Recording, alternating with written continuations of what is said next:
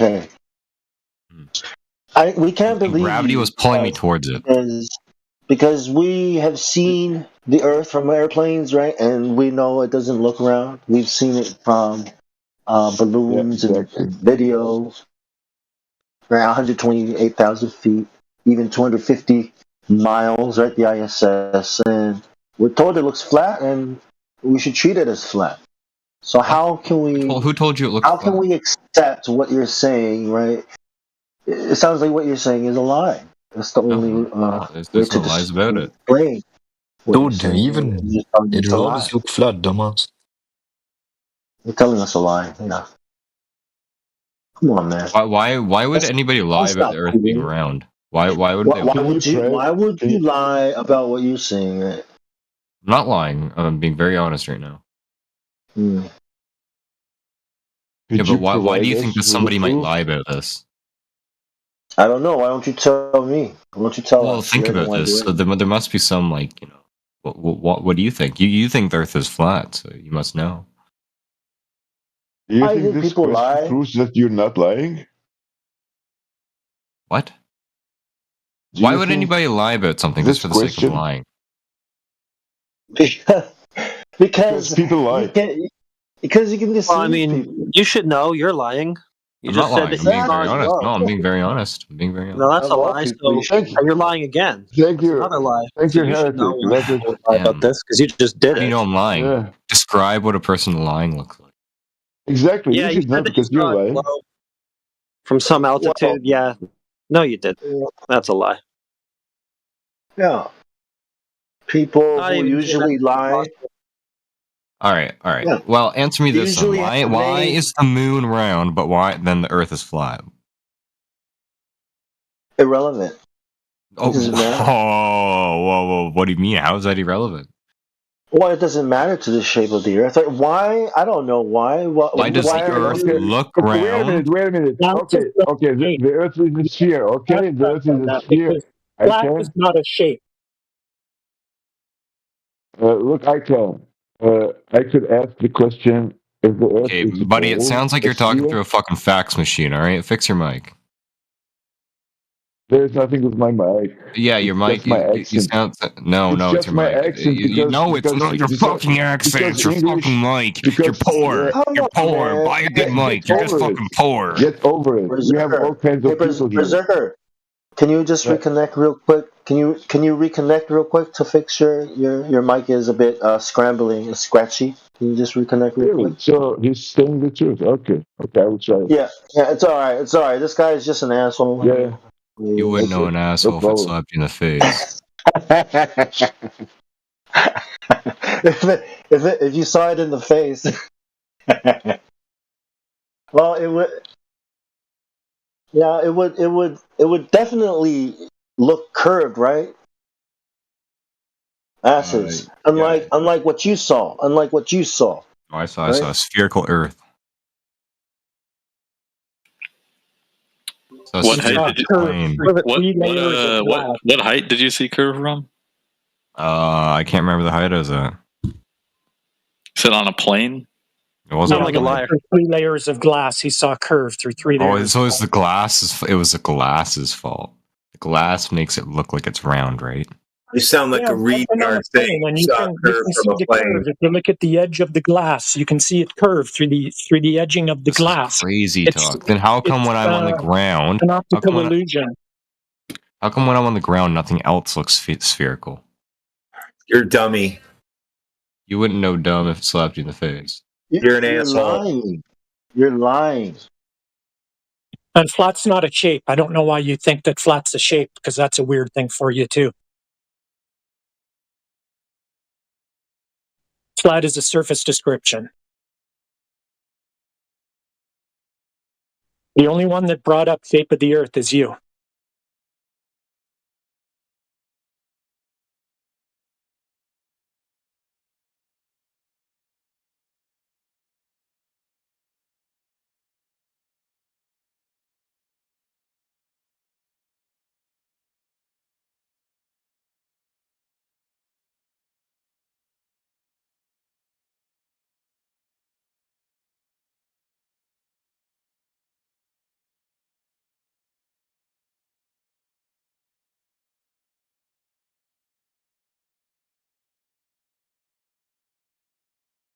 Hello.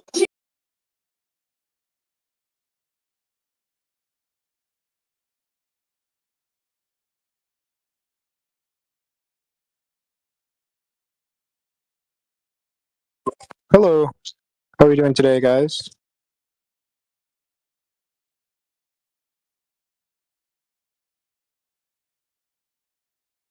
Doing great. How are you? Good.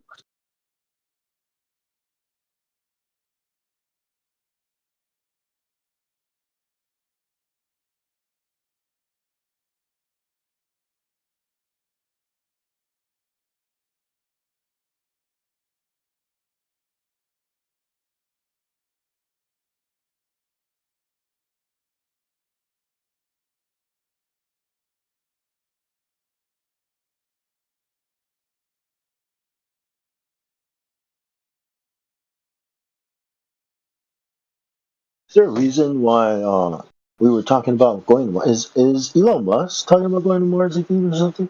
Where why was Robert talking about it? Trump's wanted to plant a flag on Mars. Hey, we tell me. What up, dude? Yeah, that's the Oh, whole is you? thing. He did it in his speech today. Yeah. What he Okay. said. I haven't been picked. I see the inauguration room is full. I guess something's happening today. I missed it. Yeah, Trump got inaugurated 47th president of the United States. 47. There's that number.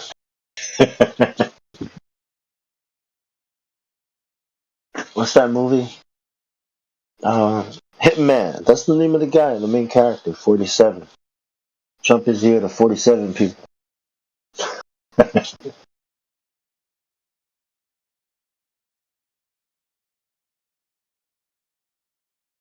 Yep. So what do you say about planning to flat out on Mars? Like, when is it happening? Any like? No, I don't think it was anything like that. It's just, I was telling Britnat, because Britnat asked me the same question. He's like, what do you think about what Trump said? I was like, well, presidents before him say similar things. That we're going to the moon, we'll be in the moon on such and such date, and Mars on such and such date, but those guys don't know anything. They don't know any of that stuff. There's a lot of things that they say. It's just what they say, you know? It doesn't have any validity to it. You can't hold them to it. You may be like 2 months down the line, be like, hey, you remember your inauguration speech where you said that we're going to plant a flag on Mars? Are we doing that anytime soon? He's been like, well, I got to build my big, beautiful wall first, but... Dude, it's so fucking weird, man. Fucking Elon Musk have this thing going on with the gaming world, where people play games. And, he's trying to make out he's a gamer, and then there's this game. I guess the character was really advanced, and Elon Musk didn't even know what to do, and people were calling him out. And then now he's trying to, like, defend himself to, like, some big gamer, Asmongold.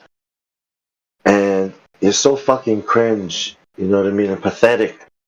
And then you see him next to Trump, and it's like, yeah, it's what weird, the fuck right? is going on here, man? Where's Lil Pimp at? Is Lil Pimp somewhere? But it's like the guy has more money than anybody that's ever lived, and he's not. He could do anything he wants, and he's, I don't know, man. Like, you know what I'm saying? Like, Yeah. there's nothing really, because everybody says that, oh, Elon Musk, he's going to Mars, and like, he's not gonna do anything. He's a big bag of money, and everybody like he buys companies, and then he like, he profits off. He's not. He doesn't. He's. I don't know. People take him for a genius, dude. Like, he's. Well, I'm just business-wise, maybe, but not. I'm just looking at how they're going to use the technology, like AI, and this chip they want to put on your brain or near your brain on your. I think eventually it's going to be as easy as putting it on your forehead or somewhere on your hand, and then the AI it's going to be some kind of like interface with some kind of hive mind. Goddamn demons, man. That's what I'm looking like. Like, that this is like there's something spiritual But you know about what? I'm gonna say it like this, man. I'm gonna say it like this. They don't even need to do that, Bong. You know why? Because the spiritual side that's holding people back is already on them. The whammy's already on them with the idea that the Earth is a globe. They religiously defend it, man. Like it's a spiritual demon that's like withholding. You know what I'm saying? Like that. If you're pointing to a demon, I would say that's the one right there. Why they don't need technology to do what they've already like. They got it right now. Like you know how hard it is for somebody to realize that they've been duped, and this whole thing that they believe that the Earth is a globe is like it's all a sham. That's a real spiritual battle right there. Like, yeah, they could put a chip in your brain and make you think some things or whatever with that chip. But why do they need that to happen if they can just do it now? Like just telling them to believe some, like I don't know. I'm just thinking they don't need a chip to make people do what they want. They already got that. Many conversations in here, you see, like you guys are doing an exorcism on some Yeah, people. dudes, they could think about it. Like they're so reluctant to let go of the globe. Like they just don't want to do it. They can't even say the word flat. If that says it, it's like saying like demons, like trying to say the name Jesus. Like they can't even say that. Like it's no, I don't want to say flat. Like you know what I mean? It's so against. It's a spiritual warfare, man. Yeah. It's a battle within. Yeah, I think it depends on who says it. Just Sorry saying. for interrupting, Like, Bunk. Just want to check the mic, Veritas. Doesn't sound what? better now, Bunk? Yes, My mic yes. was It's good. Yes, it's good now. Yeah. okay, so I don't need to jump from the PC to the smartphone. So it's No, good now. no, no. All you had to do was like hit the disconnect button and then hit the connect button again. It Yeah, I had resets to the. change in the preference. I had to change Oh yeah. the preferences. Okay, okay. Sorry, Yeah. Veritas, for interrupting you. No, that's fine. No, I'm really ranting about the fact that just going off of what Bong was saying that Elon Musk got this Neuralink that he can implant into people and they're gonna give them people with PTSD or something like beneficial for humanity that they're gonna use this technology. But I don't think even if that was demonic in some way and like get people to like do what they want or whatever. I'm saying they already have that control over the people right now without the chip, as it is. Yeah. Yeah, I Yeah. get what Yeah. you- But what I was specifically pointing at is like what Neuralink, right? What they show is needles being stuck into your brain, right? That's a definite no, like for most people. But then the competitors of Neuralink, right? I think one of them is called Precision something. It's just this little piece of thing. A strip of plastic. They just lay on your brain, okay, and eventually they can put it in between, like on your hand. So that's like a mind trick, where you're definitely saying no to Neuralink, but when you see this other more accessible, a way of using the technology, people are gonna go to it. You know what I mean? They're gonna run to it the way they embraced all this other technology first came out. It's like no, I but now it's like don't think that would work. I don't think that would work. It's fake. It's like the heliocentric fakery. yeah. Yeah, I'm just wondering how, because transhumanism seems to be a thing, right? And how it's going to be used, because autonomous robots, you know what I mean? You know how people lose their limbs and then they get their artificial limbs. Well, now they get full control and sensations back. They're working on those kinds of advancements. Yeah, I'm just we are saying, the it Borg. seems possible. Yeah, we are the Borg. Resistance is futile. The hive. Yeah, no doubt, man. Humans can achieve great heights, and Yeah, Bible says it. That's kind of the thing that it was written about. Knowledge will increase, and people, when they collab together, they can do almost anything. It's That's kind of what the Creator was talking about. At Yeah, the that's what Tower of the Babel. Tower of Yeah. Babel. Yeah. Yeah. God said, if we don't confuse their language, then with one language, anything they put their mind to will be nothing will be Possible. impossible for them. And I was like, Exactly. the world is going back to one language, through this technology, and English seems to be that one. But yep, go ahead.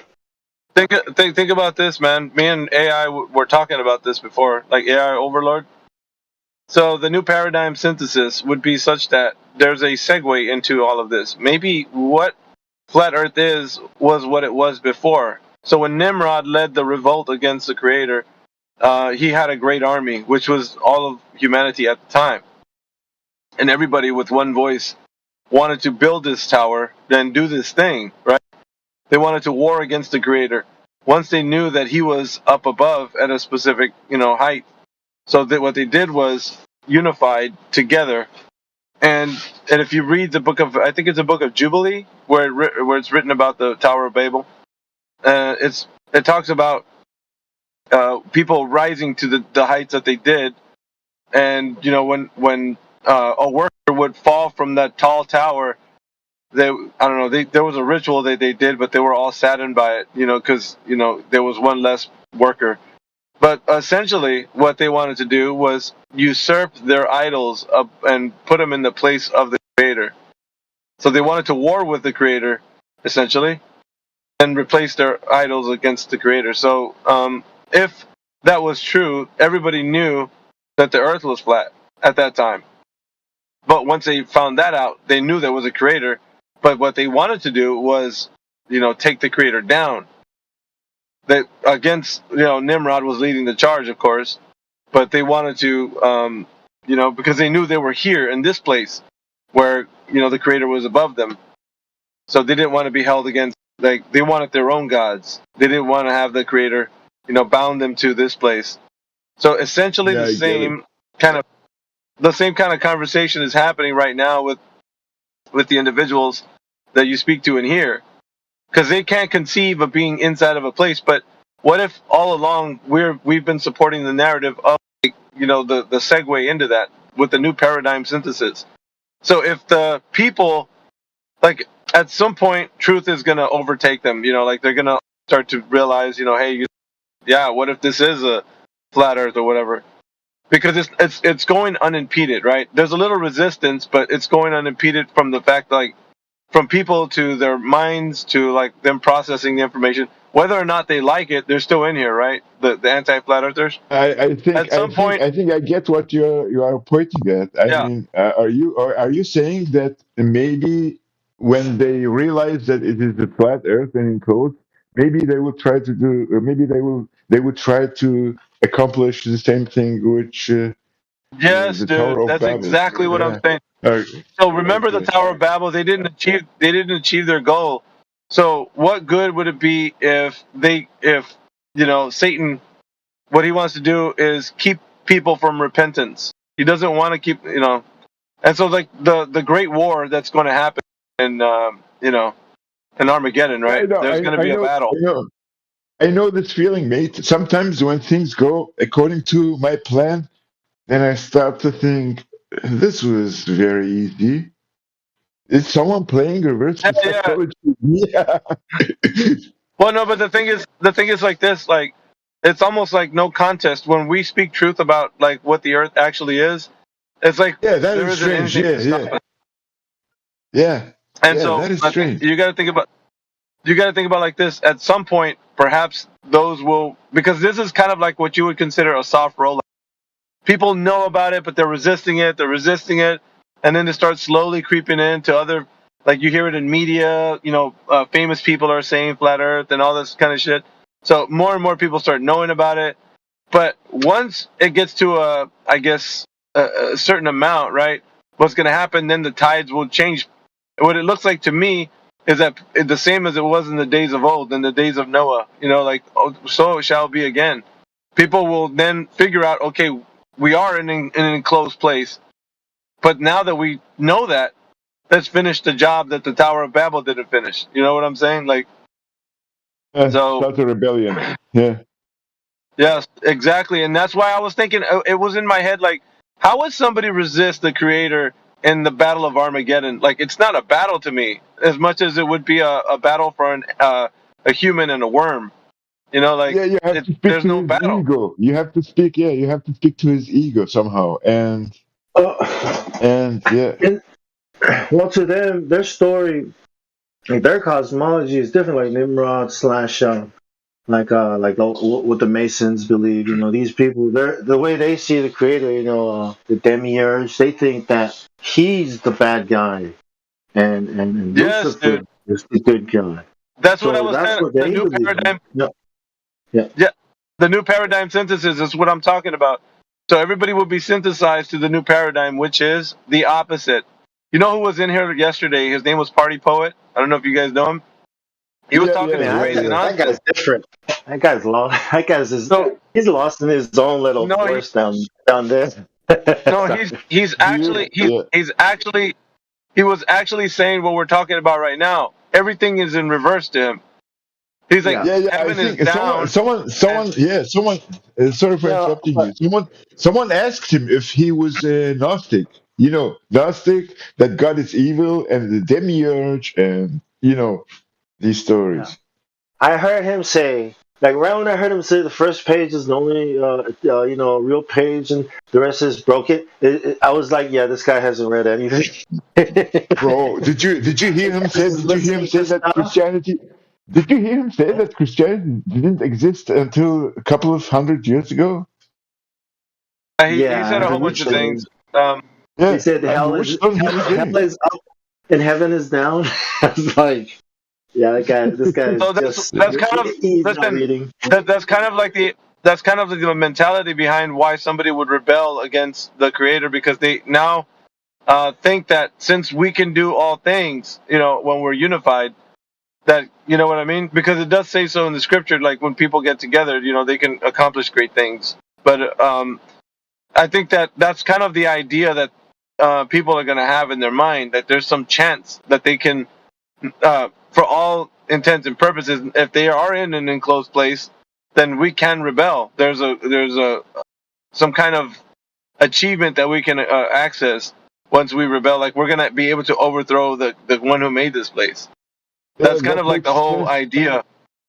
That makes sense and goes along with the phenomenon that the rebels are always painted in movies as the good guys. For example, the rebels in Star Wars. Yeah. The Well, rebels think about it like this, because the rebels are not supposed to be. Yeah, rebels are not supposed to be good. So, like, think about it like this, man. You got the people right now that are resisting the fact that flat Earth is even a thing, right? But if there was a great shift, in knowledge, and they found out that space was not real, and they knew that they were in an enclosed place, how many bitter people do you think there would be? There would be a lot of angry people, right? Bitter, upset. Exactly. This can't be. The first thing that it would entice them to rebel. There would be a great rebellion against the Creator. Yeah, the problem is that then chaos will break out, and then they will lead the so-called rebellion in the way in which they want it to go.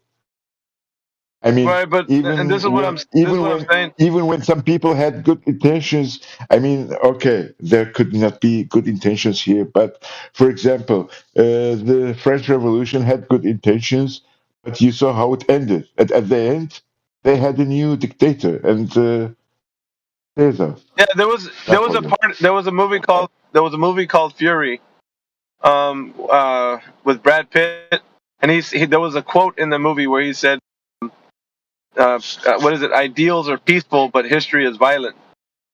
So, I mean, the idea behind why somebody wants to do something is like a good thing, right? But then how it actually turns out in history is completely the opposite. Like, it's bloodshed. Exactly. So, Yeah, I mean, look at feminism.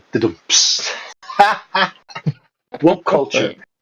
Shit. Yeah. I mean, you can think about it in many different ways, but like what I'm saying though is the field is being prepped right now. The reason why we'll never have the united front to overthrow like the idea that the Earth is a globe, like is because they have to hear it from their quote unquote leaders, right? So if those leaders at some point say, okay, guys, you know what? It was meant this way because of the fact we had to, for good intentions, right? We had to keep you from this truth and such, yada, yada. And they say, but in reality, it's like they were saying, it's an enclosed place. There's no way to get out. The creator, there is a creator. And so like people, if they put it in their heads, they're going to be like, oh, wait a minute. So you're good guys. And the one who kept us here is bad. Like just Party Poet, what he's been saying. Then people think that all we got to do is come together. Because to me, it was like when I was reading the scripture, right at the end, the Battle of Armageddon, I'm like, what are these fools thinking? Like, do they really think they're going to overthrow the one who made this? How can you possibly fathom that? Like, what would make you stand in an army against it? But so, and it was just, it's clear to me now. So it was like the reason why people are resisting right now, because they can't imagine themselves. Can you hear me? Yeah, now I can hear you. Both of you. Yeah. Go ahead. People are resisting the fact that the idea that the earth is flat and stationary has anything to do with the physical and natural world. So until their leaders tell them such a thing, they will never succumb to it. They will always resist. I'm saying though, if it does come to that, then there would be a great shift, and it's going to be like a massive turnover to like, okay, now we're angry, now we're bitter, we're gonna resist where we can, and then there's gonna be these great leaders that are gonna be like, okay, so if you really want to go against them, like we're gonna do this together, like it's because how else could you unify behind a cause if there isn't a cause to unify for? Like, you know what I mean? Something about it. Let's say, let me give you an example, right? Let's say for instance, if let's say a Christian who believes that the earth is a globe and such, like if they're all thinking that their God that put him here is a God who made the galaxies and ever expanding cosmos and all that stuff, because they have a twisted idea of who God is, right? If that's who it is, then they would have an opinion to rebel against a creator who is not the one they thought it was. Like the creator of the Bible, if it's not the one who made the earth as a globe and we got galaxies and stuff like. If it's just someone that keeps us in a terrarium, then we're gonna fight against that one. You know what I mean? Because that's not the creator. You know what I'm saying? Like a lot of effort can be easily put into their minds to sway them. Yeah, it could be interpreted in a way that he is imprisoning us. He is imprisoning us. And the reason why I'm saying this is because you can just tell the hallmarks of the way people react to the information right now. When you have a discussion with somebody whose heart is so hardened against like what we say, they resist at all costs. They don't even care if they say, well, we can't know reality anyway because we can, we're like a brain in a jar or something. Like they'll say ridiculous things for the sake of keeping no one at any idea of what's going on. Not even us. Yep. We can't even say. Neil deGrasse Tyson says we are a simulation in a 15-year-old's computer in his basement room. Yeah, shit like that. Yeah, so. And you know the quote from Elon Musk where he says, we are summoning demons. You know the quote where Elon Musk said, have you heard Elon Musk the quote from? Yeah, is it with AI? We are summoning the demon. Yeah, we are summoning demons. Yeah. Or a demon. Yeah, I mean, but then again, it's gonna take every ounce of like, if Satan is running this world, it's gonna take every ounce of every army, every ounce of like whatever he can muster up for the last run, for the last battle, for Armageddon. So what's being spoken of in biblical narrative is laid out right now. We can see it before our eyes. Like when we talk to people about truth, they resist, and we're kind of wondering like, why is it possible that somebody, all you need to do is go outside and go look upon the beach. It looks flat. I mean, you can't say it's a globe by your observation. And then when you topple that with, doing measurements, angle measurements to any of the stars, you need a flat baseline. So we understand It's a very simple truth, right? I experienced that firsthand in the Navy. Man, when we were out to sea, whenever you come outside, you look at the ocean, I experienced that firsthand, man. I looked at the horizon, and it looked flat. So, I mean, in my mind, I'm trying to, make it look like a globe. But that's what I experienced. I was like, man, look at how big this globe, this beautiful world is, this planet is. It's so big, it looks flat. I experienced it. I remember experiencing it. It was a sunny day. It was like, you could smell the salt in the water. It was like, yeah. I guess the reason why, like, for me, it's always been like Scripture has the truth like written in it, is because of the fact that I can see reality reflecting what it says in the Word. So for me, it's a reflection of like how people are in the times. Like there's something happening, something's brewing, something's getting ready to like become like we're moving towards our destiny, which is going to be assimilation to this new paradigm synthesis at some point. We're moving towards that. But people are resisting of the truth that's being spoken of, which is what we're about the earth. But at some point, because of the soft rollout, people will not be like not knowing what's happening. They're going to be, oh, okay, it's telling us now that the earth is flat. We've heard about this before. But now if the government comes out and says, you look, the militaries have examined the earth, and we want to make you guys understand that for sure, there is no way that, this is not a flat earth. This is what these guys have been saying. But we had to do it in a way that rolling it out this way so that people wouldn't be shell-shocked altogether. Because you can't drop a knowledge bomb like that on somebody and expect for it to go over well. They have to at least hear it, in some way, even if they're resisting it. So when it does come out, and they do find out that they're inside of an enclosed system, the only option for them is what they're going to probably propose. It's going to be like, well, there's one way we can take care of this. Like, Nimrod led the charge, so, possibly the Antichrist will be doing that. Isn't that what Hillary meant when she said we will break this ceiling of glass, and it has already millions of cracks in it? No, it was basically you could take it as double entendre, right? So it could have two meanings, which it could have the meaning about feminism. I know. Yeah, feminism. So that's what it was actually. And if you would ask anybody that's, on the globe side, they were like, that's what it actually meant. It was not hitting a dome, you flat earther. Like they're going to just tell you that. But really, man, right now, just if you just focus on telling people the truth about the nature of reality and what it is, then that's all you need to do, right? There's no more than that. The only reason I'm telling you guys this is I can see a reflection in like the word being spoken in the context of the Bible, and then of course reality reflecting that. Like I can see how people are upset when we tell them the Earth is an enclosed system, and the space boys they're all up in a tizzy about it. They don't like that.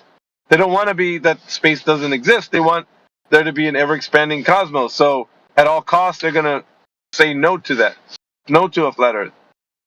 No to an enclosed system, Yeah, and actually, what NASA is doing confirms with or goes along with what God prohibited, to worship the armies of the heaven, or how did he put it? Something like the host of heaven.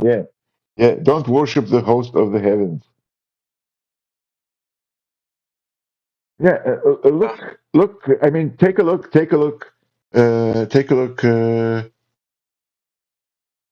the Space Odyssey. I mean, I just mean the heliocentric model. I mean, Jupiter, Mars, Saturn, Pluto, Neptune. These are all the names of Roman gods. Yeah, according to biblical cosmology, the wandering stars are the rebellious ones who were colluding with the fallen one. So they are in league with him, in some way to distort humanity. People, they went out of the divine, cyclical nature of like the way all the other stars obeyed because they were in tandem with. If you look at the Book of Enoch, what I'm saying is kind of a little bit far ahead of a lot of people, but Uriel, who was the leader or the host of the army of heaven, the stars, the rebellious ones were the planets. They were the wandering stars, so they disobeyed God's ordinances in the times of year. So there's a judgment coming upon them because they're, of course, according to the biblical narrative, the stars in the heavens are angelic hosts. So they're not they're spiritual beings. So the wandering stars he says in his might he called all the hosts of heaven by their names. Well, one of the things that people, like I was talking about, like with the star that appeared above Jerusalem, when Yeshua was born, Jesus. So they were saying that star was, and some people think it was a good sign, a good star. It wasn't. That was one of the wandering stars that was above Jerusalem, that was leading, or Bethlehem, excuse me, that was leading the people, King Herod and such, to go find him. They wanted him to be found, so they were actually they were leading him to him. But King Herod and his wise men were confounded. They didn't know how to do that. So those wise men and such were the ones that understood astrology and such at the time. So they're the ones that were on the journey. They were reading his birth chart. Yeah, the star that was above Bethlehem was, I think it was Jupiter. I want to say. So yeah, it wasn't like. That some people put that like nativity scene. I don't know if you've ever seen it, but they put the star above, Bethlehem, and the scene where the manger is. They're trying to make it sound like, it was like the angels were singing and stuff. But that one right there, the star that was above, was saying, "He's here. He's right here. Come and get him." So they didn't want him to fulfill his mission. So they, of course, the Herod's astrologers were confounded. They didn't understand how to read. They knew that there was a king, but they didn't know where he was, because King Herod knew that there was a king born that was going to be overthrown. Yeah, I get what you mean. It's a little off topic, but I always found it interesting that the baby Jesus needed carrying. You know what I mean? I think that's another. We say he was fully man. That he actually became left his glory and everything. Yeah, sorry, it was a bit off topic. I just wanted to share that with you. Sorry. Yeah, I think you mean, for example, he needed to be protected from Joseph. That Joseph had to go to immigrate to Egypt. That's what you mean, right? Yeah, exactly. Yes. Well, but there's, I don't know. It's far beyond like a lot of conversations we have in here, so it's not really too much. But the idea, the only thing I'll bring it back to flat Earth. The only reason why I brought this up is because of the fact that there's, like, when you talk to people about flat Earth, there's a resistance that goes far beyond just it being an intellectual disagreement. It's more of like a fundamental, rooted inside their being, like disagreement. Like, this cannot be. It's not going to be. I will not let this be. So they don't just disagree on the face of it being intellectual. No. Even if they fool themselves and say, no, I do disagree on it being on the grounds of being intellectually incorrect. No. It's deep-rooted in their psyche that this cannot possibly be, that they live on a flat Earth. And one has to wonder what spiritual battles they're fighting in order for that to be because they keep coming in here, right? You see them day in and day out.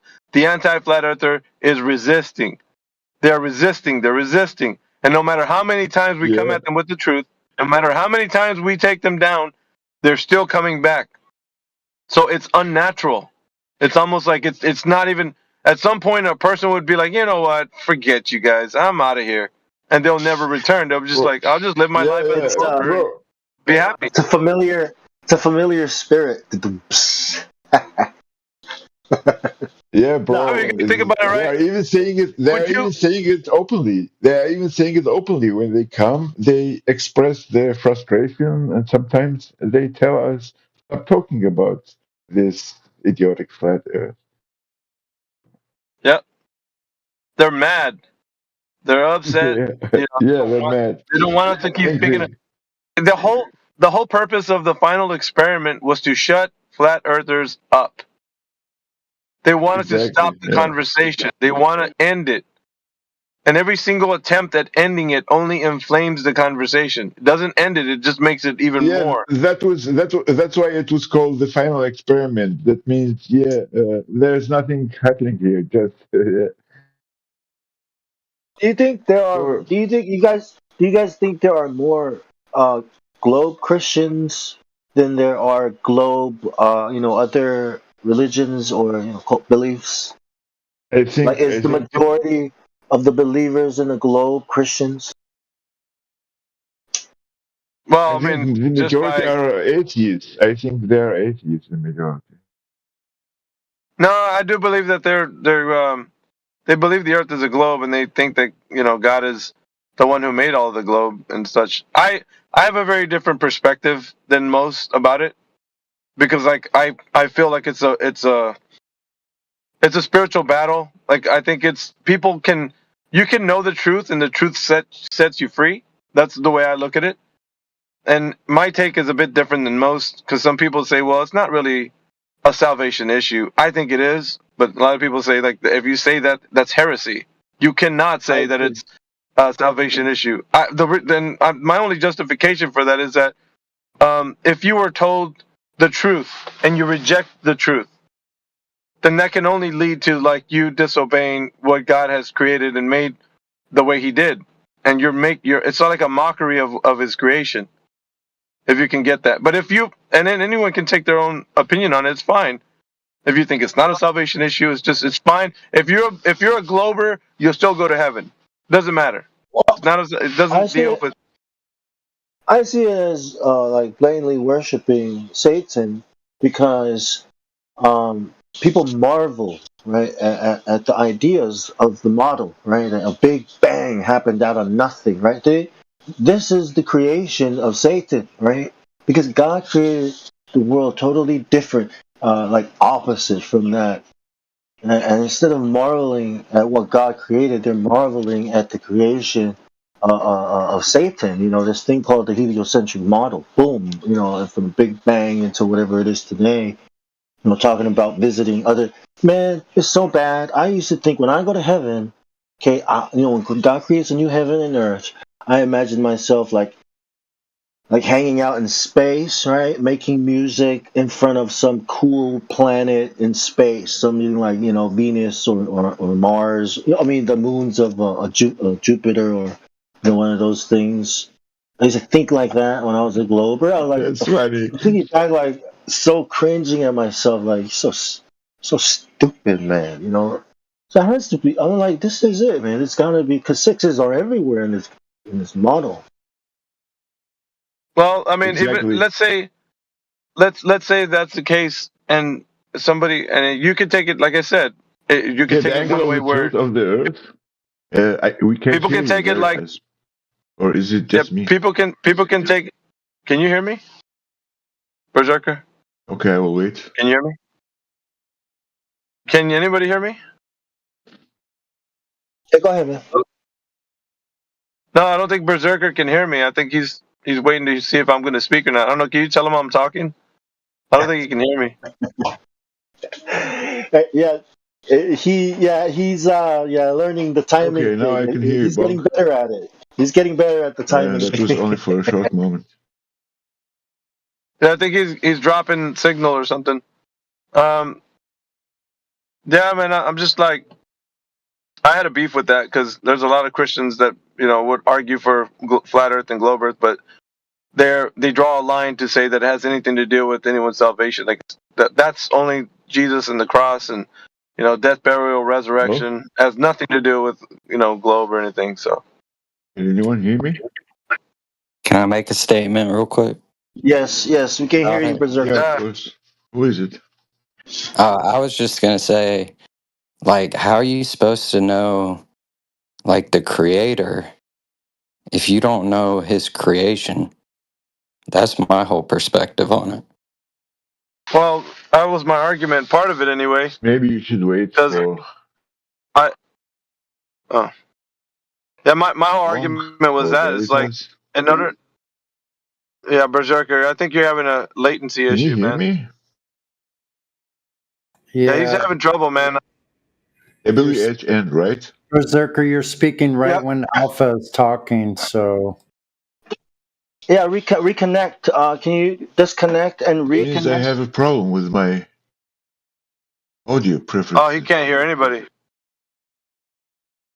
Here, let me. Can anybody disconnect? Okay.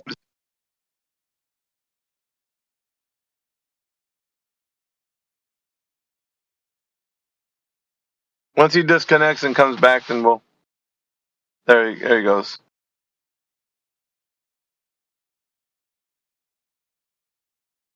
Let's see if can you hear me now, Berserker? Yeah, I can hear you. Yeah, you had every time that you can't hear people in here, just disconnect and come back in. It'll usually fixes it. Okay. I didn't know that. This is new. Yeah, it's like I view it as a spiritual battle. So we're not just fighting the fact that people don't intellectually understand, like through empirical means. I'm thinking of it. It's like a dual layer for me. Like you have to get past this psychological spiritual battle. Like it has more to deal with like that part of it than it does for them to overcome just like the knowledge base. Because the knowledge base, if you're really honest with yourself, you can get that really quick. You can just go and see if like how angle measurements are done. You can test water for how flat it is and all that stuff. It really makes sense if you think about it. It's the spiritual side. It's the psychological side of it that people argue with. Yeah, I know. And about it being a spiritual battle, I mean, it has always been a spiritual battle. The theater of world.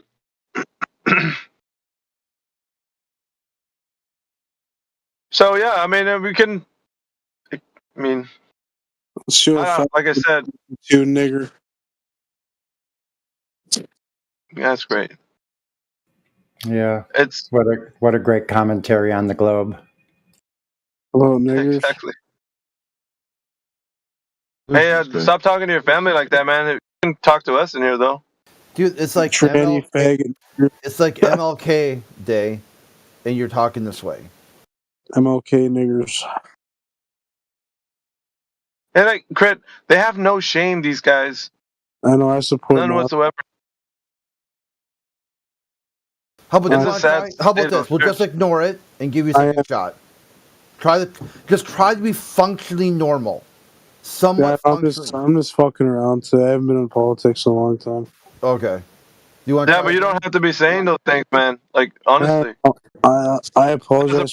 As a person to another person, you don't have to do that, man. You really don't. I really appreciate you guys not muting me right away on it. Thank you. My bad for fucking around, boys. Fucking. Alright. That's cool. One of those things. We get it. So yeah, just back to the conversation. We have had conversations with people that it's been real difficult to actually talk to about this. So I don't know if, because how more plain can we make it though? To be honest, like there isn't anything else we can do. And I know it's hard to listen to somebody actually explain, like Jedi when he's making it very plain to somebody and they just don't get it. I don't think it's that they don't get it. I think they're refusing it. They're rejecting it. Yeah, that's the difference. Yeah, I mean, you can ask Crit. He was here all day long or all night long, depends on where you are. But who really knows, honestly? 12 hours ago, I got very frustrated and I told Crit, bro, it will not help because they are just dishonest and they are not willing accept the facts. For example, the habitat rig oil, the second rig oil, the habitat, which is at 9.4, and then they always come and ask us, "How about you explain to us how the seasons work?" Or how can you explain, the first law of Newton? Do you remember, Crit? I mean, yeah, it's like two Italian dudes who their only goal was just to be as dumb and as frustrating as possible. Yeah, they got Berserker a little upset, and I'm like, dude, don't, take a breath. They're here. That's their goal. Their goal is to try to get people upset. They don't give a shit. They don't care to really have a conversation. Yeah. Look at after I kept on mute for a while, he finally decided he actually did want to talk, and then he kind of changed his tune a little bit. You mean Pippo Franco? You mean the Pippo? Yeah, but he couldn't overcome his ego and his bad. Were you guys talking to the guy from Twitter, Franco?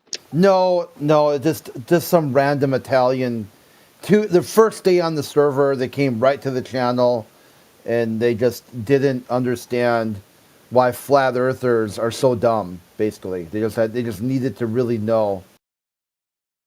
Yeah, Jordi Voyager. I don't know if you know him, Veritas.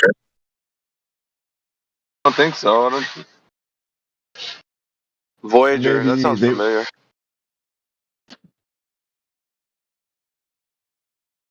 Yeah, I don't know. Crit says that was the first time that they were here. I don't know. I'm new here.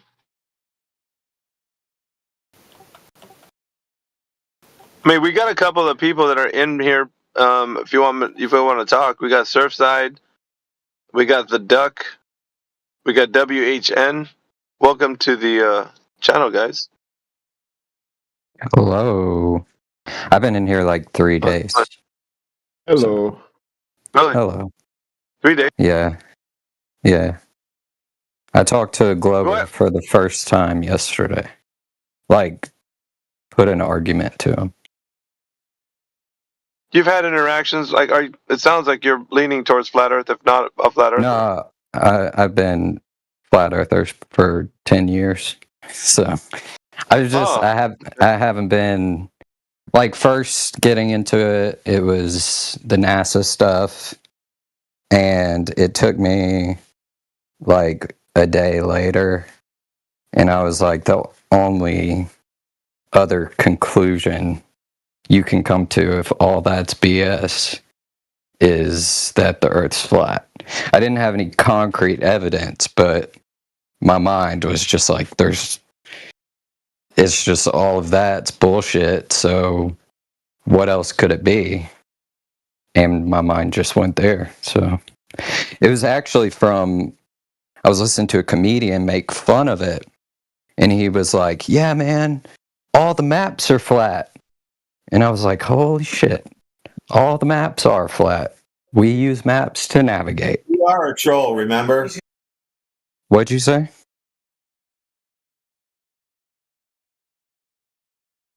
What? No, I'm not a troll, I promise. Fuck, we got all the usual suspects in the chat. How's everybody doing today? Hello? Good. You're not going to disparage this. You're good. You're not going to disparage this community. Who, me? Because you spurg out. You snacks. You spurg out every time you reach the end of like your time when you're about to leave, and you say some dumb things. I have a good memory to remember all these things, so I don't know what your beef is by you doing what you do. Because this is the second time when you left the last time and you said what you did. You got a beef towards this forum. It's like the third strike and you're never coming back. I promise you that, Snacks. I ain't got no beef, man. I just get bored sometimes, and you know. Yeah, but no, that's not what I'm saying. Getting bored is something different than being a dick and saying stupid shit about this forum. These people in here, they've been debating others who've been talking to them and telling them names that would make a billy goat puke. So for you to say that shit about this forum, I ain't got no time for that. I got zero tolerance. You're lucky you have like the third chance even. That's why I'm fuming every time somebody's in here disparaging this group. Don't fucking do it anymore, or else you'll never return. I don't even need you to answer. So, back to what we were saying. It's difficult, man. The journey is difficult because when we talk to these people, we never know what we're gonna get, and so I think it's important for us to just. It's hard though, man, to keep a level head when you're speaking to somebody that's just grinding you down, you know. So I can get why Berserker was, upset. But good thing Crit's here because Crit always that's puts a good thing. perspective on it. You can deal with a lot of sarcasm, or how do you call it in English? Pardon my English. It's not. Well, I mean, he's been into what people can consider, as far as Discord servers go, like dumpster fires. And they rail against him and they say all kinds of things. But then when they see him in here, they're like, "How in the hell wasn't this the guy we kept like kicking out from our rooms and banning?" And and then they start realizing that, yeah, man, he holds in here. Oh. It's quite interesting because they'll be like, "Hey, we can't talk in your room." Something similar, not to harp on what Snacks did. They'll say there's something wrong with the Flat Earth channel. You guys just fucking suck. You're bad at moderating. You're just all a bunch of losers. You're like, okay, well, certainly. Let me go to your channel and see how it goes. It's always worse. They freak out. You got people making animal sounds in the background. Their proof that they want an answer from you is to mute you and then say that you're not answering. And they just like completely spaz out. They melt down.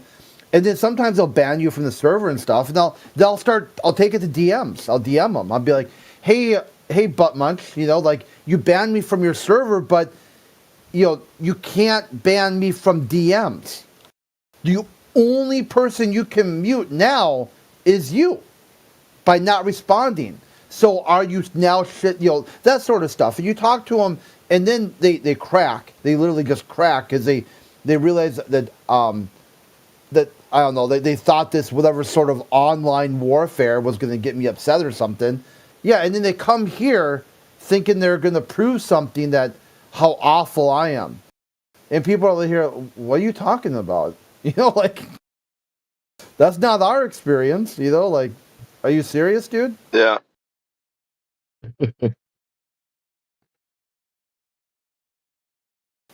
It's like this railing, come on, dude, just relax. If you're not, it's like right in the server rules.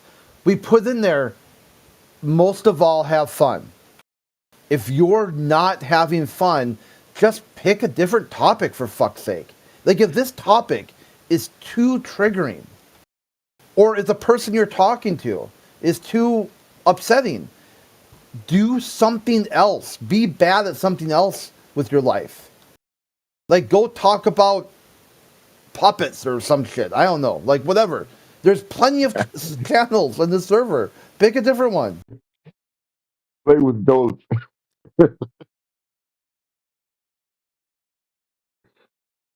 Exactly, dude. You get a good way of regulating that too. I mean, yeah. Go ahead, Berserk. No, sorry. Go ahead. I was just laughing. Crit is cool. Crit, and Demok. They have their own style. They are very cool.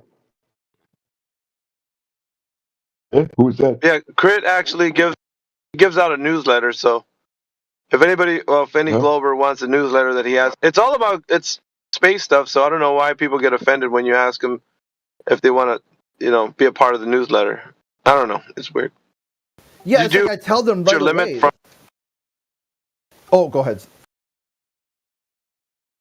No, I was gonna say, did you reach your limit? Like, do you have a limit on how many people that get the newsletter? Or? Yeah, if you got too many people in your DMs, it will cycle through your DMs and close old ones. So you got, I think it's about 100 people you can have in your DMs list. So if it's more than that, then it becomes kind of hard to manage it.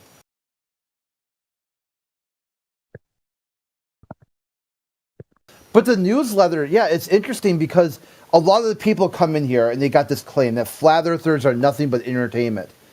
Okay, sure, here's some infotainment ripped right from the headlines of some very popular, science and space news sources. What's your take on that? Do you find any infotainment in this? Or B, like flat Earth is a very triggering topic. So let's just talk about some globe shit. Is it still triggering? How can flat Earth still be triggering if I'm sending you news that is hyper focused on science and space? Can't you add anything to it? I know there was an article about dark matter bullets, and it was so fantastic, man. It was like straight out of a science fiction kind of, writing. And it was like people from the ISS were worried about dark matter bullets, like ripping through their suits and whatnot, because of the fact that they happen. I don't know, some way to tell whether or not there's going to be a storm with these bullets. It's crazy, man. Just like the whole thing. But yeah, they were concerned with. You can look it up if you think I'm lying. Dark matter bullets. You'll see. Like the story of diamonds, raining diamonds. Where? On Jupiter? I don't know. I think it's Neptune. Neptune. Okay. I think it's Neptune. Yeah, sure.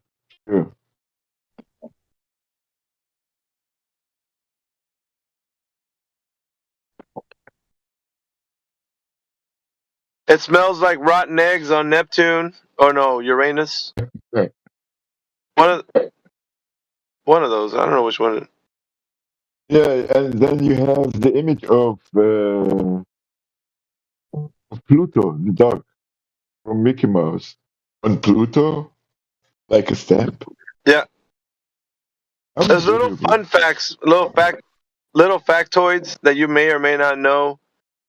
You know that the missions to the moon, every time they would go over there, they would leave behind, bags of trash. Now, in the bags of trash, they would leave their diapers. So the astronauts left their dookie diapers up there, about 96 of them altogether. 96 dookie diapers on the moon. Yeah, and they didn't melt under the direct sun with a temperature of what? 250 degrees Fahrenheit? Yeah, but I guess the weird thing is, like, how you gonna do that, man? Are you trying to, you're polluting? That's pollution, but you can't take it with you, so there's no way to dispose of that kind of garbage. So they just left it on the. You just give me a great idea for eBay or something. Would be to have a sack of shit and to put it on eBay and be like, this is one of the sacks of shit that one of the astronauts on the Apollo mission dumped in. Some Glover out there buy it. That beer song, 99 bags of shit on the moon, 99 bags of shit.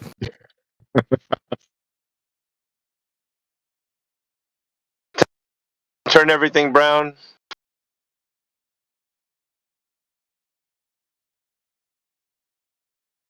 I mean, there are Glovers out there so stupid. I bet you could say the sack of shit was a sack of shit created by Matt Damon on Mars, and they'd probably buy it.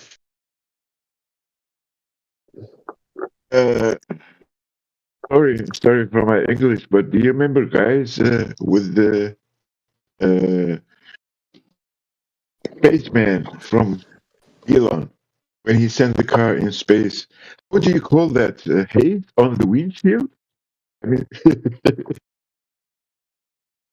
come on, Well, man. Robert came in here the other day and said that up and down don't exist. Yeah, that was pretty good. Yeah, Robert. Robert was here. Robert, we gotta hold him to task, man.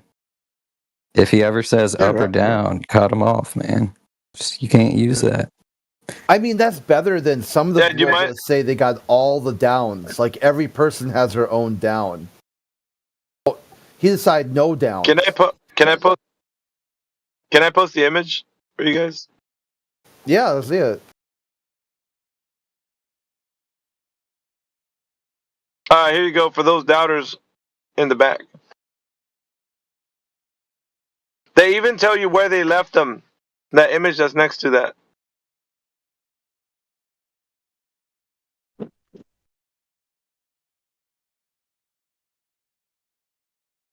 Never thought you were going to see that today, huh?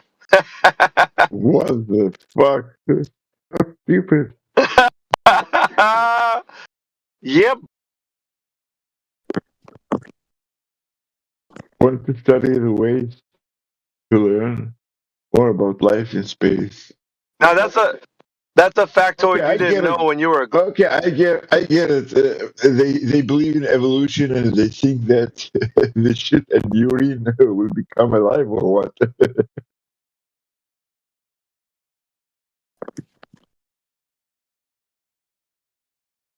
God damn it, man.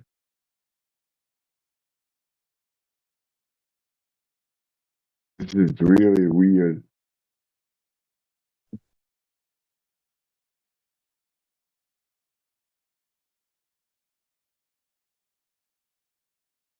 Do I have no audio again, or I think so. I think I would disconnect. Ugh, fucking, any of you guys know how to build muscle mass or just mass in general? Like, I fucking doesn't matter how much I eat, doesn't matter what the fuck I do. Still fucking not as big as I want to be. So I start eating protein steak. powder. Just eat a lot of steak. What's a steak, man? I fucking eat a fair amount of fucking red meat. Try that's not good. eating carbs. When in doubt, eat less carbs. When in doubt, eat more fat. Just do deadlifts. You're not doing deadlifts, so you're too lazy, Snacks. I don't work out at all, man. Yeah, that's your problem, dude. You need to do deadlifts. I have a labor-intensive job. It's the last thing I want to do when I get home is fucking go to the gym. It's never gonna happen for you then, bud. It's not gonna happen. Just give it up. Okay. I don't know, man. I drink a lot of beer too, and it's like people get the fucking beer gut, the beer belly. I don't get that. Yeah, it's common. Don't worry about it. Super high metabolism or what? But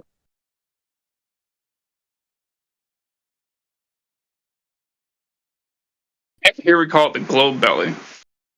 the globe belly, eh? Holy fuck. Fuck, I got the flat earth belly, I guess.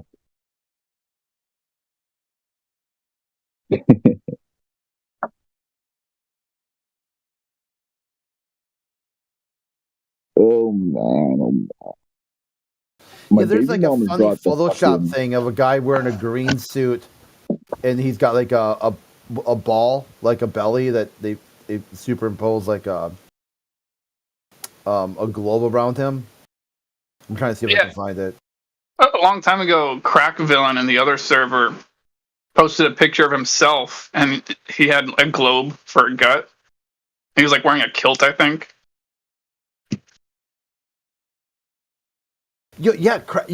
He used to be a server mod here. Like before, when we had the channel open, he was like, he did what Aurora used to do. That if you cut out carbs, you should drink more coffee, but only a certain brand. I'm not going to really bring it up, but you know what brand that is. Yeah, decaf. Is it Bear a pelagic brand?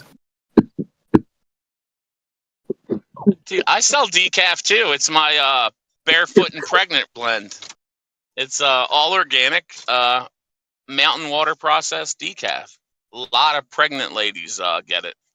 So they don't use chlorine to decaffeinate it or weird substances?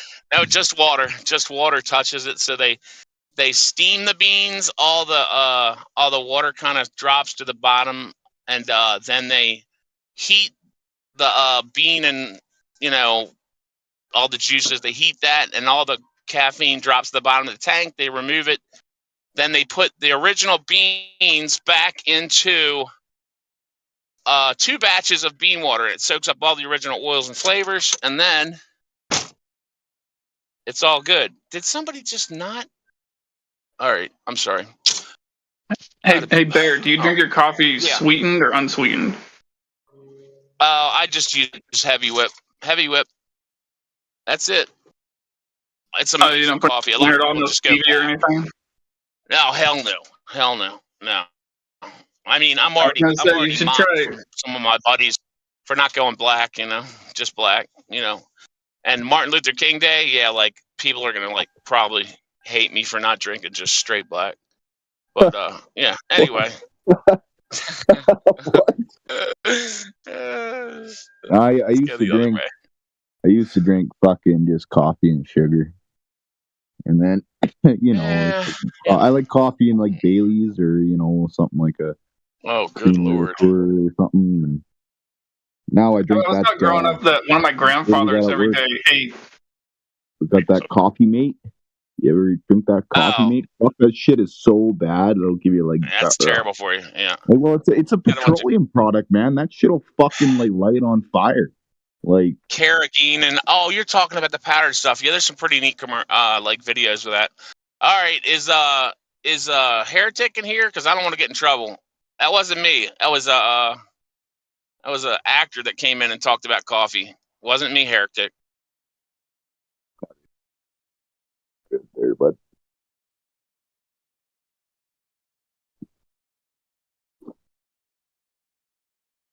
Yeah, I like coffee. It's good. We brew shitty fucking coffee here at the shop, but fuck, is there ever a difference, man, if you grind your own beans? I like them like flavored beans you can get, like the caramel or the vanilla. Don't flavor I anything. fucking love that shit, man. It tastes good. Like It's fucking, all artificial flavoring, so I know. You can't get that shit. No, it's just all artificial flavorings in the mainstream bullshit. Like there's companies you can get good natural flavorings from. There's like a company called MedicineFlower.com here in Oregon. You can buy small bottles of their products, or you can buy large, like 5-gallon containers for industrial practices for like making candy and such. Then I'd have to like put it on the beans. I don't want a bunch of sticky stuff, That if somebody wants it ground, then I have to get a separate grinder, because it'll get all over my nice industrial bun grinder, and then I have to just delegate a grinder just for the sticky. I'm not suggesting you do it, by the way. I'm just pointing out that not all it's cool. added flavors are artificial flavors. Yeah, you are correct. Damn it, man! I'm freaking the dead end warrant. Man, I just went and I swear, Home Depot, man. I wish I had more money. Home Depot's fun, isn't it? Want to buy a bunch of tools. Seems kind of weird. It seems kind of weird, the idea of adding flavor to coffee, because it's like, if that's what you really want to do, wouldn't it make more sense to just make the coffee and then add the flavor afterwards? Because if you wanted to have just coffee with no added flavor, then you're up shit creek. Yeah, that's what I like. Elijah was talking about doing the mushroom coffee, and I said, dude, if you find mushrooms are beneficial to you, just add them. Just cap them up and then get them in you like that, like grinding them up and like messing around and then messing up the taste of your coffee, because nobody likes the taste of mushroom coffee. There might be some old head in the Oregon bush who's been drinking it for 30 years that he likes the taste, but trust me, mushroom coffee or just ground mushroom stuff, that old hippie's probably drinking the psychedelic mushroom coffee. It tastes super earthy. You might as well just be like, get some really good dirt. Some fucking dirt. Just do a couple rails of that. You'll probably get the same health benefits. Coffee tastes disgusting anyways. It's an acquired taste. No, not amazing coffee. Not amazing coffee. If you start with Folgers or Dunkin' or God forbid Starbucks, then you're just ruined. You're literally like, oh, that was the worst experience I've ever had, or you're just like one of those put tons of sticky stuff in it. It's really not even coffee at that point. You might as well just be drinking Slurpees with high fructose corn syrup in them. See, that's just it, man. It's like alcohol. I buy the top tier fucking vodka. Well, you know what, man? I buy the shittiest bottom shelf vodka and I mix it with my fucking cranberry juice or whatever I'm drinking, and it all tastes the same. Same thing with coffee, Yeah. man. Like you can have this expense, but as soon as you put in your fucking Coffee Mate or your fucking this and all the sugar, it all just tastes like fucking, you know, the My same. girlfriend uses some of the sticky stuff still, but it's not like she still knows what good coffee is. Like she couldn't like have Starbucks and just like people still do have taste buds, even if they do use some of that stuff. But the whole point is to get really good coffee so that you don't have to use all that. You can get used to not using anywhere near as much of it as you used to. Like I don't know, it's been about 3 years since I quit using sugar. Since you quit using.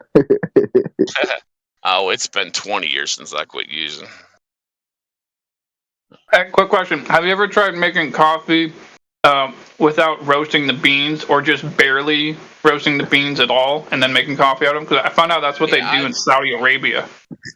I actually tried some, like one of my competitors' coffee, and I was so happy when I got it because the first thing I do is take a bean and kind of taste it to see what's going on, and like I could barely even crack it with my teeth. I was just like, are they trolling me? Did they know it was me ordering? Are they just like sending me unroasted coffee or barely roasted coffee? So I actually called them up because I knew who they were. I was like, did you guys send me shit just to make fun of me or something? I'm like, what kind of a roaster are you using? They're like, oh, we don't roast. We just had this guy roast. And then I was just like, I was so happy to hear my competition just didn't know anything about anything. So bad that they're sending out barely roasted coffee that you couldn't even grind. But I tried. I ground some of it and at least tried it, but it was like pretty much drinking green coffee juice, and it was horrible. Which was awesome. Yeah, I'm guessing it's kind of like comparing like a green olive to a black olive. Like I like green olives, but I like black olives more. Yeah, I like black olives. I'm not really a green olive. I don't know. When I was a kid, I don't know why I liked that stupid bologna with the green olives in it once in a while. It's that pimento loaf or something. I hate bologna now. You couldn't pay me to eat bologna, but as a kid, like, I don't know. Well, I think pork is not meant for human consumption.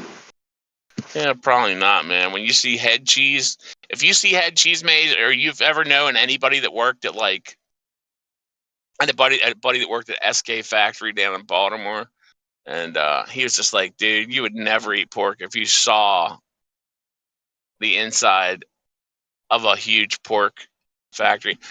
And dude, all you have to see is the pigs. Like, dude, you probably literally become a vegan unless you got all your meat and pork and like things from an actual farm where the animals like got to live like a decent life, Like the whole things with the pigs going to the factory, dude, and they start screaming when they get near it. Like, I don't know if you've seen those videos. I can't watch them, man. I don't know. Keep in mind, a pig on land in nature, in the ecosystem, serves the same kind of function that a clam does in the ocean. They absorb things, but they're not meant to excrete things. So they're really kind of like nature's vacuum cleaner, God's vacuum cleaner. I said, what if God wanted to keep his realm clean? Wouldn't he tell you to not eat shrimp, clams, oysters, and, by the way, something that eats a lot of garbage and doesn't really give off a lot of garbage? That would be a pig. So, kind of like, if you want, like, that's about the green. It's probably the greenest thing you could do is like eat like a Muslim or something, or kind of like I guess would that be Hasidic? Hasidic Jews don't eat pork, right? Oh, just to eat cleaner animals, like even in the ocean, it'd be. I would say, and I'm not like a biblical following guy, but as I think the Bible somewhere in it just suggests, I would only eat creatures from the ocean that have scales and fins. Nothing else. Shrimp are freaking delicious, though. Yeah, but I've realized I used to eat shrimp a lot as a child. Like it used to be one of my favorite foods as a child, shrimp. But excuse me, as an adult eating it, I've realized that it's really not meant for human consumption. I base that just on the fact that you can't actually chew it properly and swallow it. And the same thing goes for squid. Like, have you ever tried to actually chew squid into a fine paste? Shrimp, dude, you cook. Yeah, but they're both the same. You can't chew them. They're both meats that you can't actually chew into a fine paste. Like as you swallow it, it's a whole big chunk as you swallow it. Otherwise, you're not eating it at all. I don't think humans are meant to eat food like that. I don't think any human being is meant to consume food where you're swallowing huge chunks of the animal you're eating by default. You steam shrimp right, and they will literally just fall apart. Yeah, I kind of agree there. I don't know what kind of shrimp you've been eating, but not as much as a steak, though. Not as much as a lamb chop. I love calamari, but that's deep fried. So like Yeah, it's got to be done right. Like some people love like soft crabs. I don't get that because every time I've ever tried one, it's just been like crunching through. I'd be like, this is just like when you're eating crabs and like you missed a shell, or like you missed a bunch of shells, and it's in your sandwich or whatever the hell how you eat it. But I think there's also a way to make a soft crab that's okay. I just don't know too much, and I'm from freaking Baltimore, man. Like I got a buddy that loves them. Then that's just it, man. If humans weren't supposed to eat, say, shrimp or fucking all this shit, we wouldn't be eating it.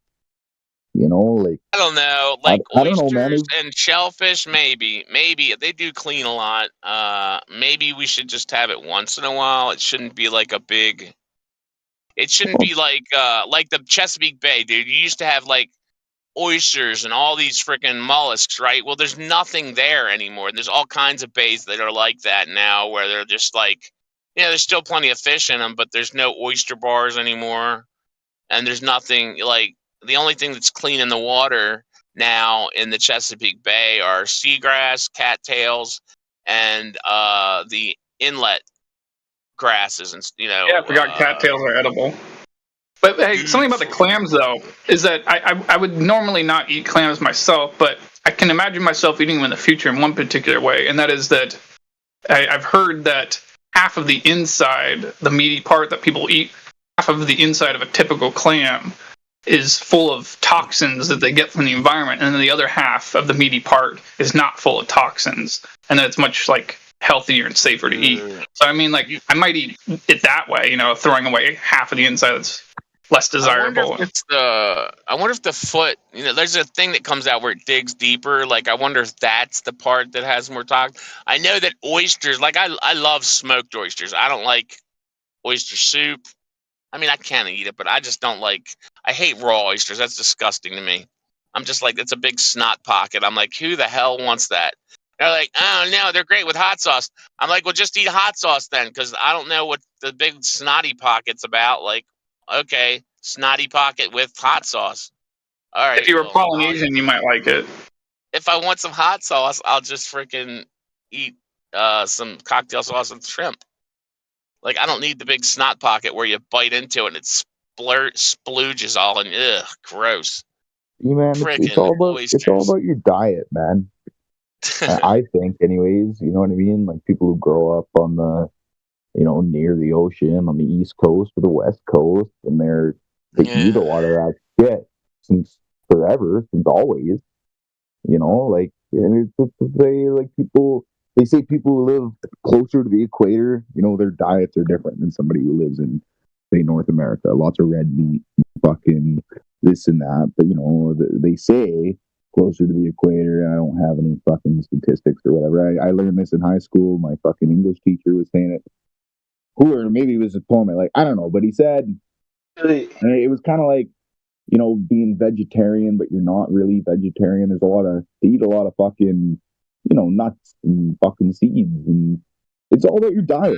Mediterranean diet. You know what I mean? It's all about your diet, man. And I grew up eating right, and now I eat okay, but I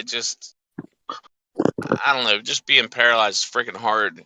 It's hard for me to lose. When I quit drinking high fructose, like sucking down like 8 Lipton iced teas a day, like 20 years ago, like I stopped eating Pop-Tarts and like just candy bars and Oh, buddy, that shit's bad for all you, that man. All that garbage. processed shit, fucking Like, pizza, dude, I pop, literally dropped from like this, that. 420 pounds to like 300 in like 5 months.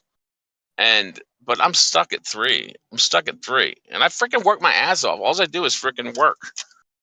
I mean, actually, I work my top off, not my ass off, because my bottom of me's dead legs. You know, they don't do much. They just lay Wait, I there. got a quick question. Do you still consume things on a regular basis that have like sugar added, like cane sugar and such? Not really. I'll have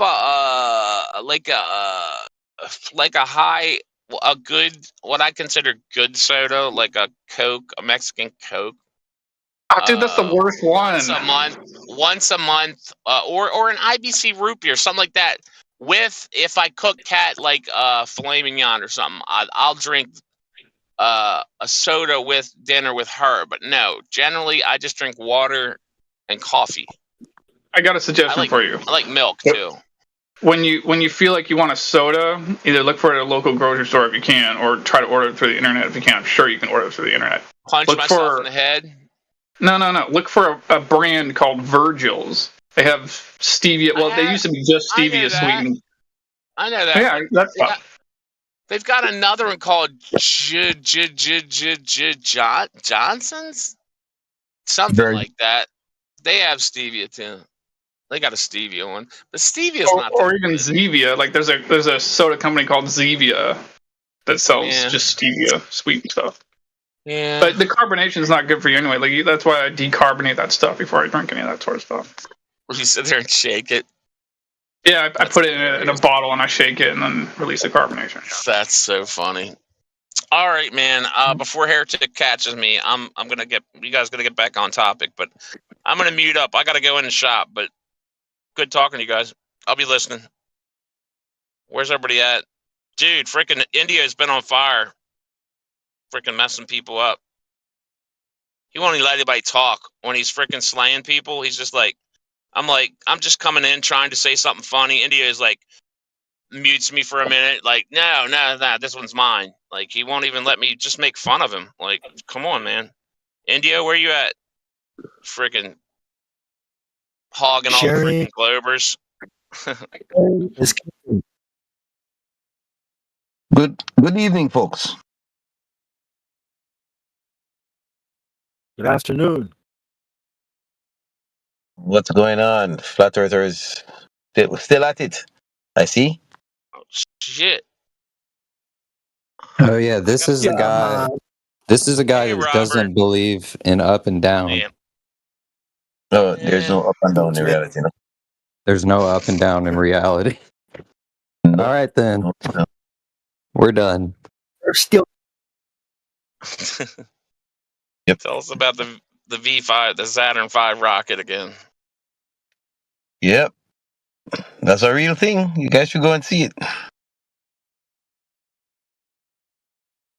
So you touched it, eh? Yep. I always take a picture with it. And how did it feel? Excellent. I'm a scientist.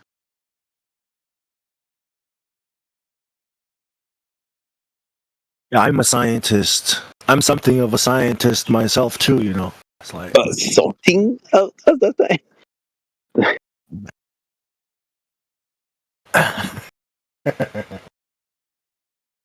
Yeah, but didn't Robert say just building a treehouse makes you? So I mean, really, everybody's a scientist.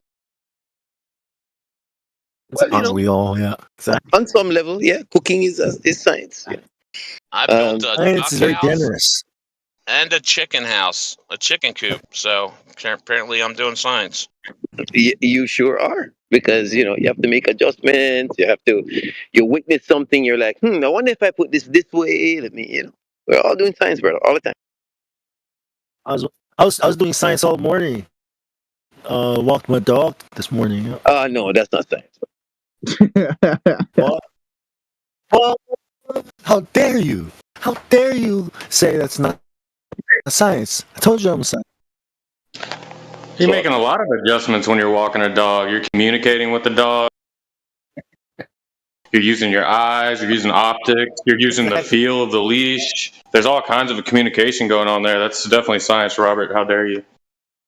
Picking up doo-doo, measuring how many bags you need for the amount of doo-doo. That's science, isn't it, Robert? Exactly. No. According to Robert,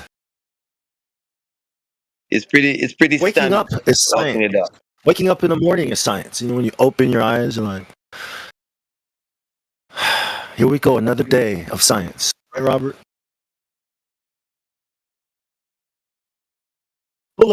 Another day full of natural phenomenons.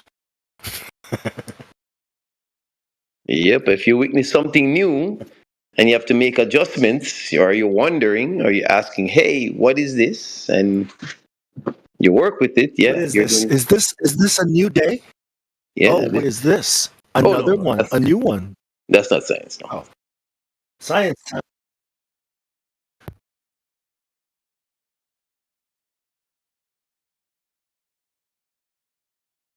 Anytime you witness something that is different, like a phenomenon of some sort, yeah, you're already indulging in some scientific research. Would you say observing the horizon is science? Well, yes, because your question is, why is it there? But walking my dog is not science, right?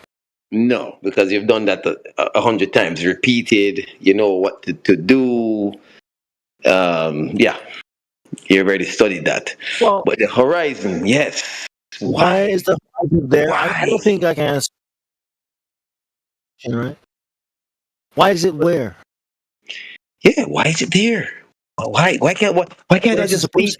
Why can't I just see? Why can't I just look out into the?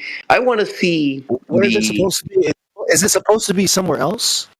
I want to see the pyramids from where I stand. Come on, why can't I? What's that horizon? That's just you being really ignorant about how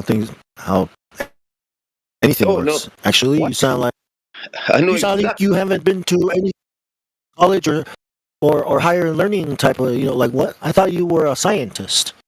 No, I know exactly. What do you mean you can't see pyramids from the you know how troll? Do you know how uneducated you sound? Huh? What? Can you say something like that? I know exactly what is from the East Coast of the United States. I know exactly something like that. We know exactly why. The reason why is because it's the Earth's curved away from you. You won't be able to see it. It's at a different angle. Where is it curved? It's low. It's at a lower. It's away because light travels in a straight line most of the time. Right. So you won't be able to see it. It's curved at an angle below you. So that's why you can't see it. Are you saying perspective doesn't exist? Oh yeah, perspective. You say perspective is not perspective. Yes. Oh. So which one is it? Is it perspective, or is it because the Earth is a ball? No, why can't we see the fact that the Earth is a sphere is what creates this perspective that you have. Because you can't see through dirt. No, that's right? That's not what perspective is. No, that's not what it means. You can't just change. Okay, bring up the definition of perspective. Go ahead. Because you don't understand the definition of words, right? Like if you were, right? You can't. If you were a giant, it means, right? Yeah. Because they're two different things, right? Like if you're saying that the horizon right there is the geographic horizon, the actual edge of the ball, right? Then you're not talking about perspective. Do you understand what I'm saying? Because perspective exists on a plane, it doesn't exist on a ball. Okay, it won't exist on a ball because it's not a plane. Do you understand that? That's where the horizon comes from. No. Listen, if you were If you were a giant, you would see the pyramids. If you were a giant, you would see the pyramids. So what does that mean? If we were higher in the sky, we would see the pyramids? Yeah, Is that what probably. you're saying? Yeah, how high? From where? How high from where? You could be at an angle, right? If you're very, very high, and you'll be able to look down, and you'll be able to see. See what? See the ground? See the ground expanding and the plane and the horizon Yeah, rising up to your eye level? Yeah, from where? From if you're from the east coast of the United States, if you're pretty high up and you're pretty large, you'll be able to see the pyramids. Oh, okay. Right. So you're saying it's not a ball. You're saying it's a plane, right? Plane? When did I say? It's because my name's J Dog. Invite me just now. You're saying just now it's because of perspective. If we got high enough, right, and we had the eyes of God, see through everything, right? We can see the. You're saying it's because the perspective you're saying is flat. You're saying there's the whole reason flat. Who's here to debate about? Dude, who's here to debate with me, dude? Yeah, we have a background there. The whole reason why folks think the Earth is flat is purely perspective. Purely. That's all it is. You're too small to see the curvature of the Earth. Now you're saying the Earth is not a ball. No, I'm saying the Earth was a ball. Why people think the Earth is not a sphere is because of perspective. From where you stand, around you looks flat. You're too small. Perspective.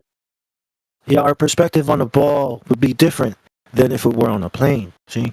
Absolutely not. No. Depends on your size compared to the ground, the sphere. Come on. No, we're talking about two different kinds of surfaces here, right? We're talking about one being a plane and the other one deviating from being a plane, right? A curved surface. Yeah. You understand? They're not the same thing. They're different.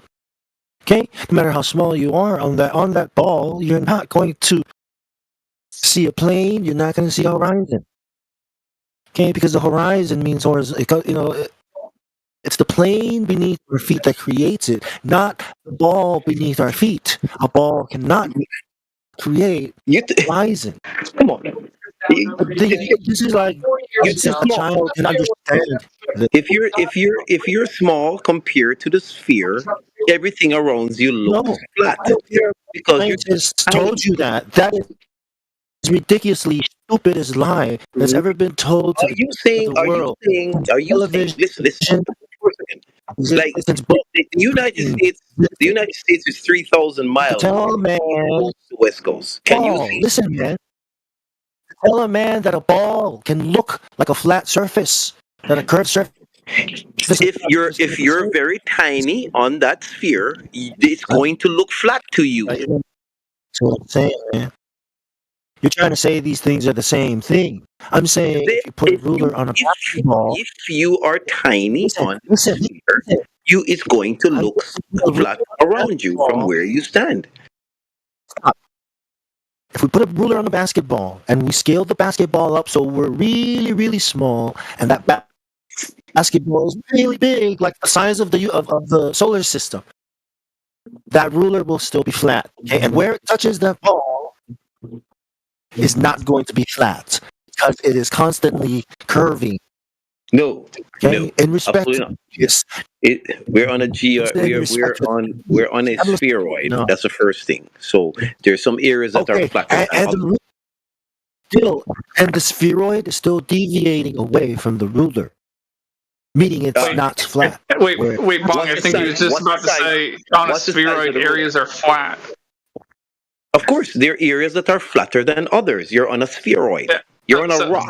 Let's just clear this. Let's just make sure we're not misunderstanding each other. You're saying on the surface of a sphere there are areas that are flat.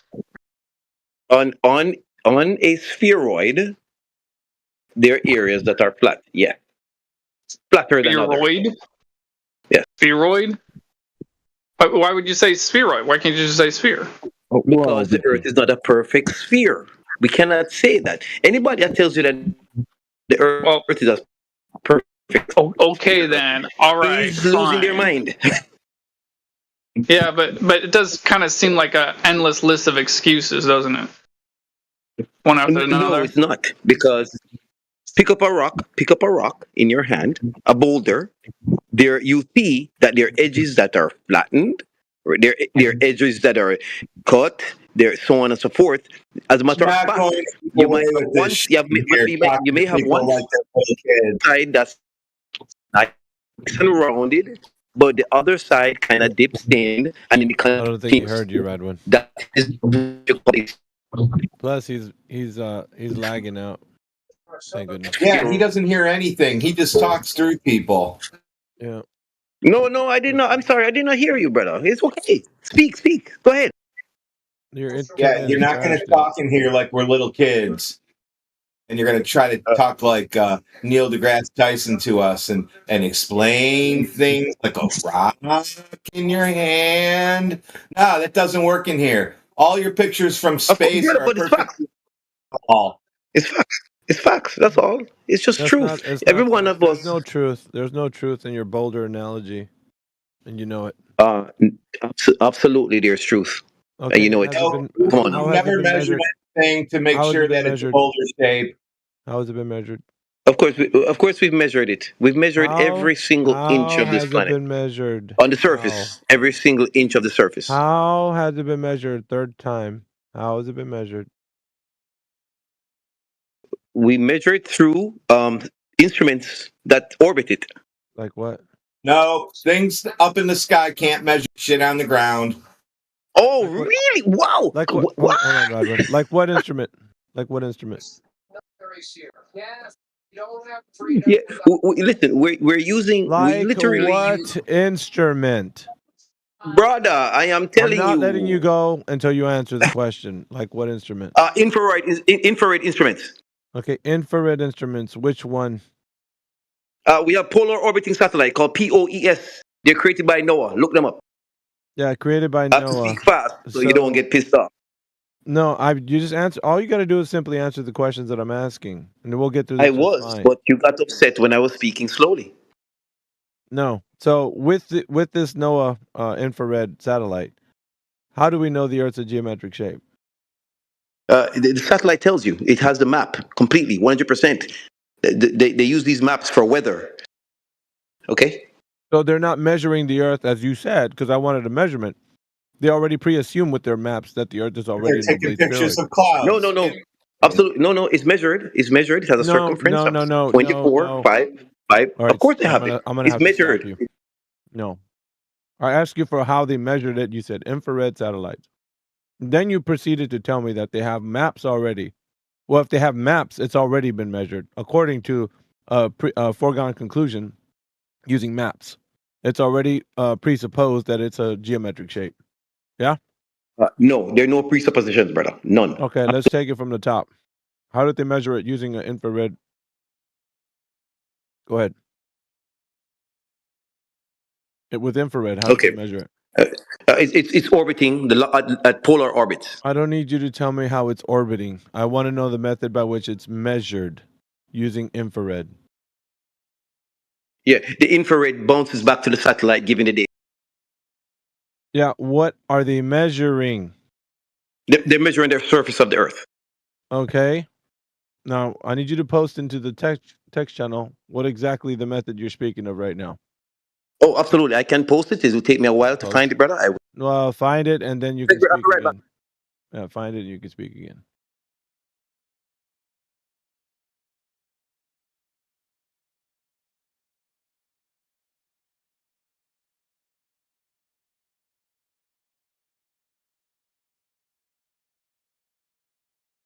I'm glad after all this time he hasn't called us a blood clot.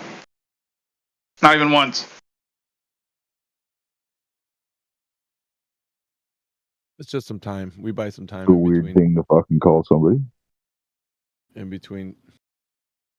I'm not entirely sure, but I'm pretty sure that's like slang for motherfucker.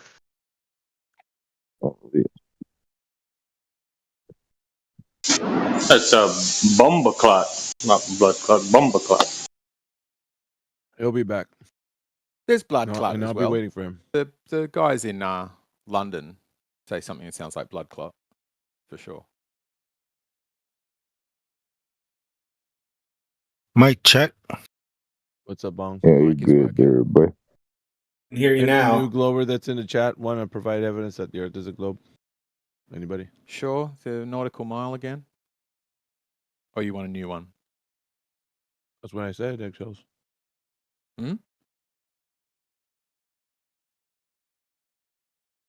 So he's looking in the sky. That's his proof.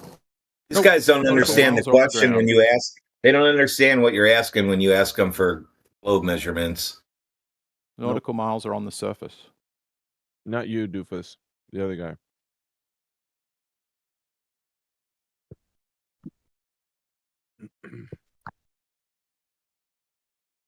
He'll be back, and then we'll be waiting for him.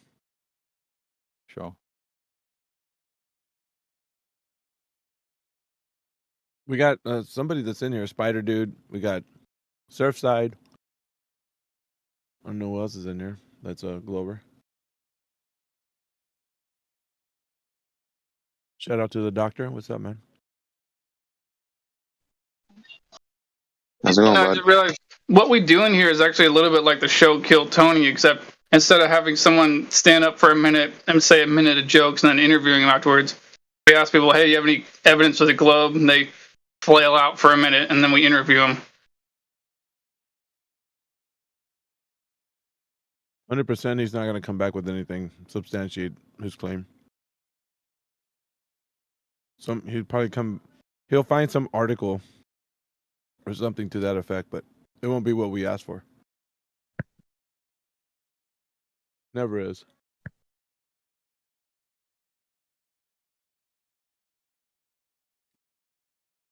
Cold enough for you, doctor? Way too much. Well, it is the Rockies.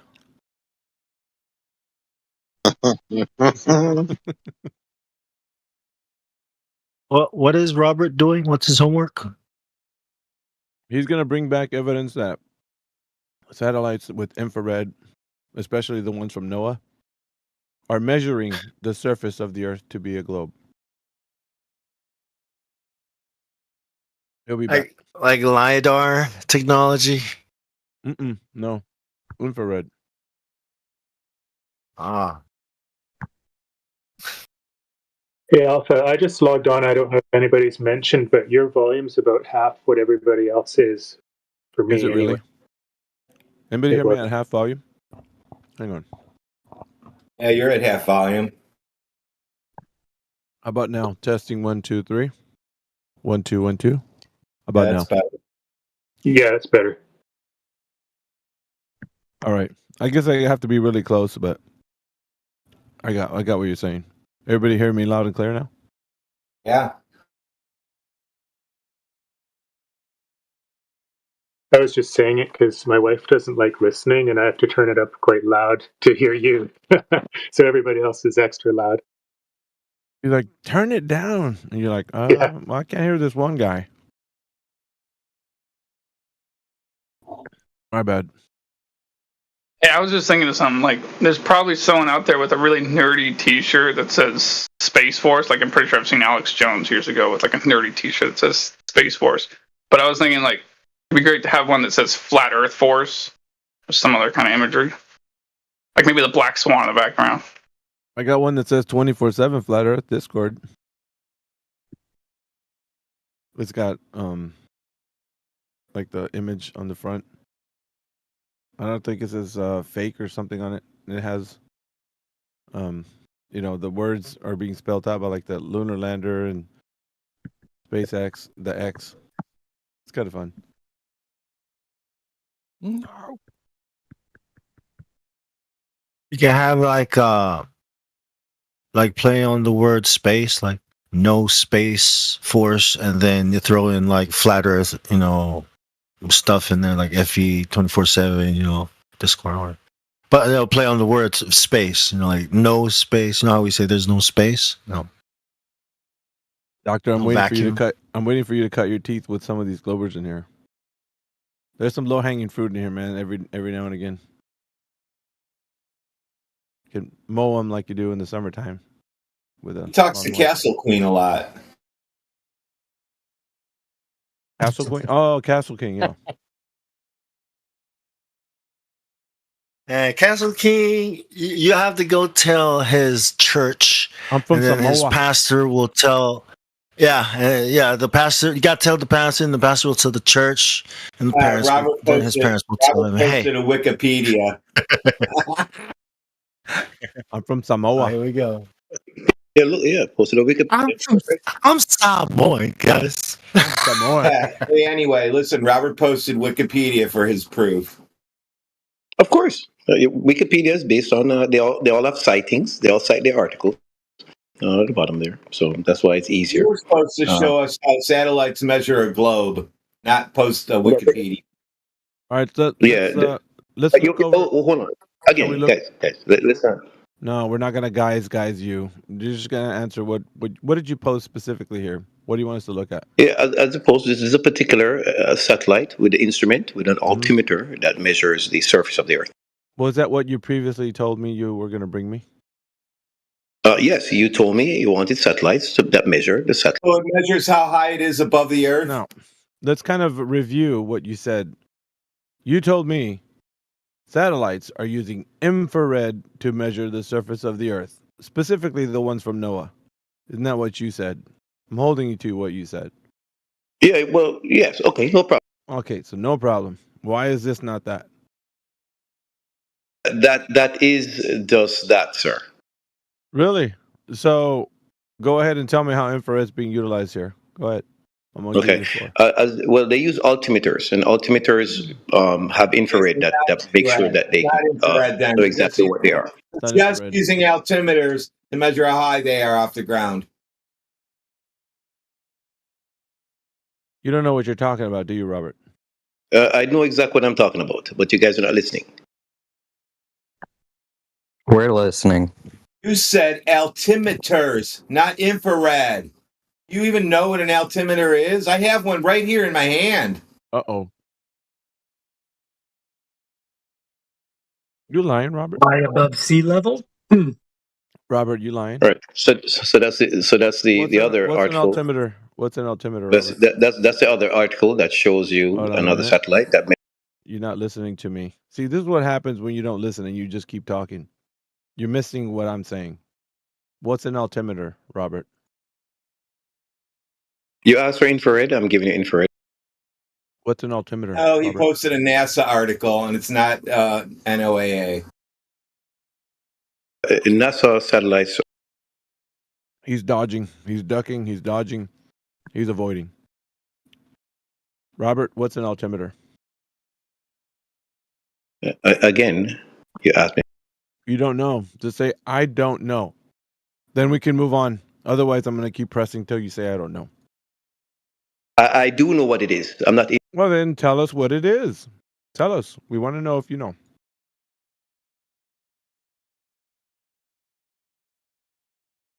Go ahead. I'll give you a clue, buddy. It has to do with the word altitude. Dude, you're going to give it away. Yeah, don't say I know.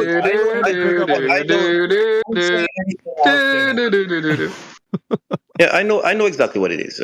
I'm just. What is it then, Adam? What the fuck is it? Then what is it? He doesn't want to say what it measures. He's trying to find a way out. He's looking for. No, I'm not trying to find any way out. I'm talking about the measurement of the Earth. You got ChatGPT on, don't you? No, I don't have any ChatGPT. None of those Then things. tell us what an altimeter is. I had to go to my laptop, turn it on to pull up the articles to send you. He needs to go look it up somewhere. Hey, listen, YouTube. No, I'm not looking. I'm not going to look up altimeter. This guy's supposed to be a PhD scientist in physics, YouTube listeners. He doesn't know what an altimeter is. Bet you $100 I know what it is. You would have lost $100 because you stayed silent for like 2 or 3 times already. So you would have owed like $300. So don't bet any money in here. First of all, you can't bet any money in here because that's against TOS.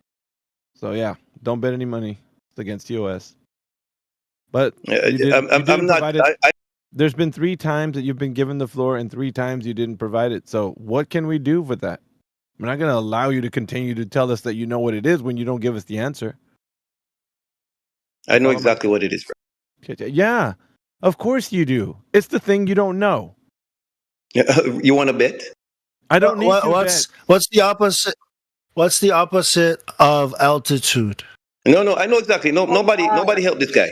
I know that it is. I know what it is. Listen, he's already saying. No, I'm asking. Nobody help. Nobody help at all. Nobody help. What's the opposite of altitude? No, brother, it's okay. I know what it is. Don't help. I'm trying to talk about infrared, right? Where does altitude? Where does altitude begin? How you use an altimeter, what it does. All morning, all morning, all afternoon, or all night, Robert. It's like a rover week. No, guys, you know, I'm winning this argument right now. I'm smarter than a PhD. I do have a credential. That guy This guy's got like a 10 out of 10 as far as arrogance goes. It's funny. Perfect 10, yeah. All morning, all day, all night. So he said he had the evidence using infrared, and then he presented the altimeter within the example that he provided. For those of you who can click on that that link he posted in the text chat, and it's going to take you to that link, but there was no infrared shown. It was an altimeter, and he doesn't know what it was. The floor was given to him 3 times, and there was a lot of long pauses in between, and he wasn't able to provide the answer. But by now he already looked it up or went to his laptop, so he'll probably have an answer now, but he didn't know before. So that's speculation, brother. No, that's actually what happened, brother. That's what happened. I'm not even where my laptop is right now. I don't care about that. Well, so what's an altimeter? Look up stuff. I don't listen. I just ran. What's an altimeter? An altimeter is something. Yeah, go ahead. Objects and elevations, height elevations and sea level. Okay, guys, please give me a break. He still hasn't answered your question yet. What is it called? Below sea level? What is it called? Below sea level? It measures the height of objects and stuff like that, brother. And it measures altitude and so on. That's what it does. Good job. Pyramid. Good job. Period. End of story. Good Googling. Good job Googling. I would like to speak about infrared, brother. Hey, Googling is a skill. That's all I'm saying. Yeah, no, you guys Google as well, please. All right, so you didn't provide the first information that you said you had to substantiate, which was infrared to measure the surface of the Earth using satellites. So that link that you posted wasn't that. Are you going to post something that gives, information about what you're talking about with infrared? That's the next. Yes, I already did. Okay, so where is it? And go. If it's not in the text chat right now, then I don't know what you're gonna do, but. No, it's okay. I already posted it. You can go and read it. Where is it? I just started with the altimeter. The same satellites has altimeters, infrared information, and all. All right. So the same link then, right? No, it's an additional link. We don't have an additional link. All we have is the one you posted.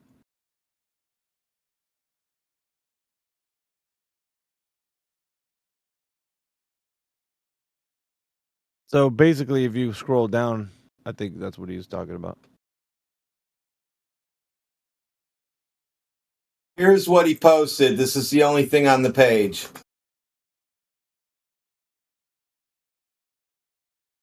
I found something in the middle of the page.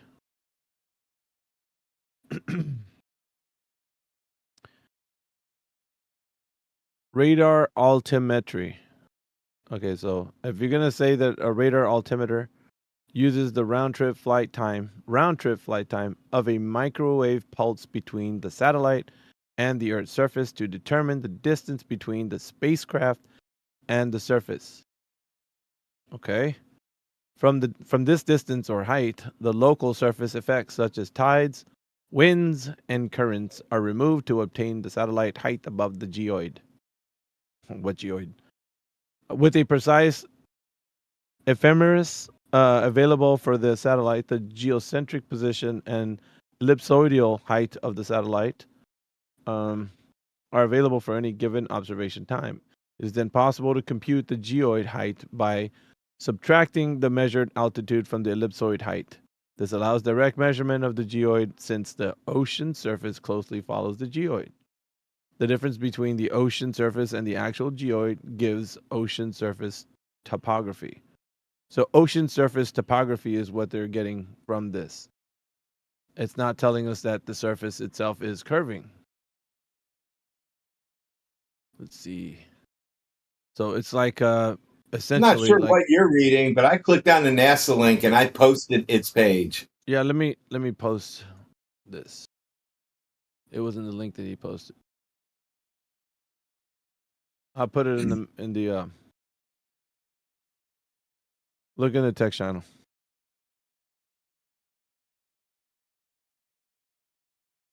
I don't want him to be like saying anything about this because then he's gonna mess it all up. But if you see that right there,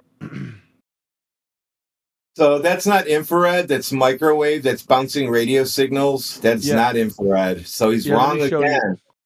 Let me show you what image comes up there when because it's measuring the surface topography, right? So the under the water. So let me go give you an image of what that looks like. Essentially, what he's talking about is looking at this. Here, I'm gonna post this in the text. Can you see that? Ocean topography. So not a curve. It's just basically a flat plane. Yep. Wow.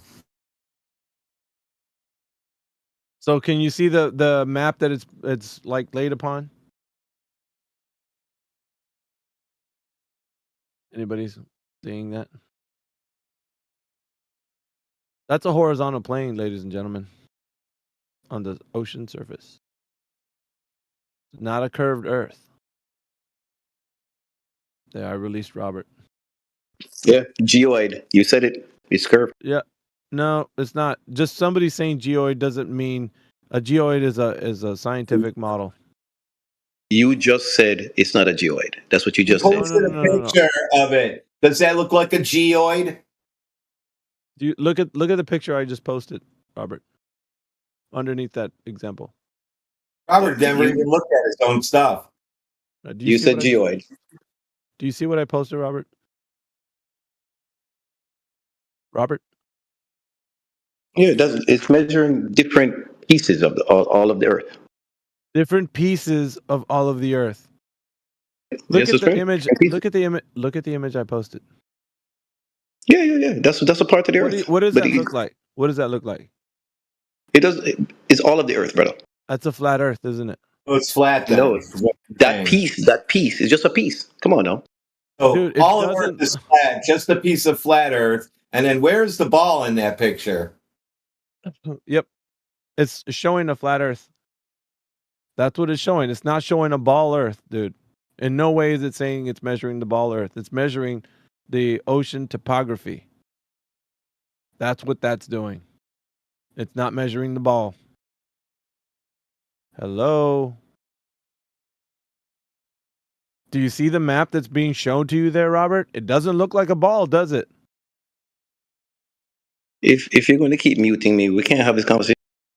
Yeah, we're going to keep muting you because you're already showing your true colors. I know you are.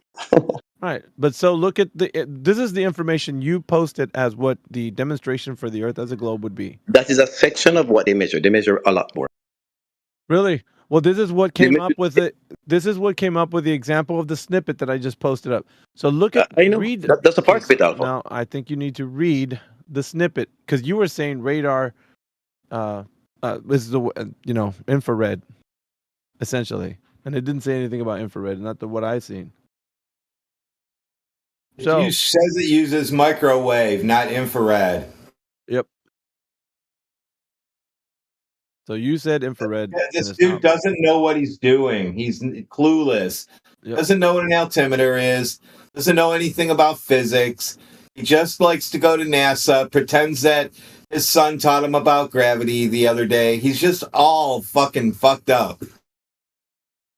So, and it says there, Earlier, what they're he getting said is earlier that time was a physical thing. I want to ask him, what is it physically made of? no, we're not doing that. Sorry, we're not doing that. We got him on this. We got him on this right here. This is where he's locked in. This is his example of showing evidence that the Earth is a globe. We're not going to detract from that. We're going to stay on this and press him. Going to grind him into this information. So essentially, he's saying this is proving the Earth is a globe. Robert, in what way does this prove the Earth as a globe? It measures the Earth. Okay, It's flat. it's measuring the Earth. But what is it measuring specifically? The Earth's surface. No, not the. Yes. It's. What does it say at the end of that little snippet that I posted right above the image? Tells you at the end of that what it's measuring. The ocean is part of the Earth. Yeah, but what is it saying it's measuring though? Be specific. It's measuring the Earth. What is it measuring, Robert? Why can't you just The read surface. the end of The snippet? surface. Okay, just read the end of that. Just be honest, right? If not, I'll just kick you and continue to kick you. Yeah, you're going. Yeah, it doesn't matter what I'm doing. Read the end of that statement, sir. Did you read the beginning of the statement? Read the end of the statement, Robert. I'm not going to let you off. It's a geoid. No, I'm not going to let you off. That's the other way around. I'm not going to let you off. Read the end of that. It said geoid in the beginning. Yeah, I know what it said, but I want you to read the end of that statement, what it's actually measuring. Geoid means globe. It does not. No, but read the end of the statement, Robert. Geoid use. Okay. One last chance, Robert. And then it's bye-bye, Robert. It won't be the Robert Show today, tomorrow, or any other day. I'm always in here, so I will see your name in here, and you'll constantly be kicked. Constantly. You'll never have any rest from me kicking you. Oh, kick it to me. Hold on, Matrix, not yet. Don't pull the trigger just yet. You got one last chance. Read the end of that snippet. Or face the wrath of being on my shit list. And you'll constantly be kicked no matter how many times you get unbanned. I'll keep banning you. Read the end. I owned you, brother. I said geoid. Read the end. Read the end of it. You're done. It said geoid. Bye. Go ahead, Matrix. That's it. He said you're done. It's a joy. If that's not mental masturbation, I don't know what is. Yeah, it's within his own presentation. Geoid. Yeah, geoid. He was saying geoid. Geoid, yeah. With his presentation, though, it wasn't covering what his example of what he thought was the evidence for measuring curvature. It's okay. Eggshells wants to get in on it in text. He said that the flat that it measured, something about that. I'm not going to scroll. Go ahead, Eggshells. Tell us how that's wrong. Yeah, he's chomping at the bit. How what's wrong? The flat image it scanned. I didn't say anything was wrong with it. I was just trying to understand is the idea because the image is presented as a flat Mercator map with no curvature, that is indicative that there's no curvature? Is that let me lock into it. It is? I gotta get the server mute out for him now. All right, we're locked in. So what did I present about the abyss? What did I present to the room when he posted that information as a link? Were you listening, Eggshells? Yeah, it looked like a flat map of something to do with elevation on a Mercator map with like a heat. Okay. It looks like a heat signature, kind of. Yeah. All right, but his example of what it was supposed to be was not that. This was, and then you're a little bit better than he is, right? Or at least I think you are, as far as like when it comes to being honest and reading things. What do you think it was at the end of that snippet that I posted underneath or above the image of that heat map? I don't know. I didn't read the text. I'm playing a flying game. I just glance across occasionally. Okay, well, if you want to participate, you would have to read the end of that. If not, then you can do. Excuse yourself out of this conversation. It's up to you. You have a choice. Play your game. Don't worry about this conversation. Can you not just tell me what it says? No, I want you to read it. Engage or disengage. How about that? Under it, Poseidon was the first space mission that allowed scientists to map ocean topography with sufficient accuracy. No. Sorry, the first snippet, the end of the first snippet. It The was like radar in altimeter blue. uses round trip flight time of a microwave pulse between the satellite and the Earth's surface to determine the distance between the spacecraft and the surface. That bit you're talking about? Yeah, at the end of that. At the Where end it of says that, 60 difference yeah. between the ocean surface and the actual geoid gives ocean surface topography. Yeah, that makes sense. Well, there you go. That's what I wanted him to read that he didn't want to read. Fine. Question is, why didn't he want to read that? I don't know. I'm not him. You I do. banned him. If you've had I that know. question, you should have asked him before you banned him. Well, no, he knew. But the reason why he didn't want to say it is because he knows what...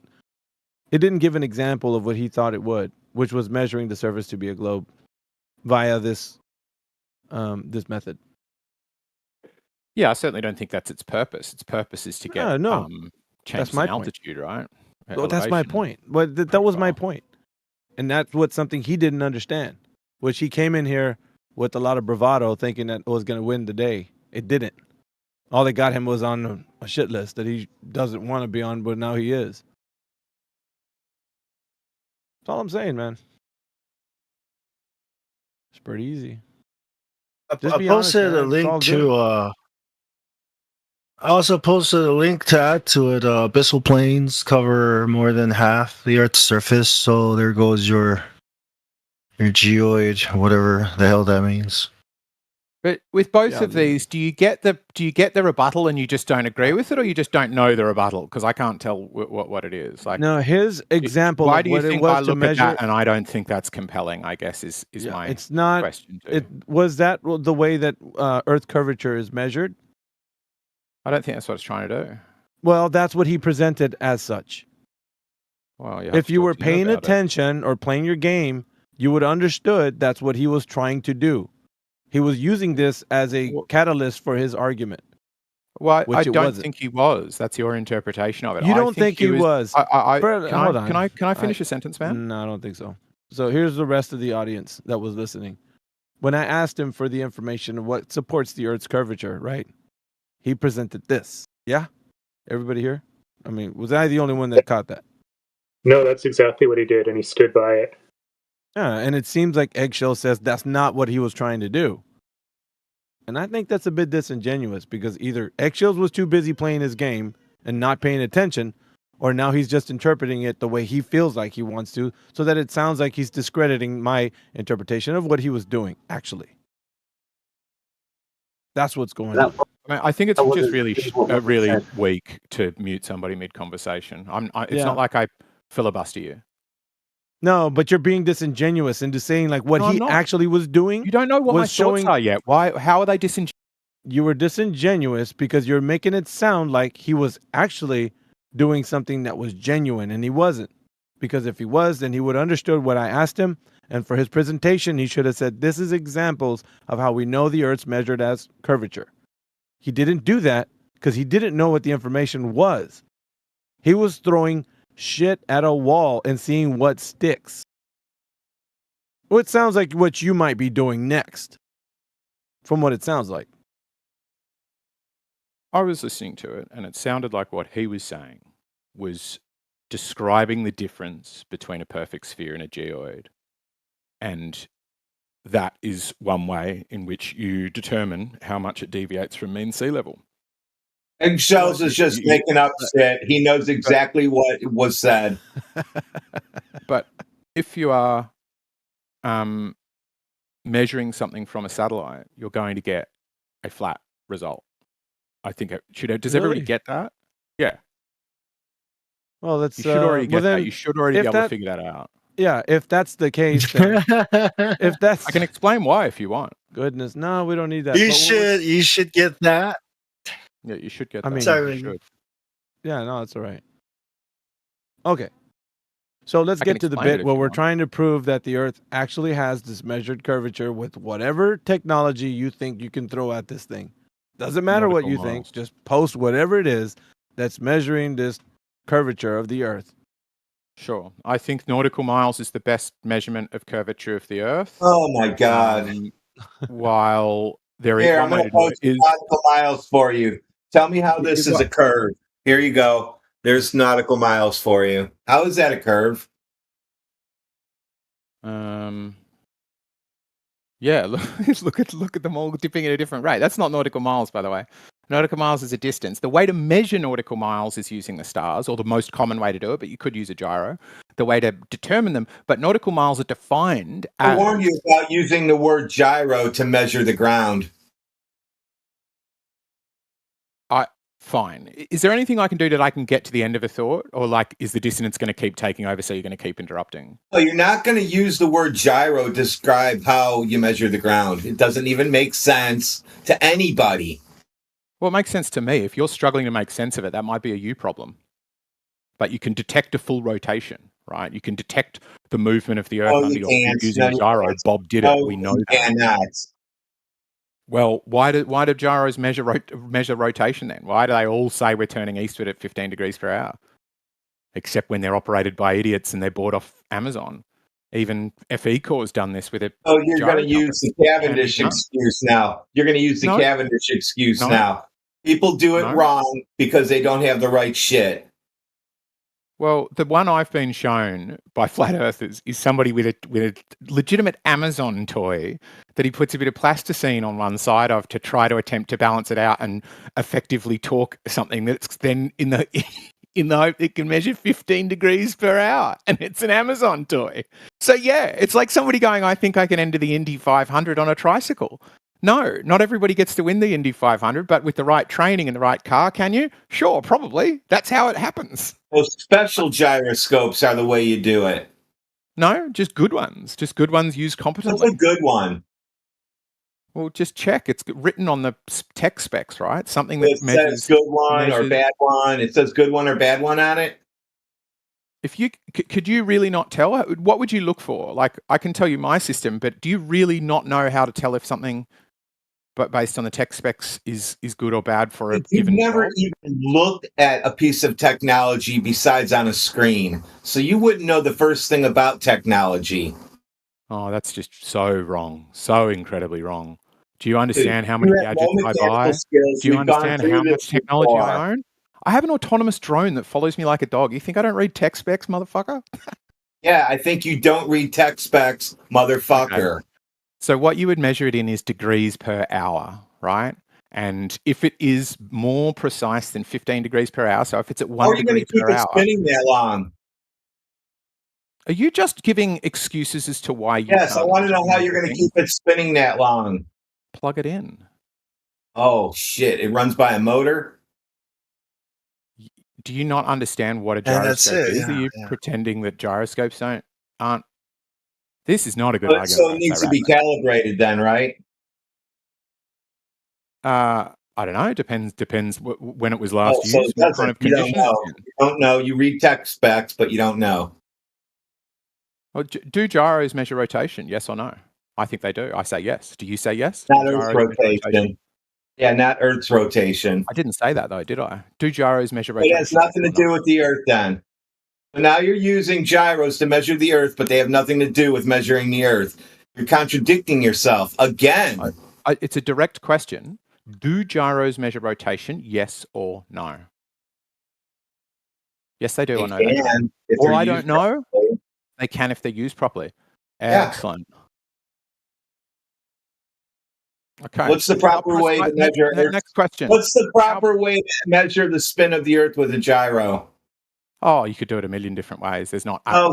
You better start naming 50 of them since you said there's a million different ways. Start with the top 50. Bob's way was pretty good. I don't know what a Bob's way is. Very good. I don't know what a Bob's way is. Yeah, you do. Bob Nodell. No, I don't. You guys all think I watch fucking videos. I don't. I don't know what a Bob's way is. You're just like attacking every last syllable you heard me say when not realizing it doesn't make a cohesive argument against naming the ways you do it, not a guy. Okay. What do you think? So you think gyros do not detect Earth's rotation? That's correct.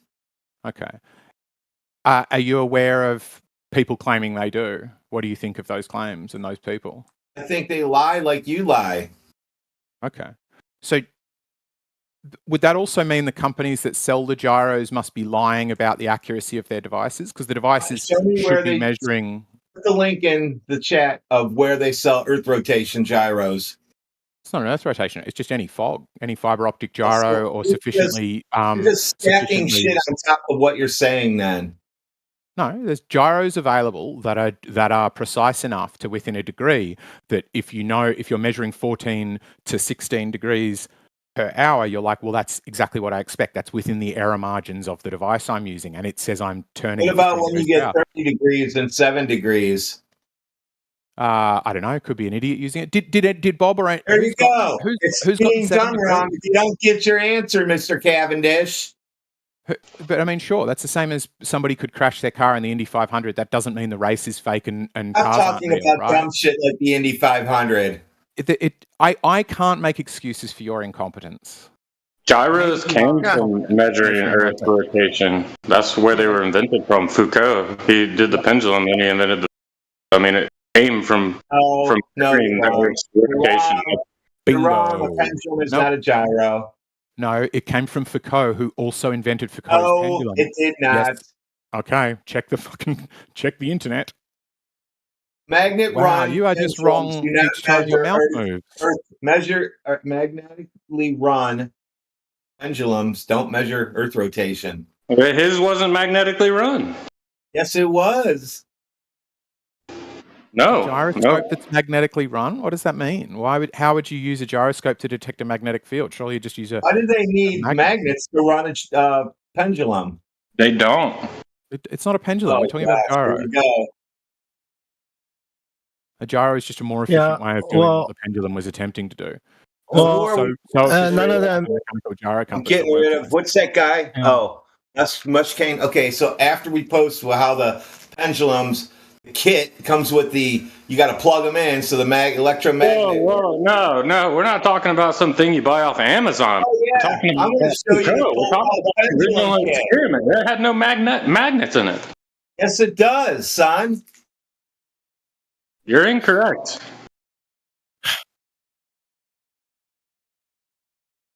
So if let's assume what you guys are saying is true, and there it is, there's your rotation. Does it affect like planes flying? Like, do they have to account for the rotation? Are you talking about Coriolis? Like, what is it that you're saying you are detecting with gyroscopes? Is it Coriolis? Does it affect airplanes? Do we have to account for it when we fly things, or? Yeah, pendulum is relative motion.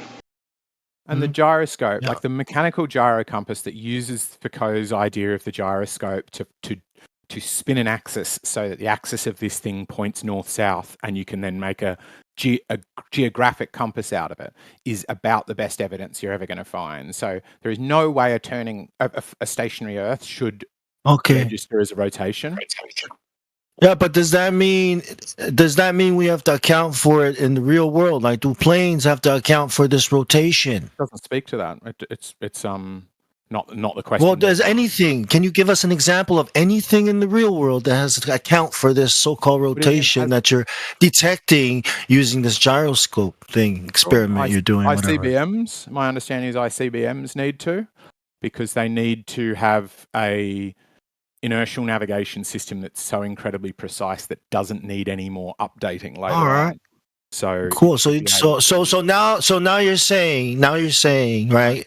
Now you're saying that we have a rotating a plane, right? As well as or do you think the lights in the sky are moving, or do you think the plane beneath us is rotating? Say again. Do I think the sky or the ground is rotating? Is that the question? Yeah, well, yeah. Now that you're saying the plane beneath us is rotating, are the stars in the sky also rotating, or is it just the plane rotating? What, like? A gyroscope doesn't care what the stars are doing. The only reason the gyro appears to be matching the stars. So now you're saying that celestial navigation. Now you're saying celestial navigation doesn't exist, even though it does. Now you're saying all these readings people are doing with these stars are wrong because they have to account for this rotation you're talking about. Or is it negligible? Can we just say it's not even there? No, you absolutely have to say it's there. That's why I have to. Can we assume that it's non-rotating, the ground? Not for celestial navigation, no. One or the other. Can we assume that the ground is non-rotating for everything we do when we move about in the sky, right, with airplanes, with whatever, in the ocean, looking at the stars moving in the sky, right? Because that's what celestial navigation is, right? Yeah. So you're just contradicting yourself with what you're saying because there's so many other holes everywhere else. You know what I mean? The ground is still a plane. Okay, it's still not curving. My argument, but you're not sure where. But what you're saying is that the flat measured, you're saying that's moving. You're saying the plane beneath us is moving because you still don't have any evidence for a curved surface.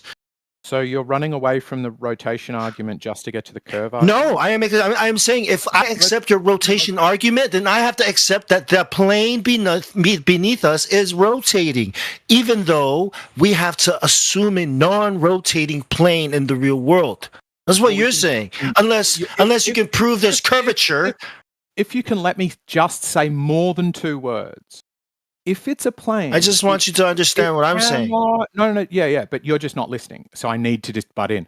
If it's a plane, it cannot be rotating. That does not make sense because there will be... Excellent. Then you're wrong. Then you're wrong. Then you're done. Then you can't say anymore because you haven't proved, right, that it's a ball. Okay? It's still flat. It measures flat, right? And we use it as flat. It appears flat. So that hasn't changed. Therefore, you cannot say it's rotating. None of those things are true, though. You just lied 4 times. You just said so yourself. If it's flat, right, then it's not rotating. Okay, it's a lie. And it is flat. And it is flat. Have you measured it? Then we should probably first determine if it's flat or curved. Yeah. I don't think you measured it. See how so gyroscopes is irrelevant. You can throw that out until we determine if the ground is curved, right, or flat. And so far it's flat. So 1 for flat, 0 for curved. Let's even this out, right? Let's get 1 for curved. You got anything? Sure, yeah. The rotation of the Earth disproves flat. Oh my God. Troll, the angle of, the angle of rotation to your local vertical will tell you your latitude. And he begged to come back in after I banned him yesterday. He begged somebody to come back in.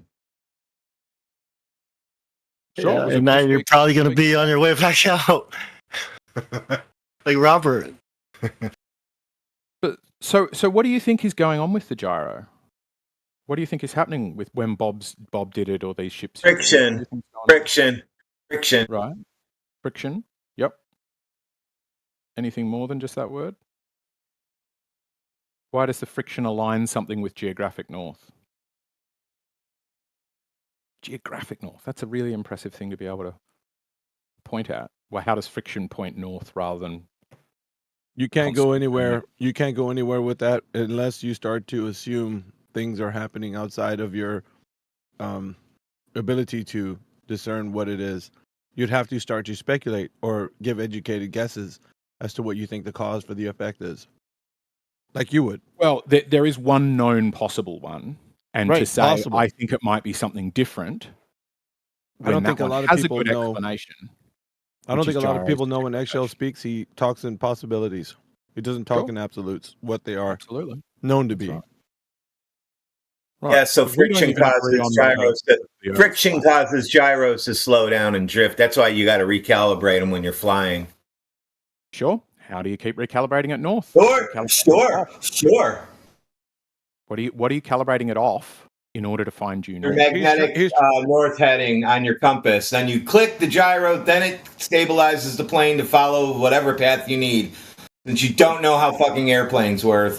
I'm not talking about a gyroscopic heading. I want to be clear. I'm not talking about a gyroscopic heading. I just told you why they need to be recalibrated because of friction. I agree. Okay, so you can't use one. I asked you how you're powering it for 24 hours, and you told me that, I'm going off and I'm just moving the goalpost, blah, blah, blah, blah, blah. Anyway, I was correct. Sure, if you think that. I'm No, not I am talking about a correct. gyroscopic heading indicator that's in a plane. I'm talking about a mechanical gyro compass that's in a Yeah, ship. how are you keeping a mechanical gyroscope in your living room going for 24 hours without friction interfering with it?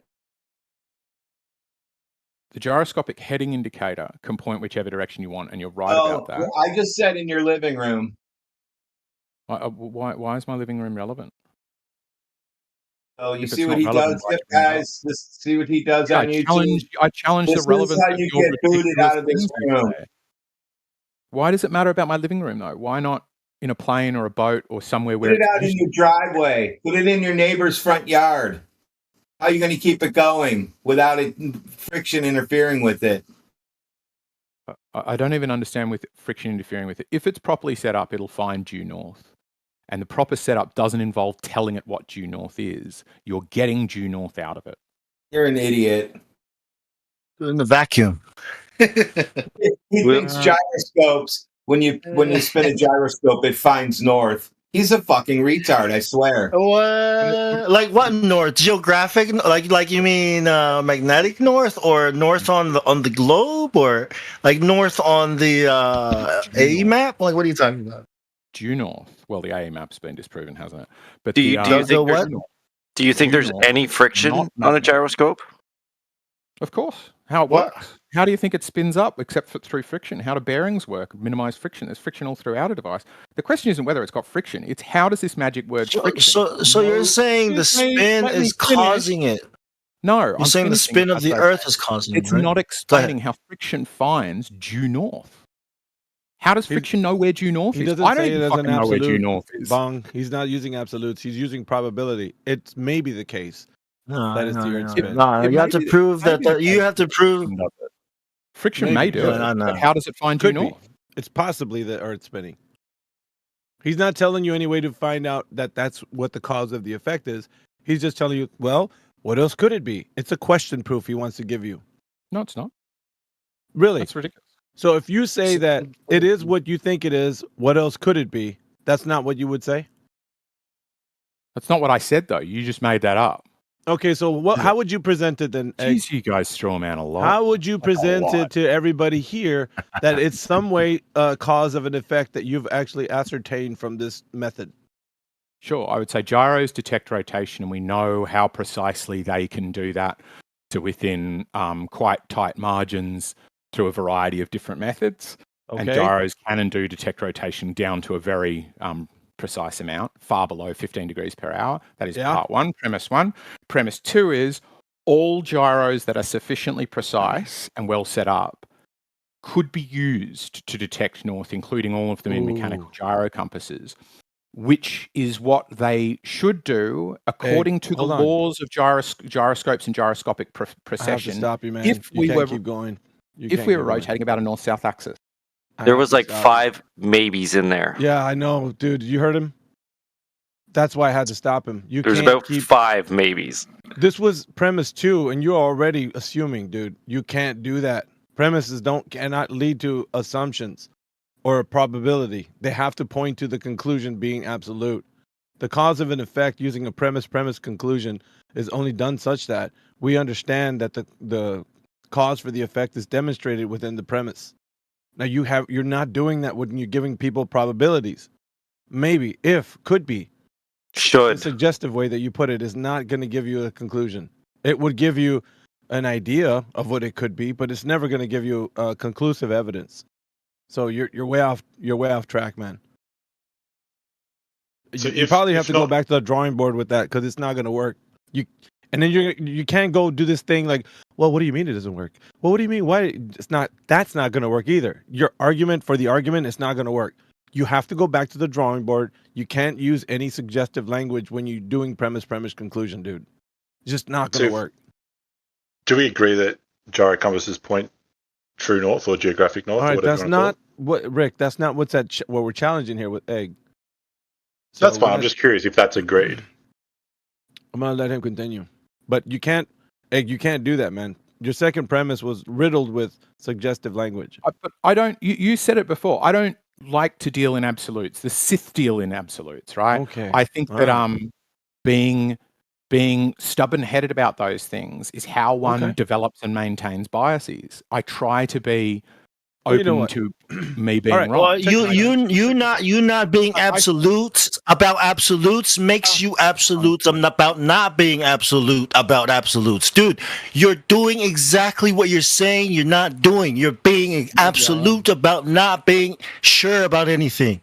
Okay? You're sure that you're not sure of anything, which contradicts yourself. Okay, like so maybe, but could you stop shouting? That's pretty good. Like shouting into the mic a little bit. Your distance. That's pretty good though, man. I mean, he did. Because it's so obvious that I mean, how can you not know what you're fucking saying, dude? Absolutely, there must be no absolutes. Then that's a really good point that Bong made. How long have you held on to that philosophy way of thinking and not realize that, or have heard it on the internet? I mean, we have the internet. You know, how can you not have picked up on that, man? I have. It's just you got it completely wrong. I'm aware of the idea. And you're trying to trick us into like what? Into stupid little alleyways and corners, right? Of absurdity, right? You stumbled into this alley all on your own. You know, you're trying to. I wasn't saying. Acting like you don't know.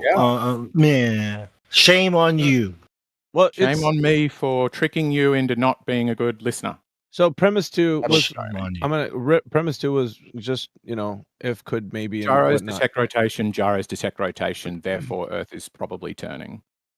There you go. Well, see, and that I just wanted you to finish that because that would be your conclusion, right? Sure. Therefore, the Earth. Premise 1 is gyros detect rotation in the general sense. They are capable of detecting rotation sufficiently precisely for what I would consider to be, pretty close to proof.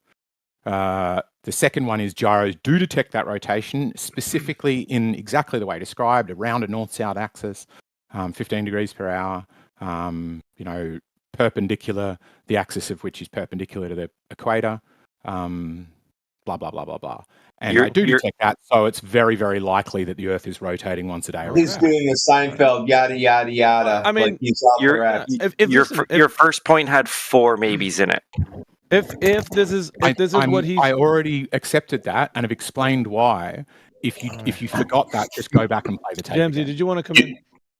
You can use the same premise and conclude at the end that it's the sky doing the movement and causing the effects of the gyro. You could use the same premise. Then again, Jamesy, like I was telling you before, walk us through that, Jamesy? Eggshells, hold on. You can't discount any other possibility. So Jamesy just offered one. So if that's true, I would like to hear more about James's.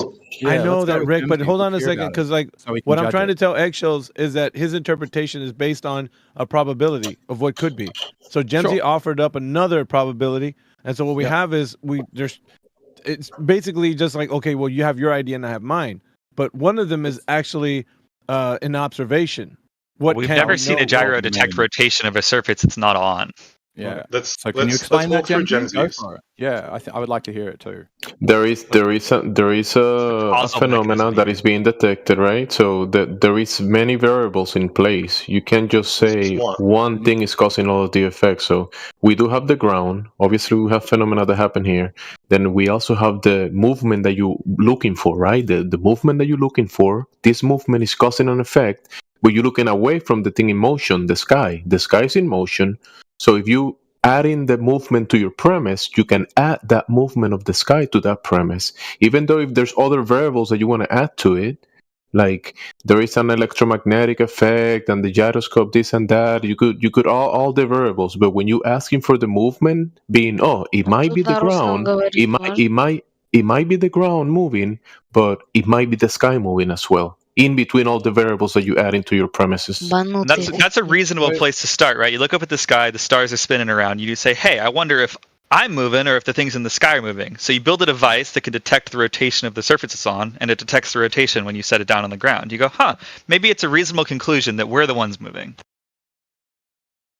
If you put a gyroscope in a shoebox and you tilt the shoebox left to right, and the gyroscope's spinning, the gyroscope spins, and the motion of the gyroscope indicates that the shoebox is itself spinning. Now, I'm just curious. It's oriented to the ground. It's oriented to its plane of orientation. It's not oriented to the ground necessarily. So what I'm interested in is yes, from the shoebox's perspective, it may appear as though the sky is moving. But the gyroscope is the thing here that we know is not moving. That is what gyroscopes do. So it is the thing that is not rotating.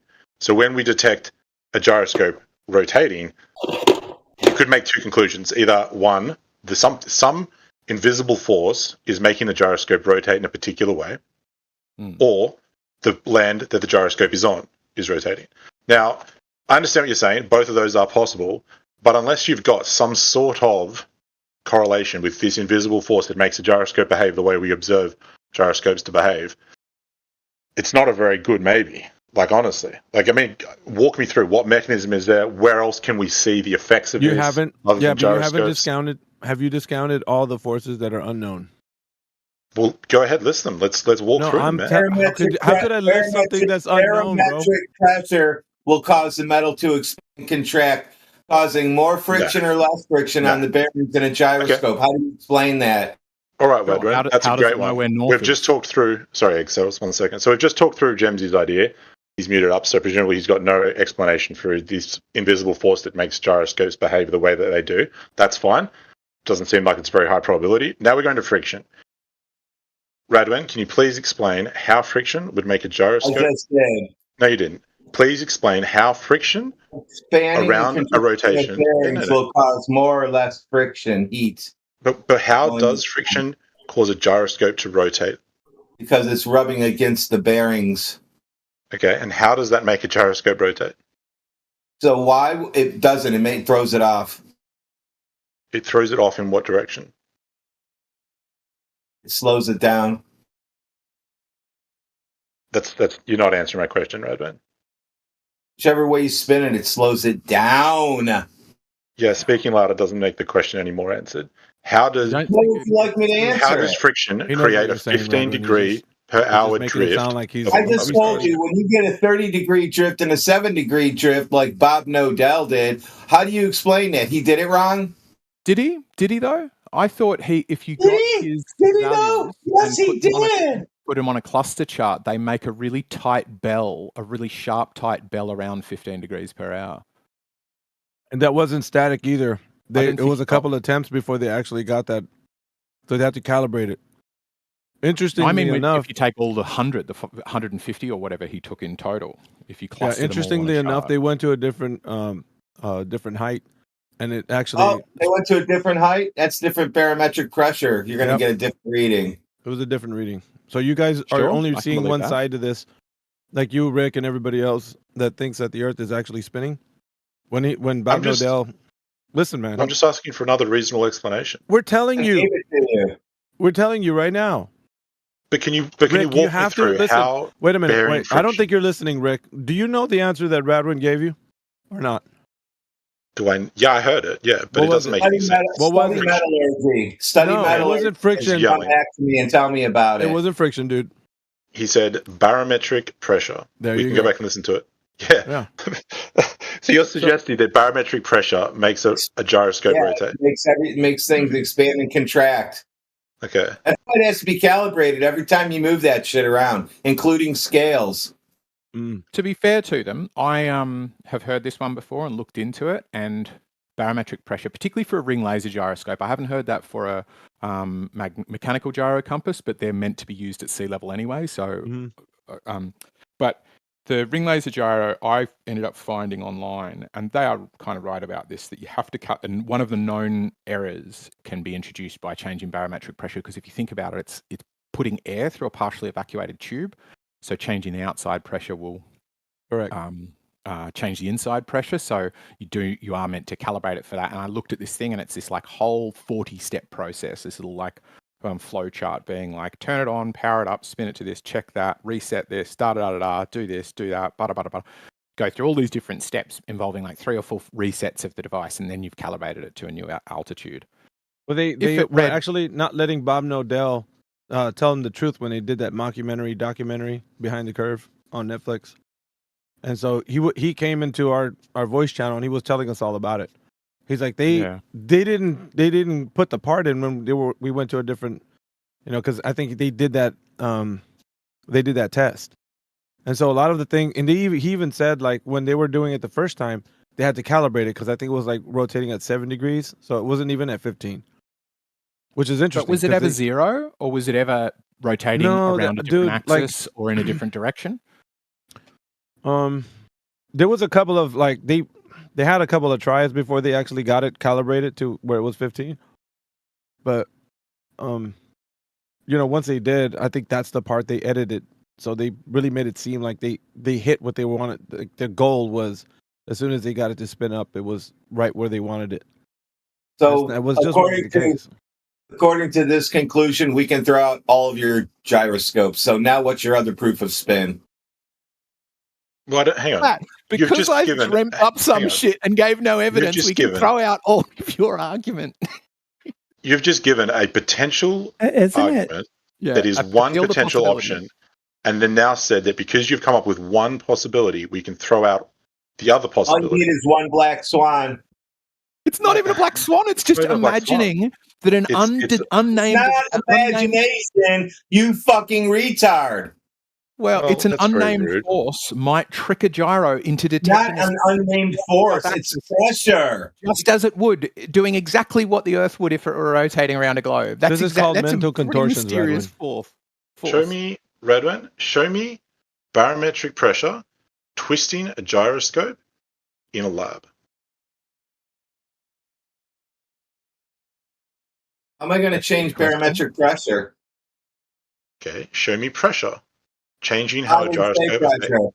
Yeah, I didn't say that. I said barometric pressure. Well, what's the difference? One is just always there. You can't change it. So barometric pressure never changes?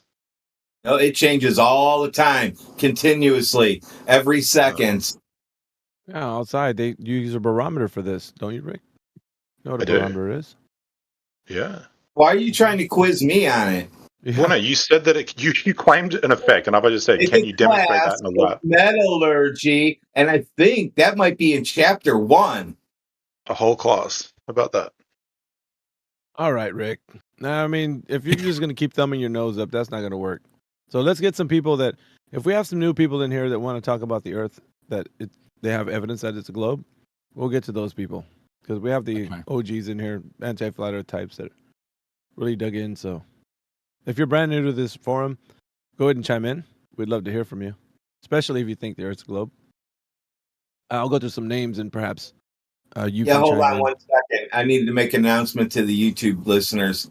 For those of you that have been listening to these guys and they flipped you into flat earthers, come on in.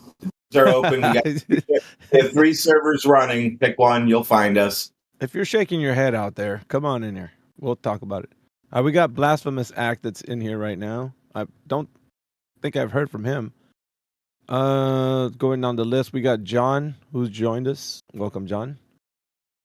Let's see. Going on the list still.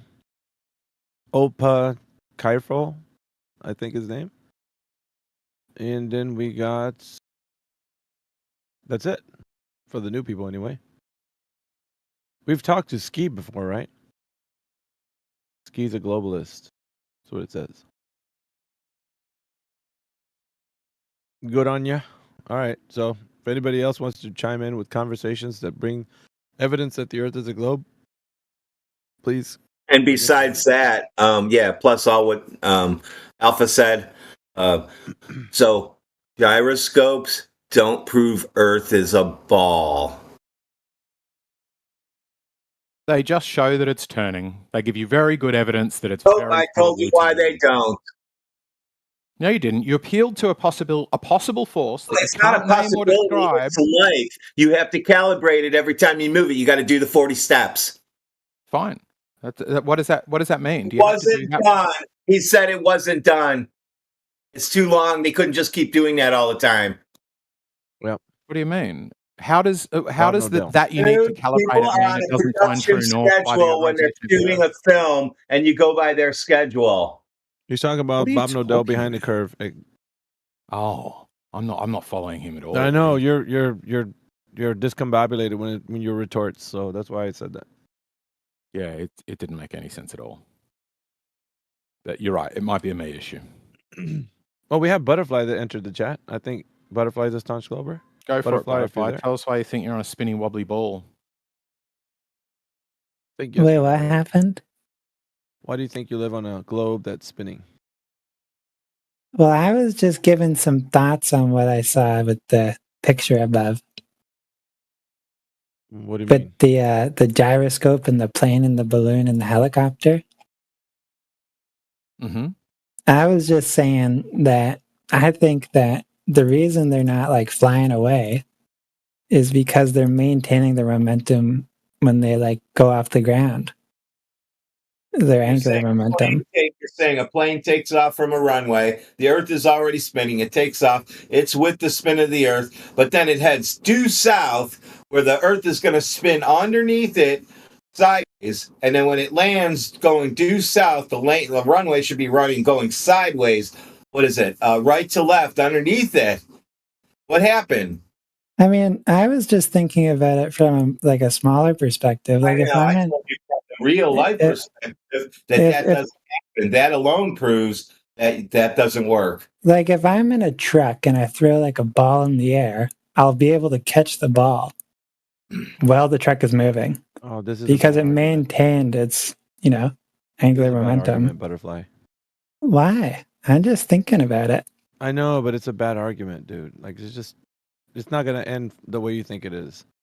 Like, I'm not trying to cause any conflict. I'm just giving some thoughts. You're not coming up with any brilliant ideas either. So yeah, it's so rudimentary, like what you're trying to, but it's not going to prove what you think it is on the grand scale of the Earth being an oblate spheroid in the vacuum of space.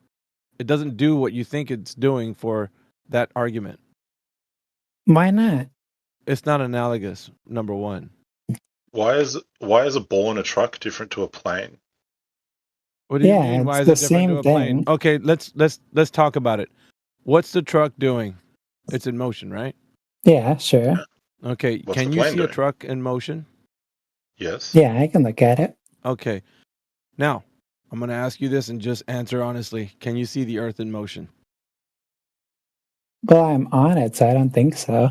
Okay, so it's not analogous like I said previously. There you go. But there's no external frame of reference. You see a truck moving when you're in it because the ground below you is moving. That's fine. That's your external. Yeah, you can see the stars. The stars are rotating. That's fine, but you got into the truck and you can get out of the truck. So you can be internal and external. You can see it from the inside and the outside. Yeah, so you have an external frame a of better reference. understanding of relative to you in your position inside and outside of the truck, what it looks like to be in and out. And you can see if the truck is moving and then observe that as you would seeing the Earth move naturally. And if it was moving, if you were in a different relative position, you could then say, aha, the Earth is moving. But you've never seen it from that vantage point, therefore the analogy is not doing what you want it to. So on the one hand, you're assuming the Earth's moving, and the other hand, you see the truck moving. Really? I'm gonna post a picture. And also, when you're in the truck, you have the speedometer, and it will tell you when you're not moving, it says 0, and when you start moving, it's gonna say non-zero. And then on the Earth, you don't have that speedometer that is telling you, hey, we're going non-zero. Oh, and on top of all of that, you're in a contained environment. It's contained away from the wind that you would be getting, causing friction to cause any disturbance. So if you had a convertible, however, that would be different because you would be in a moving vehicle, and if you would stand up, the wind resistance that would hit you in the face or whatever you're putting I up mean, there yeah, like cause a drag, problem. sure. Yeah. So it's not analogous to what the example that you want to provide with. It's all kinds of like there's problems with it. Is what I'm saying. Let's go back to his original example of an airplane. I'm going to go ahead and post this for you. We're going to pretend the airplane's making a landing when it's going down. So how would the runway go sideways underneath that plane, and you're able to land on the runway with it going sideways? He's got an image for you, Butterfly, in the text. Yeah, let me see, because I'm not really following that. It's a GIF. Yep. You can see the little plane flying. No, let me see. They're going to tell me how to land that airplane.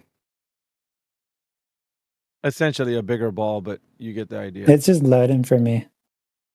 If the ground was moving and you go against that rotation, you'll definitely notice a difference. I know they don't build it into landing gear to make up for east and west rotation underneath the tires. I know that for a fact. It's all good. So now we should be able to detect the rotation using physical bodies. I see. Okay, I'm with you now. We sometimes should be able to detect the rotation. But we don't. Butterfly, did you see do we not? Yeah, I'm looking at it. I'm just thinking through it a little bit. All right. Well, whenever you're ready, come back into the conversation. But I mean, if John is here, we'll talk to John. Brand new to the topic. John? He used Launchette as an example for his globe proof. Sorry, go ahead, John. I've no knowledge or data or proof. The only thing I have is that today I stumbled upon this astronaut and photographer, and I posted his what was it, Reddit, like his Instagram profile into side chat with a couple of Oh yeah. usable photos. You know, some of them are like more artistic. Is that the ISS? Yeah, from my understanding, yeah, absolutely. Okay. So that's all I have. Okay. I posted a picture of the photographer underneath his collage there. That's the photographer. The man in the moon, Don Pettit. Oh, he took those images right there? That's his name, yes. Okay. And with the images that you see here, you see a curving Earth, right? Yeah. Okay, John. When have you ever seen the Earth look like those images? In anywhere in the physical and natural world that you walk outside and see? When have you ever compared those images? If you were to take these images and compare them to anything outside, what would you say they resemble? So that's from space. I know. But here's the thing. If I'm selling you an idea and you buy it, that means that I don't have to do anything more. See, whoever you saw these images from is selling you an idea, and you bought the idea. Essentially, you trust what images you are seeing without comparing them to anything in the physical and natural world. So when you go outside, right, you walk outside, you see nature for what it is. You don't ever see the Earth looking like these images. Not even one time. Is that true? Well, actually, I've been up to the top of the dome, and I have a collage of pictures. To answer, I mean, you have also not been in space, and so you cannot say from John, what you saw from space that the Earth is flat. What we're doing here, I'm answering you. John, if you want to hear an answer, you should let me talk. No, you're being an apologist for the Earth as a globe. I don't need an apologist. I just need you to be honest. If you haven't seen the Earth in this way, then how are you going to tell me the Earth looks like that from these images? You've never seen the Earth look like that.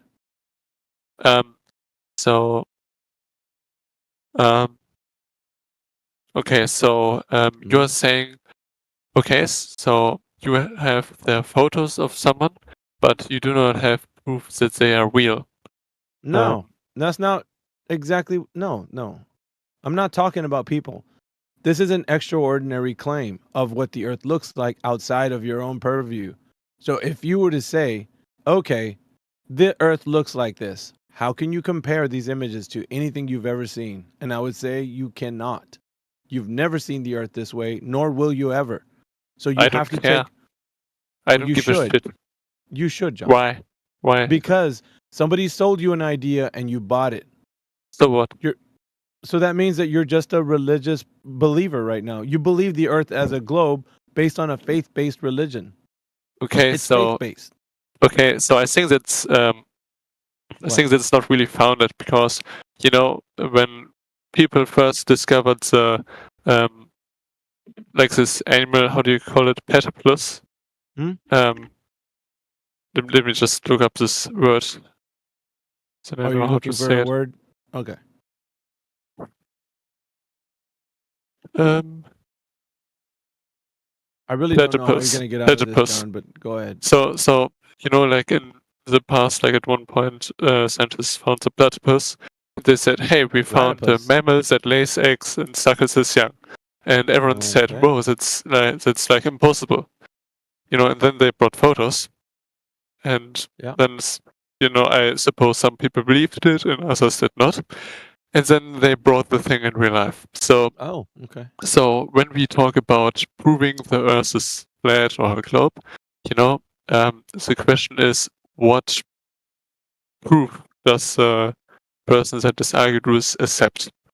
So either the person accepts photos or not. Oh, this isn't proof, John. And This is not okay, and all I have is these photos and nothing else.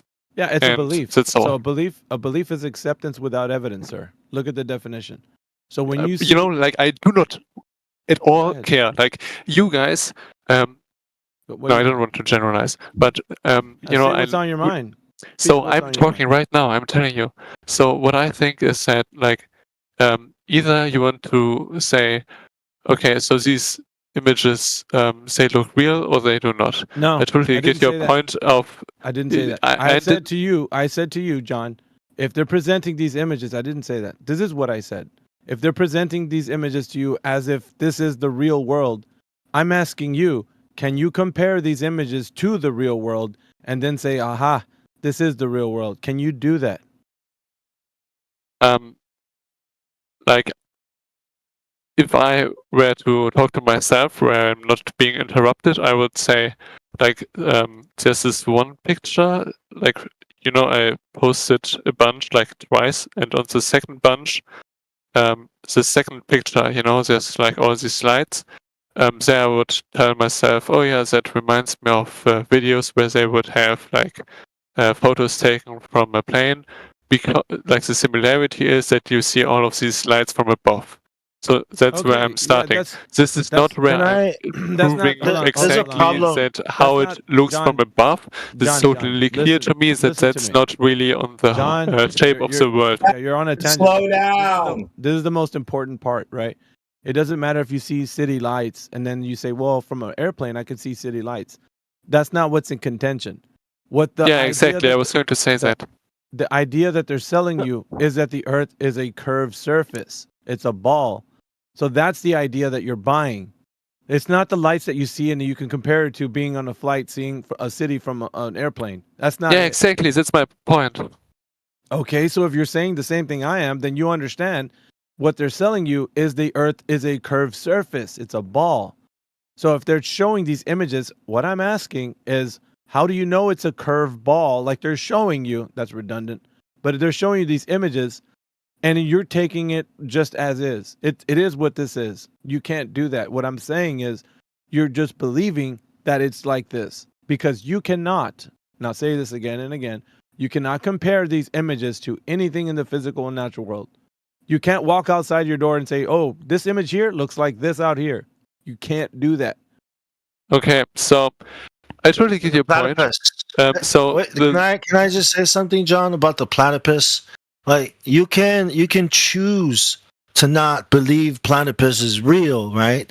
Until you can go and prove it's real. So you take the photo and you look at the real thing, if you can, right? But you can choose not to believe they're real if you can't, right? But the horizon is something everyone can do.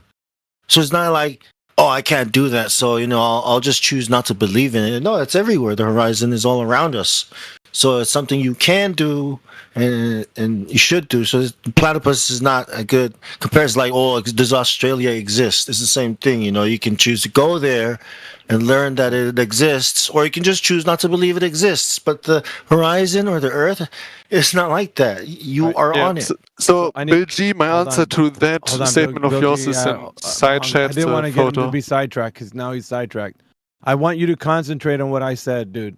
If you cannot compare these images to anything in the physical and natural world, I need a concession from you that these images are just what you believe the Earth to be, not that you know it to be this way. It has to only be a belief. That's it. There's no way out. It's a belief, and that's as far as it goes. Okay, so, well, so what I see that is, like, John, I want you to understand that I understand your point. I need a concession from you, sir, that's saying that it's just a belief you have that the Earth looks like these images, sir. Like, you do not, John. You do not have John, don't do this. like photos of this scale. Don't do this, John. I need a concession from you. No.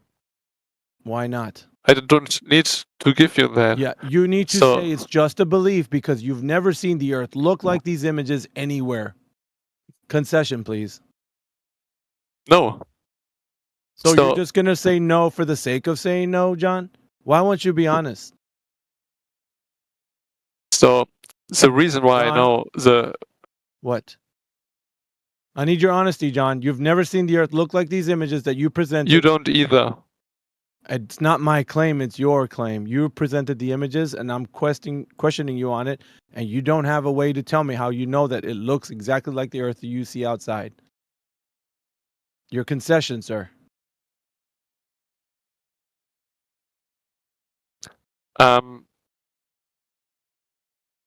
You know, you're like putting a break here. Your You know, you're concession, not sir. allowing another argument. You're saying, Your oh, you have concession, to sir. tell me Concede this that point. you are incorrect. You know, I think this is like really John, stupid. I'm asking for you to say that it's just a belief you have. That's all. And if you leave it at that, that's fine. If it's your Reverse belief that card. the Earth is a globe based on these images, that's okay. But you cannot say that the Earth is this in these images. You have to give it up to just a belief that you have that the Earth is this way. That's all I'm asking. Just for you to say it's your belief and not that it's exactly what the Earth is, because you've never seen the Earth look like this. Ever. It's a belief. You know, how do you know the photos are fake? John, concede. No. It's a conversation you're gonna have to have with yourself anyways, Yeah. right? You're gonna And then have you're to- gonna reach this fork in the road again, and then you're gonna tell yourself, no, I don't want to go there. Is that what you're doing?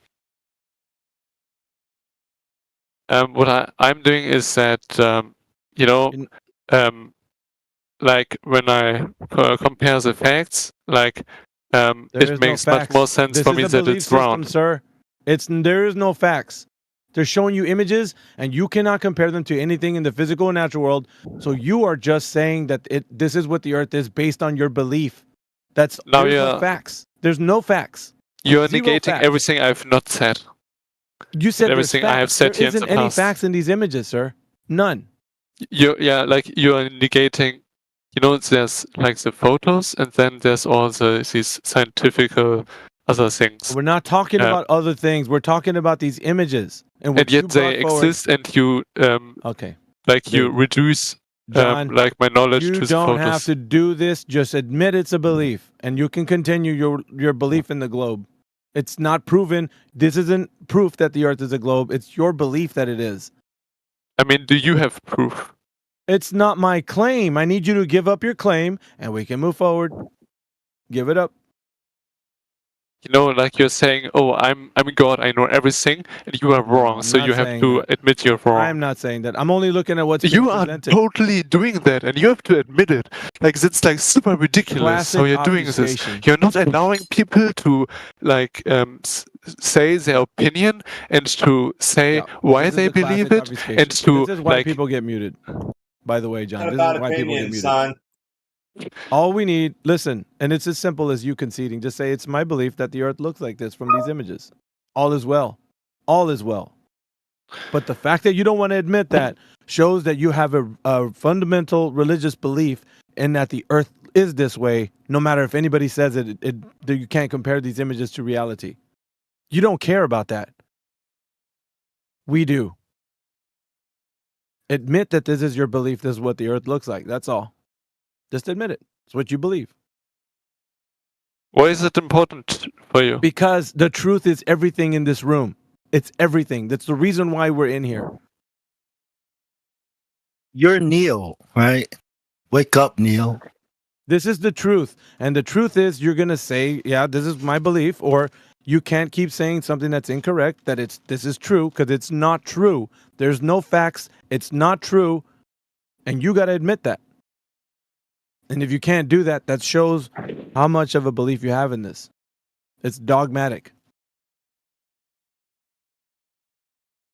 Just admit it. It's a belief. Is it taking you this long, John? It shouldn't. I refuse because of the scientific evidence. There isn't scientific evidence, dude. Like I told you, the test is you can't see anything in reality looking like these images. You don't see anything outside looking like it. I mean, yeah, You don't want to admit that. they're composite images, so that kind of makes sense. That's not what I... Okay, so has he admitted that this is not what reality looks like outside? Or is he just being obtuse and not wanting to because he's got a belief, a faith-based belief in that the earth looks like this? So he's not letting it go.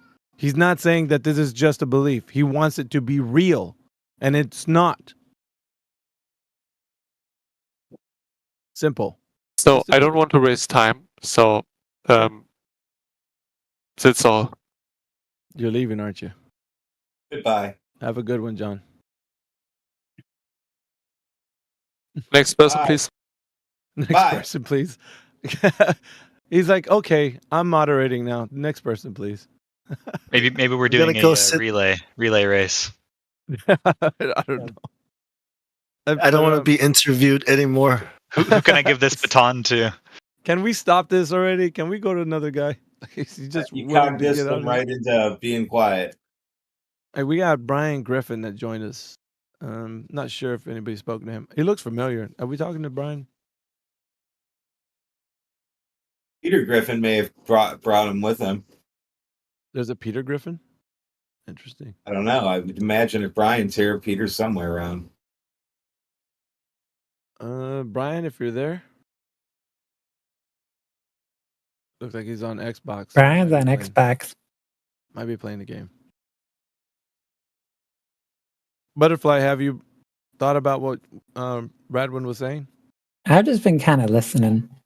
Okay, you don't want to chime in now. Got you. Yeah, doesn't want to admit that airplanes can't land on sideways flying runways. The firing line is hot. Why does it have to land on a sideways runway? Oh, that's you, Radwin. Because, dude, why? What do you mean? If you're going to land north and south, it's going to be moving sideways. Yeah, that's what engines are for. Engines you don't just pray and hope that your car turns the wheel. Engines don't look at the ground and they can go sideways, you idiot. You were talking about drag and friction and all these things, but you don't think that those systems are used to turn the plane? I never said anything about that. Okay, I guess not. You're so delusional that you actually make up stuff that people said. I mean, I can just scroll up. Hey, Radwin, Rick's chomping at the bit down in the text channel. If you ever want to mute him, if not. So, do you think that airplanes shouldn't have any engines? What? You're an idiot. What are you talking about, dude? Like, what is the purpose of the engine if it's not to turn the You're plane? an idiot. Wait, this guy. Dude, Should we just power our planes and hopes and dreams? Yeah, I have a hard time understanding idiot. So Let Jesus take the plane. Is that what we're going with? Dude, you are religious too. No, I'm an atheist. And you're an idiot. Sorry. No, I'm an atheist. Sorry. He's a criminal. You just brought up Criminal is crazy. something. Yeah, it's a joke. Anyway. Oh yeah, I'm not religious. I don't get it. So, if we're going to say that the Earth is a globe and somebody in here has of that, why don't we have evidence presented? Except for just beliefs. Oh, here comes John. You're just not the John that I just spoke Because to. no one listens. No person You're a named. troll, dude. We've known you come in here. You say little blurbs and you leave. You don't stick around for Can I more say than 2 blurbs? seconds. Can I say blurbs and then leave? Yeah, you got this, Yeah, John. go ahead. All right. Or You can do it. I know he did it. Oh my god, he left now. Oh my god. Yeah, he doesn't. He's just a John 2 left. trolling around. Maticus. Why is Maticus muted? I don't know. Was he hot micing? The butterfly. Yeah, why are you a Glober again? Well, I just haven't seen any enough evidence of the Earth being flat. I mean, I'm open-minded, but Except for everything in reality. Except for that. And your video games you play. Except for that. What about all the flat stuff we've been showing you? I mean, all I'm seeing is What? a bunch Flat of water. memes. Really? That's large if bodies you of water. look at the side chat. They're literally all in meme formats. Yeah, look, this isn't a meme format. Large bodies of water display no convexity when you go out there in nature and you see it, right? Oh, so what? No, I don't know. I don't study that. Like, yeah, but I'm not going to just take your word for it. An observation that you can make, right? Simply go to the ocean, right? Go to the beach. Look upon the water. When you see the water, can you look up at the horizon? The horizon looks flat, yeah? Okay. Yes or no? I mean, I don't go to beaches, so I don't know. Oh, come on, dude. You're just being facetious right now. No, I'm in the middle of fucking Saskatchewan. There's no beaches here. All right, so you've never been to a body of water, is that correct? I mean, I've been to like lakes. Okay, use a lake then. Okay. On a lake, can you see the horizon, and does it look like flat, like a flat Earth? I mean, I guess it looks flat. Okay, observation check. Looks flat. Now, if we're saying it measures flat, and we're going to cover anything to deal with like how surveyors are using planar surveying to measure flatness, right? So if we're saying plane surveyors use mean sea level, and any distance on the land, they're going to be able to get an elevation from that mean sea level, then they would have to measure on a topographical planar, scale. So if they say that they're going to use like mean sea level, that's the rise and fall of tides, the median of the rise and fall of tides. So that vertical point they establish. Yeah, mean sea level. What's that? Mean sea level. It's the median rise and fall of tides. So it's in between. Like when a tide rises. Yeah, in between. It's in between the. Okay. So becomes a vertical point at that place. So from there to any place on land, you're going to be able to have like a horizontal plane, right? That horizontal plane that extends outward into on land will be able to give the person an elevation profile or a topographical profile. You can look up this word. It's elevation profile. Look that up. I know what a topographical profile is. Excellent. So you know that that's how that is derived, right? You can get surveyors when they take their measurements, they're using that horizontal planar measurements exactly to do like these measurements that you do when they take their shots over distance to get like what elevation a landmass, a certain swath of land would have. Typical like surveying that any one of the land surveyors would do to get like if let's say a geologist wants to know what type of topography they're going to be dealing with so they can collect samples, or anybody that's building canals, roads, sewers, or anything where flow will be a problem, they will need this information to know what elevation the land would have from point A to point B of the specific land that's being surveyed. So they need to have a topographical profile to give them that understanding. And in order to do that, it has to be from a planar surface, which would be the reference, the horizontal plane that's referenced, which is from mean sea level to any part on land. And they're going to calibrate their instrument so that they can understand that whenever they do a line transfer from the position that they do their measurement from, if it's a small, the instrument can only be calibrated to a tolerance level of however many, feet that it actually has, for its like whatever its adjustable rate would be from, it's got every device that a professional uses has certain parameters that it works within. So it doesn't go, if you exceed beyond that, the tolerance for that will diminish. So you can't go beyond that. So they do it in small, in small chunks, their target distance. Yeah. So when they do that, they're going to transfer the line. If they want to get more land involved, they want to continue transferring the line, and it's going to. Yeah, they do a bunch of transverse cuts across it. Yeah. Have you seen, like, if you type in elevation profile, you'll see, some of the images that come up on Google. It'll show you like this cut in, like little square kind of flat chunk of land, and then it's like a Minecraft square or whatever, and then within that is going to show you the land topography that it has.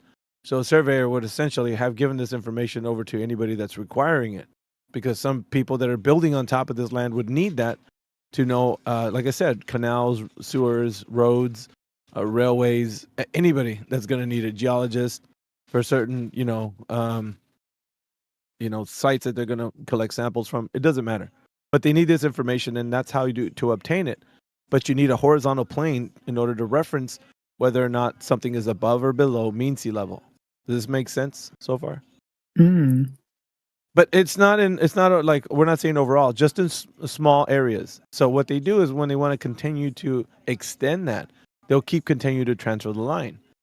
And that horizontal line that keeps getting, that it continues off of, it will be able to establish whether or not the line is above or below mean sea level as they continue to move forward, which in turn will start drawing a picture of what land that they're dealing with, right? So land surveyors, it's part of their job. They are able to detail that the surface that they reference, or the plane that they reference, will be that of a flat Earth. The horizontal plane that they reference would be the flat Earth that they're establishing their reference from. Does that make sense? That it's a horizontal 2D plane that extends from the vertical point from mean sea level off into any part of the land. So that when let's say a land surveyor has done his job in a specific region, well, another surveyor that wants to continue to do a job next to that land would just take the measurements from that other surveyor, and it just continues to pay it forward. He does it like extending his transfer of line to another area. Some other surveyor will extend his line from that. It's just daisy chains off into as far as you can measure land. And there used to be a guy that was in our server. His name was Godrockin, and he would tell us the information he would get from these manhole covers would give him the information of what elevation they were working with that the surveyors prior to him have got. And so that, because on top of every sewer there's these manhole covers, and it tells them elevation and all that on top of the manhole cover. So it gives them the elevation they're working with, so that they can start their line from where their work site's going to be. So from that place to their work site, it'll give them accuracy for anything that they need to take into consideration, like flow, especially for sewers and such. So this is important, right?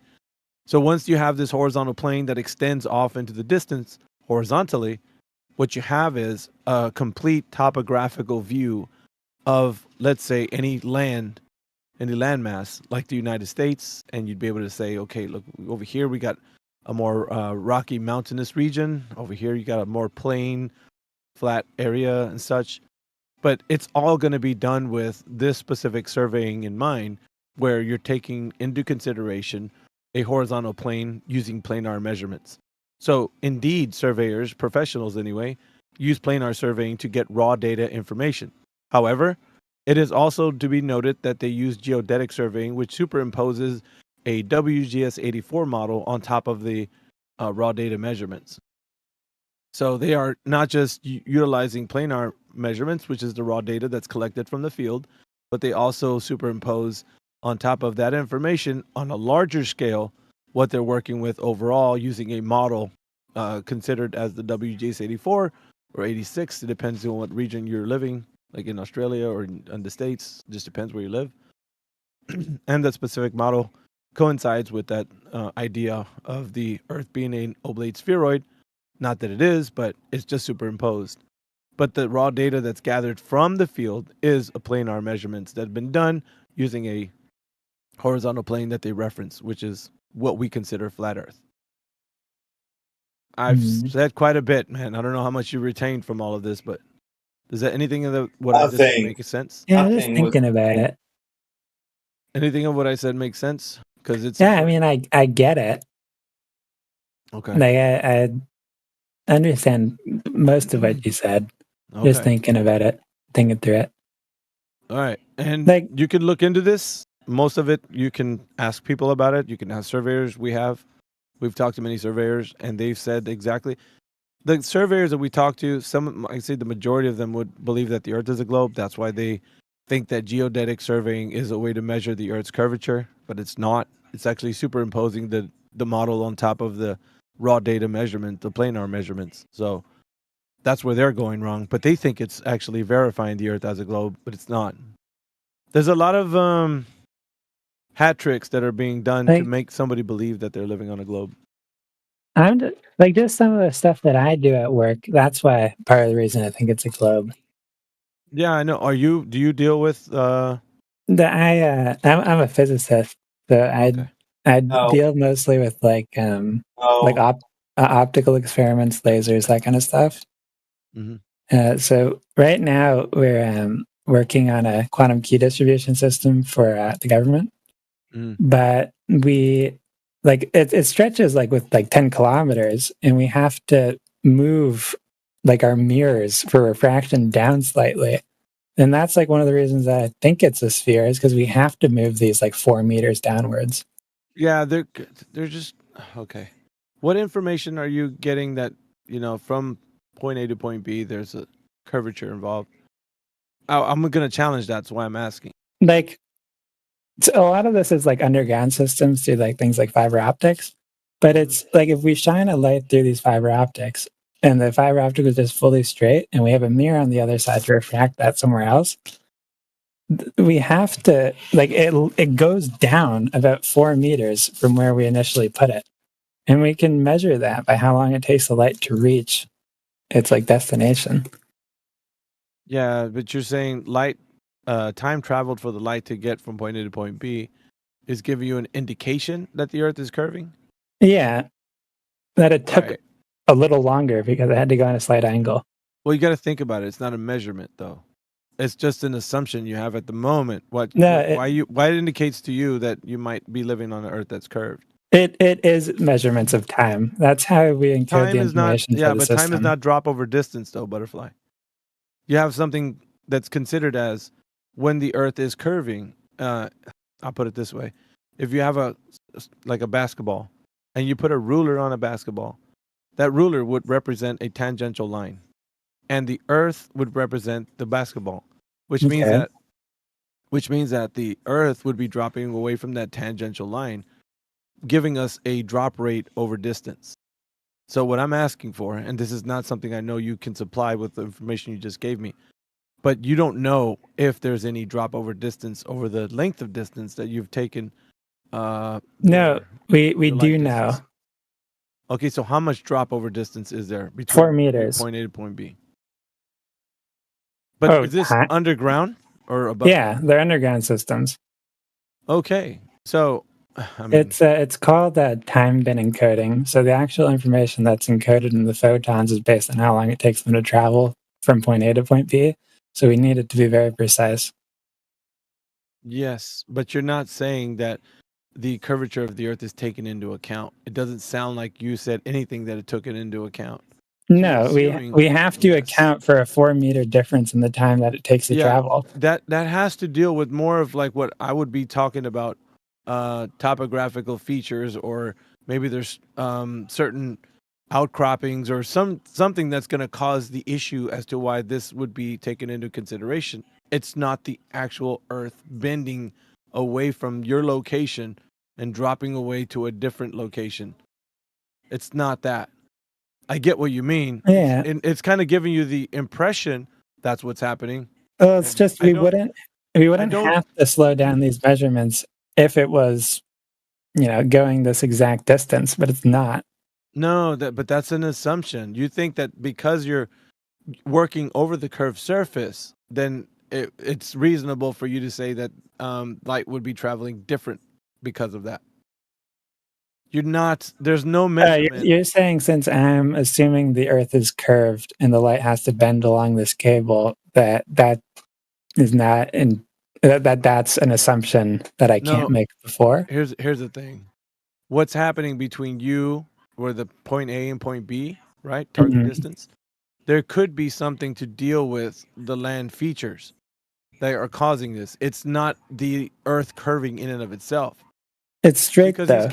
These cables they're glass. This trench dug in order for this to be put into the ground. Yeah, but they're hard glass. You can't really bend it that well. Yeah, but it doesn't matter. Anything with distance is going to have, unless it has support, will have this. It's glass. All right. So you're saying there's no. Yes, bends. Yeah, but it does bend. There's no indication of that. I don't think you can bend glass that well, but I'm sure you could slightly, maybe. I already know this.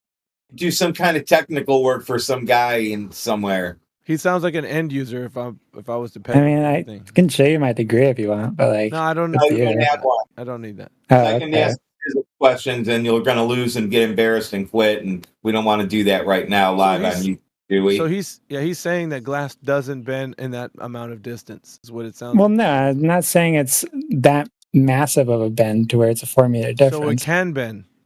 Yeah, sure, a little bit. So then why would you attribute that to the Earth curve versus it just being a natural bend? Well, you could just, if you know like the actual density of the fucking glass you're using, sure you could calculate how much it could bend over a distance. Okay. I don't know the exact density of the glass we're using, but I'm assuming that it wouldn't bend 4 meters. Well, that's the problem, though. Assumptions are the beginning of why you think. You know, yeah, that's fair. That's fair. I'm just making a point so that you can consider. I'm not whether or not you're going to challenge yourself to look more into it. That's your prerogative. I mean, I'm just like trying to listen. You know, get some different opinions on this, but I'm showing you that the fact that there has never been. Yeah, and I'll look into what you're saying because it is interesting. You're not being hostile like this other guy. Well, that's good. That's good because at least that gives us, you know, a platform to exchange ideas. Otherwise, we're gonna not meet eye to eye, and there'll be some friction. But now that you know, at least to the effect that it's maybe a guess that an educated guess. How about that? That you think that the Earth is a globe versus that you actually know it's one. There could be. Yeah, I don't have definitive proof that it's a globe. I'm just going off what I know at the current moment. Well. It's an inference. We've had many people from academia come in here, and I'd rather them be honest and just say, "Look, man, like you just admitted, I don't know. I believe it is." But what's not if I could ask your physicist, like. I just think it's interesting to get both sides of it. We have one in the chat. Oh, that's cool. I'm going to put ITR on Front Street. He's like, dude, I'm working right now. Nah, but he's in here as ITR. I know you're still in school, dude. But I'm saying you're studying for it. So he hasn't got his. It's fair to call me an astrophysicist. Right. It would not be fair to call me a PhD because I don't have that yet. But I have other degrees. Yeah. I have a master's, I have a bachelor's. Like, nice. Working in the field, I am an astrophysicist. Yeah. But yeah, it's because I don't know. Some people would rely on, and there's certain. Look, man, I'll say it like this: there's certain topics that don't cover the specialized field that he's in, so he couldn't speak on those. So, to be fair to him too, we can't just like say, "Well, just pull an astrophysicist out." Yeah, you can't take what people say as gospel. Well, I think I pushed back on you one time, Alpha, because you said we have a PhD in here. And I said, no, not yet. No, because I thought you said you would, but that was my bad. I take that back though, because I thought you said you were a PhD. Yeah. That's all right. That's all right. Are you writing your thesis? I've started. Oh, never as far along as I want to. Yeah, that's real as shit. We'll continue to ask the room if there's anybody else in here. I think Rick was chomping at the bit. I don't know if you still are or not, Rick. You probably had a sandwich and forgot all about whatever it is you were going to tell Radwin.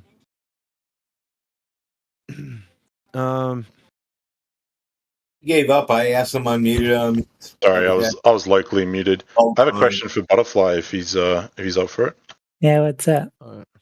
You mentioned that you have to allow for curvature, you have to allow for slower travel of photons. Yeah, time bin encoding. That's why we have to account for it. How consistent is that, like, difference? Like, do we get it sometimes, all the time? Is it always the same? It's kind of iffy right now in some ways because we're still in there is still external noise in these systems, so you kind of just get a little bit fucked up sometimes. But noisy intermediate scale. But yeah, I mean, I wouldn't say it's 100% accurate, but I was just giving some information based off of what I've seen, worked with, that kind of stuff. So what sort of consistency do you get? You said 4 seconds. I mean, yeah, how much so it's 5 kilometers. These cables. And how consistently is it 4 seconds? Like, we talking 4 to 10, or are we talking 4 to 4.1? No, 4 to 4.0001 kind of thing. Hey, Butterfly, can we fuck? Bet. So it's pretty. Nah, I'm out of here. Yeah, Nah, what the fuck? Yeah, it's pretty consistent. And is there I mean, variation, like it is depending traveling at like a, pretty consistent speed, and it's a like class 4 laser, so there's not going to be really too much interference going on. And is there like variation from The only where it is, or is it like okay? So the biggest variation is just like even like power cables that are like slightly above ground throwing like electromagnetic interference, just like bumping these photons off path like for a few nanoseconds. Like those are the biggest kind of issues that we have.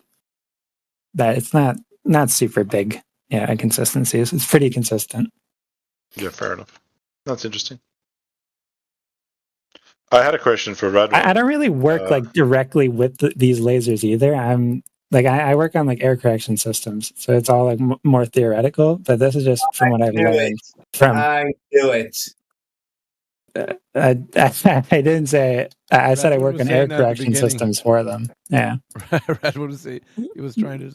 Yeah, I just this is from the people I work with that do work like directly on the actual hardware systems. Yeah, Radwan's an actual engineer, so he knows quite a bit. He's very frustrated at me for some reason. I don't like liars. Yeah, plus he knows a lot of shit, so it irks him sometimes when people are saying things they don't know what they're talking about. So, yeah, I had a question for Radwan on the airplane thing he was talking about. What did I say about the airplane? Runway going sideways? We're talking about why the airplane isn't going sideways, right? Like it takes off, airplane's sitting on the ground, and in the globe model, the airplane's going sideways. And it's going sideways at the rate of whatever latitude it's at. And your question was, why doesn't the airplane have to keep going sideways? Like, why doesn't it end up going sideways the runway? I'm just curious, like, if it's sideways on the ground, like, why isn't, it's sideways on the ground because of friction, right? So like, I explained it when I first said it. We're taking off on a runway going east and west. Whee! Now we're up in the air. Now we turn and go south. Now we're not in the momentum of the Earth anymore. So now it's spinning sideways underneath us. Now what do you do? But like, why not? Like, why is it stopped being the momentum of the Earth? It went the other direction. Yeah. But if you're going at one direction, like your friction on the ground is keeping you still, right? And why does the friction just disappear once you go into the air? Like, there's still friction of the atmosphere, right? Or friction of the air is still causing you to go in the direction, like a weather balloon or an air balloon will go, which is the direction of the wind, right? It's more a conservation thing. So, like, what's? I guess my question is what's stopping the conservation? Like, why is that disappearing? Like, why is it just because you go up in the air? Why does all of a sudden the conservation momentum? Why is it disappearing? Because it doesn't exist. Okay.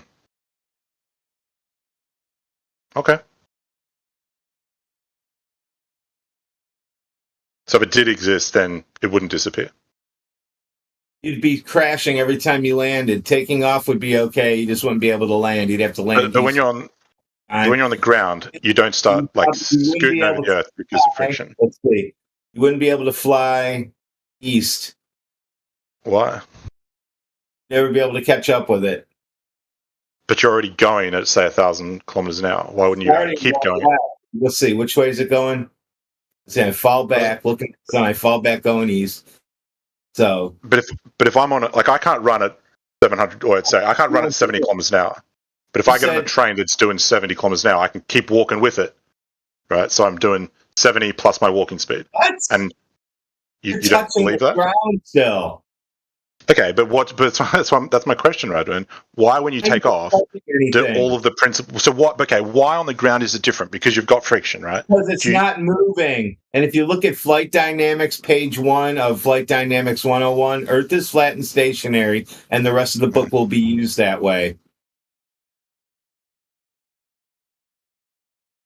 You're just not answering my question, Radwan. Like I'm asking why when you take off. The book. Okay, so answer my question. I mean, I don't know why you're yelling at me. It's not. It's not moving. It's not moving. I answered you. Okay, but so you're content. Okay, don't worry about it. That's fine. If you don't want to answer me, that's fine. You want me to explain why something's not happening when it's not happening? No, that's not at all what I'm asking you to explain. What I'm saying, you're saying that if you took off, you wouldn't be able to land because the ground would start moving underneath you at X many kilometers an hour. And what I'm asking you is... You think... Oh, let me guess. You must think that the clouds move with the Earth. Don't you think?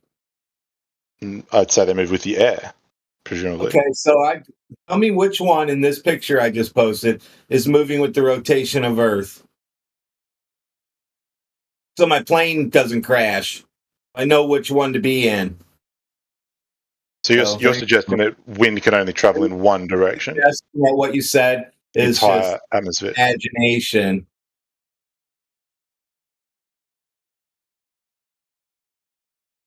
I'm not imagining anything. You said wind only goes due north. You said that if an aeroplane, you gave the scenario, if you're on a spinning Earth, an aeroplane would take off and the Earth would spin below it. What I'm asking you is why it wouldn't maintain its current momentum with the wind that is pushing it, presumably, at roughly the same speed. Okay, on a still day, let's say it's a still day. You jump up off the ground in a helicopter. Why wouldn't the wind keep pushing the helicopter to maintain its current momentum? That's my question. You're suggesting that the helicopter would start traveling at 1,000 kilometers an hour into the wind with nothing propelling it. And I'm asking why. I feel like it's a very reasonable question. You're asking me why it doesn't do that. Yeah, why when I jump do I not You're fly suggesting away? Okay, you're suggesting that on the globe model it would do that. Because it's not spinning.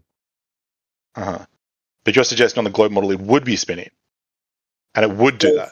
I'm asking, spinning, in the globe model, why would it do that? If it was spinning, what would cause me to stay in the same spot? Well, because it's the same as if you're on a train and you just sit there. You don't. There's no force acting on you to make you. To the ground. Constant velocity, man. It's got the same velocity. Actually, it is relevant because when you're up in a plane, you are not connected to the ground. The Earth So there's no should be friction. rotating underneath you. Yeah, but you maintained that initial Why? speed. Why would you not From maintain when you left the your Earth. speed? Yeah. Why would you not maintain your original speed? You don't just Why would you lose start your angular momentum taking off. I'm maintaining my original speed when I take off going east or west, whichever one, and then I fly back the opposite direction. I'm actually flying negative 500 miles an hour, and then Earth is catching. That's displacement, not velocity. You idiot. I mean, velocity is a scalar. You're not going to go to negative. Dude, exactly. That's why it doesn't work. Yeah, but you're talking about displacement. Flight dynamics, page 101, line number 1, basically say, Earth is flat and stationary. That's it for the rest of the book. I just summed it up. Cool story, man. Why does it use Let me pull it up. and stationary to design an aircraft if it's actually curved and spinning? Why? Do you understand what I'm asking you, Radwin? And all you crazy fuckers out there that think you know everything, why is it flat and stationary to build a plane and fly a plane, but in reality, it's not? Okay, wait, I'm on page 1, line 1. This book is primarily concerned with the provision of good flying and handling qualities in conventional piloted aircraft. That's the first sentence. So which one am I supposed to go to? Oh, they probably made it DEI friendly, so you probably have to read through a bunch of pages. I just like Control F for flat. Let's see.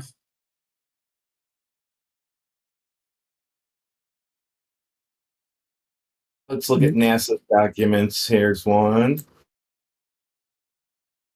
Here's another. Here's another one. They're saying that no visible signs of rotation or Coriolis effect is there evidence that the Earth is spinning. No, I'm just asking Radwin why. So no Coriolis effect is your evidence that Earth is spinning. I said nothing of the sort. I don't know where you got that from. That's wild conjecture. But it's your claim. It's not my claim. I never claimed that. All I asked, Radwan, is because airplanes fly on the air like a balloon. You said. If you put a balloon up on a still day, why would you expect a balloon through the air? Planes fly through the air, not on the air like a kite. Are you right there? So you're saying there's no deviation in planes, balloons, or anything? You agree with that? You can. No, I don't agree with that. I've never said anything even vaguely similar to that. You did. For what? So why is there no deviation in a hot air balloon? They're spinning under at 1,000 miles an hour. What are you asking, Daz? Okay, hot air balloon on a still. I'm pointing out that your evidence of rotation is no evidence of rotation. I'm not providing evidence of rotation, Daz. No. I'm not providing. Yeah, no shit. You're just assuming. You're assuming that it's rotating, and you're assuming that it's maintaining momentum, and you're assuming that the plane flies with the air, so you don't see any deviation. No. Any Coriolis effect. Can I ask you a question, Daz? I'm just pointing out that that's your evidence. There's no evidence. Okay? Can I ask you a question? Here's what he's saying. If we stand on top of a moving train and I jump off, I should be able to take a little piece of kite, hold on to it real tight, lift off the train, do loop-de-loops, and I'll land right back in the same spot because I've left with the train. I can go backwards, forwards, sideways, and come back, and when I come straight down, I'm going to land on the train because I started on a train. His analogy is retarded. That wasn't my analogy. That is a retarded analogy, though. I agree with you there. No, I scaled it up for you from your simple, if I jump up and down, dirt, on the outside of a train. Let me see you jump up and down when it's doing 80 miles an hour and see what happens to you. Yeah, if you jump in a car bed the car's going 80 miles an hour, you'll land back in the car bed because you maintained the velocity that the car had. System inside the car. Got it. So are you saying the Earth is in a pressurized system? No, you maintained it because that was the velocity that you already left with. How does air stick around a ball in a vacuum? Why are you deviating away from what I said? Oh, because you want to talk to me, so I'm going to ask you the hard questions now. How does air stick around a ball? Yeah, I want you to answer what I said first. I don't need to. Everyone's been having to listen to what you've been saying, but you haven't actually answered anything. Away from this. Because I've done it and it's not possible. So we're going to find out where you're really at. But I've jumped in a car bed before and I've landed back on the car bed because I maintained my velocity that the car was going. Not on top of a moving train. I could do it on a moving train too. So, Butterfly, when you did your little jump, how long were you elevated for? Let's say a second. Excellent. I want you to jump up and stay in the air for 5 minutes and we'll see what happens with your car. I don't think I can jump that high. What a shame. Yeah, I guess that is a shame. It'd be kind of cool if I could jump that high. We're back to you. How does air stay around a ball in a vacuum? Well, wait, Matrix. The question was actually answered really well yesterday. If you're interested, I highly recommend going back and listening to the recording. It was all discussed pretty well. Air stays around a ball in a vacuum? Yeah, we discussed the whole downward vector of gas. I want you to show me how to do it so I can go downstairs in my vacuum chamber and make air stick around a ball. Yeah, like I said, go back and listen to the thing from yesterday. It was detailed, pretty thorough. Tell me. Well, I mean, feasibly, it's not worth going over the same things that we talk about every single day. That wouldn't be very feasible. We do it 24/7, so get used to it. I'll bet you do, but it was discussed yesterday. All the questions were answered. It was a lot of detail. Well, go ahead and give me summarize it for me, like I'll tell ChatGPT when I don't want to go to a Teams meeting. Summarize this shit for me. Gas is affected by a downward vector. I said a ball in a vacuum chamber. Where's the downward vector? I mean, you asked for a summary. I just gave it to you. Where's the downward vector on a ball in a vacuum chamber? Here, I have an easy way you can do this. That's a wild question, Radwin. Gas is affected by downward vector. Good question for ChatGPT. Here, just go make a ball that's the size of Earth, and then you can test these things. So that's how you do it, and you actually got a degree. Yeah, I actually do have a ball the size of Earth. It's the one I'm standing on, but you know. You need a ball the size of Earth to make air stick to a ball in a vacuum chamber. Well, it could be a little smaller if you want, sure. How big? What is the point so I can start working on this thing? Well, where are you going to get your materials? I need to know your OpEx and CapEx for this. None of my business.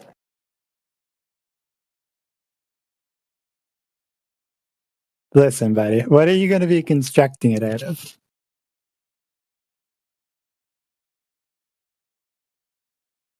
Yes.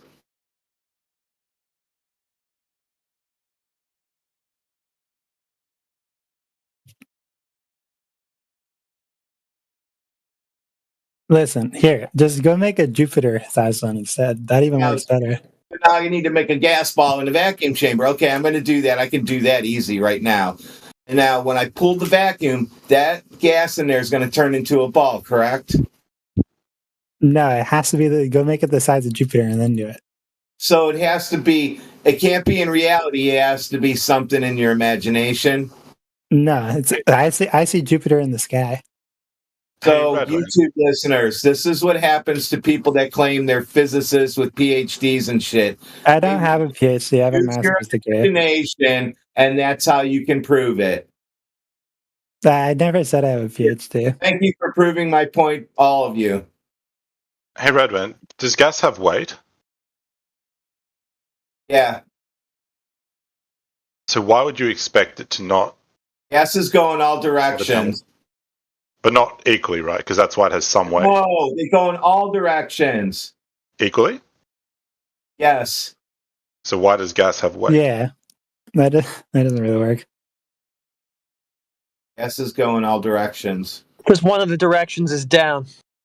But one of those directions is also up, heretic. So if it goes down equally to up, that would be net zero, right? I don't know. So you think a gas particle goes down and up at the same time? Well, what kind of gas are we talking about? Some of them go down. I think some of them go up. I think slightly more of them go slightly down, slightly faster. How many directions are there in all directions? Many. Well, name them all. No. Up, down, left, right. That's 4. That'll do. So all directions. Okay, but if it goes down with as much force as it goes up, why does it have a weight? Why do you want to insist on this down? Where's down in the ball in the vacuum chamber? I'm not sure how that answers my question.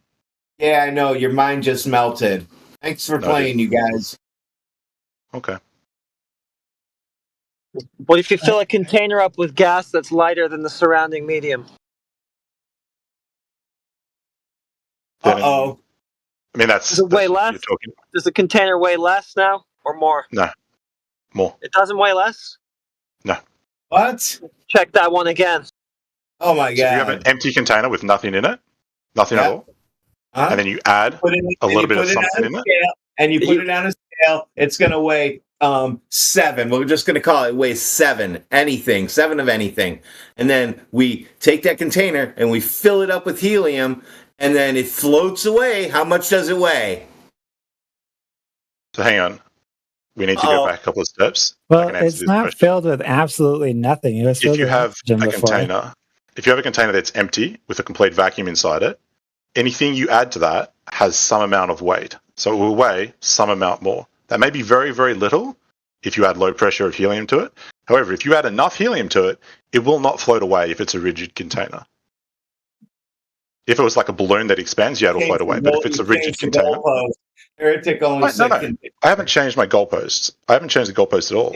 Yeah, what I said was... What I said to Heretic said, if you have a container, an empty container, and you add a light gas to it, will it weigh more or less? And the answer is it will weigh more. Because an empty container has nothing in it. And on the scale, when I fill it up and I watch the scale go from 7 to 0, it weighs less. Would you like to demonstrate that for us, Redman? Are you fucking retarded? You think a helium balloon on a scale when it floats away weighs 7 on the scale? Well, I don't consider a helium balloon a rigid container. How about you? Oh, I didn't say rigid. Neither did he. He said a container. Then you're just ignoring it. Then that's just a completely useless question, because if it's not rigid, then its volume doesn't remain the same. And if its volume doesn't remain the same, then it's a completely pointless question in the context of what we're talking about. I assume Heretic wasn't asking about that, because that would be a really silly thing to say. You're talking about volumes and pressure remaining the same, like 14.7 psi at sea level. Rigid containers, remember? You're the one who claimed it. So, if you have helium and you add helium to light of an air, yeah. Helium. if you've got helium and you add helium to a, say, a scuba tank, I don't give a and shit you add about like tank. 200, and you add like 200 bar of helium to that scuba tank, is it going to weigh more or less than if that scuba tank had a complete vacuum or near to complete vacuum inside it? So you think you're gonna? I don't understand the question now. Okay, if you fill a scuba tank with 200 bar, You had a vacuum helium, in it. you start with a vacuum and you weigh it. Okay. Then you add What does 200 this bar. prove? What does this prove? The gases have weight. Well, you literally just asked this question to me. Let's just jump ahead. If gases have weight and they go in all directions, how did they go down? I mean, you're starting with a premise that I don't agree with, so how am I supposed to answer that? You don't agree with gases have weight? That was the second part that I've already said I don't agree with several times. So you don't think gases have any weight? The second part. You said two parts. The second part. What was it? What did I say that you don't like? I do not agree that gases. I do not agree that gases. Are you serious? I do not. I don't like if you that let me part. finish, Radwin, come on, man. Seriously, stop talking over me. Just let me finish. It's unbelievable. Seriously. I do not agree that gases go in all directions equally. All right, so then you lose. I can't help you. You're going against the natural gas laws. Okay. If you're going to say that, can you please explain why gas has weight? If it goes in all directions equally, it means it's pressing on the top of the container as much as the bottom of the container. You're containing it and compressing it. Doesn't matter. It goes in all directions equally. If it presses on the top and the bottom equally, why does it have weight? Equally. Excuse me? That compressed heavy gas is now going all directions inside that little container equally. You're right. So why does that container start pushing down on a set of scales more? Yeah, why does it weigh it more? I thought you said gas has weight. No, what you're saying. You're the one saying it goes in all directions equally, man. I'm saying so why it does, man. It goes in all directions equally inside that little container. So why does it weigh more? Open up the top and let it out all directions in the room you're in. And then when you open the window, it's going to go in all directions when it gets outside. Bro, like seriously, just all you have to do is answer the question. Why is it pushing down on the scale? Like, if you're saying it's pushing in all directions equally, why is it pushing down on the scale more than it's pushing upwards on the top of the container? You didn't. Okay, number one, can you show that? Number two, thanks for the gradient in a container. Yes, I can show it. I did it this morning, Heretic. You'll show that it's pressing down more on the bottom than it is elsewhere? Well, I can show you that that the container is now pressing on the scale more after being. Well, there's gas pressing on the bottom, but also pressing every other direction on the tank too. But if it was pressing upwards more than downwards, then it would float away. It'd have less weight. If it was pressing left more than right. Yeah, if it does that, if it's got enough buoyant force to float away, then it's going to definitely weigh less than it did before. But if there's gas particles that have mass and have weight hitting the top of a container, and only the top, it would go upwards because all of the energy is hitting the top. Who said only the top? He said every single time, all directions. Okay. If we this is I'm not sure why we're talking about this particular point for so long, but if you have 4 gas particles, one hits the top, one hits the bottom, one hits the left, and one hits the right, there is equal pressing of those gas in every direction. Now, zero net force. If all 4 of them were to hit the left side of the container would be moved to the left, ever so slightly. Now, if you had 200 bar worth of air pressure in there and all of them were hitting the left, it would be moved to the left quite a lot. Just likewise, if they were all hitting the top, it'd be moved upwards quite a lot. And likewise, if they were all hitting the bottom, it'd be moved downwards quite a lot. What I'm saying is that they're hitting in all sides. Yes, I agree with that. However, they are hitting the bottom slightly more than any other way, and that slightly more in any other way hitting the bottom is causing it to have a downward vector more with the more gas you put in. Now, I literally just filled a scuba tank this morning. I weighed it before it was filled. I filled it up to 200 bar and I weighed it again. And it was like 4 kilograms difference. So gas has a slight inclination for a downward vector more than any other direction. Because otherwise my scuba tank would go left or right or up. Yeah, it's pressing on the walls of the container. And so the whole tank is connected and it's solid and rigid. So the whole tank weighs that. Hey, can I get in here for a quick second? What gas did you put in there? Air. Just air. Yeah, just air. I mean, it was a compressor. Yeah, I was just compressing air in my shed. All right, go ahead. I was gonna ask a similar question. Rick, when you say you just put air in there, are you talking about you just fill it with oxygen? No. No? It's the same composition of the average air you... It's a scuba tank. Right, I'm filling it with the air that's like literally right next to me. It's not the same composition, but it's similar. It's filtered and there's dehumidified, but it's yeah, nitrogen, oxygen, argon, carbon. Dehumidified and filtered. Filtered as in they take the small dust particles out, or they filter out a specific gas?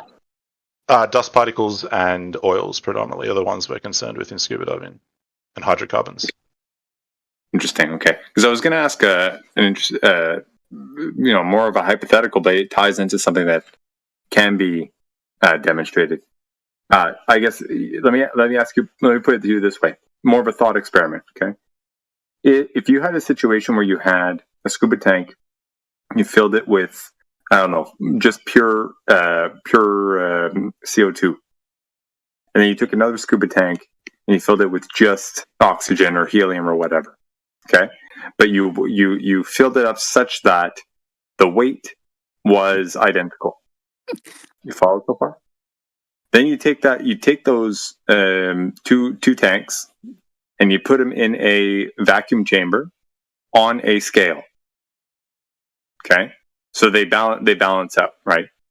If you took all the air out of that vacuum chamber, what would happen to those tanks?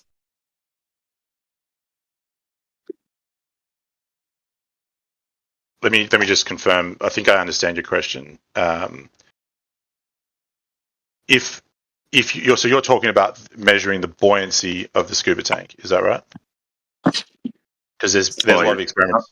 Is that what you're asking? You're catching on to it, yeah. So the buoyancy of the scuba tank is a set amount, and that buoyant, we call it a buoyant force for the sake of the argument. The buoyant force is set at the volume of the scuba tank. Now, I've never bothered to calculate the volume of my scuba tanks externally because it's irrelevant for me, but let's call it 20 litres. So you're displacing 20 litres of water, that gives you the buoyant force of that. If you're displacing 20 litres of air, that gives you the buoyant force of that. So 20 litres of air is like, I don't know, 1.3 grams per litre. What's that, 30-something grams? You'd weigh 30 grams more in a vacuum, yeah. That'd be the expectation. Now, what's filled with it is irrelevant. It doesn't. If it's displacing 30 grams of air, what it's filled with is irrelevant, right? So that doesn't really change the factors in any way. Okay, so to be clear, right, the scales would no longer be even, right? Because you're filling it with two different gases, each of which have distinct densities. If you can give me, I don't know the details of what you're asking. Sorry, man, it's a bit hard for me to answer. If you're saying, if you fill it to the same weight outside of the, yeah, that'd be the same. It should be the same. I mean, as long as you're not made a mistake, it should be the same. Okay, so you mean to say that outside the container, you fill them up. The tank weighs 10 pounds. However much pressure is exerted on the inside of that scuba tank, if you just fill it with helium, overall it adds up to whatever 10 pounds. And take another scuba tank, you fill it up with pure CO2, such that it weighs 10 pounds, the entire tank, regardless of the actual internal pressures. Okay, you weigh them, 10 pounds is 10 pounds is 10 pounds. You put them on a balance. You put that balance with the two tanks on them that outside the vacuum chamber balance out. You put them on the inside of that vacuum chamber. You suck all the air out of the chamber. What's going to happen to the tanks? Are you saying they're going to still stay the same? I mean, I would have to think about it. That's not something I've ever done to know for sure. Okay. Well, what I can provide to you is this phenomena when done with solid objects. Okay. On one side of the scale, you have two pieces of a metallic substance. On the other side, you have a block of wood. They both weigh whatever the fuck, a pound. The other side, you have one lead ball and a piece of platinum. Okay, on the outside, they weigh the same. The scale is balanced out. You put them on the inside of a vacuum chamber, and the wood becomes heavier, quote unquote, gets heavier because the scale tips in its favor. So what's going on there, would you say? I haven't seen the experiment. I have to read it, but my assumption would be that's to do with the buoyant force that each of those objects exerts. So the wood has presumably, I've not seen the experiment, presumably the wood is a larger volume. So the wood is, say, we'll call it a cubic liter. The platinum for that same weight would be, I don't know, 100 grams, something. So you've got the buoyant force on the wood is 1.3 grams. The buoyant force on the platinum is 0.13 grams because it's a tenth of the buoyancy. And then when you put it into the vacuum chamber, the wood is now 1.3 grams heavier because it no longer has that buoyant force, whereas the platinum is 0.13 grams heavier, which means that the wood is now quote unquote heavier than the platinum. Now that doesn't apply to a scuba tank because the scuba tank is a fixed volume. So my assumption is based on that a scuba tank would maintain its same weight and the balance would remain the same. Well, it's interesting. Its shape and volume, which there may be some very minor swelling of the scuba tank, but it's pretty minor. Interesting. So that would be an interesting thing to seek out, because if it's solely based off of density, right? One gas does actually have a higher density than the other, right? So one might suspect that it goes up or down relative to the other one, because buoyancy it's about density. Well, buoyancy is about displacement, but density the buoyancy is the buoyant force, which is the upward force, is the amount that's displaced. Then there's a downward force, which is another effect entirely, which is to do with its weight. Now, its downward force remains the same. It's just that its upward buoyant force it changes depending on how much it displaces and depending on what medium it's in. But I think we're basically saying the same thing, but different language, using different terms. Because you're talking about displacement, which is a function of volume, right? And density is also a function of volume. I think we're saying essentially the same effect, but I think the wording is important because one is talking about it's not the density that makes it go downwards. It's the amount of displacement and the change in buoyant force, either the greater buoyant force for a larger volume object or the smaller buoyant force for a smaller volume object. So you're talking about two forces. Okay, but the buoyant force, right? The actual amount of energy exerted in up or downward direction, right? Based on what you're saying, it's based off of the actual displacement itself. But in this case, we're not the quantity of newtons exerted, right? Is not in question here. It's whether it goes up or down, period, and that's contingent upon its density. Yeah, which is the net force between the buoyant force and the downward force. So if it's zero, positive or negative, it's up or down. So you have a small object, it has the same density as its like kind big, right? Doesn't matter.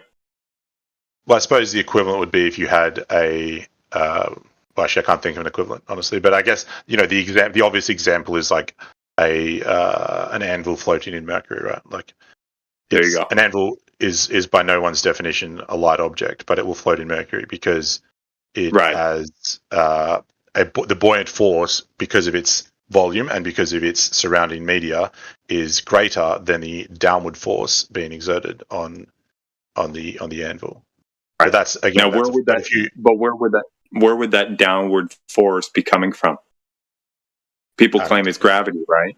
But how do we distinguish between the downward buoyant force exerted on the anvil from its surrounding medium, i.e., the air, right, versus some sort of magical downward force exerted on the thing from some so-called center of gravity? How do we distinguish between the downward force? I'm not sure what you're asking. You're saying there's a downward buoyant force, because I'm not aware of that. Well, buoyant force. I mean, downward buoyant force is. What I mean by that is you have something that's denser than its surrounding medium, it goes down. Right? If it's less dense than its surrounding medium, it goes up. The anvil, whether it's an anvil size, standard, Smith anvil, or it's a piece of iron, assuming anvils are made of iron, of course, it's gonna float on mercury, regardless of how heavy it is in air, for example, right? So, but it's going down and it's finding some happy medium between the surrounding air and the surface of the pool of mercury, right? Because the air, quote unquote, is pushing it down because it's denser than air, but it's higher. It's heavy. It's less dense than the mercury, so the mercury is pushing it up, right? So the claim that mercury is yeah, that's fair. Yeah, right. So how does one look at that and say, oh, there's some extra mysterious force pushing the thing down, in addition to the downward force exerted from the surrounding air, because it's more dense than air.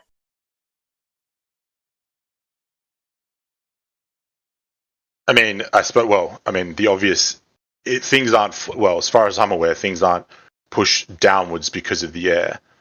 It's a lack of buoyant force, and the net of there is a downward force. And if you were to say get a vacuum chamber and drop something in it, it doesn't just float there; it falls downwards. So it's not but of course it was. I'm speaking a little bit colloquially here, but of course it would go down because it's not the weight of the air pushing it down. No, excuse me. I'll retract that terminology. But you see my point, right? It's less dense than the surrounding medium, so it goes down, right? And in a vacuum chamber, you have something that is, quote unquote, infinitely more dense than nothing, so it goes down, right? Yeah, that's the observation. So perceptively, that's all we can really know, because that's all we can control for.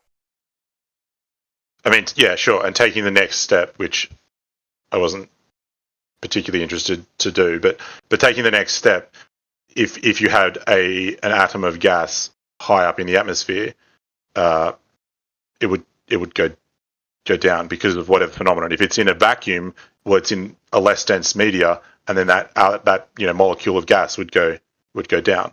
So I guess my point, the point of this, the long extended point, is that this is a observation of that gas is affected by a downward vector. We see that with Scuba Tank. We see that. What you just manipulated the medium. I mean, it sounds like you've just come into the. I was listening to you. I was listening to you, what you're saying for like the last 20, 30 minutes. Well, then you would have heard the discussion about the Scuba Tank, where there was no manipulation of the outside media. I haven't changed the air pressure. But then right now you just changed the whole premise of your thing by manipulating the medium, removing the air, and putting a molecule of air in it. I mean, that was already brought up. That was already brought up earlier. You just did that again. Yeah, I was going back to what we talked about. Is that a problem? What I'm saying, what you're manipulating is the medium, not the gravitational force. Yeah, no, I wasn't saying I was manipulating the gravitational force. I never claimed that I was.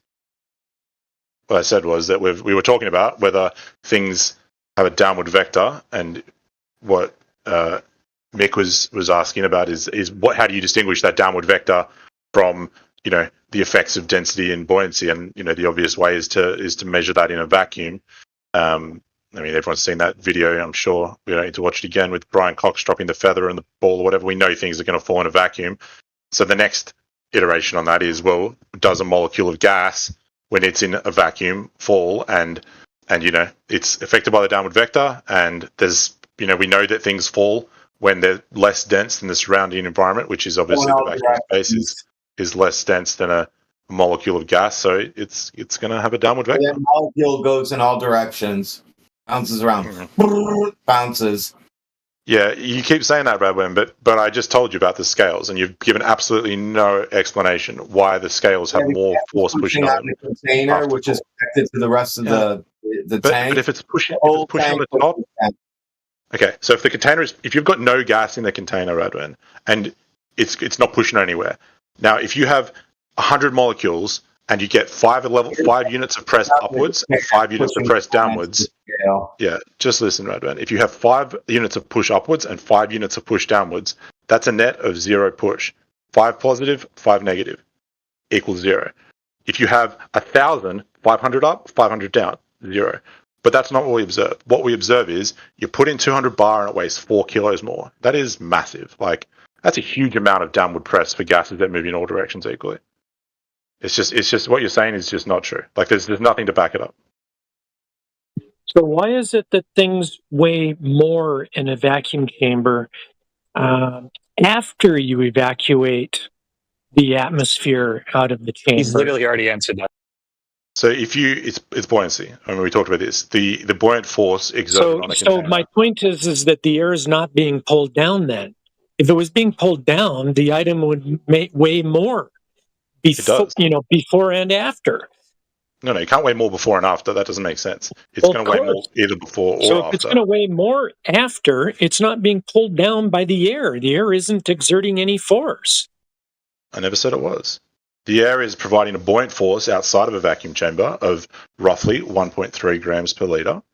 And once you remove that buoyant force, it weighs roughly 1.3 grams per litre more. And you can test this in water. You get a rock and put it in water and see how much it weighs. Get a rock and put it in air and see how much it weighs. You'll feel. So the point is that the air is not being pulled down by gravity. There's no effect there. I'm not sure how you get to that. That's not the point that I've made. If it was being pulled down, it would make things heavier. You would be heavier if you're being pulled down. Because you would have the whole column of air above you being pulled down. No, you're buoyant. On top of you. Just like if you're in the water, you're buoyant in the water, you're buoyant in the air, you're buoyant in the mercury, you're buoyant in whatever medium you're in, you have some level of buoyancy. Exactly. That's my point. So gravity's not doing bugger all here. I don't know how you've made that transition, because if you stand in water, you have a buoyant force pushing on you, and you can weigh yourself and say, how much do I weigh if I'm waist deep in water? And if you then weigh yourself and then you go, okay, my weight if I'm waist deep in water is this. I'm in a buoyant medium. It just seems like you want it both ways. You want gravity to pull the air down because you need it to pull the air down. And yet, if it is pulling it down, why doesn't it make you weigh more if it's pulling it down plus you?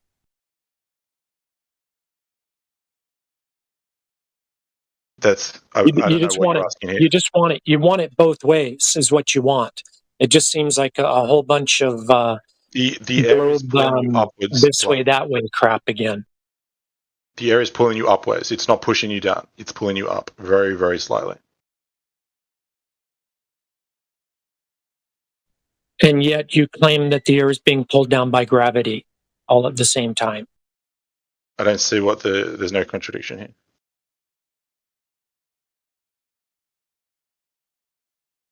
Do you disagree that air has weight? If you compress it and put it in a tank, yeah, it does. Okay, so it has weight. Great. It's pulled When down you by compress gravity. it It's and pulled put it down in by a the tank, yes, it does. When you But if compress it and put it in a tank. yeah, okay. But if it doesn't have weight, then no amount of extra of it is going to have weight. 10 times 0 is still 0. Okay, but it can't have weight, because if it did, it would make you heavier No. when you're weighing yourself. Okay, so if you get an anvil and you weigh that anvil while it's floating in mercury, does the anvil weigh more or less? The anvil weighs what the anvil weighs, but if you want to put it into a different medium, yeah, you can make it float. But you seem to want to have your air being pulled down by gravity, yet there is no effect that you can see that is happening. It's not existing. I'm not sure what the contention here. I mean, air is barely affected by gravity because of its down low by density. gravity, it would make you heavier because the air is on you, and I it is disagree. heavy, Just like it and makes it's the pushing anvil. you down. So you're going to claim that the whole column of air above you has no weight effect on you, but yet it has weight effect on everything else, just not when it's above you. Just like the anvil in the mercury provides a buoyant force for the anvil. The water provides a buoyant force for the balloon. The air provides a buoyant force for everything in it. Just a very small buoyant force. I don't understand why you can't see the conflict that you've created here. I'm going to hand it off to There is no somebody else. conflict, right? You do expect to see that if air has weight, then you would see an effect, and we call that effect air pressure. If air had weight, it would make somebody heavier before you evacuated the air out of the Well, in a certain sense, you're chamber. right. If air had weight, it would all be pushing down, right? 14.7 psi, maybe. On your shoulders, everything, be a lot of weight, except that it also pushes up, right? Pushes on you in every direction. So not affected by gravity. That's my fucking point. Well, You know it's that. Hold on. affected by You know That's that why you have the gravity is 1.3 directly grams related per to liter of mass, buoyant right? force. I'm sorry to interrupt, but you know gravity is directly related to mass, right? And air is very low density, which equates to it having low mass. So magically, there's no weight effect by gravity. No, it's not. That's not what I'm saying at all. I'm just saying that because Sure air sounds is like so it. It sure low sounds like density, it. It's a that whole bunch of double speak. That it's got weight, but yet it's not affected by gravity. It's pulled No, down. I'm not saying it's not affected. I'm saying that it's so low density that the effect is relatively low in comparison to other objects because they are of higher density. Your gravity and mass are directly connected. Let's go one step at a time, Plum. Does air have weight?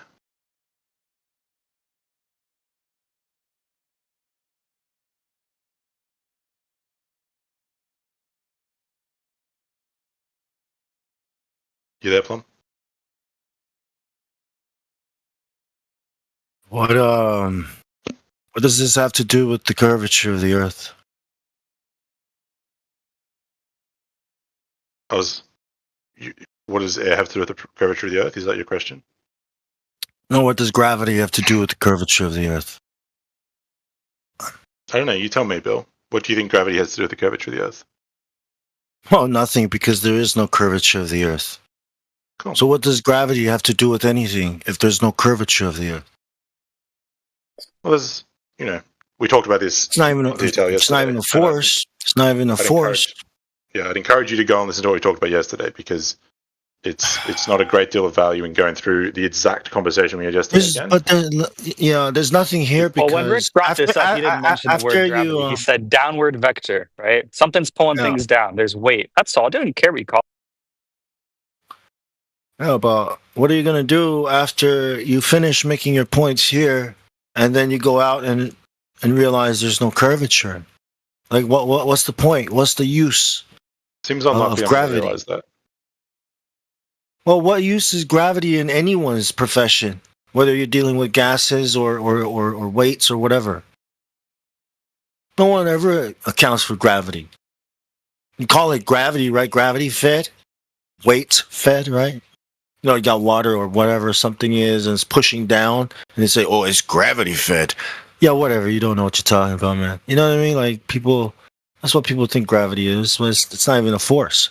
So what? So then, how do you explain does it the matter? Coriolis effect if there's no curvature to the Earth? There's no Coriolis effect. There is no Coriolis effect. So it's just made up. If there's no curvature, then there is no ball spinning. And even if there was, right, if it was real, you'd probably fail because you're not supposed to feel it, right? Anyways, there's no curvature of the Earth. There's no Coriolis effect. Oh, so you think the Coriolis effect is made up? Okay. To answer your question, Bill, Yeah. what the skipping rock, if you'd like to call it that you can follow for this is that air has weight. I weighed it this morning in my scuba tank. The next step is things that are affected by weight have a downward vector. We know that to be true because I weighed it in my scuba tank. If air has a downward vector, well, there's no there. There's no there, Bill. I weighed it in my scuba tank. Yeah, there are vectors. Things. So we're resting, right? Like when you're sitting on your chair, nothing's pushing down on you, right? Like rocks sitting on the ground, right? Well, bro, you should it's just resting, right? There's no force or anything pushing down on it. It's resting because the ground is denser. It's dense enough to allow it to rest there. The same way a helium balloon, when it goes up, if it doesn't pop, it'll probably rest where the medium allows it, right? Because it's dense enough to rest here, right? The helium is. So nothing is. There's no. Yeah, but there's no down vector or up vector. Gravity, whatever. Everything is seeking rest where it relative to its density, in respect to its density, and its medium. So I mean that's just like the words used to explain weight, right? That's what you've If you look in chat, I debunked both of your gravities, pulling and space-time pushing, in the chat with 2 other people, so you can get over gravity. Yeah, just by putting water in a cup in a vacuum chamber and gravity debunks space-time pushing it down in the cup, unless you want to call air space-time. Yeah, I wasn't talking about gravity. I was just talking about downward vector. And to answer Bill's question, the hopping rocks goes like this. Air has weight. Things that have weight have a downward vector, like the rocks sitting on the ground, as Bill put it. If things have a downward vector, that explains. I don't care what it is. It's a downward vector. Is that of course, in the medium of air. Well, the next step is that if things have a downward vector, we have a pressure gradient as we go higher. That pressure gradient continues for until you decide you don't want to care about that gradient anymore. Could be millions of kilometers. Who cares? Once that pressure gradient is low enough, there is enough low enough friction from that pressure gradient that you can have satellite images. If you can have satellite images, gases go in all directions, but they decide to stop somewhere up high. I mean, Radwin, I know you're stuck on this. Gas goes in all directions, and every time we talk about it, you just mute up and stop talking. Do gases go in all directions, or do they go down?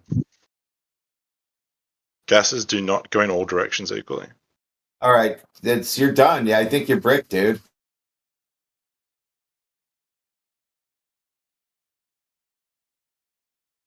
So, Radwin, if gases go in all directions equally, every molecule of gas that hits the side of a container exerts equal pressure on all sides of that container. Right? Is that true or not? Yet my scuba tank that I weighed this morning. Can we already go through all this? You already went through all this. We went through it all, but then you muted up and didn't say anything for 20 minutes, and then you just brought it straight back. Who else was talking to you? I don't need to go over their shit again. Okay. If you don't want to go over it again, either come forward and explain why gases are exerting a downward vector on the scales that I just measured this morning, or accept they have a slight downward vector. I mean, there's only 2 options there. Like, provide an alternative, or accept that and move on. If I poured water into your scuba tank, would it weigh more or less? Then what? The scuba tank sitting there empty. Yeah, it'll weigh more. because Why? water Is has it pressing on the bottom of it, or is it pressing on all of it? I'd be pressing on the sides of it. It wouldn't be pressing on the top very much. I'd be pressing on the bottom of it, but it'd be pressing on the bottom of it. So it's only more than pressing on the bottom. It's not pressing on the sides. So it actually weighs more, but because it's pressing on the sides, it weighs less. That's not what I said. Yes, you did. You said gases go in all directions. They go up and down, cancel each other out. Nothing should weigh anything. I'm a brain in the jar. 99% is the only accurate answer I can ever give. That's one of you. That's what you are. I've given you a really simple question. I understand you may not wish to answer it, but if you don't want to answer it, perhaps just let other people discuss it. You answered me by asking me a question. That's not constructive to the conversation, man. Somebody else in here answered you. I think 2 other people already. All right, the chat. Okay, we'll open into the chat. I have not heard him get a substantive answer. If I have a scuba tank and I add air to it, is that an indication that air has a slight bias towards downward vector, or is that an indication? Okay, why? If I put water in it, does that mean that you said you didn't want to answer this, man? If I put water, let someone else talk. Water has a downward. Radwin, you said you didn't want to answer this. Let's leave it to the chat and let someone else answer. Okay, go ahead. Check it out. If you're injecting more substance into a smaller space, you're increasing the density of that space. That restricted space, right, is now more dense than its surrounding medium, thus having the less of a capacity of the surrounding medium to exert its buoyant force on that space, right? So it goes down. Yeah, what you're talking about is weight, and that's you're right. But the name for what you're talking about is weight. Making That's something fine. heavier That's makes fine. it heavier. Like there's no contention there. Right. So, but you're saying that the gas inside the container is exerting more force downwards. Okay. As opposed to it exerting the equal amount of force in all directions. That's a different question. Okay. Right? Because think about it. No, I did a thought experiment with you earlier. Let's do another one. If we had a material, it's a new material that no one's had before. If we had a material that didn't have any downward vector, the material was like gas but no downward vector. It only exhibited an upward and side-to-side vector. Now, we put that in a container. Is that going to weigh more or less? Well, it's got an upward vector. This material is always pushing upwards. It would be fair to say that it's going to push upwards, right? Like what? Like helium? Like, like helium. It depends. It depends on the gases, because like if you think about it, it's a mixture of gases. The air. Go ahead, man. This. If you can just wait, it'd be great. We can get back to you. If this substance only exhibited an upward pressure, if it didn't exhibit a downward pressure in any way, the more of this that you put into a container, it would make it weigh less and less because there was no pushing downwards. It was all upwards. Such as what? What substance are you talking about? I'm sorry. Like, can you have to specify? Like, does that exist? So if you were listening, I would have said this substance doesn't exist. This is a new substance. Yeah. No, you can't do that. I know you can't. But we can do the opposite. We can have a substance. You can't hypothetical that because we're talking about gravity, something that doesn't exist. Okay, Bill. But Mick, if we did that, you would agree that if a substance only had an upward vector, it would make the container weigh less the more of it you put in. Is that reasonable? But the question would become, why is it going up? I mean, who knows? It doesn't really matter. Right. There's some. Yes, it does matter. It matters. It matters. It does matter because all these substances are exerting buoyant forces against each other. Medium within a thing within a medium within another medium, etc., etc. Right? Okay, I agree. That was a little bit abstract. Let's do another one. So, for example, think about it.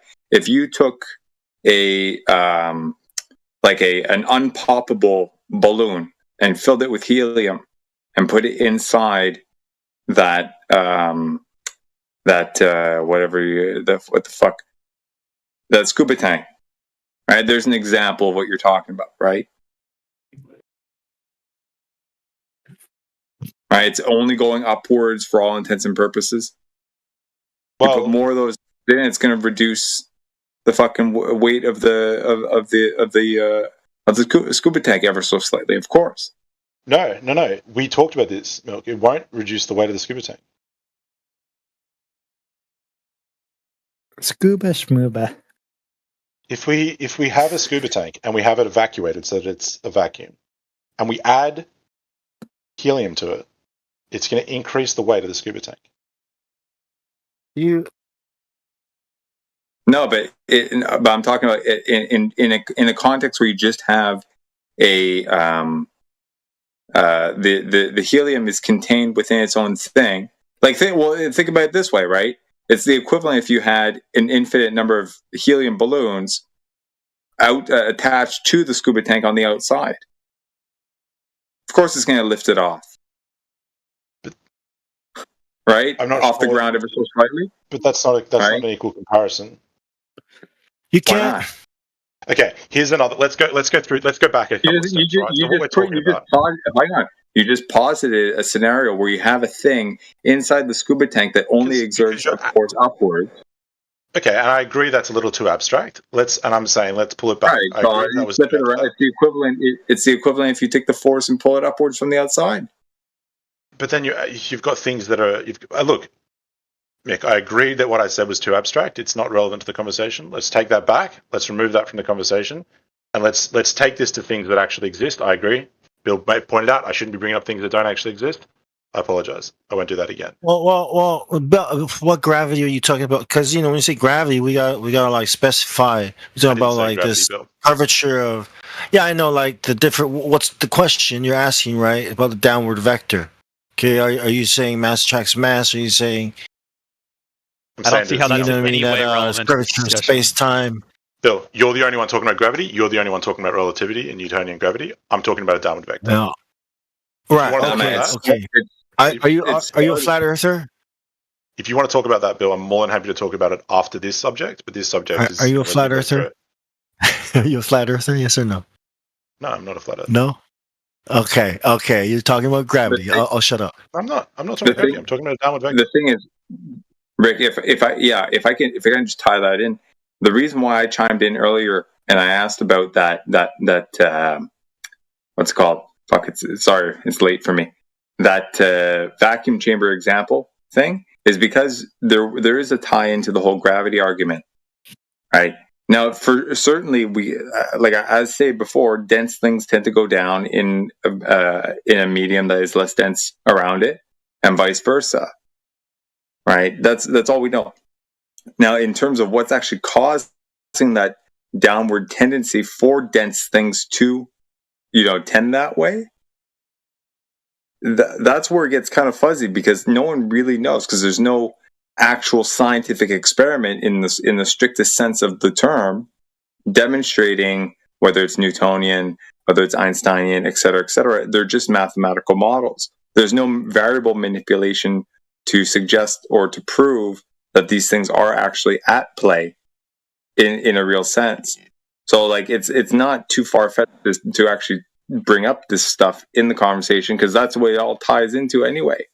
Now, I'll grant you for sure, dense things tend to go down and less dense things tend to go up, depending on the medium. So what? Here's an example for you. Here's an example. If you had a fan, right? And you get that fan, and you blow that fan onto a set of scales, and it's a really strong fan. You blow it onto a set of scales that's really sensitive. Is that the force of those air molecules hitting that set of scales going to increase the quote unquote weight that those scales show to be happening? Well, of course, because it's measured in newtons, and weight is also in newtons, etc., etc. Sure, and if you put a piece of metal on top of the scales and you do it again, this time hitting the piece of metal, will you see a increase in the scales? The answer is yes, obviously. It's a rhetorical question. Now, if you put that fan aside for a second and you say, okay, we've got a scuba tank and we've put a bunch of air in it, there is no explanation that I've been given that has anything to say why that scuba tank now weighs more other than gas being affected by that downward vector. The air is affected by that downward vector. We see it in the pressure gradient and we see it in the scuba tank example. There's no, I'm not, now look, I understand what you're saying. If you want to talk about gravity and stuff, I'm not a physicist. It's not something I can talk about. Someone else may be willing to talk about that. But if what I'm saying is that you do see gas affected by a downward vector. You see it inside the scuba tank. You can replicate that by blowing a fan on it. And you can say, this is why it is affected. And the impact is that air, which we know has weight because we can weigh it, and the reason it has weight is because it's affected by the downward vector. There's nothing that is affected by the downward vector and that you can visibly see being affected by the downward vector that doesn't have weight. Excuse me. Hold on. Let me finish the thought. Dude, what you're describing there, I don't think there's any contention there, except you're missing a piece that this downward vector, quote unquote, is contingent upon the surrounding medium. Whether you take yes, it is, sir. Because every time you take a scuba tank and you put it in a vacuum, right, you're voiding the surrounding medium of the thing with, around it within the container, within the vacuum chamber, right? So you have a less dense medium, a more dense thing in it, so it goes down. There's no contention whether there's a downward vector at all. And right? It's the big thing is why. That's all. That's really the point. Okay, so I mean, the answer why do we have why do we have an increased downward vector when you remove or create a partial or close to vacuum? And the answer is because there is less buoyant force acting on it. Yeah. I mean, we can see the buoyant force in everything. We can see the buoyant force everywhere. You can see it. The buoyant force can be measured and observed in helium. And if you put a helium balloon in a vacuum, it falls. Yeah. There's it pops first, but it's going to pop, but yeah. Oh, yeah. I mean, say it's a strong balloon, right? Make it out of I get the point. Are we agreeing? Are we agreeing? Is that what's going on here? I'm certainly agreeing that gas has a downward vector. Yeah. How about you, Bill? We're agreeing that the denser the thing is, the more tendency it is to go down relative to its surrounding medium. Right? If you take a scuba tank, gravity. That's what I've been waiting for too, man. Like how do you distinguish? How do you distinguish between the two? Right? If you have two opposing situations, high density, low density, and a thing you stick it in there, it's low dense, it's going to go high. It's going to, high dense, it's going to go low. You flip that around, you have a high density medium, and in that same thing, it's probably going to go down because it's more dense than the higher density medium. I mean, the idea of the vacuum. Yeah, it's a good question, and my answer is I don't distinguish it because it makes no difference to me. I think you. What's wrong with you? I think thinking about a vacuum, Rick. To say that, look, I think we're finding common ground here. The big question is really what is the downward vector from? People would say, spinning wobbly ball, with bendy warpy space time or mass attracting mass.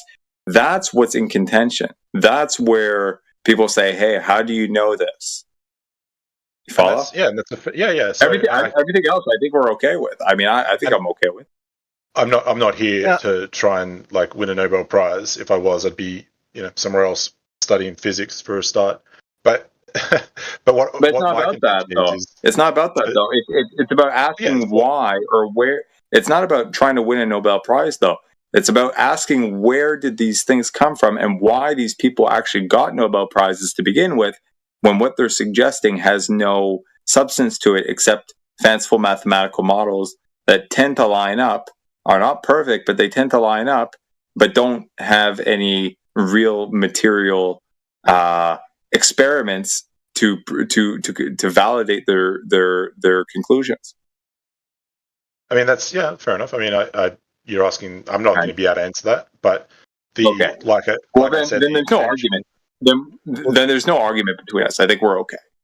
Yeah. So the I think where the argument exists between us is and I don't apologies if you don't agree with this. But my contention then, if based on everything we've just agreed to, dense things have a downward vector when they've got surrounded by a less dense medium. I don't see any justification or reasoning why there has to be a container. And the extension of that is, well, you have a constant air pressure gradient that decreases to next to nothing, and then we have what we call space. Okay, well, see, that's where we have a problem, sir. Because we don't actually know that, right? But we have extrapolations, right, from a subset of data points, right? They go up in certain altitudes. They take a reading.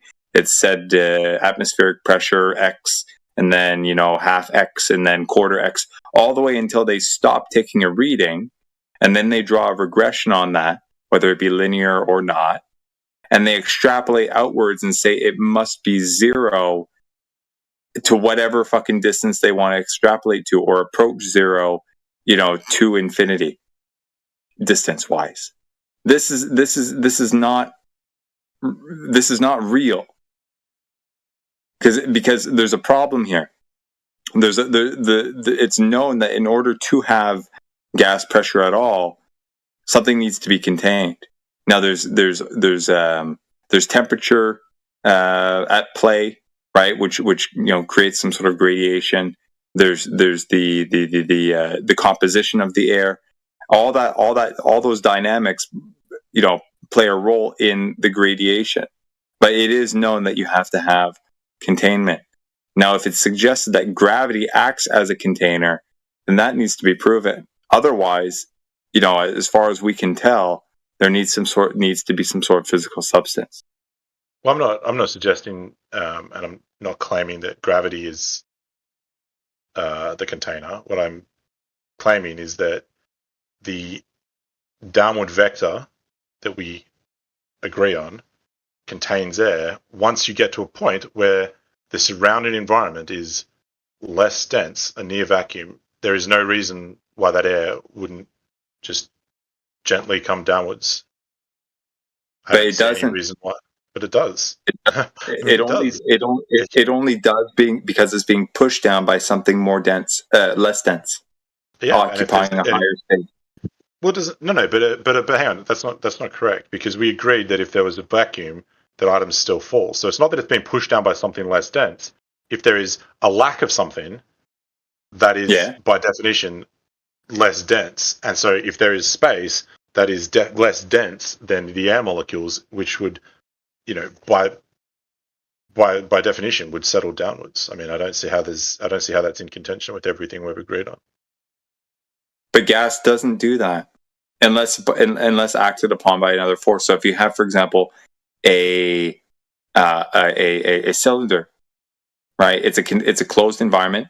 You inject a gas into it. Initially, it's the same temperature everywhere.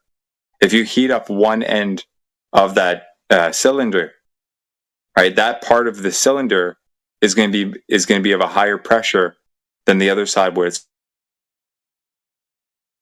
Those are the only real variables that we have at play. But the key in this is that it's a contained environment. Well, right. So, whether that tube being the end of the tube being heated up is towards the top or the bottom, that doesn't matter. Contained, right? If you have a tube, you know what I mean. Like if you have a tube, just to clarify, if you have a tube standing up vertically. You follow? Yeah. Right. If you heat up the tube at the top, right, it's gonna be hotter. It's gonna be of a higher pressure than the tube at the bottom. But it will equalize. Well, once you release the extra temperature, of course.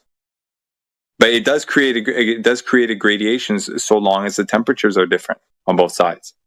I mean, I've never measured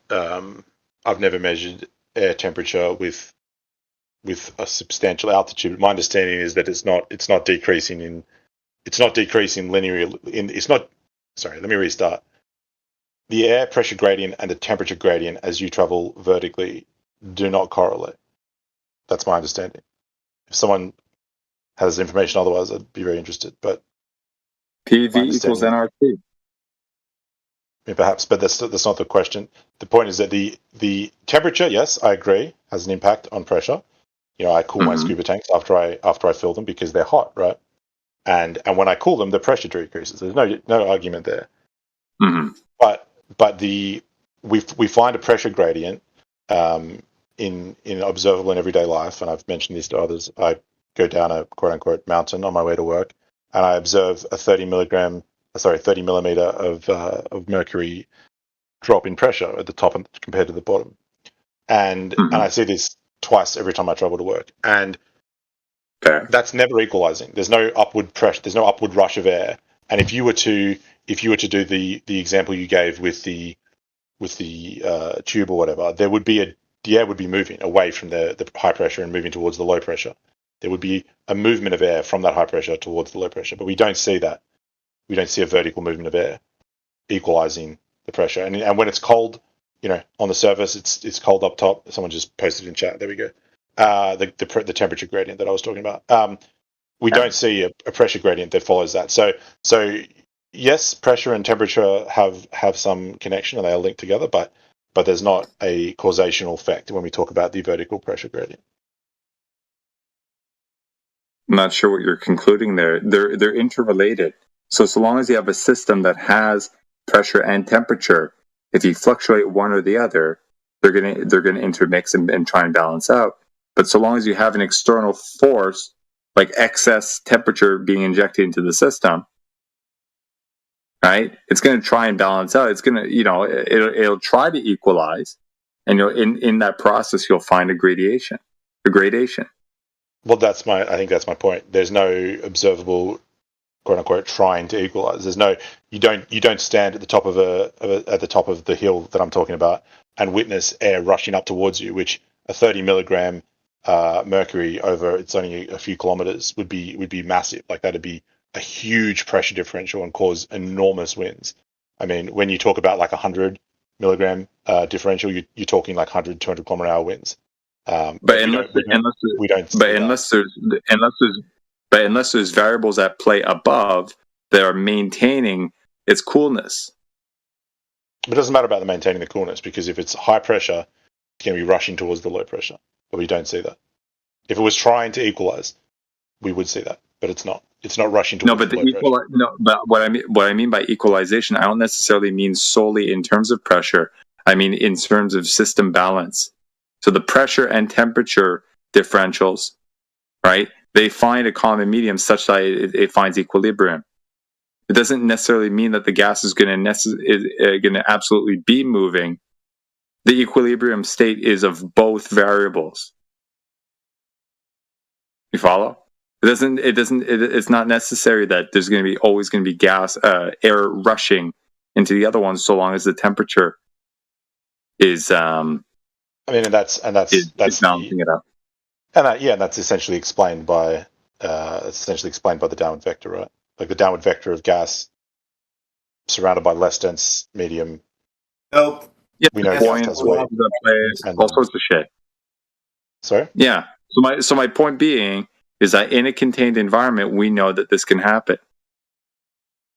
We don't know of this happening in a non-contained environment. I suppose the question that brings up is if you have the example of, yes, okay, I agree, contained environment but not a container.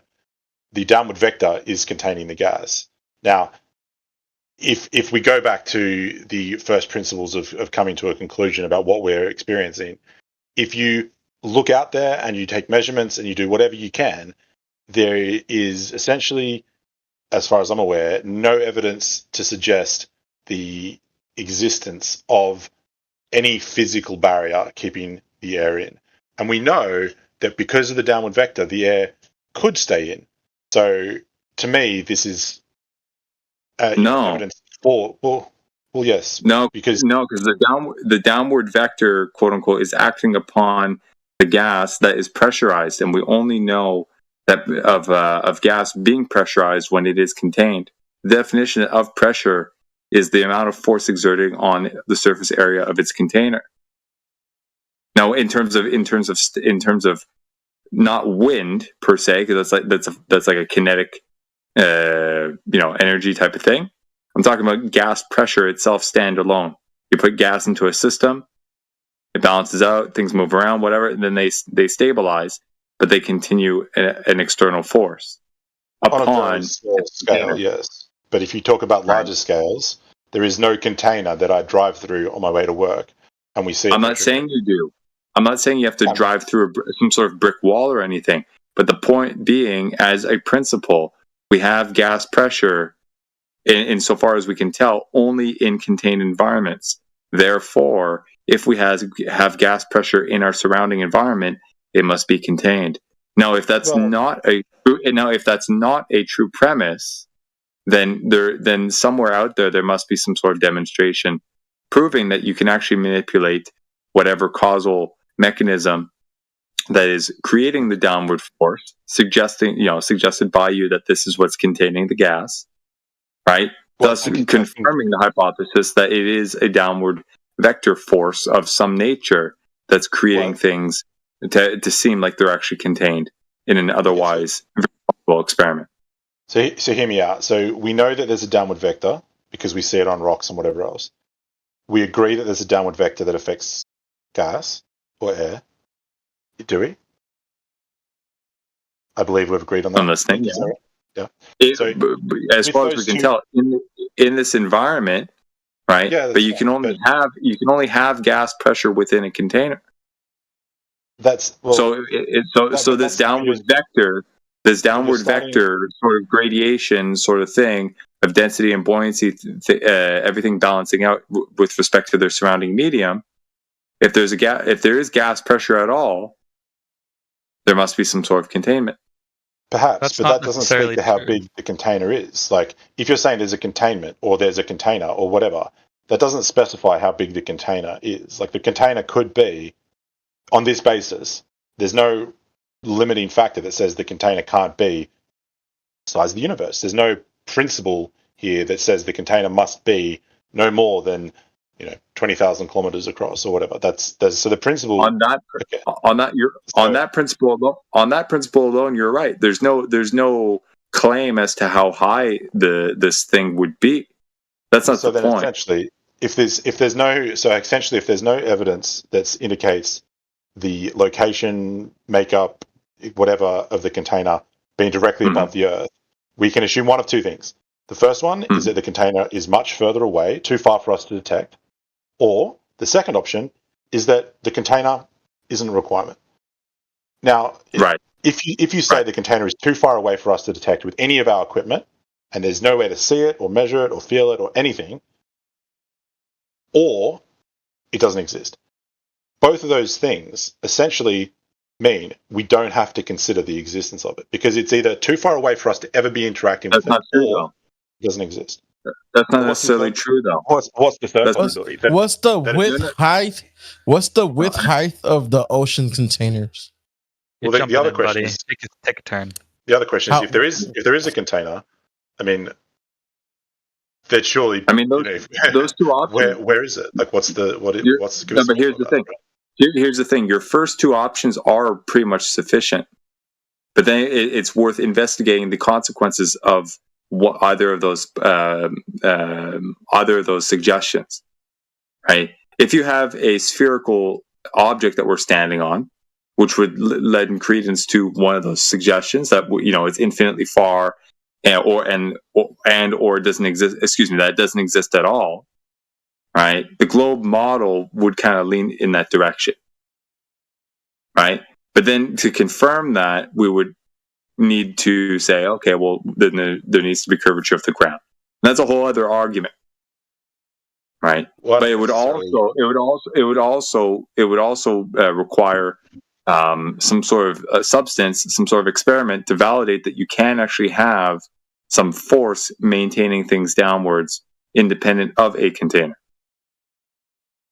I suppose the question is, we know that exists. Would you say so hold on. So what's the container of the oceans? What's the depth, width, height? What is it made of? All of it? Have you touched? Have you been through all of it? Just one sec, Elbow. I asked you this question a minute ago, and I'm trying to ask you again. Yeah, we've been talking for ages. We've been talking. Yeah, take it away. Back in a second. Take it away, Elbow. I'm tired. I'm starting to fumble. No. I just want to know the answer to my question. Talking to me or Rick? To Rick. Go ahead. You're asking me about the container? My contention is that there is none. No, I'm talking about the oceans. What do you mean? Are the oceans not contained?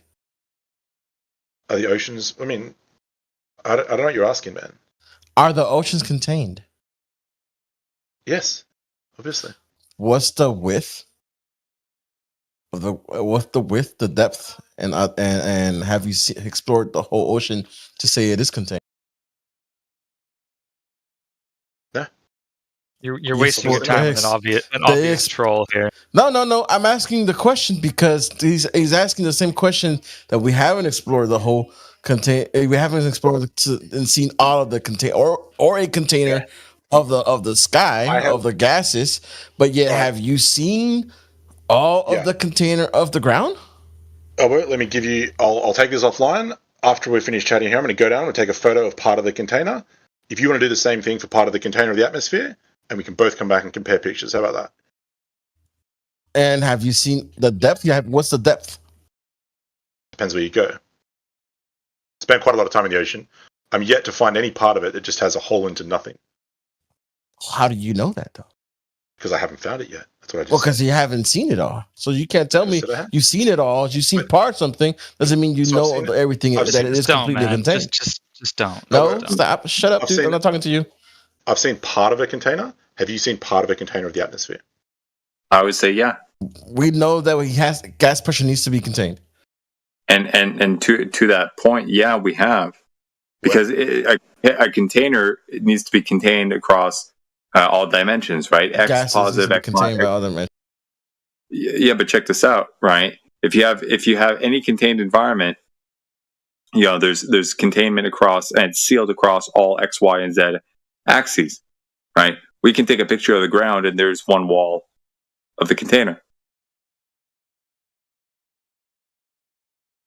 Gas is pushing down on the ground and it's obviously pushing elsewhere in other directions too.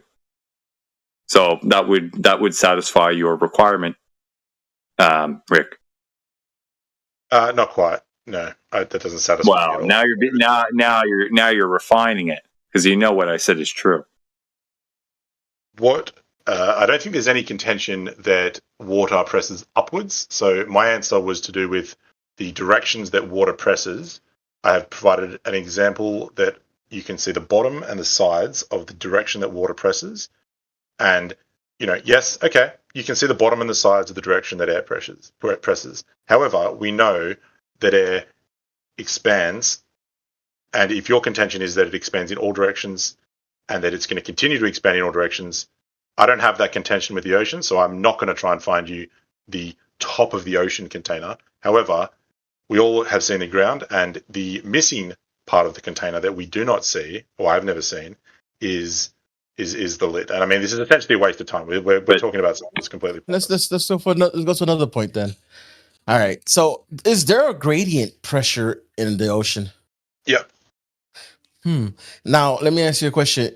In 1 cubic meter of the ocean on the top of the oceans, is there any more different than 1 cubic meter at the bottom of the ocean of water?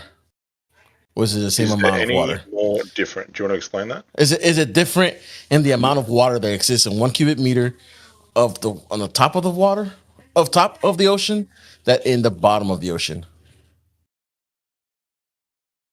I don't know. I've never checked. Is there more water at the bottom of the ocean in 1 cubic meter that there is on the top of the ocean in 1 cubic meter? Have you yelled your question, so you'd like me to yell my answer? No, I'm asking you because you said you didn't understand, so I'm trying to figure out if I could put it to you in that way so you to understand what I'm saying. I understand what you're saying. I answered you. So, what was your answer? Well, core part of hearing answers is stop talking. I said, I don't know. I would have to look it up. I'd have to look up some information. It would be the same. Which it would be the same pound of amount of feathers, water. a pound of gold. Cool. Right, it will be the same amount of water on the top as it is in the bottom, and there is a gradient pressure. Cool. Therefore, it's the same thing with the gas. It's the same amount of gas on the top as it is in the bottom, but there is a gradient pressure due to depth. And to have depth, you need a volume.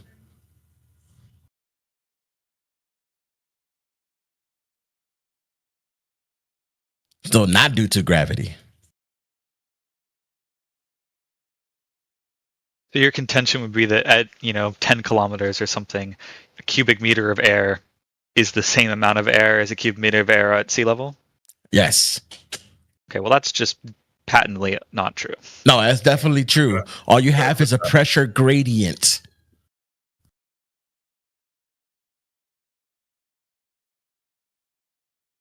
As you have a water pressure gradient in the same amount, the water. Have you seen more water at the bottom than is in the top? Hang on, I just want to check with the chat. Like, do we all agree with this guy? Like, do we all think there's the same amount of air? Dude, that is you understand that is a thing of specific gravity. That is due. You understand that it is due. It is due to the depth, the gradient pressure. Do you understand that? There is no more water on top than there is at the bottom. Mm-hmm. All it has to do is depth. In other words, if I get a 30-gallon tub,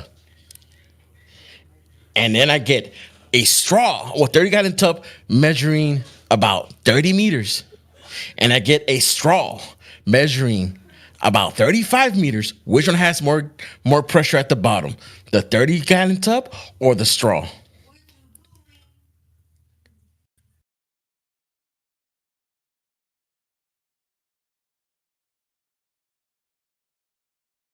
Sorry, you asking me a question, man? Was not that a question? Did anybody hear the question there, or is Rick? I'm going to be honest with you, man. When you said that there's the same amount of air in a cubic meter at 1,000 meters or 2,000 meters there is at sea level, I mean, you kind of lost me. I'm going to be honest with you. Well, if you don't understand what I'm spinning to you, 30-gallon tub being 30 centimeters high or 30 meters high, and you have a straw that is 35 meters high, which one has more pressure? The tub or the straw at the bottom? You're saying they're both the same height? No, I did not. But the one that's got 35 meters high for the straw, 30 meters high for the tub. They're the same. Incorrect. The straw will have more pressure at the bottom because it has more depth. You just said they're both 30 meters high. No, I did not. You definitely did. Did he? No, I did not. I said 30 meter. Listen to what I said. No, I said 30 meters. It's 35 and 30. Okay, straw is 35 and the tub is 30. That's what he's saying.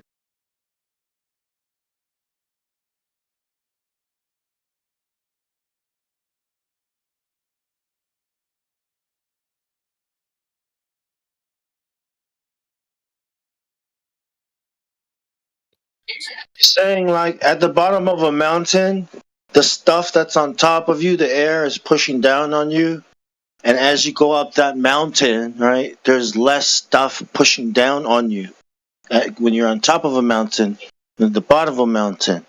That's what pressure. I completely agree with you, Bill. I completely agree. That's what he said. That's what he said. I'm right? not sure if that's what he said, but I definitely agree with you. No downward. Yeah, because at the bottom of the mountain, right, there's more depth, like in our example with the water, right? But we'll call it altitude. Yeah, if you're telling me that the pressure at the bottom of a mountain is caused by the weight of the air above it, I completely agree. We have no disagreement there. It's the same example, but he's using water, okay, and depth. Okay, that the water pressure at the bottom of the water is caused by the depth of what's above it. Yeah, by the weight of the water above it, right? Right. Yeah. So, yeah, so in the same 100%, way, man. 100%. in the same way, when you're in the air or altitude-wise, right, at the bottom of the mountain, there's stuff pushing down from the top, right? The gases. Yeah. So the pressure at the bottom of the mountain is caused by all the air above it pushing down on it. Yes. Yeah. You still need No a problem, container man. for that, though. I'm with you. Yeah, you still need a container. You still need a volume. Well, you don't need a container for that. Yeah, you do, because with the example I just presented to you with the straw, you needed a volume to have depth. So if it is true that the weight of the air pressing down is causing the pressure, which is what Bill just agreed with, and it sounded like you agreed with him as well, then this air has weight, right? In which case you can talk about a couple things. So you guys understand, of course, I'm sure, the concept of potential energy, right? If you take a weight and you raise it up a couple feet, it has more potential energy, right? So if molecules of air have weight, then molecules near the Earth's surface are in a lower energy state than those at higher altitudes. So the equilibrium state of this system would not be uniform density, but a density gradient, because this minimizes the total free energy, that being the thermal and the potential energy of the system. So the atmospheric pressure gradient that we observe would be the expected state of maximum entropy of an uncontained system, right, in the presence of the forces that we observe. Forces like what? Gravity? Like air having weight. Which you have agreed with me on. You have agreed with me on. So that's all you need. Air has weight, air pushes down. That's it. You don't need gravity or anything. That's it. That's all you need. Done. Yeah, you put it in a tank, then that what you're saying is true. But when you let it out of the what tank, I'm saying is true without a tank. It goes to where it equalizes. When you let it out of the tank, right, it's going to go equalize. It's going to go and rest wherever, its density yeah, but Bill, allows we it talked to about rest. this, man. We talked about this. The air doesn't equalize. We get the gradient, the 30 millimeters of mercury down the hill on the way to work. It doesn't equalize. Saying it's going to equalize, and then everyone being able to go and spend $20 on a barometer and look at it not equalizing. We're talking about a mixture of gases, right? We're talking about a mixture of gases. No, Elbow is right. The reason that air does not equalize, right, the reason you have higher pressure and then lower pressure above is because of depth. It's because of the weight of the air above pushing down on the air below, right? But in that system, you have a maximum entropy state without any form of physical containment. It's done. It's contained. Oh, you have you have to have a container, otherwise the gas pressure would dissipate everywhere. No, not in a system where it's pressing down on the air below it. No, you would have to have some kind of walls to contain it. Yes, you do. How would you have the container for water? What would happen to the water if it had no container? It would go every direction in the floor, right? And all directions on the floor towards the bottom, except for just one really important direction, which is upwards. Right, because not unless you move the air. Yeah, but you agree you can't have a vacuum next to this system that we're talking about, right? Actually, if you're wrong, because water does go to the air. It evaporates. Good work, man. Yeah, no. What I meant was if you remove. Does water? What I meant was. Yeah. No, what I was saying is if you remove the air entirely, right, that body of water will evaporate to fill the space. So the air actually acts as a top layer of a container, which pressures is, but it's still without even if you put the water by itself like that will definitely dissipate. Well, actually, Mick, you and Elbow and you and Bill actually disagree with each other on this, right? Because they're saying that it's the weight of the air above, the lower atmosphere that causes pressure, and surely you don't agree with that, right? I don't have a point on that. You have no idea what causes atmospheric pressure. This is all due to depth. Yeah. I'm just asking Mick. So you don't have a stance on what causes atmospheric pressure, Mick. It sounds like they're on the right track, but this does not save away from the fact that all this has to have containment. It absolutely does. It directly contradicts that. No, it doesn't. No, It does not. You need a Without containment, you won't have depth. Yeah, you need a fixed environment. You need a fixed environment, a fixed volume for all this to act within and equilibrate within. Yeah, you can keep saying that, but it doesn't make it true. No, it is true. As you can see with water, that you need a containment to have depth. Without it, you won't have depth. If you have a system, right, like a lot of air, the ground, whatever, and the air is affected by a downward vector, it has weight, right? Then you would expect it to gradient into to form a pressure gradient, as we see, right? Like this is a maximum entropy state. It is energetically favorable. This is what you expect to see if you let the system find some kind of equilibrium. A system of liquid or gas without a container having depth. Jamesy, you're hot micing like absolute no first. Jamesy, you there, bro? Can you turn your vacuum off? Jamesy, can somebody? He's testing the vacuum chamber, guys. Please. He's doing it. Cheers, thanks, guys. I'm trying to go to bed. Sorry, that little. Thanks, Elbow. So are you trying to say that because of this layering of gases, eventually to less and less stuff as you go up, therefore does it require a container? Is that what you're trying to say? That is exactly correct. Yeah, well that is total. That doesn't make any sense. Yeah, he got to demonstrate that though. He has to demonstrate a system without any containment having depth. With pressure gradient. Yeah. And I don't agree that now you're begging the question, dude. Well, begging the question is a logical fallacy, and you're trying to sort of prove something deductively, right? But that's not what we're talking about here. We're talking about putting forth a hypothesis and seeing if the evidence that we can collect matches that hypothesis, which it does. You're pointing to the system we're trying to prove has a container or does not have a container. Okay, so let's try this a different way, right? Well, hold on a You second. can show that if you take... Go ahead. Isa, like what we have, right, are practical demonstrations on a smaller scale that back up everything we're saying. We have definitions on our side, the gas laws on our side. You are left having to beg the question, and what you, like... Well, again, begging the question is not relevant. Hold on a second. Okay, yes, it is. Right, so what you have is something that is so ridiculous that even to suggest trying to set it up on a smaller scale defies common sense, right? To be able to have a gas pressure gradient inside a vacuum attached to a ball is ridiculous to even say. It's silly even saying it. That's why you guys can't demonstrate anything you're saying on a smaller scale. You're left to have to trust the model, right? Trust the globe model. Beg the question because you can't demonstrate anything you're saying. It's just everything's just theoretical from the globe side. Well, that is definitely not necessarily true, right? Some things are harder to demonstrate than others, but there are certain demonstrations of a lot of aspects of this. So, for example, you might ask for a demonstration of, in the presence of some force, right? And obviously in the globe narrative, this force is gravity, but it needn't be, right? Like it's just some downward bias, right? Things want to fall down. I don't particularly care what you call it because the source of this is completely irrelevant for this discussion. And actually, I want to stop. Do you understand what I'm saying? Do you agree with that part? Yeah, but no, we don't agree with that. He just gone? Did he just leave? He just left.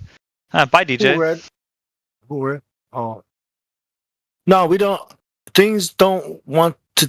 Everything is seeking rest. That's what we're saying, right? According to its density and the medium it's in. Don't you agree with that? Sure. Yeah, well, then that explains it. There's no downward vector that we have to account for. Well, the will for something to seek rest is its downward vector build. Like, I understand.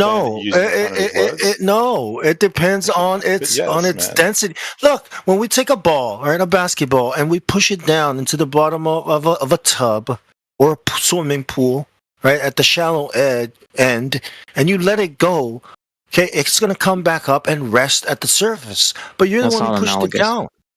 But you pushed it down, right? You pushed it down. When you get a helium balloon, right, and you let it go, right? Well, you put the helium in the tank, right?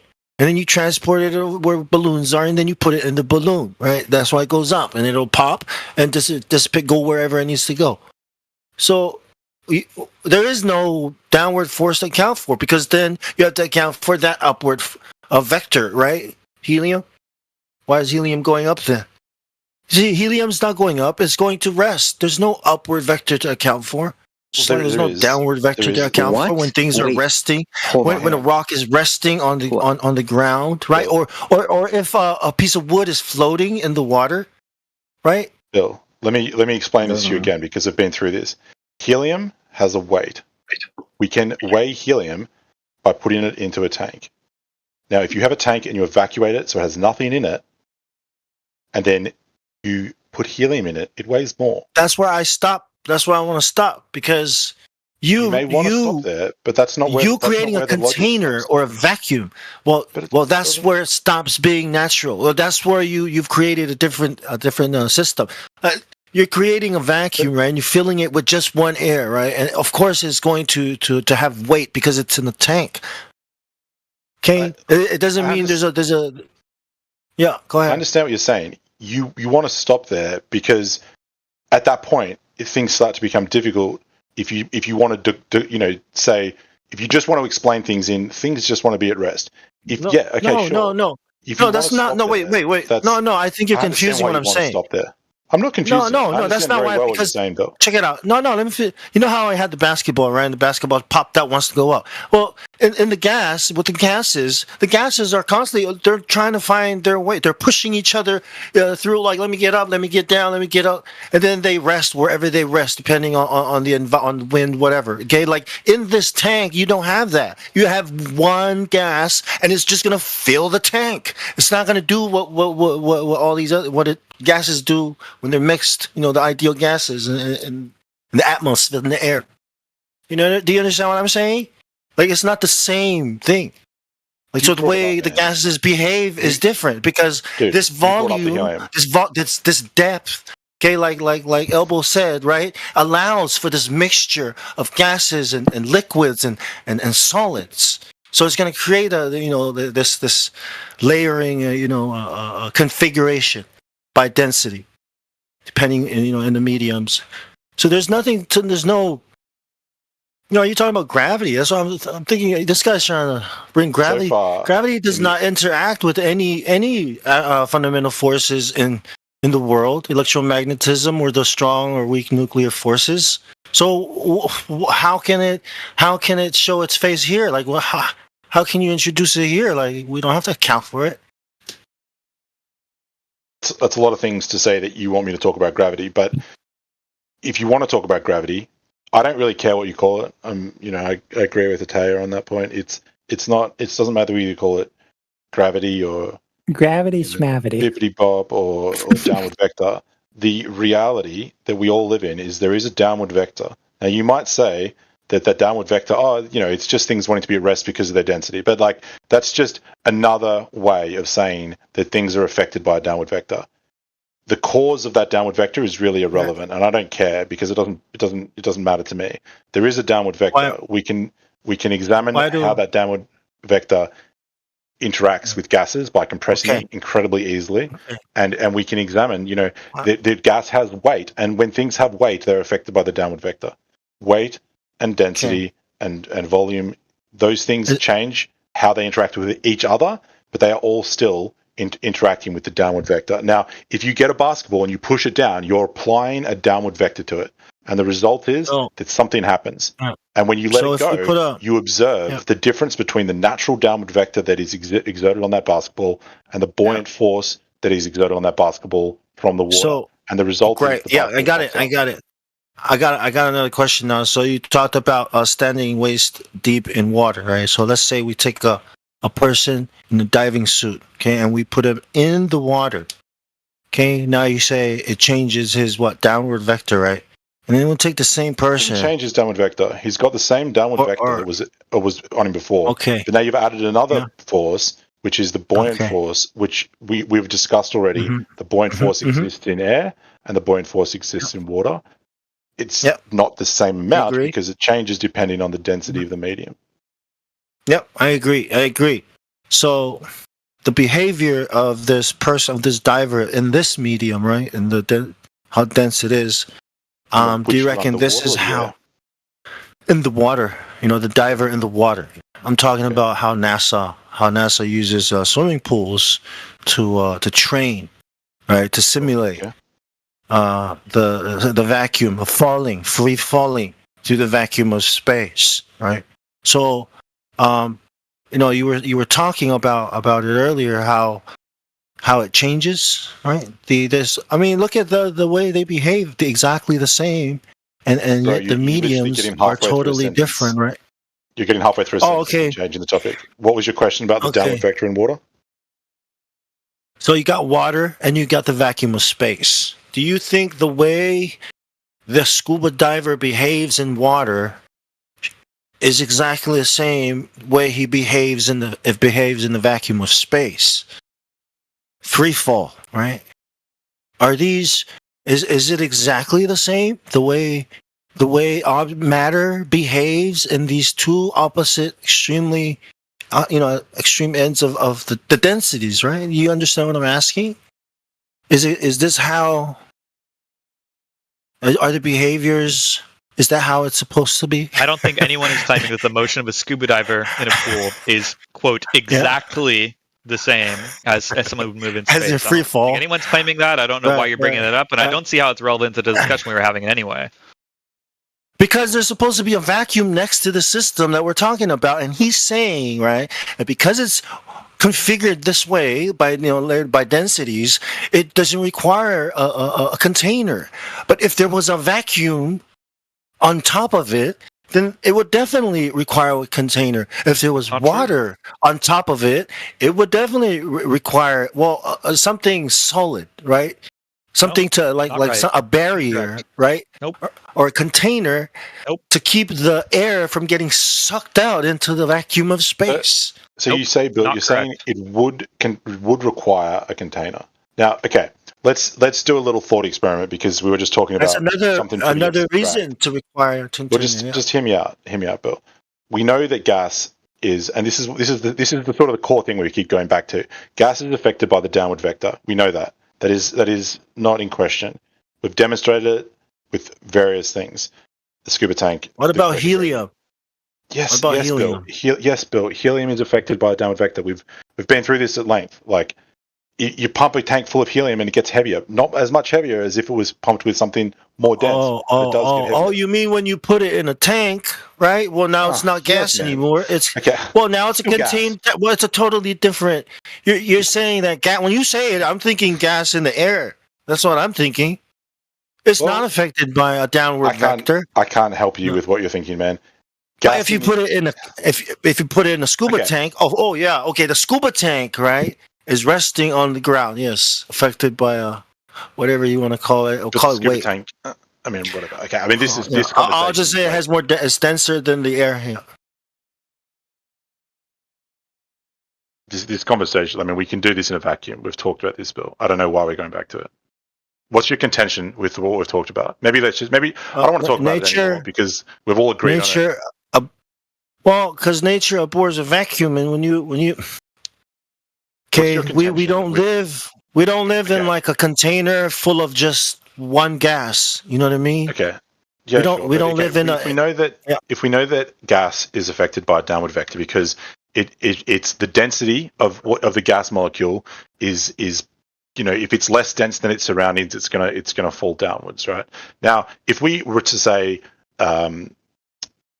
remove all of the air from a column of make a huge column, a huge container that's 150 kilometers high and that's 100 kilometers wide. It's huge, and we were to put one molecule of air in that container.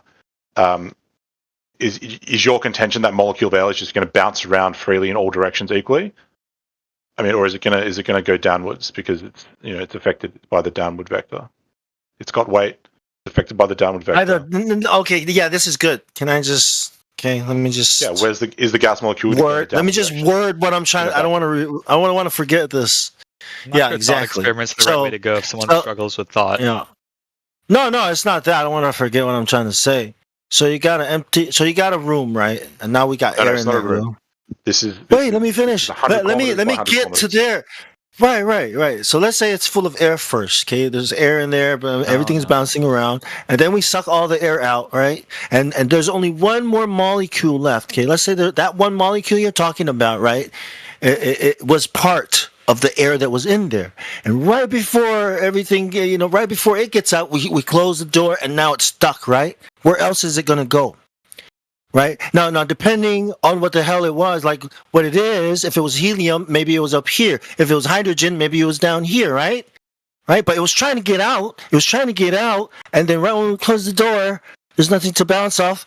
Yeah, it's going to seek rest, and it might find it. It's the only thing in here, and there's nothing to bump up against or to, hey, watch out, let me get through, and it's going to rest at the bottom. Yeah, of course. Yeah, exactly. No, that's 100% right. Yeah, well, not because of gravity. Exactly it's not because of gravity. Awesome. Welcome to Globe Earth, wait, let me finish. It's not because of gravity. It's because just like everything else, it is now denser. Okay, and now denser than its medium, which you can call no medium, but it's still denser than its surrounding. I'll call it a medium, anyways. Okay, that's exactly the same example. We're all on the same page. As a ball. It's awesome. We are all on the same page. So the atmosphere is less dense than the vacuum above it, so it goes down. Because in this container, right? It's at the ground, right? But if we let it out of the container, because when nature abhors a vacuum, right? If we let it out into its natural habitat, it's gonna probably go up and get pushed up or something, right? Making a breakthrough here. By the other gases or something like that. But it's not a downward. It's not gravity. That's what I'm saying. No, we're not saying it's gravity, man. We're not talking about gravity here. What we've just agreed is that gas and that gas will, if it was just one molecule and nothing else, it would slowly find its way to its place of rest. Now, if you go out into space and you have a piece of gas, it's going to do the same thing. But when there's just vacuum above it, because there's just vacuum above it, it's just going to keep settling in its place of rest, which is right up there on top of the atmosphere. That's its place of rest because it's a light gas and it's just going to sit up there. That's exactly what the globe suggests. No, its place of rest is just up top. We're on the same page. No, hold on. Let me explain what I think is going to happen. Okay, all right. So the reason why everything is at rest, okay, is because it is a really big container that is really high. That's why everything's at rest, okay? But if there was a vacuum above it, right? Like it would go boom out into the vacuum and spread out as far as it can, as the vacuum can take it, evenly distributing everything as much as it can. And there would be nothing. Maybe even rip the I don't know, the Earth, the globe. You just said that if you had a container and there was vacuum above it, the gas would settle down and find its place of rest at the bottom of the container, and leave vacuum above it. And so, by extension, if you had 10 molecules of gas, we were talking about a vacuum inside a container, right? We were talking about a vacuum inside a container. Versus a vacuum outside of a container. So hear me out. So if you had a vacuum inside of a container and you had one molecule in it, it would find its place of rest right at the bottom. Let's put like 100 molecules in it. Those 100 molecules are going to find their place of rest, and they're just going to keep settling. And when they get to the bottom, they're going to settle at the bottom. They're obviously not going to want to touch each other because gas doesn't like touching each other; it bounces off. They're going to move around a little bit, but they're going to settle towards the bottom of that container. And then if you open the lid of it to a complete vacuum, there's only 10 molecules in there. Above those 10 molecules, there is a complete vacuum already. If you open the lid of that container to a complete vacuum, there's no change. There's no rushing out because they're already in a complete vacuum. They've already settled down, and there's no change at the top, right? So they're in a complete vacuum. You open the top of the container to another container, which is a complete vacuum. No change. There's no movement because all the gases are just going to stay settled on the bottom in their place of rest. We have to prove this. We have to prove that the gases they settle down. Yeah, gases have elastic collisions, so they don't lose energy. So it wouldn't rest at the bottom; it would just keep bouncing around. Yeah, of the container. I was just gonna say, like, there's a problem. And also, with your super tank as well, you're saying it's got a downward vector. And you said you put air in it, like H2O. Would the extra weight, would that not be the hydrogen, like the hydrogen bonding together to create the weight? So basically water. And you compressed it into the container. Talking about the scuba tank again? Hold on, can I address something quickly? I just wanted to say there's a problem with that thought experiment, sir, because by definition, that container that you would suck all the air out except for one molecule, right? It would, by definition, not be a complete vacuum, but close to a vacuum, thus having pressure. And if you have pressure, by definition, it's the force exerted on all the walls of a container. So that gas would not actually be settling. That's just one definition of it. I mean, you can't have a perfect vacuum no matter what, though. Well, there you go. So therefore, you can't have zero theory, pressure. You can't have Therefore, you cannot have zero pressure. Therefore, you cannot have zero force against all the walls of the container. Thus, the molecules are at constant non-rest. It's not the same. It's not the same thing. We're not exposed. We're not in a vacuum, right? Like we're not two molecules like inside a vacuum chamber.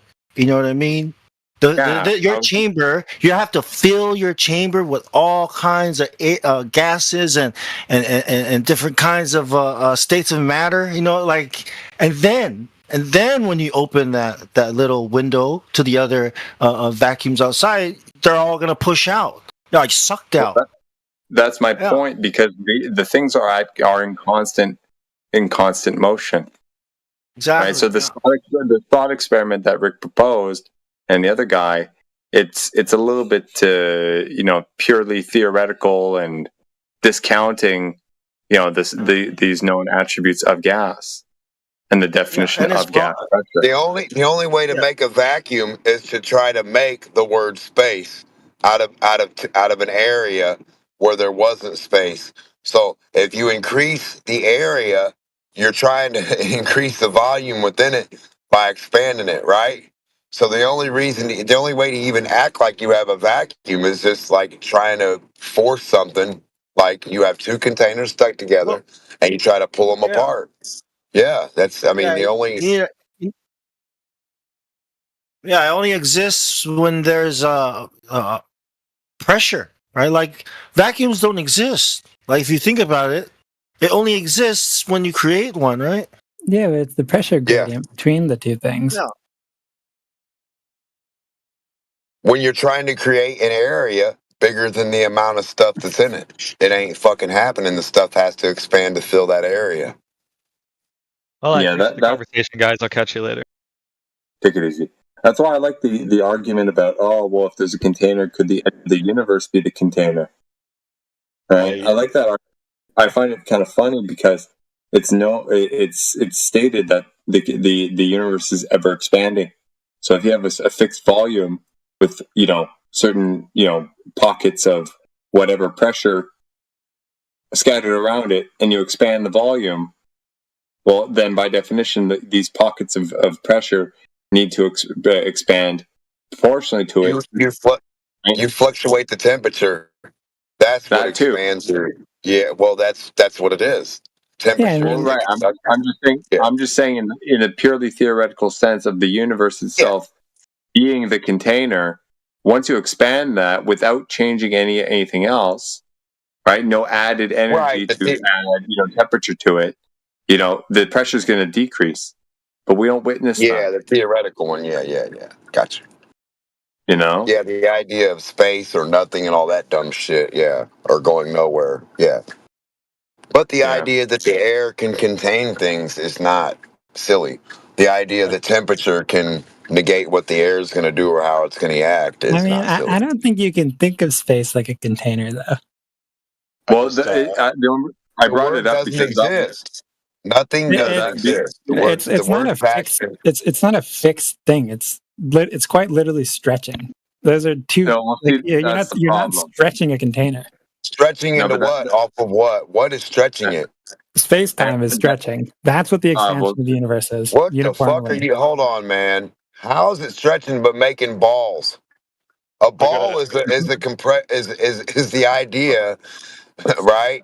What do you mean by balls? Something being crushed into a spherical fashion to give it a fucking radius of circumference, right?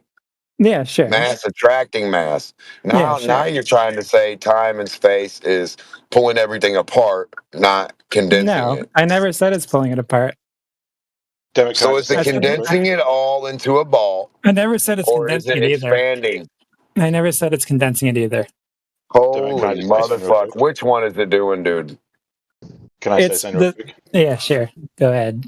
I got to head off, but I just want to say two things. The first one was that the idea I was talking about of the universe being a container. I wasn't actually suggesting that. What I was suggesting was that if it were, it would mean that it was meaningless for us as observers on Earth because it's out of our reach. The second thing I just wanted to say is the thing I was talking about the gas settling in a larger container. That wasn't meant to be a real representation. I was just trying to help Bill through a thought process about how gas behaves.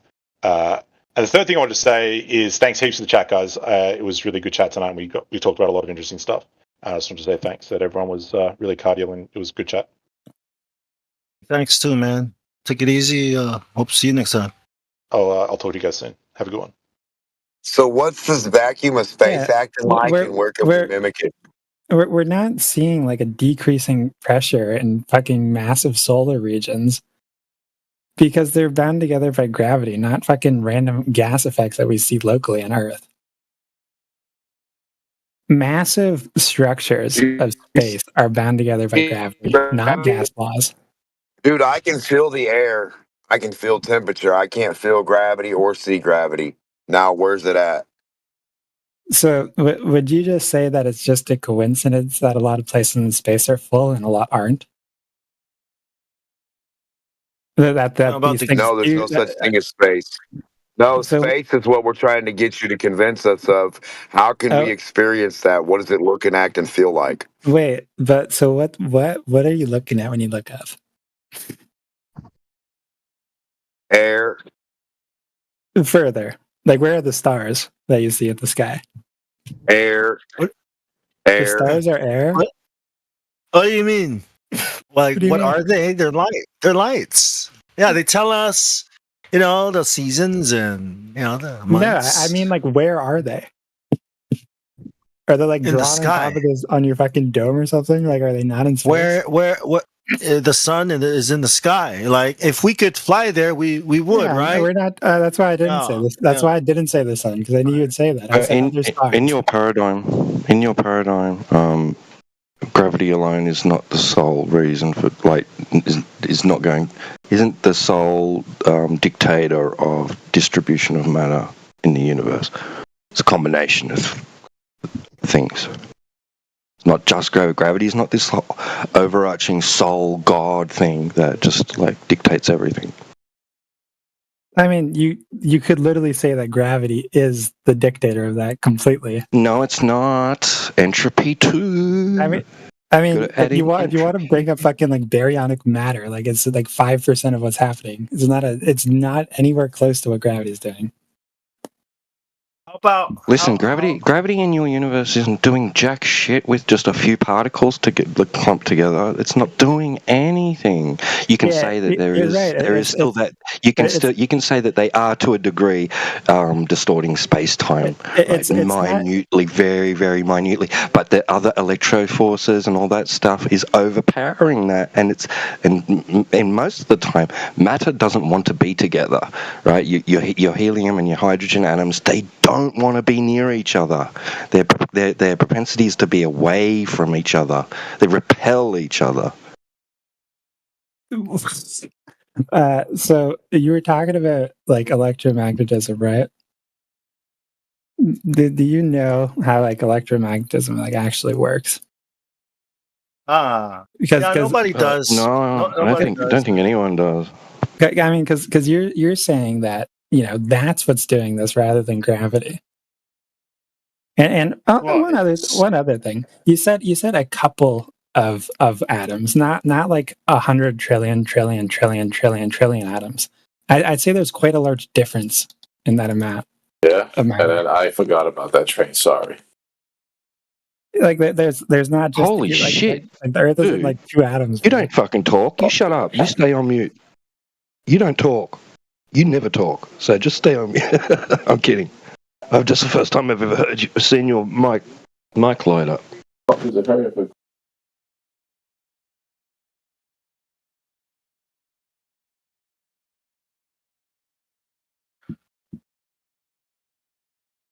Are you talking about mass attracting mass, or are you talking about the curvature of space-time, or?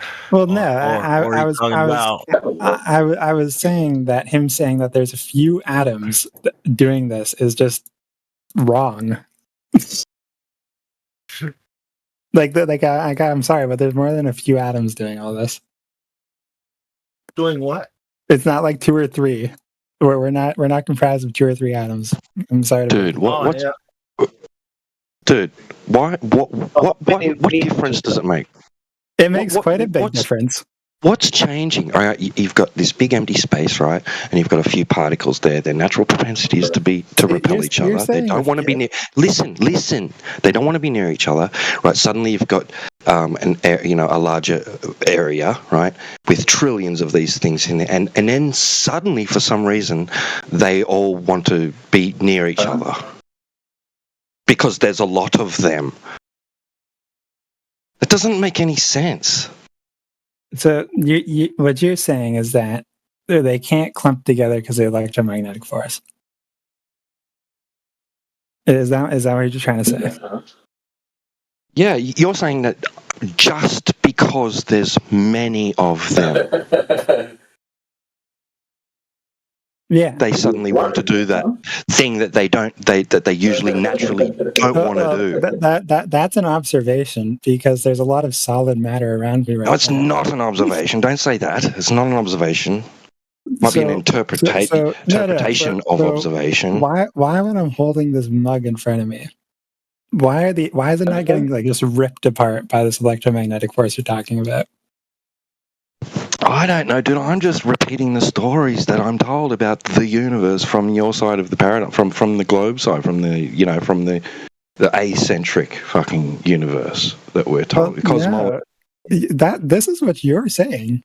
So you must know how it works. No, they cosmologists, or theoretical physicists, whatever you want to fucking call them, they say that a few fucking hydrogen atoms near in a space don't want to be together, and they won't be together. They'll repel each other. That's what we are told. Yeah. Hey, Dr. Jordan Peterson, are you meaning to talk? Are you realize your mic's open? One sec, Butterfly. Dr. Jordan Peterson, can you hear me? I don't think. Are you joining in this conversation, or are you just hot micing? 13. No, he can't hear you. I got him. Not all particles repel each other, though. Like, some of them attract. Is he talking about molecules attracting each other? Yeah, I mean, he was saying that particles repel each other, but he was completely skipping that they also attract. Oh, so they don't attract or repel. But do you have anything to substantiate that? If I spill water, the molecules spread out over the distance. No. Are we talking about gas or liquid? We're talking about single hydrogen atoms. Single hydrogen atoms. Occupying a volume. And if you're just going to say hydrogen atoms, that's kind of like a cheap way to get around the premise. But I think what we're doing is you're skipping over the strong nuclear force too. You're not. What's the point? The point of what? What's being asked? What's the point? He was saying that something about gravity not really being a real thing. No, I was saying within your paradigm. Sorry, Alpha. I always said that within your paradigm, gravity is not the sole dictator of the distribution of matter. It takes other things. It's a large amount work. of it. Yeah, it's a large Right. amount of it, though. Oh, you agree with him then? Yeah, obviously it's not the only thing, but it's the largest dictator of it. What's the evidence of that? What's the evidence against that? You need to prove the positive. I can't disprove you unless you have proven something. So I'm asking for the proof first. Large amounts of matter clumped together in space. That's great. Where's the evidence? Look around you. Look around you. Oh. It's self-evident, Alpha. Just pull out your telescope, look at the stars, and you can see all the masses like clumping together. Get out of here. Brilliant, isn't it? You sewer rat. Get out of here. Come on, Alpha. You're a sewer rat. Leave the chat. Sewer rat. You're on my shit list, dude. You're on my shit list. You're automatically out. There's no talking in this room anymore. It can't really be disproven if there is no other mechanism proposed for how it works. Well, this is the problem. You don't have evidence of such a thing existing in the way that you say that it does. I mean, if you say it the way he did, where if gravity isn't the actor, it would be the electromagnetic force next. So why? Cool. So why isn't anything in front of you just getting ripped apart by electromagnetic force? No, that's not. You're trying to prove the opposite of what you're claiming, but your claim is not substantiated by any empirical means. Two genders. Can we talk about Donald Trump? Just participate. Stop burping into the mic, dude. All right. So you have to substantiate your claim if you want it to be valid, and then we can talk about how it doesn't work. But until then, you can't support something that's just mythical. Produce the evidence that it appears in the physical. The evidence is that everything around you isn't getting ripped apart by the electromagnetic. That's so stupid. Electromagnetic field around That's it. so stupid, dude. I can't believe how idiot. And dude, honestly, you're someone in academia. You should be ashamed that you're actually producing an argument this shallow. Well, no, Seriously. it's a legitimate argument. It's not legitimate. Why You're not? trying for me to debunk something you haven't proven yet. How does that work?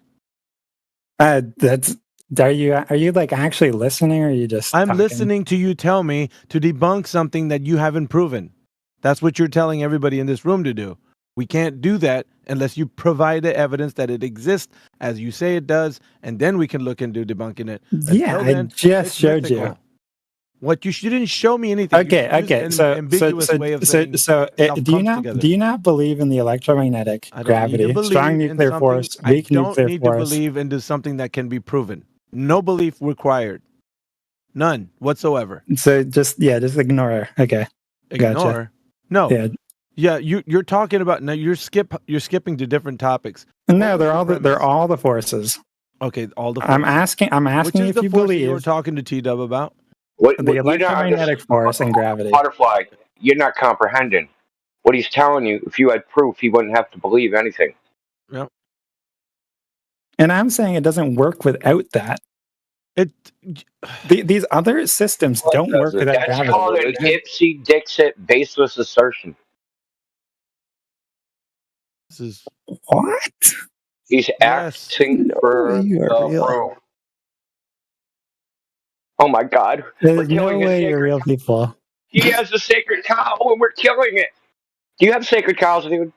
We're asking for the empirical evidence of substantiation of your claim. You're not providing it. You're just saying that it exists, and now I need you to debunk it. Really? I mean, if you actually were listening to what I was saying, you'd understand that's not at all what I was saying. Okay, can you name any experiment? Can you name any experiment that supports your claim? I don't even hear what your claim was, but I know what evidence is, and don't sound like you got it. Go ahead, provide the evidence. Just let me talk and don't cut me off this time, okay? Provide the evidence. Okay, an experiment, dude. Okay, cut me off. Never mind. No, do the experiment. Like, if you're going to talk about other shit, we don't want to hear more explanations. We want the experiment. Like, what did they do? What was the setup? Like, blah, blah, blah. You get it. So, are you going to talk, or what's going on? Are you going to meta? No. Sounds like it. Mm. Pony up with the details. Just go for it. Nah, I'll just get cut off again. You're not. Yeah, you've already had 10 seconds of silence. I counted, Butterfly. You had 10 seconds of silence, so you're just posturing now because you don't have any evidence. It's a gimmick you guys do. When you don't have any evidence, then you start talking about the chat, you talk about us, talk about anything but provide the evidence. Provide the evidence. Okay, so I'm going to talk now, okay? So just listen. What I'm trying to say is that I don't even know if you guys believe in electromagnetism. Give the evidence already. Okay, cut me off again. I didn't cut you off. You're meandering. Evidence. Well, no, I want to understand your side of it so I can phrase this properly. So here, understand this. We want evidence. You don't have any. That's the only thing to understand. Now present. How am I supposed to present evidence when you don't explain your side of anything? We're empiricists. We go by what the empirical. You know what? We're empiricists. Okay. We go by what the empirical evidence says. We don't sit here and imagine what's supposed to be. We let nature tell us the way it is. Yep. Okay. Exactly. So show us in nature what the fuck you're talking about. Go. I would say that I could talk about space, but that's not real.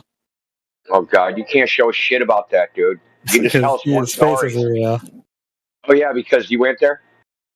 Well, no, it's just not real. Like it's not. Do you have any primary? Do you have any primary information? Well, I think my eyes are pretty decent. You see space. What color is it? It doesn't have a color. Well, actually, there's some planets. So how do you see it? That have colors. There's a few planets up there. How do you know they're in space? I'm describing space. I don't have. How do you know they're in space? Okay. Cut me off. Well, I was cutting off your stuttering. Kind of hypocritical. No, I asked you how you know they're in space. You ran away from the evidence. You say you're not going to cut me off, and then you do. Oh God, dude! Because we want answers. Well, no, you don't. Would you cut it out? Just give. We've literally said 30 times. Shit, give us the evidence. Give it to us, dude. You say it when I'm talking to you, bro. Knock that shit off already. Just give the fucking evidence already. It's getting tiresome. Look, maybe if you would shut up for a minute, I would. Okay, we're going to give you 30 seconds if you don't talk to the dude forever. 30 seconds of silence, probably. Let's go. Well, I just need to know, is space real? You see? He's asking us questions again. We have to now... No. Listen, Alpha. Give him 30 seconds to get the evidence. If he just talks about space, asks us questions, it'll be obvious. My evidence revolves around space. So I need to know from your perspective if I can make an argument based around space. This is bullshit. You can make an argument based around evidence.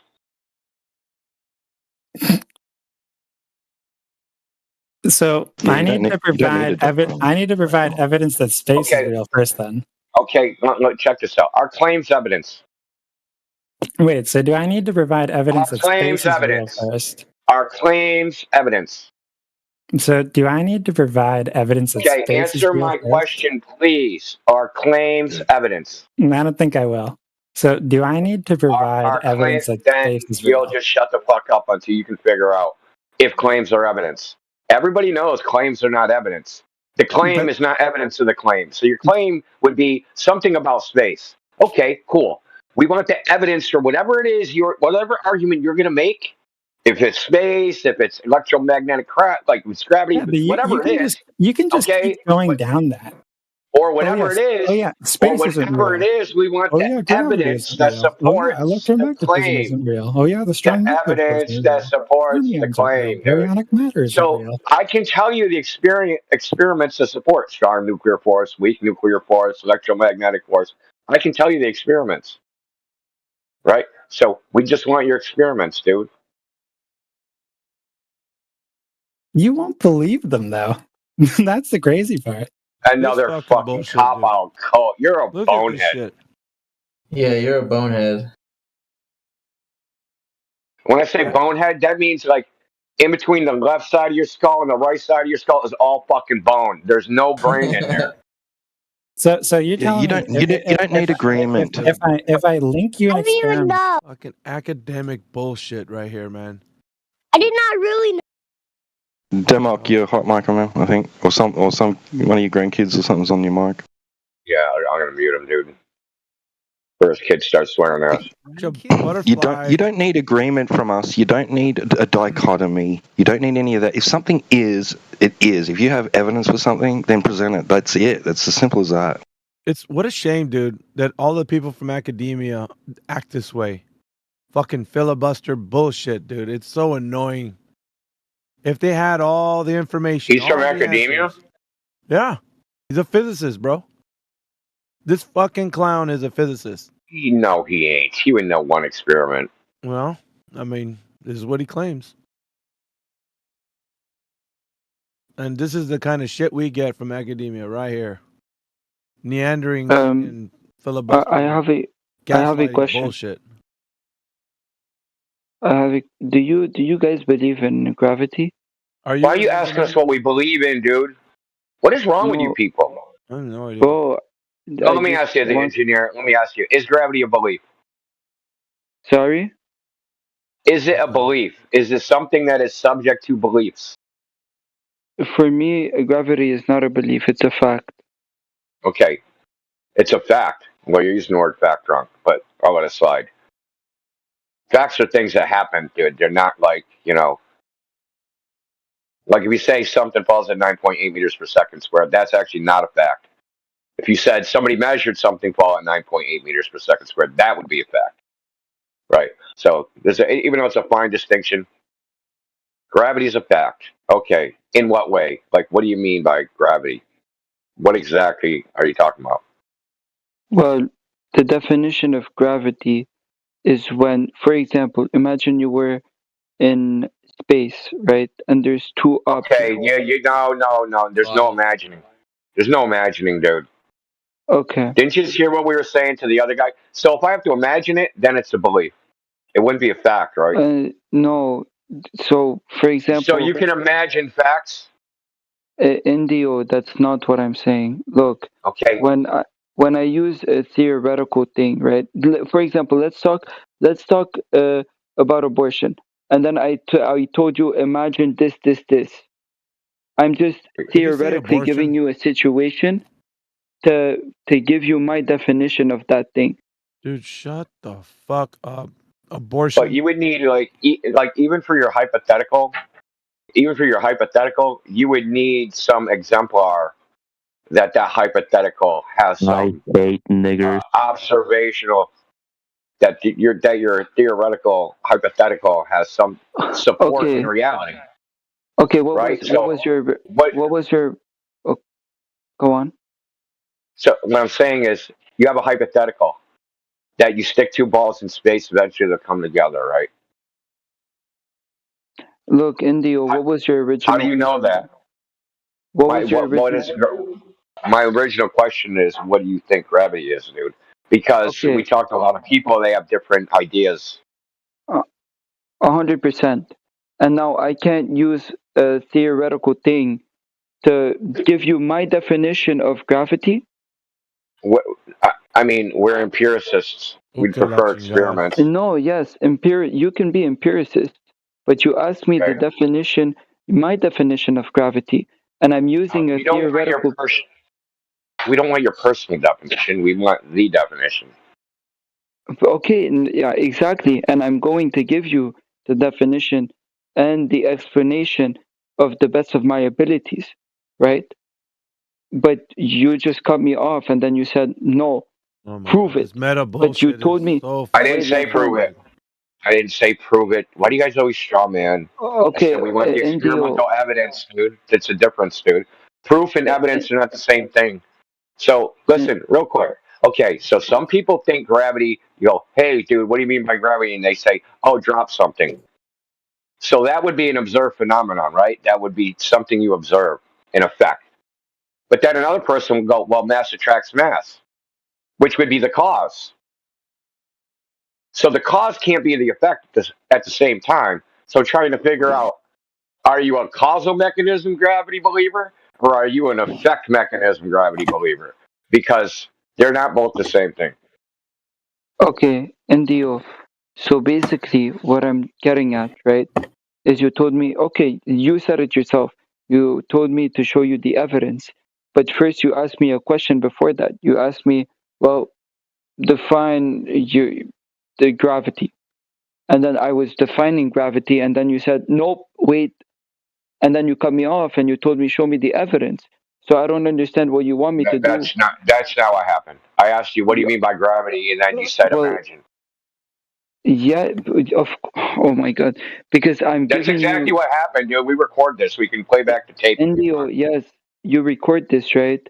And if you let me finish before you cut me off, I would have, okay, I would have explained gravity. Because you told me, well, give me the definition of gravity.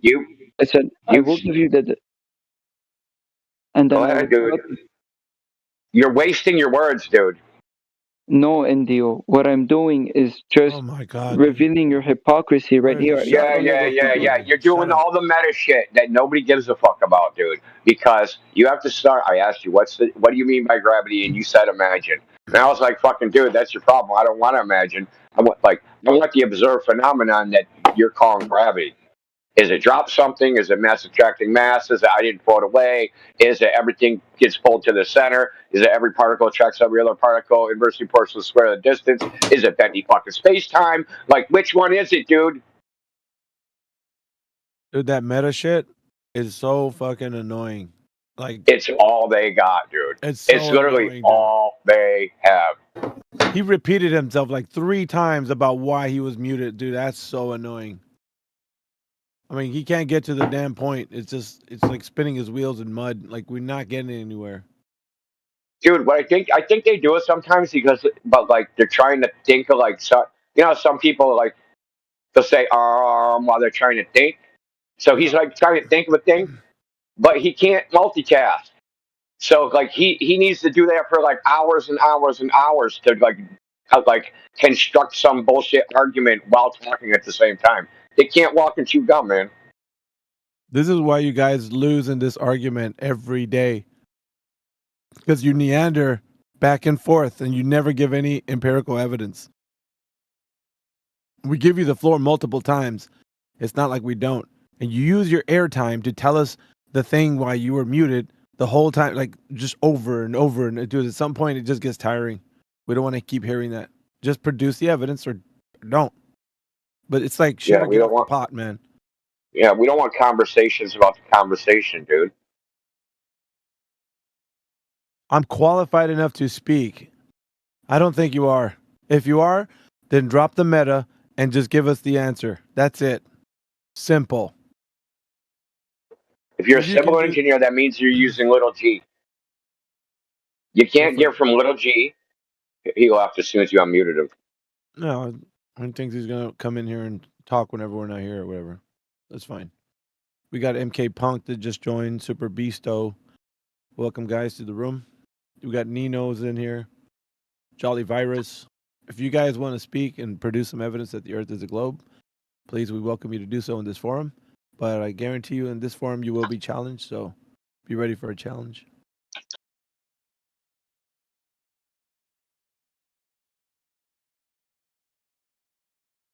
I would tell you the truth, but I was muted, so let me talk about 5 minutes as to why I don't need to be muted. And like, fucking hell, dude.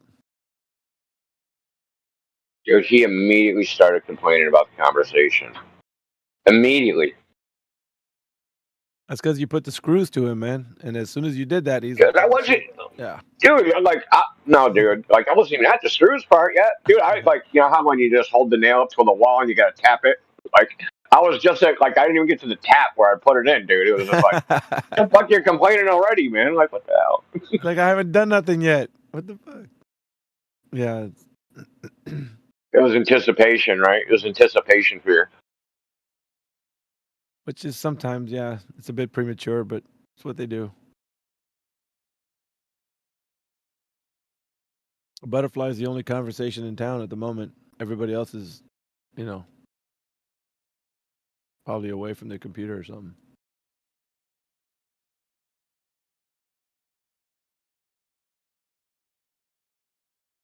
You know, and like you want to lose, my.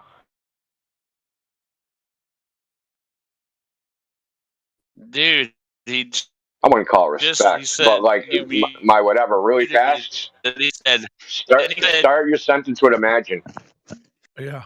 Like right away. Dude, If your evidence is I imagine, dude, then like you're cooked.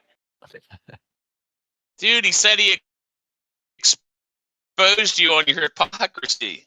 Bear, He exposed you on your hypocrisy, yo. Bear, you're cutting Sorry. out. I better just log out. Something really funny. Sorry. You're cutting out, man. You got like a choppy internet right now. Just letting you know. How come your internet is so ass paraplegic? Dude, can't you like double up your wheelchair as an entire? That's fucking savage, dude.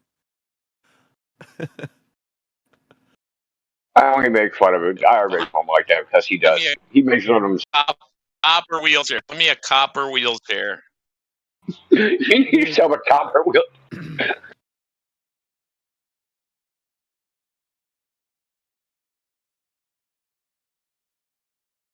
Dude, you got like hooked up wheels with like fucking lights on them and shit.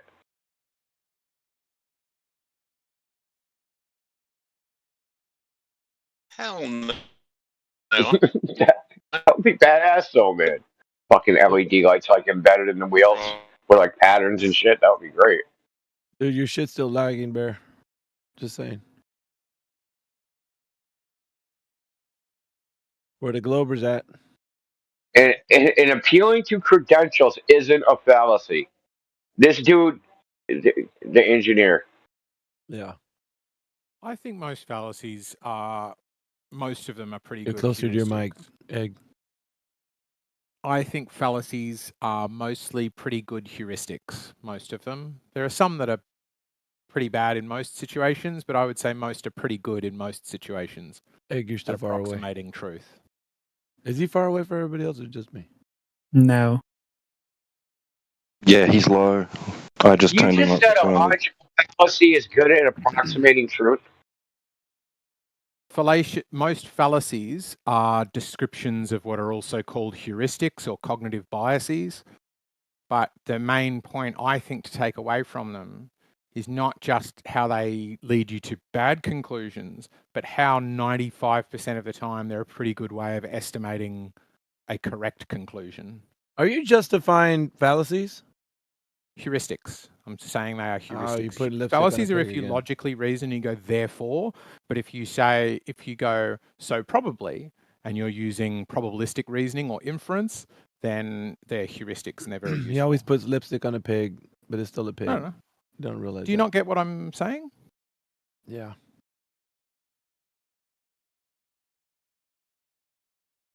think if you think it's wrong, you should be able to say what's wrong with it. It's inefficient and a waste of time. What do you mean? It's very quick and easy. You can't prove it experimentally. Butterflies even agreeing. Can't prove it experimentally is true. No, that was a joke. No, Yeah. joke. You're spot on. Like if I go, what day Yeah, is I think I'm getting it now. That's just how I'm going to respond to everything. You can't prove it experimentally. What's a good No, nobody said that. So why don't you? So eggshells. No, that's what I'm saying. Was that a good heuristic? Eggshells is a straw man fallacy. Was that a good heuristic? You two are both full of shit. What are you? You're both full of shit. Because he just used a straw man fallacy on us, and you said you think fallacies are heuristic to the truth. No, the fuck they aren't. It's the exact opposite of truth. Hey, can you prove I did that experimentally? No, no one asked for proof of experimental proof. We just wanted any type of experiment. We just wanted some support for your baseless claim. We wanted some support, so now you resorted to trolling because you got fucking cooked. No. Can you prove? Yeah. Muted. Hey, you're really low, dude. You got to get closer to your mic. I'm trying to tell you, man. Everybody I don't seems know what a to little tell low you, to me. man. It's like right in front of my mouth. Is a straw man a heuristic for truth? How about a non sequitur? Is that a heuristic for truth? Fallacy? Nope. About a red herring. No. How about a non sequitur? Fallacy. How about a contradiction? is a contradiction a heuristic for truth? You're so full of shit, eggshells. Did you even think that was... Fallacy is where you reach a therefore conclusion as a result of the reasoning, and I don't think you go therefore you're false because I can come up with a straw man. Straw man might be I'm not sure it's a logical fallacy though. It's a good way to develop bad habits when you're problem solving. You know what I mean? Like why? Like why? I mean, I agree with Bong. It's a waste of time, but he feels that just imploring them are somewhat valuable. What are you doing, man? Like trying shit. Yep. He's getting a whole big pile of shit in his hand and chunking it at the wall. Hopefully it sticks. That's what he's doing. Well, I think that's what we do with 99% of the rest of our decisions. What's the best car to buy? We don't test it experimentally. We sort of read what different people think about it and read the stats and use heuristics to try and pick a car because we've got other things to get on with in our life. That's the way we choose whether to. Right. I figured eggshells out. I figured eggshells out. I figured eggshells. I figured out eggshells. I figured out what your target audience is. The 90 IQ and below, dude. That's your target audience. We're too busy for this flat earth shit. Come with me. I don't, look at you, Jerry Maguire over here. Yep. Don't really understand the criticism. What's the substance? No, I like when you're like, we're too busy. We're going to use heuristic ways to determine the truth. You're not really trying to determine the truth. You're just lying to yourself. Yep. I'm not saying we're too busy. I'm just saying if you've got to make 30, 40, 50, 200 decisions a day, you're not subjecting them all to this ridiculous requirement that you guys have. That's exactly what Indio said, Egg. The fucking same. You just reworded it. But I'm not saying it's that you're too busy. I'm just saying on all of those things, you don't do this. There is only one area in which you do because you're too busy, Egg. Exactly what Indio said. Matter, whether you're too busy or not isn't my criticism. Really? That's what I'm saying. You got a shit ton of things to do, so you don't got the time. Which means you're busy. Come on, Egg. But why does being busy matter? Because that's your point. That's the reason why you want to take this route where you don't have enough time to think of all the things that are the nuanced things in life. So, hey, it's easier just to say, well, let's just read a review of this shit and see what 10 people said and go with that. Yeah. Try to become educated slightly on the subject, do a variety of different... And Bong was correct in saying that's inefficient because when you're trying to reach truth, it's not something that you want to do. You have to test and verify the thing that's in question. Truth isn't obtained by a review of 10 people and then like, well, I don't know, I like it, but I have my disagreements on it. Like, it's not a probability or a statistic. I mean, I get what you're saying, but it's like India was saying, your target audience is going to be the fucking potato couches. Or couch potatoes. Said it backwards.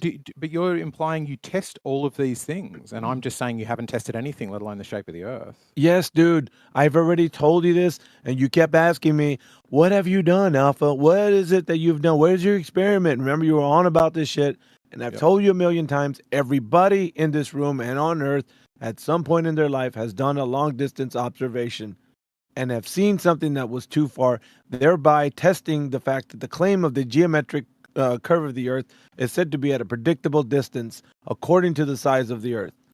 So if that's not true, then we've already did a long distance observation to debunk that, although unbeknownst to you, you don't understand the whole, mathematics that are involved. So all you got to do, figure that shit out and then realize that you've already seen beyond the alleged, distance where the Earth curve should have blocked your view.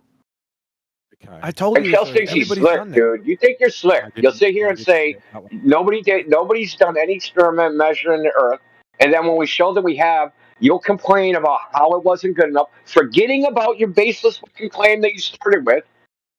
And then we'll go through how it is good enough. And then you'll switch to something else, like about the personalities of the people that fucking did the test, forgetting about your second baseless fucking claim. He thinks you just fell off the turnip truck, Indio. It's I call it the temporal gallop. Instead of just shotgunning it all at once, you just like they're time interval like every 15 minutes when you both. None of that happened. You just dreamt all of that up in your head and then got angry at the stuff. There you go. Yeah, you can't gaslight me, dude. You're the problem, Indio. I didn't do any of that. That's the issue. You're the Not problem. this time. Last time. Oh, right. Sure. You're working up to it this time. Hey, You just got here. Look, Eggshells, you just got here. I know you didn't do it this time. Yeah. Who's making it about I'm personalities? giving everybody the warning. This is kind of poisoning the well. About personalities. Fucking seriously, Egg, work out your fucking mic. Look, we'll see. Now I alerted everybody to it. Now everybody's going to watch you do it. Sure. So let's get back to the shape of the Earth. Oh, really? Have any of you done a test? Oh my God! I did. What did I just say, dude? You need to clean the wax out of your ears, bro. And then when you're done that, come and tell me so I can tell you again, so the wax doesn't interrupt me telling you that I've already said long distance observations have been done to verify that the distance for the predictable amount of Earth curvature that should be obstructing the viewer from point A to point B over the distance that would be, obstructing the viewer from seeing the target distance is now something that can be used as, like, everybody's done a long distance observation. So we can utilize the thing that we've already seen to debunk the geometric claim of the Earth being a globe. I've already told you this like 1,000 times. This is like I don't know what ask time you that I've told you. questions about it, if that's okay. So when Dude, you say fix your anybody's done a fucking long mic, distance dude. observation, Honestly, Am I Egg, you're coming in coming low in as for fucking everybody? low as can be, bro. Like, I I'll don't come know what back to in. tell you, man. Yes, I've got you at full. I've got your maximum, and I can barely hear you. Unplug your shit or plug it in or some bullshit. I don't know what. I'm serious though. I'm not just. Is it any better now? I just left and came back. I know you're. I don't know. No. I don't know, man. My mic's full bore, so when I'm talking, I can't even. I drowns the shit out of you, man. Like. So Anyway. anybody who's done a long distance observation, Oh, anybody you're who's glitching there. looked, What are you doing? Try that. You're coming in and out like. I just moved the mic in the middle of speaking. So anybody Uh, who's looked a long distance, you're saying, has done a sufficient long distance observation. Correct the mundo. Oh, this might have massively There you jacked go. it up. There we go. No. So we see what you just did, right? It went from any observation to sufficient, but you won't define sufficient. You're not Sure. slick, Well, dude. I'm Now easy, it's man. sufficient. Which one is Hang it? on, You hang just on. move the goalpost. I didn't. I'm talking to Alpha. Why are you barking at me? Yeah, because you think you're So slick. Alpha's position seems to be anybody who's looked over the sea has done an observation, a measurement. Long kind of, distance is the caveat Yeah. to what I'm doing. It's a long distances, Yeah, sure. you got to say that because it's not just from here to 5 feet away. That's not what it is. Sure. Anybody who's done a long distance one, is that a meaningful test? Because the challenge I was laying is, has anybody done a test? What is that testing? Okay, Well, what is it apparently, testing? apparently, when people do that, you can check to see against the claim that the Earth's a specific geometric shape, right?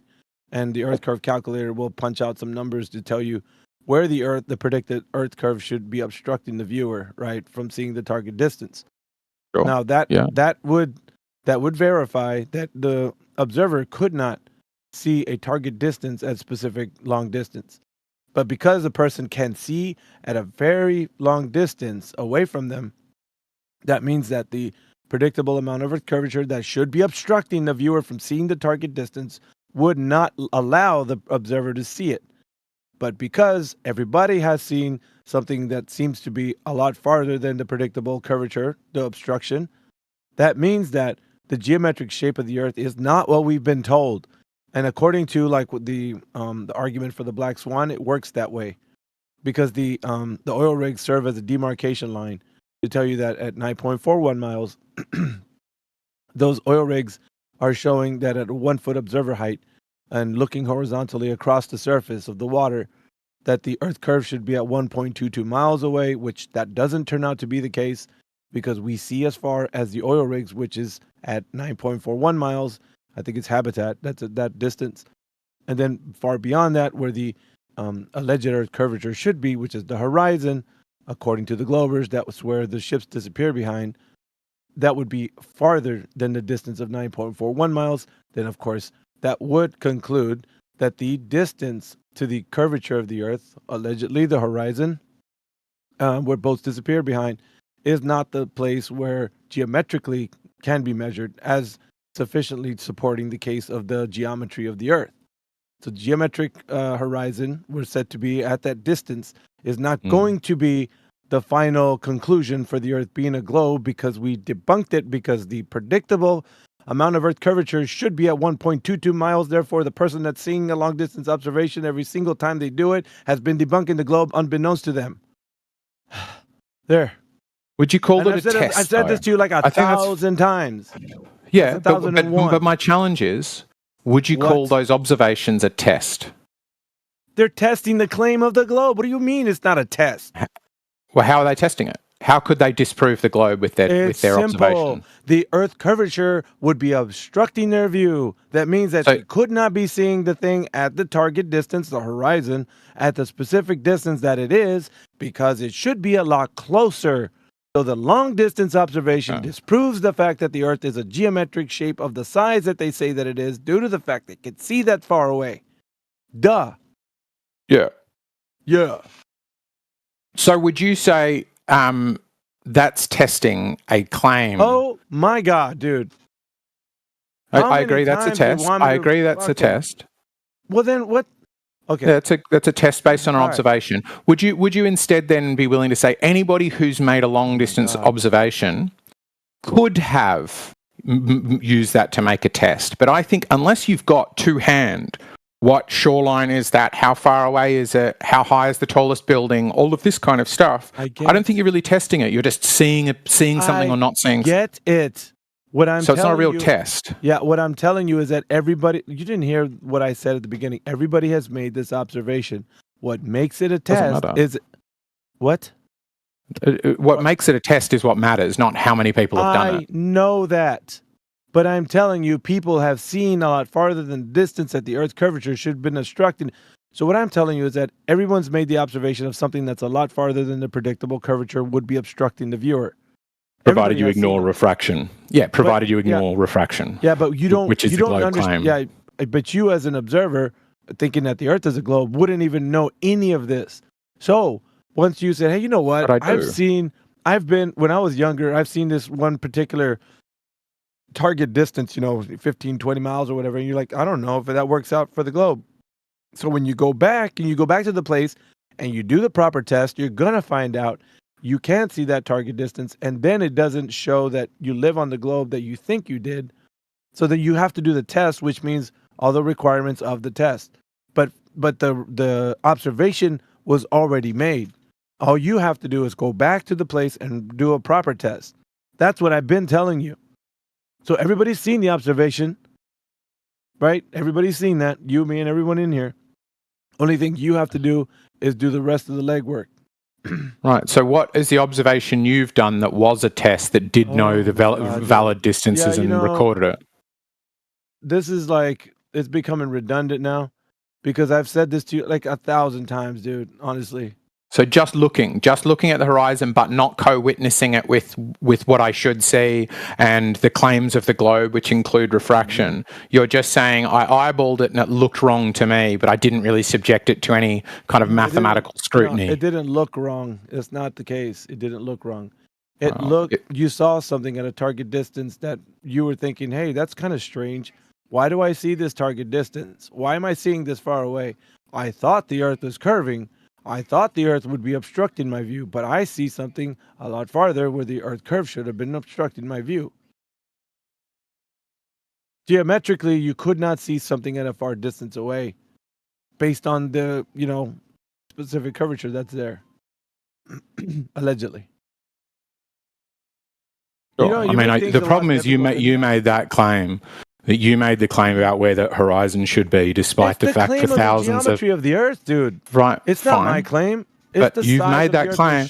But you decided that's how you wanted to test it by ignoring refraction, despite the fact it is thought that for thousands of years we've thought refraction is a thing. Yeah, but if you even talk about refraction, what are you even using? Like, I don't even think you understand what that is anyway. I mean, you could talk about slight bending of light as it gets close to the surface. We all know what it is. We all see it all the time. Come on, don't pretend we don't know what refraction is. How do you figure for refraction? Because you just go, I'm going to test this based upon what the globe actually claims, not I'm going to test it based upon if there's geometry and refraction doesn't exist. I'm asking you if you were putting a test together and you were using... It don't exist. You're using fine. If you're assuming it doesn't exist, then you're not testing the globe. Terrestrial refraction does not exist. I'm debating this topic for 8 years. I've never had a single glober, and all the times I've debated refraction, ever, not once, give any empirical evidence to support that claim. Yeah, never. Not even one time. It doesn't matter. What matters is I'll explain why. It always comes down to this. It doesn't matter. It's inconsequential. And yet that was the crux of his argument. Well, you didn't think about refraction. Now it's like, well, it doesn't matter. It doesn't matter if they can't show it. No, it doesn't matter. I'm not saying it doesn't matter if they can't show it. What I'm saying is, if you're testing the globe claim includes that there is refraction. So if you are testing the globe claim, then you are testing the radius and all of the claims made by it in order to show they are false. You don't assume they're false and then go and do a test that isn't testing anybody's model because the model you're trying to test since Ptolemy's time has gone, hey, the stars kind of bend out of position as they approach the marine horizon. Isn't that funny? It doesn't happen up the mountains, but it does happen near the sea.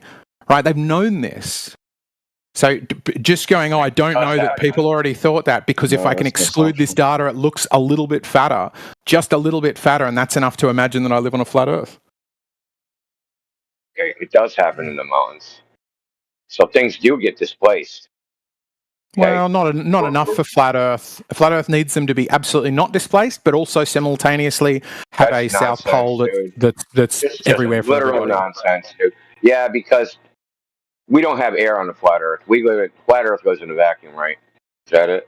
Is that what you're saying? No. Flat Earth lives in a sort of intelligence vacuum.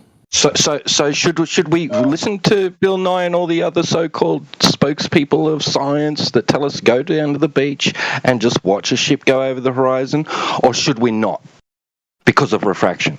I'm saying if you're the test things people, if you're the people that say we can't know anything unless we can test it ourselves.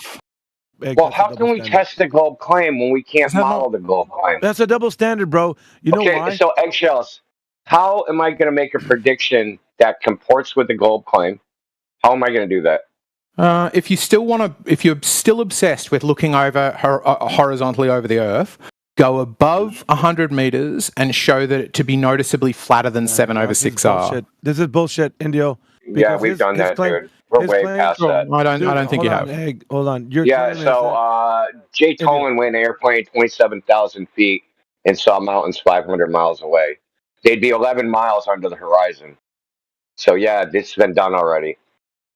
All right, let me pause him for just a moment. It's a double standard. So with him, it's okay for them to say, I see a ship going over the horizon, therefore the Earth, the globe. Yeah? Did you forget about refraction, you freaking numpty? Yeah, you didn't factor that in, did you? So right, why doesn't it work both ways? How exactly. Is it that it's a double standard? I was saying that, like, why is it okay for him to make an observation of some shit? Oh, that's fucking grandiose. But when we make an observation, oh, that shit can't happen. Did you factor in refraction? Where was that shit? Yeah, where is the fucking refraction when you're looking at boats going over the horizon, you big-ass numpty? Dude, this double standard is bullshit, dude. And why do we get, having to be defending that when they don't do that? Exactly. He's coming at it as if the globe has the upper hand. Yeah. They don't do that shit when they see the boat going over the horizon. Which person that comes in here claiming that shit talks about refraction? Zero fucking people. They always say that's evidence of the globe. That's it. End. Period. They don't ever say, well, I factored in refraction when I saw the boat going over the curve. That's some bullshit right there. And you know it, Egg. That's a double standard right there that he's trying to impose on us. That's bullshit, dude. I like how they say ignoring refraction. Ignoring what? Like, there's nothing to ignore. You guys have never provided evidence for it. Where did the boats going over the horizon? Why did I get muted so you could pretend I was making a point about boats going over the horizon so you could get upset about it? What was... I don't get that. What happened just now? well, I didn't say boats going over the horizon. You guys just got upset like I might have, but I didn't. Okay, I'll explain it to you. You poo-pooed looking across the Earth at the horizon. That's why he brought it up. Yep. So you poo-poo it until you don't poo-poo it. Fine. I think boats going over the horizon isn't a very strong argument. Why? Because of the refraction. Exactly. Because you can get that effect. But I'm happy to say it. That's the thing. You guys just got upset at the opposite of my view, and you had to mute me to do it. That is just dishonest. Yeah, that is because just you're fucking obviously poo-pooing dishonest. all over the shit that we're doing with long distance observations. Yet when the numpties come in here and say, "Well, I see a ship going over the horizon," you're just like, "Well, that's fucking Jolly Rancher right there." No, exactly. I called them out. I called them out on it. Destroyed them. You going to call out Robert V next time he says it? God, your mic. You going to call out Robert V Utah? Yeah, you won't, will you? No. I don't know. I haven't heard him say it, but I call out people when they say it. Dude is like, you're some bullshit egg. You want to come at each one of us for talking about long distance observations, but the rest of the fucking clowns that come in here and talk about boats going over the horizon, you let them slide like butter, man. That's you.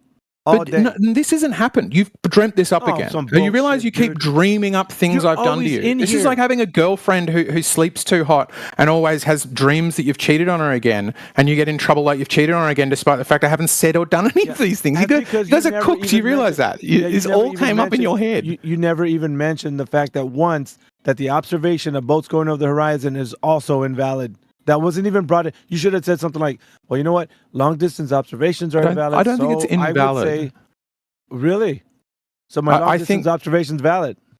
I don't think that long distance observations are either valid or invalid in their entirety. But I think that if you've got this claim that says the Earth is blah, blah, blah radius, and it has, because of gravity, a dense layer of gas...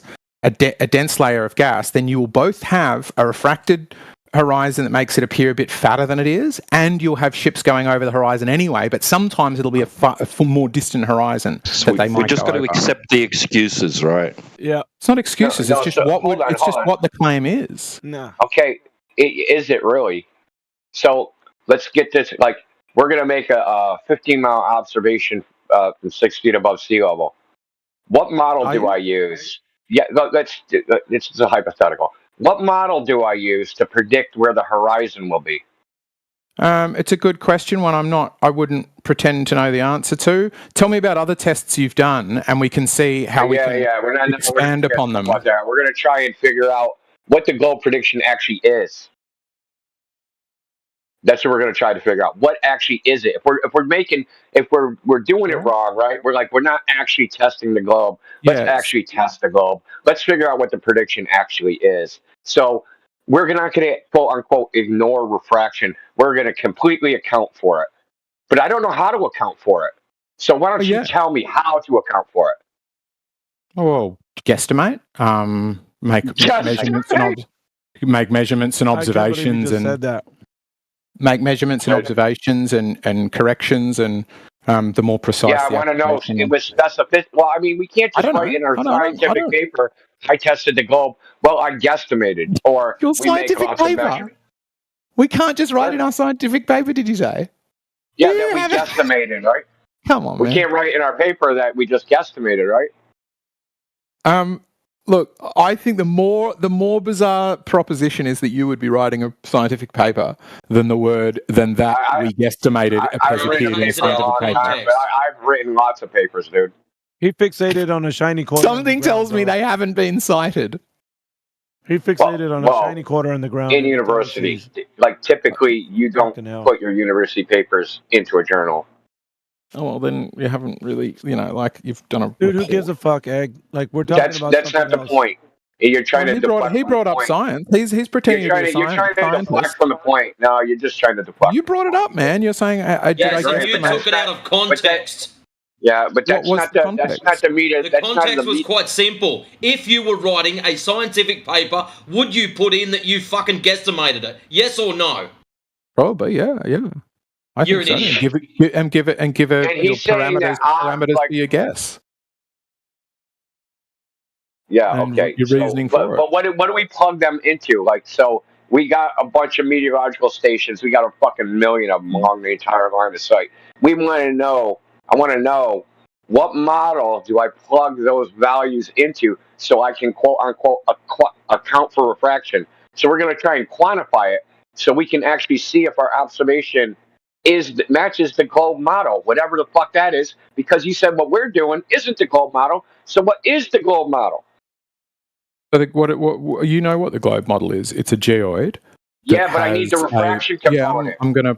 You asked me a question. I'd love to answer it for you. The geoid is the gravity. So no, it isn't that. Okay, isn't that the can I geoid? answer your Is that question? the physical? No, hold Was on. it a question or not? I have to correct your mistake.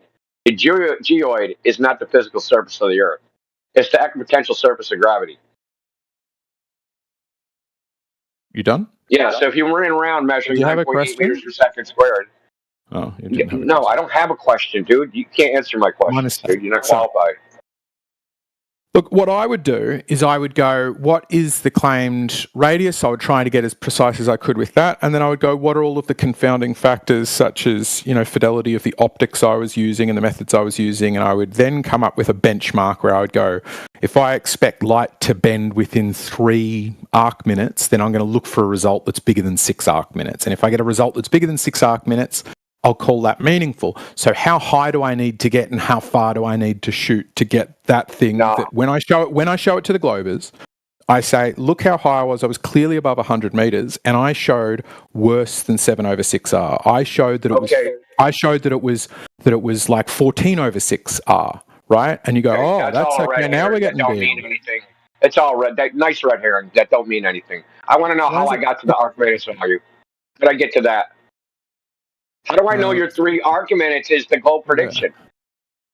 We want the globe prediction that you said we're not doing, not fucking eggshells prediction. We want the globe prediction. Sure. So find out what I would go with like targeting optics and stuff like that, and go, what do they expect divergence over that distance due to refraction? And they'll give you that number in arc minutes, and then you just double it. You just go, okay, how precise should I be? Academic literature or something? Could I go through the academic literature and look at all the models that have been proposed? Put a stethoscope around your neck, put on a lab coat, make a real LARP of it. There's like 20 of them. So there's like about 20 eggshells. You don't know anything, dude. You don't know anything about me. Okay? So stop with this bullshit. Come on. Really. I've read like nearly every paper. Listen, dude, you want me to take a screenshot on my fucking hard drive, dude, of all the PDFs? Dude, I've read more peer-reviewed papers this month than you've read in your entire life. Look, maybe I guarantee it. Maybe you have. I definitely have, because you've never read one. That's not true. I've read about probably about 5 to 10 end to end, but I've read probably a few hundred where I just read the extract, like the 2-page extract that you get from it, rather than the 44 pages of description and recording and Bayesian analysis and how it models under different algorithms and all that shit I don't understand because I'm not a stats. I try to stick with shit that has experiments in it. I don't fucking do it. I made a model of a model of a model. I don't care about that shit. But I've been reading papers for fucking 3 decades regularly, dude. It's something I think it's a pretense to pretend we are scientists in here. If you read science, great. Oh my god, dude! What's a scientist? Shut up, dude. I think it's somebody that's expanding the forefront of human knowledge. Someone that's expanding human knowledge. So that OnlyFans chick that fucked 1,000 dudes, was she expanding human knowledge? I don't know why. She must be a scientist. That was a hell of an experiment. Yeah, you know what? What the fuck? But what the fuck was that? That was super weird, man. Yeah, you're making it sound like we aspire to be. Well, that was really weird, man. You make it sound like we. No, that was called a reduction to absurdity. Yeah, it was really weird. You just suddenly listen to what he thinks that we aspire to be these fucking intellects that come in here that don't know their ass from a pipe wrench. Like, why the fuck would we want that?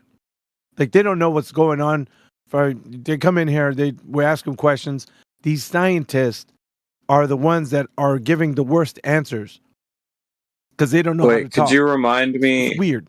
Could you remind me what an ass is and what a pipe wrench is? Yeah, I forgot. The reason why you're clueless. That's what it is. The reason why you're clueless. An ass is the reason why I'm clueless. Up. So you're saying you're an ass? I'll shut you up. So yeah, he's just making it sound like we aspire to be these fucking knuckleheads that come in here. Why? Well, you're not. We don't need to be pretending like we're scientists. Shut the fuck up, dude. Well, I think the important thing is that he said we're not doing the globe model because we're not. We're ignoring his words, refraction. Well, okay, fine. I'll take him at his word. We don't want to ignore it anymore. We want to take it fully into account. We're going to fucking steel man the argument. We're going to take the best case fucking scenario for the globe. We're going to use the model most favorable for the globe. What the fuck is it? Crickets. Fucking crickets, dude. Because he's just been like dancing around the question. He doesn't answer it directly. What is? Well, he knows what it's for. He knows. We're just gonna say you're not accounting for refraction. Globes aren't falsifiable. You got to watch TV and watch NASA, and that's how you'll really know. You can't actually observe the Earth and know if it's a ball or flat. Yes, you can. That's really what they're trying to do. They're trying to eliminate observation. All observation that anybody can do. There has to be special people that can make the observation, not normal people. Not at all. Yeah. Not at all. It is. I don't think that's true. But again, do you guys realize you have to mute you me? Can't tell. Why can't those you words in my mouth? It's just not what I'm saying, though. Does it bother you that you're making up the stuff that I'm saying and then getting upset at this thing? That No. I'm not saying you're not qualified. I'm not saying you're not qualified. I'm just saying you're not scientists. But I don't think scientists are the only people qualified. Anyone's a scientist. What the fuck does that mean, though? What does it mean? Children are fucking scientists. It means anybody can do a test, but if you're scratching yourself silly about the scientific method, you're pretending you're scientists, and none of you follow it. So just stop. There you pretending. go. I knew. I want to get to. Fucking knew it, dude. I want to get to the main point, though. We want to test the globe model. You have not told us with any specificity how to do that. You're saying guesstimate.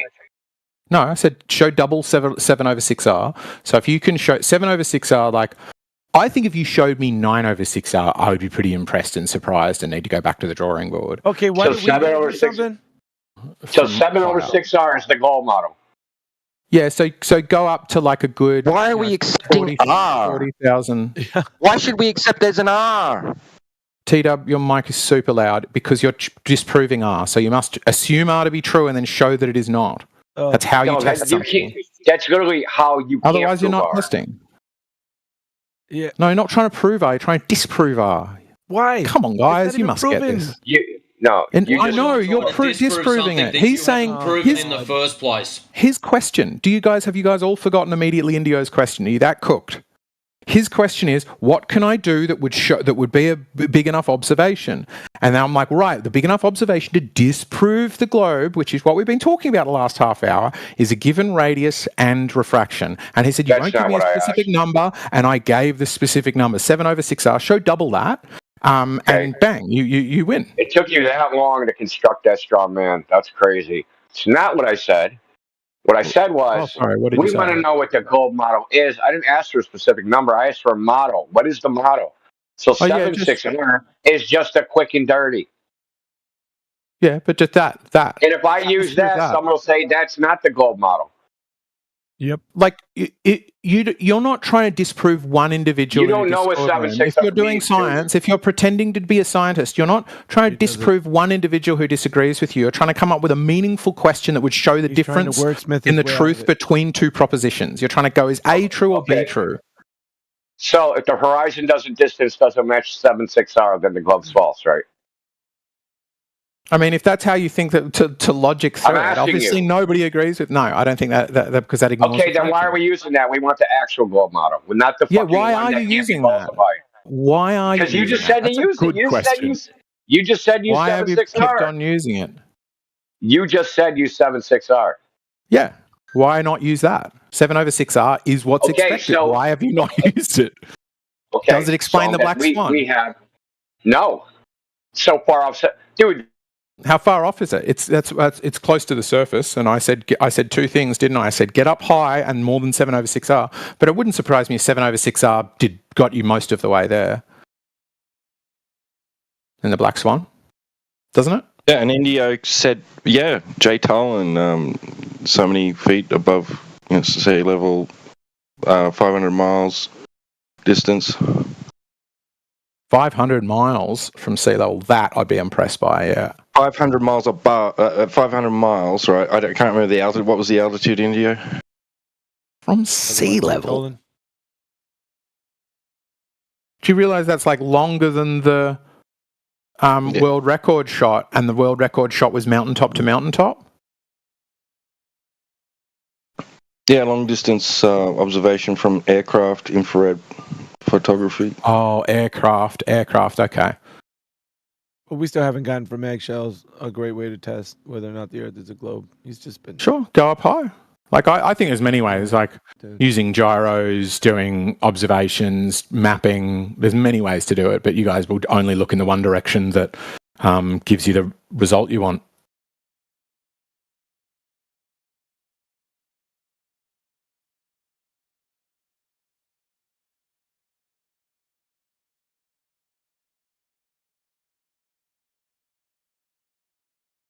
What else we got in here? Fucking hell.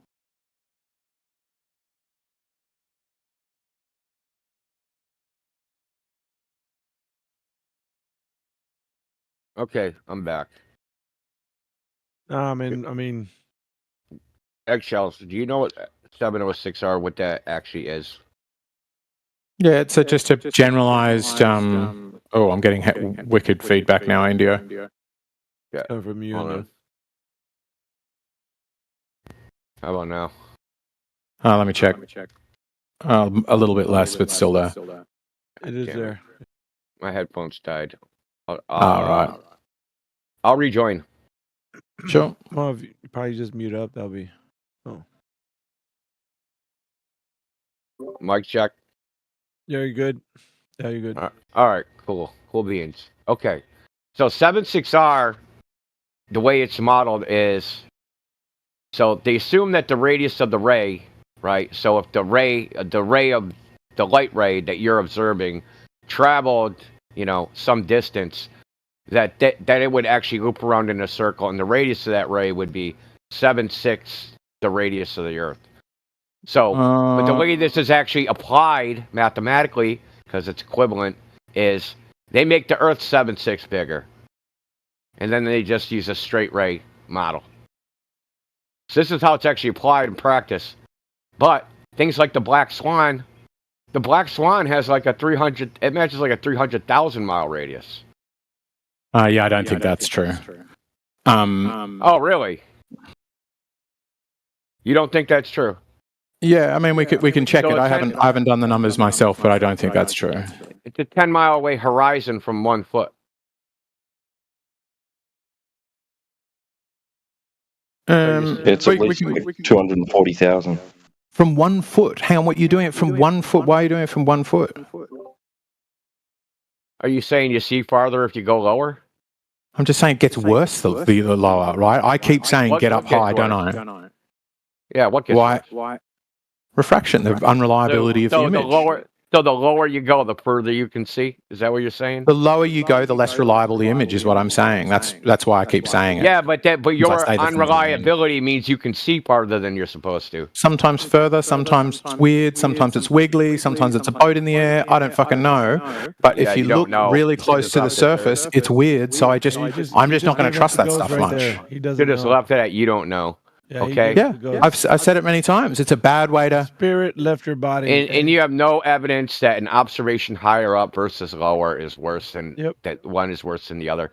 I'm saying the claim that you need to challenge is that above 100 meters at 7/6R. The claim I'm looking to challenge is... You're like, but can I do this 1 foot one? Is that the same? No. The claim I'm looking to challenge is the globe model that you can't tell us what it is. Because he doesn't know. If I go out and make a 7/6R, like, hey, here's the globe model. He said 7/6R. So I'm going to use a 7/6 bigger globe to make my prediction of where the horizon is, what the drop is, how much I should see. If I go out and I make the observation and it doesn't match that, is the globe falsified? In whose mind?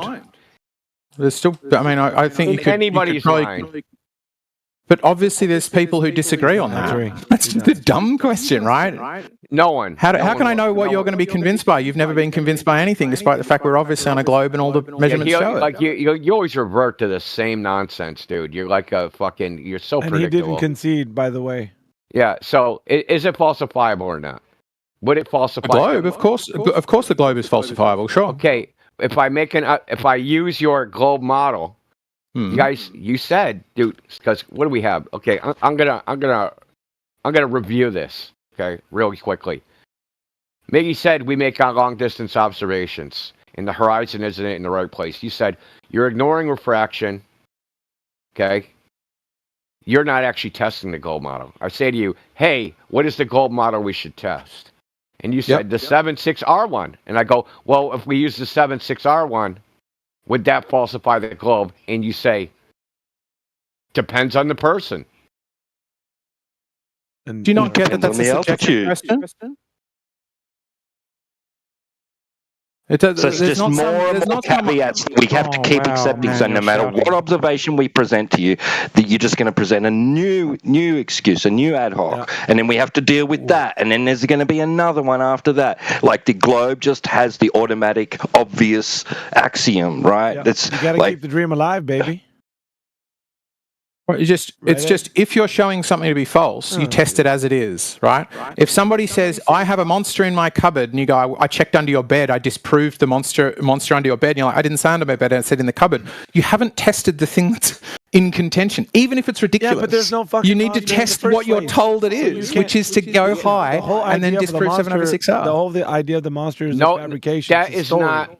No, dude. You just haven't tested the model. You've tested a bankrupted version that was given to you by flat Earth priests. Eggshells. I've given it to you. Go up above 100 meters and 7/6R. Eggshells. That's not required. Flatter than 7/6R, you win. That's not required. You're full of shit. Okay, 7/6R comes from surveying, which is not done fucking way up in the air. Done underground. Exactly. Where's the altitude in 7/6R? You just said 7/6R. You treat it like 7/6R and you go up to altitude above 100 meters. It doesn't have to be that high. You got your hand surveying still works above 100 meters, guys. Yeah, but so surveying, right? It also works below 100 meters, and they use 7/6R below 100 meters. Fine. Yeah, but why do we got to go high?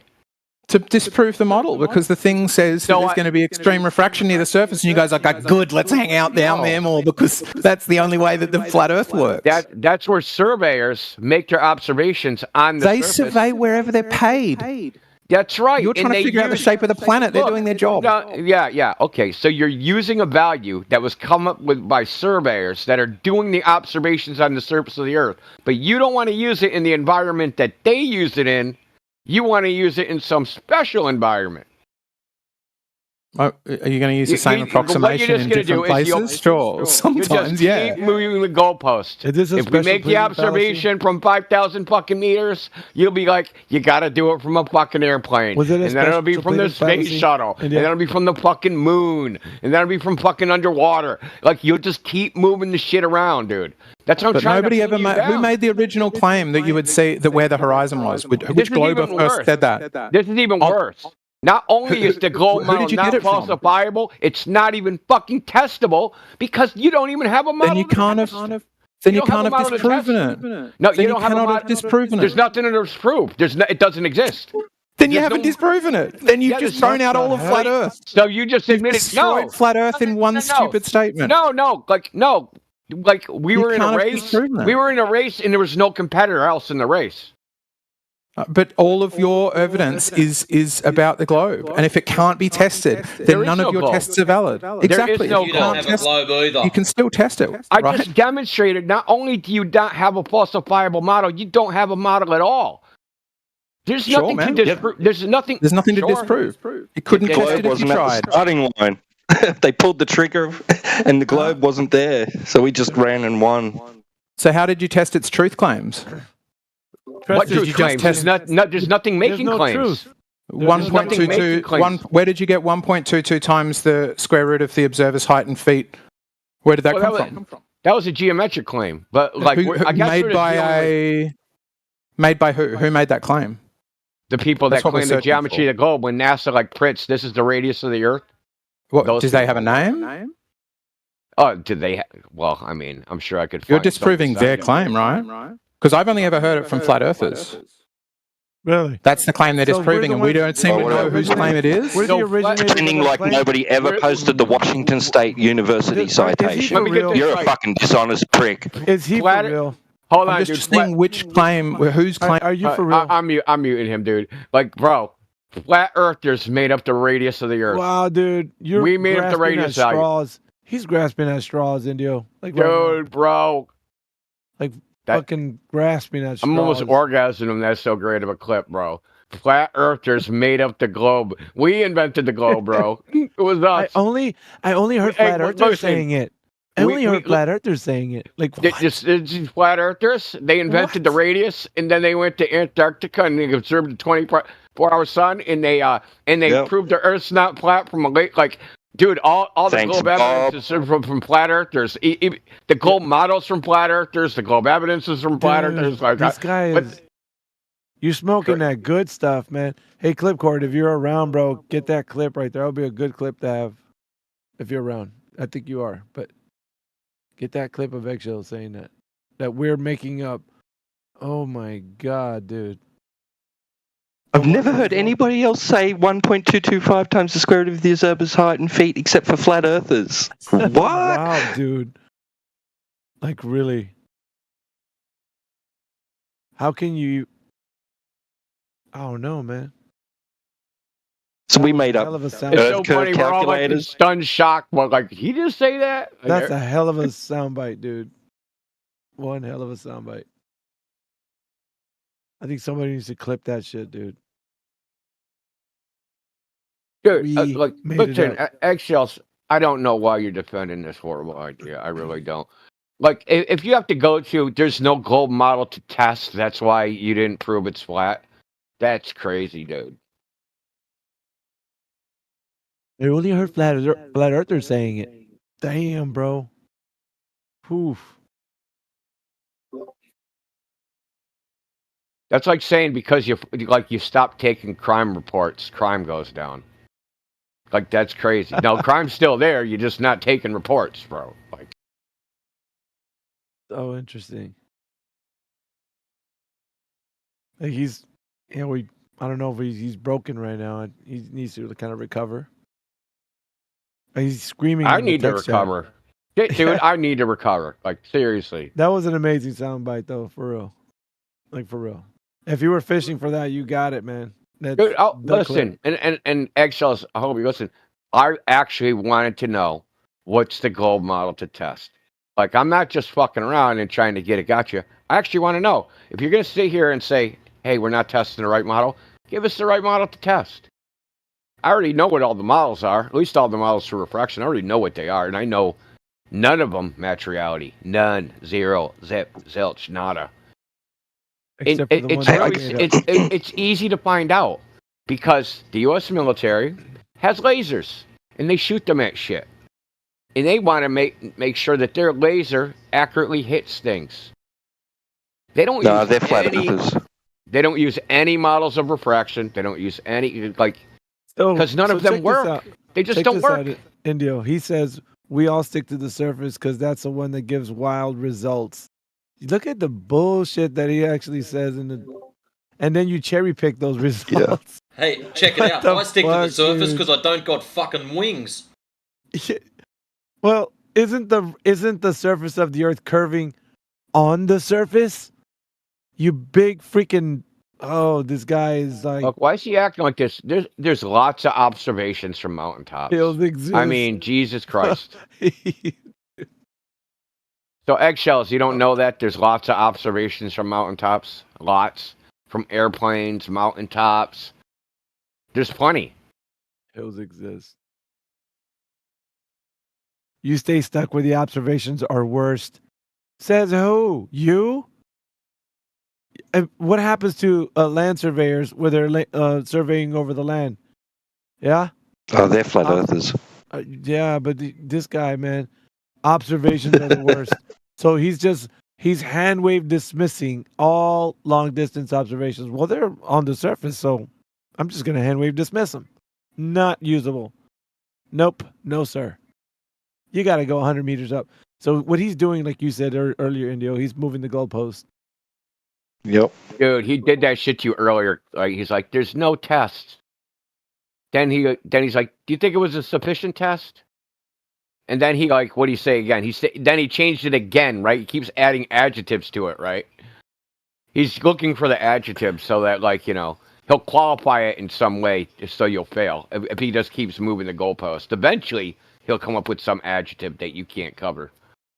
The guy's a fountain of like sound bites, so you gotta mine him for some of these sound bites. It's worth it though once you get a really big one. So. And I guess the military are flat earthers, surveyors are flat earthers. Oh, National Geographic, they're flat earthers.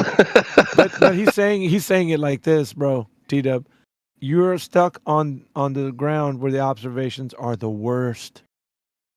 We can quote him. Look, I'm gonna go ahead and I'm gonna get a little clip of that.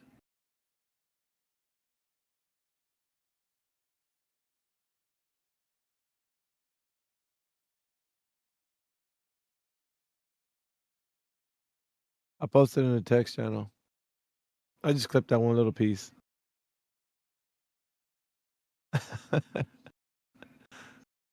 So everybody on the surface, hand wave dismiss. None of your observations are worth anything. It's the worst. Look at. Generally, flat earthers stick to the worst available data. Failed experiments, or inexpert use of precision equipment, trusting FE core after they are shown to lie about their tests. So, just immediately to start throwing shade on everything. Yeah, National Geographic are inexpert. Yeah, I am.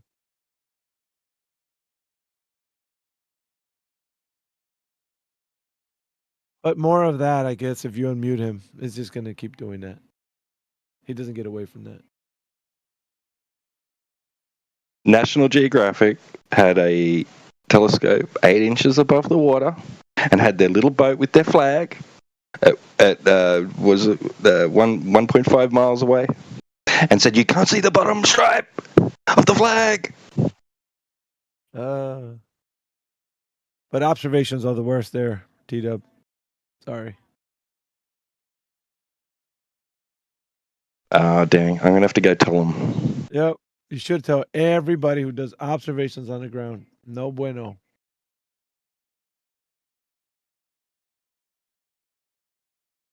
Yeah, piece of work, egg.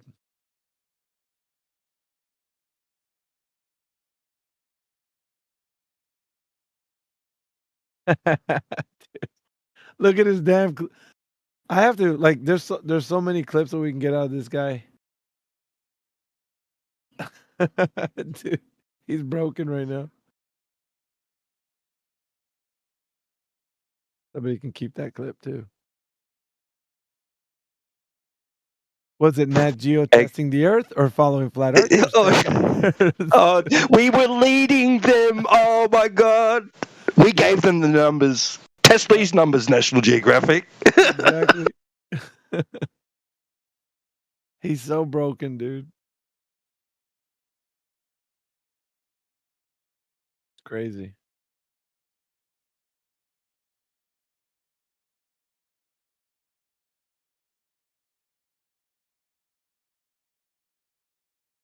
No, it's not that. It's Viva la Flat Earth. Hey, right.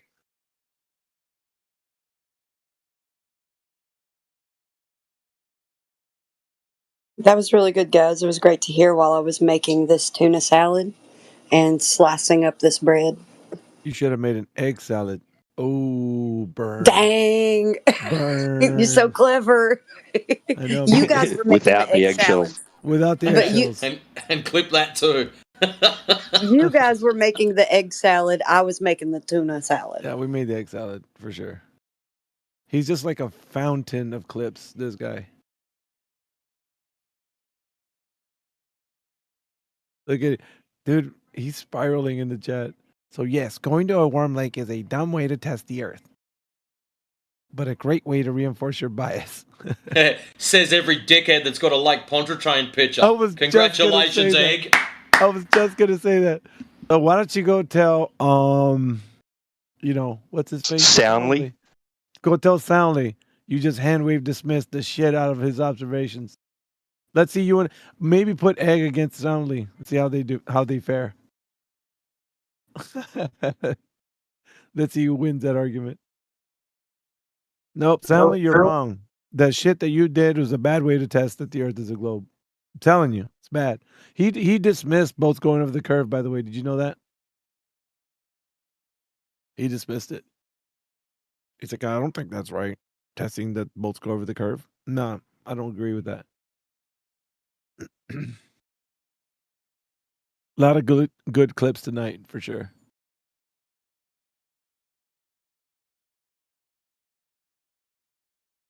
Look at him, dude. All he's doing is just like spitting venom right now. That's all you can do. Get it all out of your system, Egg. Makes you look like a even worse of a sore loser. At some point, you're gonna need a storage space to put all these ales you've been carrying, dude. We've been dumping them on you like by the truckload.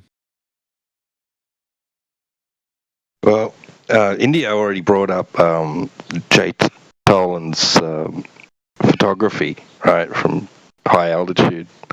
I mean, if you apply your 7/6R there, that's 1.32 miles times the square root of the observer's height in feet. I think Jay Tolan has pretty much settled that.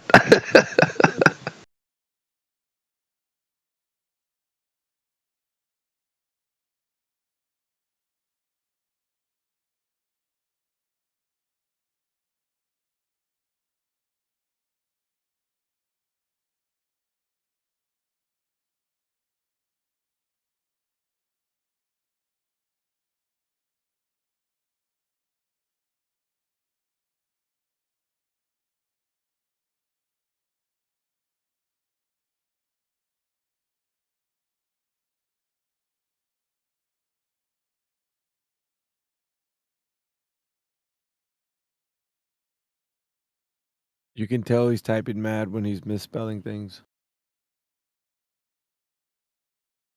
Right, don't type angry. Bro, you guys are bullying him at this point. Well, it's so much fun, Fry. What can I say? But he does it. I mean, like, listen, he brought it upon himself. He could be an honest Joe and be like, all right, man, you know what? I don't have a model for the Earth of the globe to be tested. Just telling you straight out. But he, like, on every single thing, he wants to have something to say. It's like, you can't.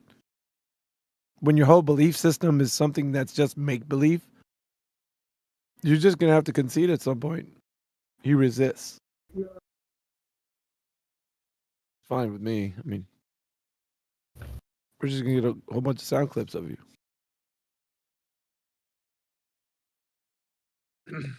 What kind of evidence would make you happy? Yeah, testable, repeatable, measured curvature, verifiable. Example, please. A sample of measured curvature. You measure curvature at surface of the Earth. Drop over distance. The Earth is supposed to be curving away in every direction, right? So, yeah. All right, thank you. It's easy.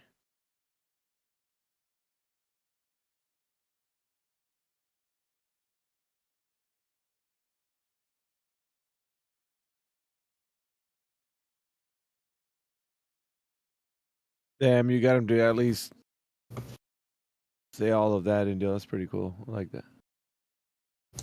You got them all twisted up in the game. Flat earthers are the ones that came up with the globe measurements. This is crazy, dude. I've only heard flat earthers saying that. Therefore, we made them up.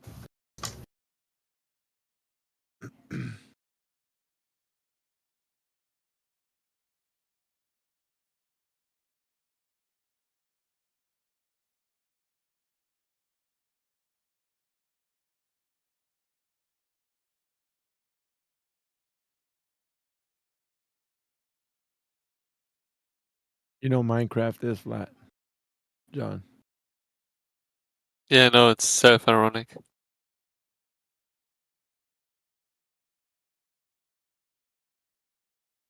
So is Rust. Yeah. Which other one? GTA.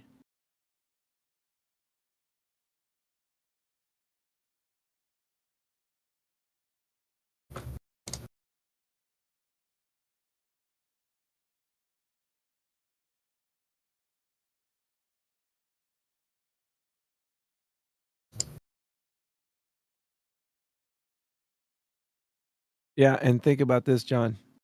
Does the sun set in any of those video games? Uh-oh. It all in Minecraft, yes. Yeah. Optically. Flat Earth, setting sun. Hell yeah. Wait for it. The penny will drop. Wait for it. That's interesting. I mean, there's nothing to say. Huh? I mean, there's nothing to say. I know. Except for, damn. How'd you find this? That's fine.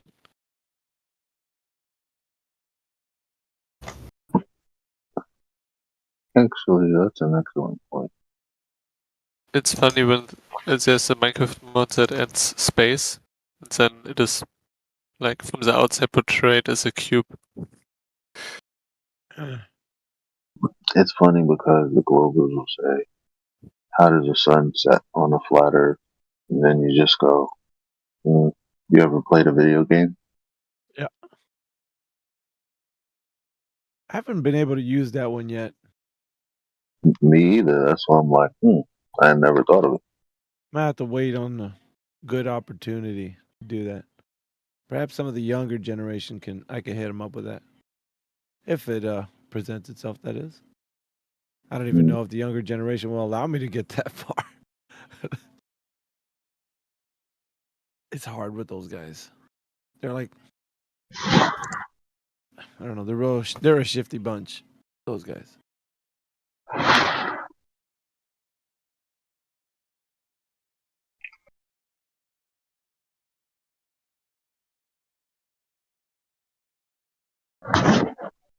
And speaking of video games, it's my objective to use quaternion lines as an argument. So I've been. It's real. I don't know what you mean. What happened?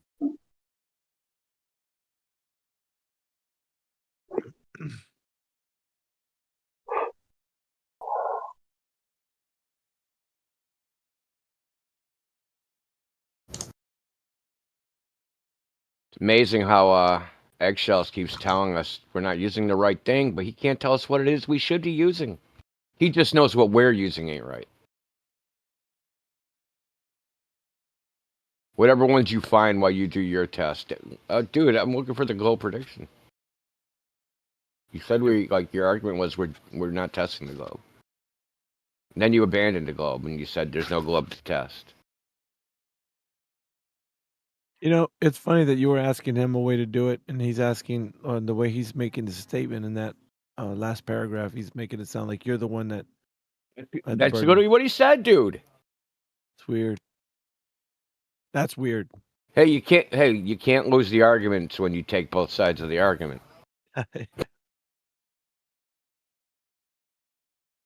He's trying to do the old 23 skidoo on you, seeing if you don't realize it. Man, making you sound terrible. Oh, dude, raspy voice. Are you sick or just on Discord too much? I'm just yelling at these numpties. No, I got whatever's going around. Well, it hasn't gone around here yet. Oh, you guys have been in the cold for a while, right? Hell yeah, dude. Like, yeah. No, aren't you over here with me, India? Yeah, it just hit here. But Alpa's out in the Midwest, man. It's been out there for like 3 days, right?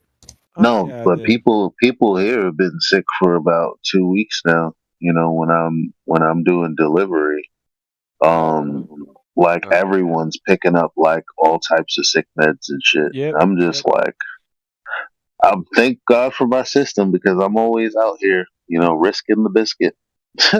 Risk it for the biscuit, dude. Yeah. Oh, you know what we missed out on, Eli? The fucking Trump coin that dropped. Mm-hmm. He dropped a fucking meme coin and it went ape shit, dude. It went bananas. Sorry, guys. I'm just. Today is going to be the coldest day where I live so far. Millionaires were made. What, 82? Ain't you in Alabama? Yeah, like that's Alabama, funny. man. Like that's fucking. Yeah, it's 21 degrees outside, right, in Fahrenheit. Uh-oh. Head for the Oh hills. shit, that's cold for you guys. degrees. You guys even have heaters there? Yeah, we have heaters. You are just so silly. Shit's in the negative temperatures over here, man. I'll tell you what, though, I haven't had to use the space heater in years now, and I'm thinking maybe I'm gonna have to use it. A space heater? Yeah, like one of those little electric space Oh, yeah, heaters you guys don't that'll. have furnace. You don't have furnaces in your house, huh? No. Told you didn't have heaters. Yeah, you're right. Okay, if you mean that, then we don't have that. I mean, like furnaces, gas furnaces, forced air, radiators, things like that. Hey, Flatsy, if it'll make you feel better, it's 98.6 here. No, it doesn't. It doesn't make me feel better. You do. That's cold for Alabama. Yeah, I'm worried about your pipe. Like, dude, make sure your pipes don't freeze. Make sure you run your water. Oh, all of the faucets are running right now, like on a low setting. I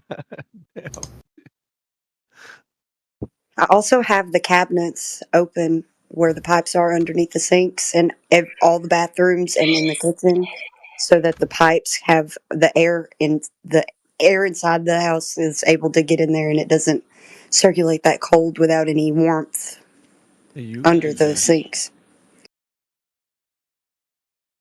Dang, for 20 degrees?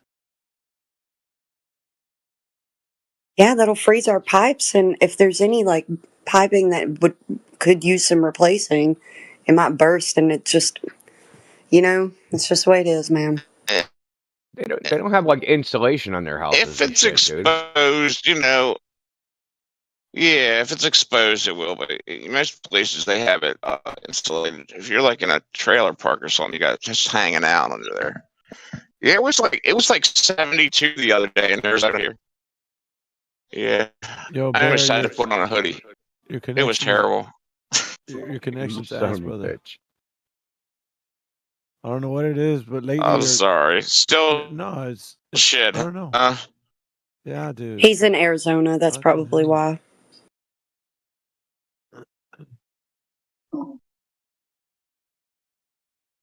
Not in his home state. He's all the way in. Right? Is that right, Paraplegic?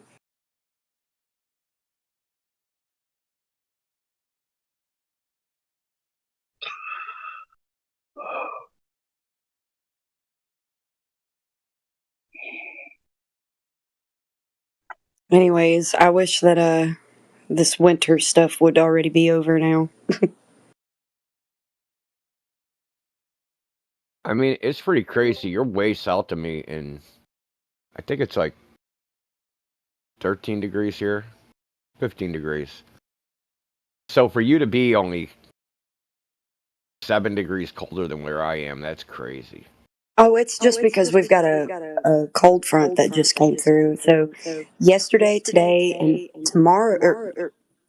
I mean, I'm in the same cold front, but I'm just saying, like, even like you guys get hammered. That's like normally between here and where you live, our weather, even like whatever, like say, well, if we both get hit by like the same weather pattern, you'll still be like 30 degrees warmer than here. So to be like 7 degrees is, it's crazy. The air is really like at a cold temperature. Yeah, it's crazy. 2 days ago, the high temperature of the day was 68, 69 degrees. That's crazy, dude. The last time it was 68 degrees here was like October. See, on Christmas Day, we had like the highs of like the low 70s.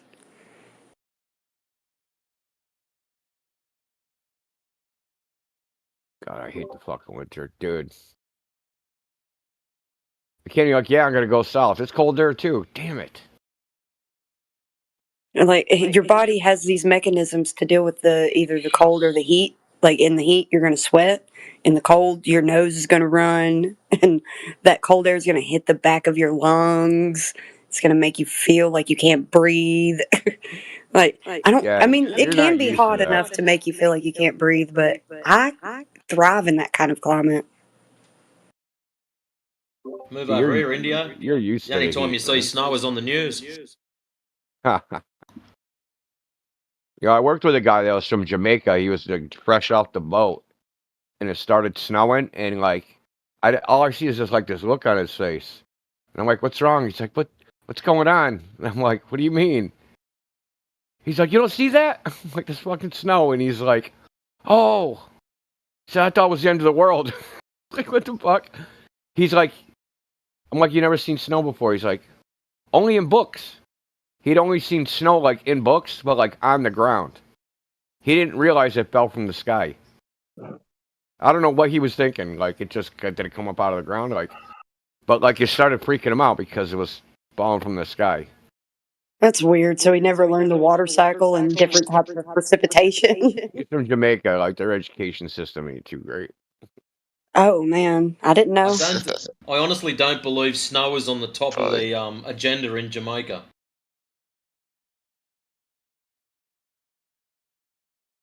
Yeah, certainly not. That's why their bobsled team's so great. Just because they're good at running, that's all. Cool runnings is all I could think about.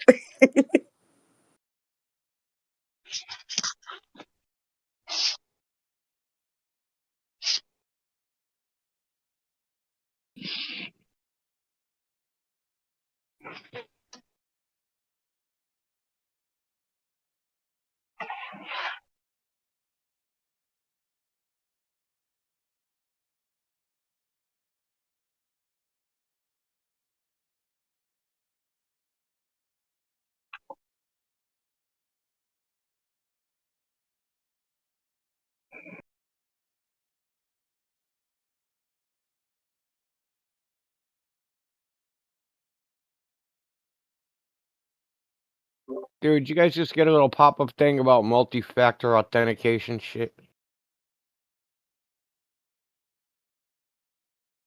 The only time I've ever seen that is when I first joined this server. I've never seen it since. You cannot take any moderation actions until you enable it. I didn't know I had moderation actions to take. What the hell are my roles here?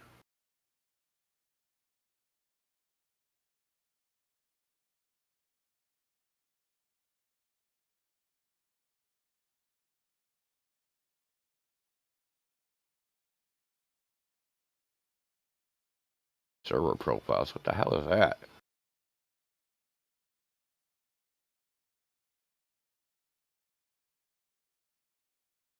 Dude, they're adding so many features, like these stupid little features to this app, man. It's getting bloated. It's starting to be like cartoonish.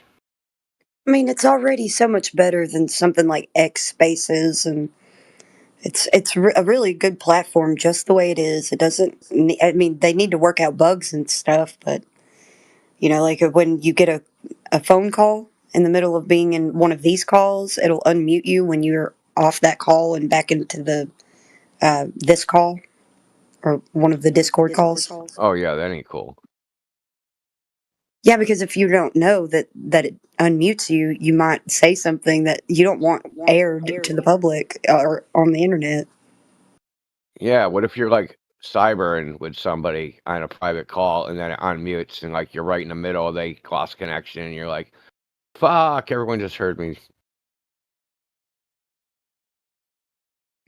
Or just some sensitive information, like if it unmutes me and I'm talking to my husband about something financial or something serious. Like, I don't want everybody to know our business like that. I know, man. hate to have anybody hear me beat my kids. I'm kidding. God. Yeah, like they talk about Nathan. Yeah, Dude, no, I heard he him doesn't talking even. about that the other day again. Like, dude, That's all man, they do. unbelievable. Nathan does like in Yo, that whole we scenario need to that they're have a talk. referring to. That he Well, didn't even do anything to his oh, kid. I know, man. He, like, dropped a book. It didn't sound like he did anything, dude. Like, they were really like stretching. Like, it's so bad that that's what they've resorted to. Even Yeah, back then. my son will sometimes be really crazy and he'll run around like a little creature and he'll mess up and he'll bump his head on like the threshold to the hallway. And he's done that so many times and he'll look around at me and be like, "Why did I bump my head?" And stuff like that. Like I can see him doing that while I'm unmuted one day and then somebody tells me that I beat my kid. I mean, come on. Well, here's the funny thing: is the people that complained about him beating his kid are freaking childless, right? They don't have kids themselves. They've never dealt with kids. They're not around kids. They have no idea what kids do. Like, kids are just like a walking disaster, especially when they're little. They're just a disaster, man. They're looking for pain, like, all day long. Like, what can I get into freaking so I can feel pain? Like, Yeah. that's the way I look at it, especially boys. I like Yeah, it's not a day until I hurt myself. Like I spent many many months uh teaching Booger that mama's kisses will heal his boo-boos, and now he don't buy it anymore. Like he's like, "No, it doesn't feel better." So yeah, there's that. Can't even he's crazy. He's wild. He gets hurt all the time. And it's always self-inflicted. Oh, of course. And the people that don't want kids are complaining, or don't have kids, they don't want kids. And they never, like, even if they had the choice to have as many kids they want, they don't. They're the people that, like, think humanity is a blight on the frickin' earth. And, like you know, they're, what do they call them? Anti-natalists. You know what I mean? They're, like, the degenerates we deal with in this topic. People that say things like that. They don't even, like, the whole, like, nuclear family, have kids, all that crap. They hate that crap. They want, like, you know, a unisex freaking, we're all going to be singularity freaking cyborgs inside the Matrix. Like, that's how they think. And, like, that's having weird. Kids is like holding them back. Because even if you don't, you know, believe in a creator, you have to concede that the human being on Earth is the special, like the position and anomaly, like in nature. That's crazy that you would think that that would be a plight or something that doesn't belong here. Like that's crazy. Well, we're gonna outbreed them, so we got that.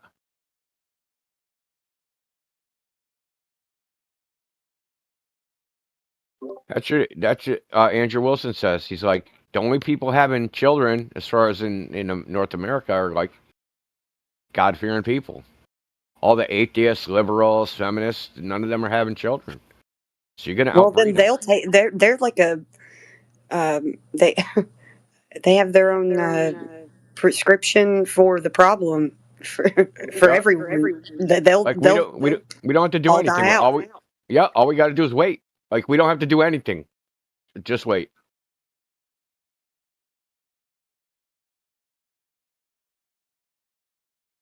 My problem is that they're genetic dead ends, but they want to tell you what to do with your kids. Like, bro, you don't even have skin in the game. You're a fucking genetic dead end. Why are you telling me what to do with my kids? Oh, but you better see. Those are the same social justice warriors that'll tell you that what we think we shouldn't push on them, but they're so happy to push whatever their bullcrap is onto us. Yeah, at fucking gunpoint. It's that. Bro, what? Have you ever been to Canada?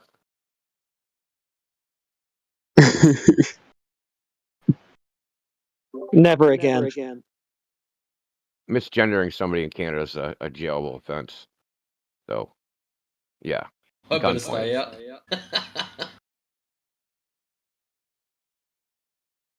That's what made Jordan Peterson famous, because he railed against that bill, the forced speech bill. I mean, what it's about, like, it's about the woke stuff, but that's really irrelevant. The forced speech is really the problem.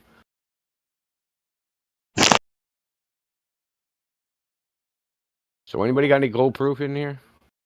And you want to step up to the mark, throw some darts?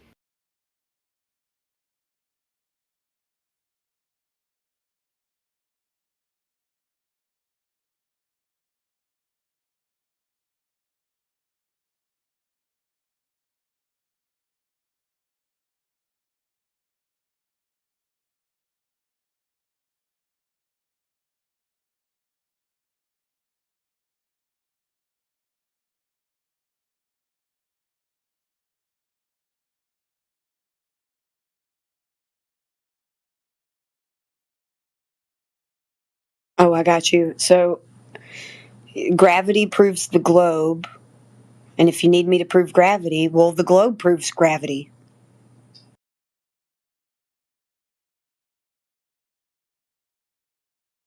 Bro. That's a pretty good argument. That was a perfect steel man.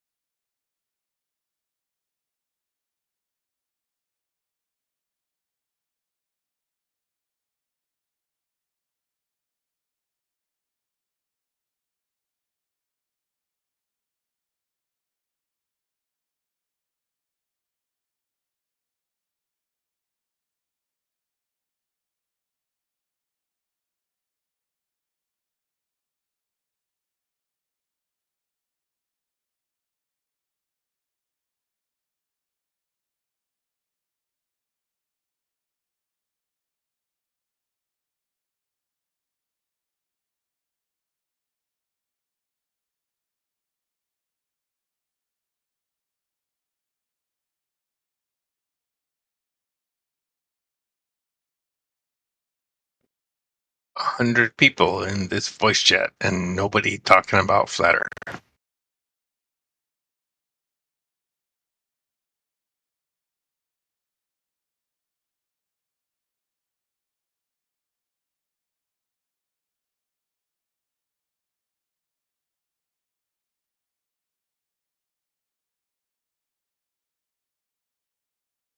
Yeah, we're just waiting for the globe evidence. Yeah, I'm actually gonna bounce because if I hear Rolling My Boulder talk, I'll fucking ban him. So I'm leaving for your benefit, Rolling My Boulder.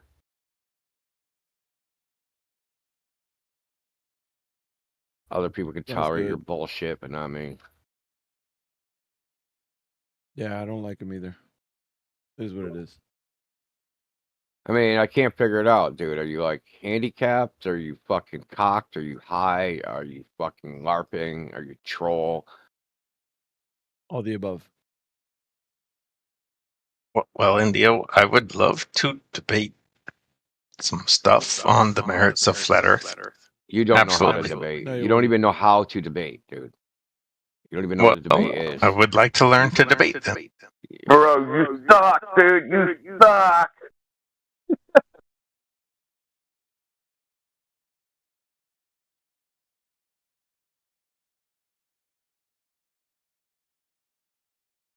Yeah, Indio, if I'm that bad I'm at not debating. teaching you. No, I didn't What's say you're up, bad. y'all? You don't know Okay. how. You don't know what it entails. Like, you don't know how. You think it's like arguing with your girlfriend. No, Step it's one, not like not arguing with being my off your girlfriend. head. It's like You're going to be doing it presenting. right now. Retarded, bro. It's Sounds like retarded. presenting Cut in. facts. Sounds I stupid. think. Sound like you're arguing with your girlfriend, dog. Yeah, I see. And I just got here. Indio says that so that his other girlfriends can join in. Now I understand. Okay, that sounds gay, dude. Whatever that is. I don't We're know. back on number one again. aren't Yeah, we? no, I mean you are helping out your bro, right? My Hey, bro? look, anybody measure curvature, dude? I just got here. Anybody got measurements, curvature, anything of substance that I can glean from anything? Look how many hours we have, Indio. 15,973 hours. Number one. Yeah, and to answer this guy's question, there was never any measurable curvature in all those hours. Not one. Yeah, that's right.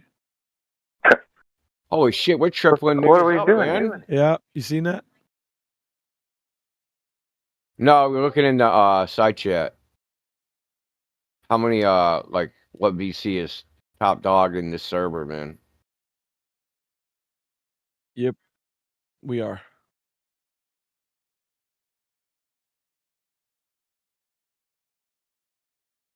We are. What's up, Alpha? What we got going on tonight? Well, we had a conversation with eggshells, but that's boring as hell. Other than that, just We got a hell of a, we got a concession though, so inadvertent.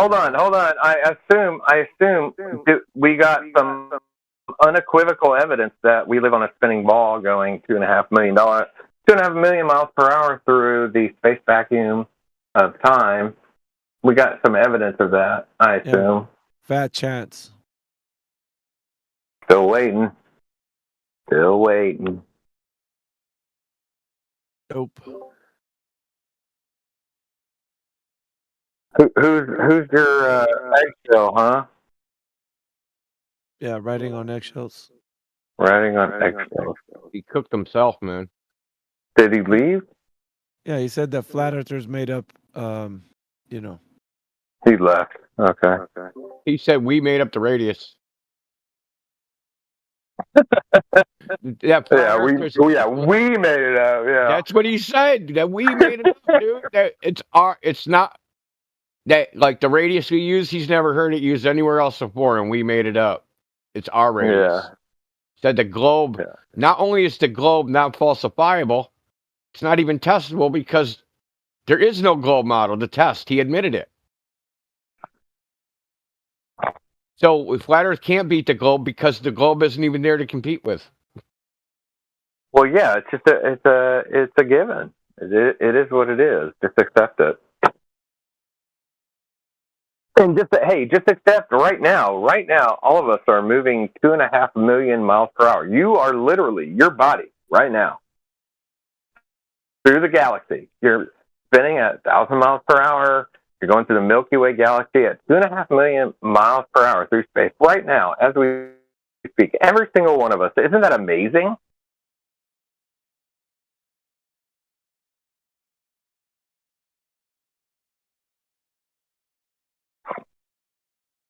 This guy left. Too bad.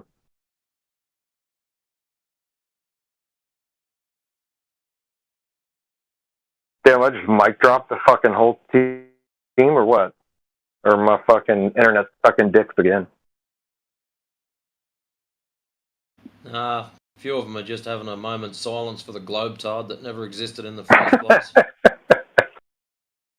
Yeah, too bad. Too bad. Roland, before you decide to type something stupid, please don't, because I haven't banned someone in a while. Hint. Fucking hint.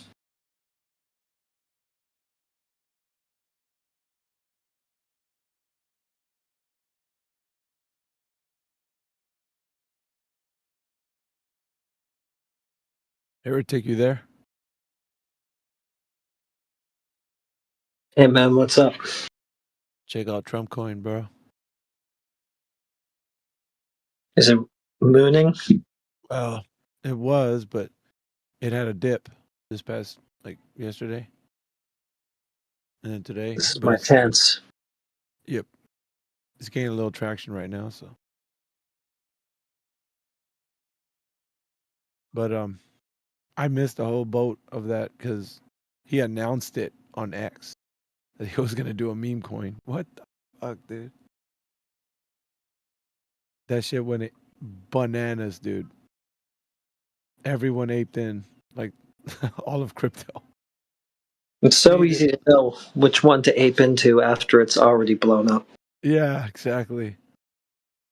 It's got ups and downs now, but I mean, it's still volatile, so it's worth a, small gamble, if that means anything. Hoping these altcoins will take off at some point. Yep. It's gonna be probably a different 4 years for us. Pretty much a bull run till the end of 2025 at least. Well, we'll be able to tell the future after it's already happened. But yeah, we're gonna have to get in more discussions about all this stuff because there's gonna be a lot of stuff that's gonna be coming out now that he's bullish on crypto, as you can tell now. He's got his own. Hopefully, he doesn't just rug pull us suddenly. Oh, actually, fuck crypto. Never mind. I changed my mind. It sucks. Nah, they already made some dough off of it. Yeah. And everybody that was aped in at the beginning made some dough off of it too. There's a lot of millionaires. It's what a meme coin is, right? That's what it is.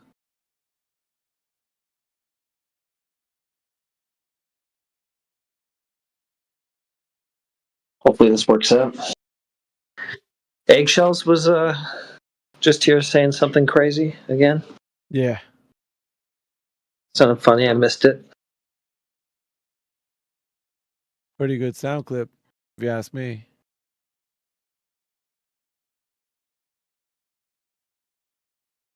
We made up the radius? Yeah. Okay. I've only heard flat earthers say it, so I was like, you're an idiot, dude.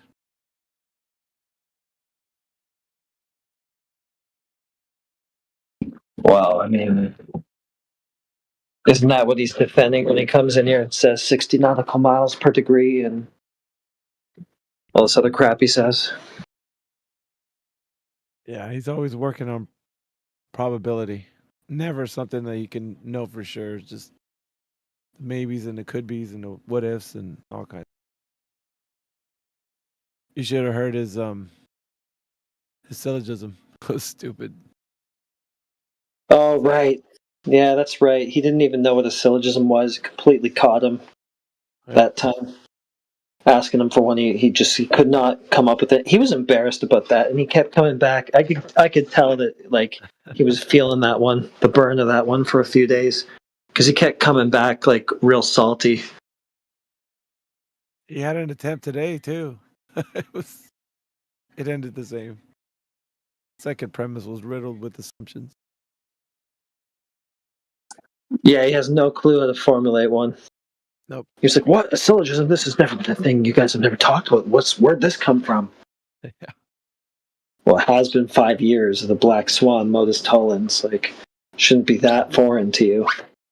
He went back to the troll cave all astonished. Dudes, we got to do something about this syllogism business. What's going on with it? And it's riddled with a bunch of maybe this, maybe that, so that no deductive conclusion, which is what a syllogism is for. Yep. I told him that. Yeah, it's hilarious. He's gonna fumble on that every time. Because yeah, you're right. I mean, if he works in probabilities, then he'll never have any deductive conclusion. He'll never have any syllogism for anything. Exactly.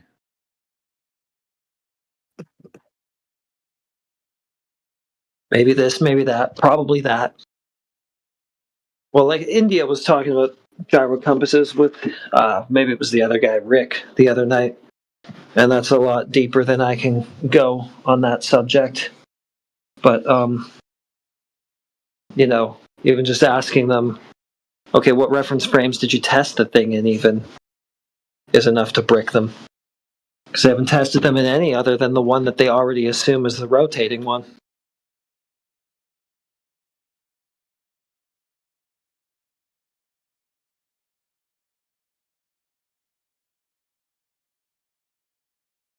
It's not like they've done a side-by-side comparison. Okay, here's the rotating frame, here's the non-rotating. Let's see what it does in each of them. No, I just begged the question of the rotation and said it needs it, right?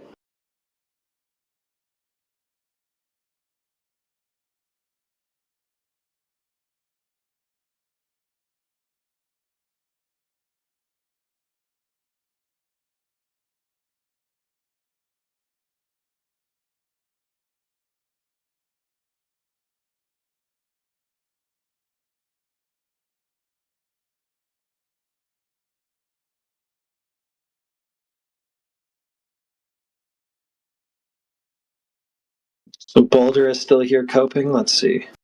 He's not muted. Well, no excuse then. Yeah, he's salty, man. Yeah, no, I'm not muted. I'm just being quiet.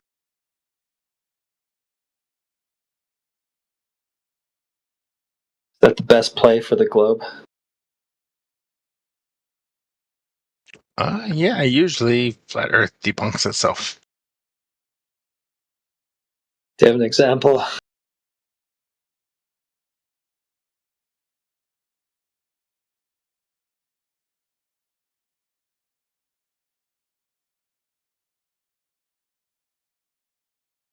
Waiting for one? Oh, sorry, I was reading. An example of Flat Earth debunking itself is the whole takedown of the final experiment, saying the videos are faked and the sound cares about that something. Big That's an example. Calling the videos fake debunked Flat Earth. Hey, Heretic, look at Professor Phil went into my DMs. Look at his syllogism. Yeah, Heretic, I would say that's an example of Flat Earth rolling, debunking itself. rolling. Hold on, man. I'll post it for everybody in the text channel. I want to see this. That's stupid, by the way, Ryan. But yeah, let's take a look. So, God, I hate this. What is the link? I think I'm echoing in Indio's mic. Oh, sorry. I think it's No worries. Can't speak You if I want hear to watch the thing we're taking a look at. What is the link? What are we watching? Side chat. Side chat. I don't see a link to a video. I just see me and Matrix fighting. Dude, that's a non sequitur. What the fuck, dude? Like, what the fuck is that? I never even said that, but okay. No, I wanted to watch what you guys No, are watching. I'm not in the chat, man. This is why no one wants to talk to you because you don't pay attention, man. I'm paying attention to too many things. I just want the link to the thing you're watching. In the side chat is a screenshot. We're reading it. We don't. Okay. Professor Phil, gotcha. I'm picking up now. I thought it was a video. I'm sorry. Gotcha. That's the same exact thing he said when he came in here like a bunch of weeks ago. And we're like, what is the Tropic of Capricorn? It was like, well, that's just the path that the sun takes on that day. So it's like, okay. All right, then. If that's how it's defined, then you see it wherever it is, because that's what it is. That's what the Tropic of Capricorn is, right? Like, his conclusion has nothing to do with his premises. He didn't link them to a flat Earth or round Earth or anything. He just fucking. He just declared. Just you declared can't, it. Yeah.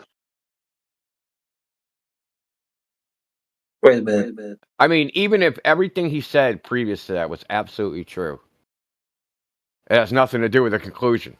Fucking, it's not like. He didn't say anything about flat Earth before he got to the conclusion. Yeah, that's what I mean. Like. Yeah. What the hell? It's a shot.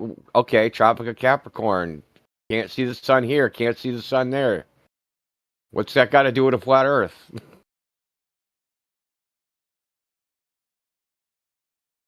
Oh, the only thing it has to do with a flat Earth is the Earth can't be flat, apparently. Yeah, string a bunch of stuff together and then at the end just say, can't be flat.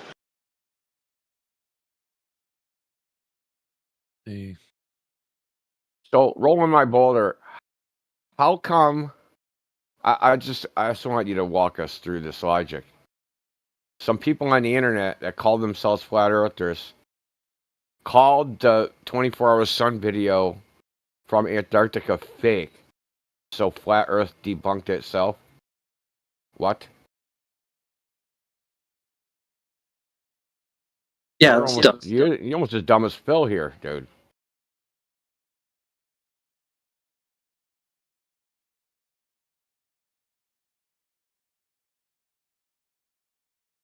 Well, Phil added a few extra lines. There's a couple more layers of stupidity, so like maybe. Mic check. Okay, there he is. Go ahead. Yeah. Indio, when I said flat Earth debunks itself, I think I was being antagonistic and I wasn't making a formal argument to you. So that was just me coping. Yeah, coping. Sure. Certainly not making an actual argument to India. Well, next time. Yeah, maybe next time you'll have a globe argument. You might want to consult with Rolling My Boulder. We could do it now. Rolling My Boulder, you might want to consult with Eggshells here. Because... Well, where is he still here? No, he's no, but me and Eggshells don't really get along that much. Shocking. Couldn't imagine why. So, not sure why I would. Who do you get along with, Rolling My Boulder? What is the relevant? You, Indio, actually. I was going to say what's the relevance, but I realized I get along with you. Yeah, that's because I'm not going to say it. See? I have a lot of, like, sympathy for you because I think, like, you're, what they used to call them back in the day. You're touched. But you don't know what that means. I'm not. I'm just going to pass on that one. Yeah, it's a name they used to call a certain characteristic that people had that were a little different than normal people. We call them spads. Indio, I have wanted to ask you for a long time. What is mass? Fuck if I know. You're asking the wrong person. I mean, I know what the standard definitions are, but there's a bunch of them. Yeah. I didn't mean what do other people say it is. I just wanted you to tell me what it really is. It's a variable in an equation. It has no meaning.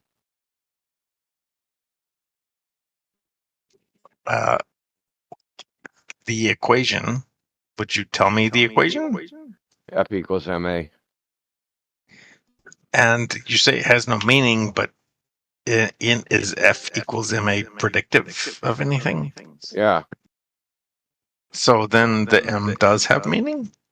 No. The M is useful. It can predict. Like useful and predictive doesn't equate to having meaning. When I say not having meaning, it has no physical meaning.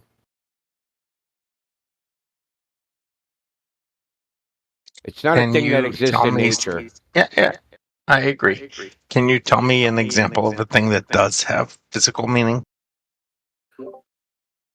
Wind. Did you say wind? Yeah, wind. Or weight. Or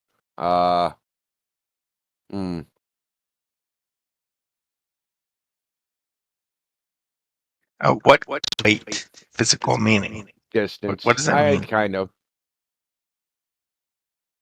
I mean, I'm antagonistic towards you, so anything you say about what weight has, I'll try to use against you.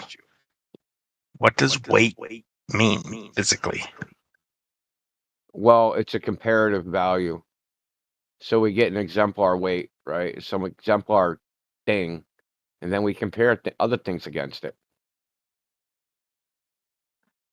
Like a balance scale. So, yeah, like a balance scale, right? Yeah.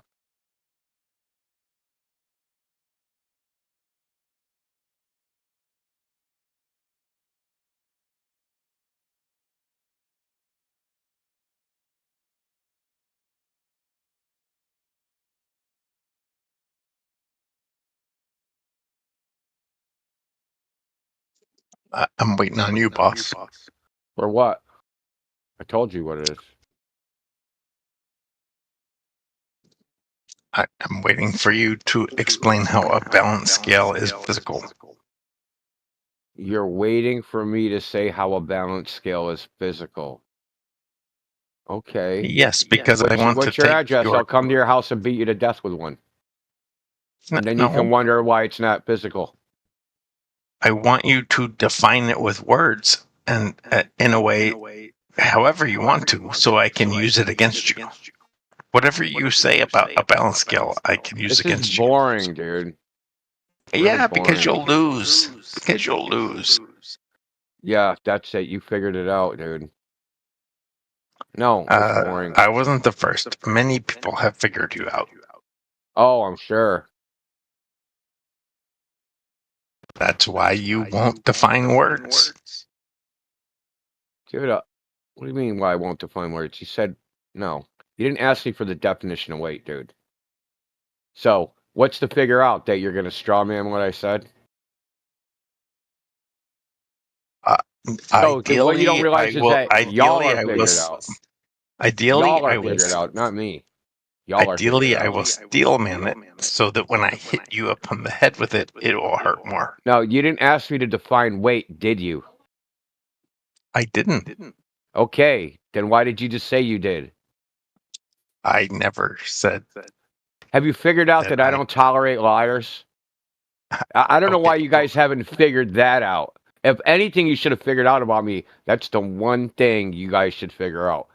I have zero so tolerance go back for to where liars. I said anything about you defining weight. You just said it 5 seconds ago. I didn't. I said words. You said I won't you don't define it. words. I said you won't define words. What are we talking about? What are we talking about, though?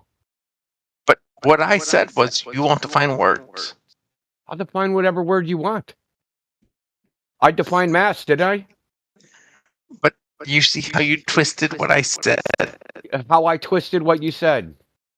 Right. I said you don't define words, and you jumped to whatever thing you rolling my boulder about. I suggest the next time you come in this chat, you straighten your shit out. Because I'm not going to tolerate this bullshit. Bye. Fucking dude don't learn, dude.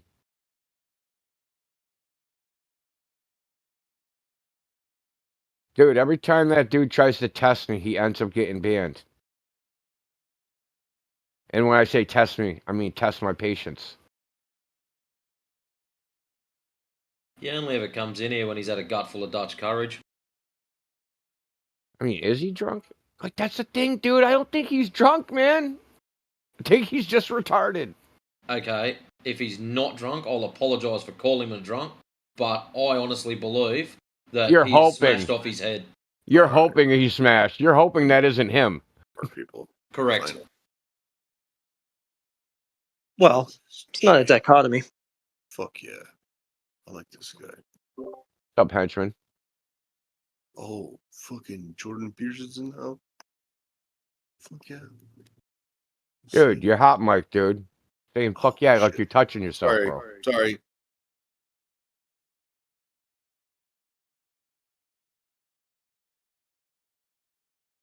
That was weird, dude.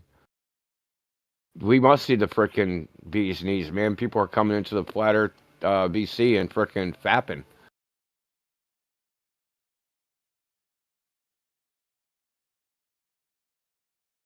Can we get like a Sons of Bitches at least once? Sons of bitches.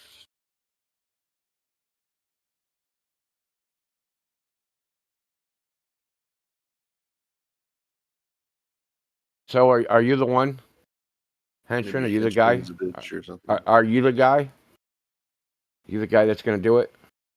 What in hell, Bubba? You gonna tell us how you know it's a globe?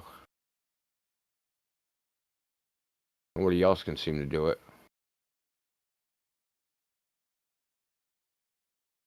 Were you guys able to watch the inauguration today? Why the hell would I do that?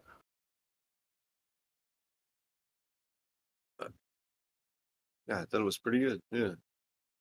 I mean, I wouldn't watch the inauguration of anybody. I mean, maybe if it was a stripper, I might watch that.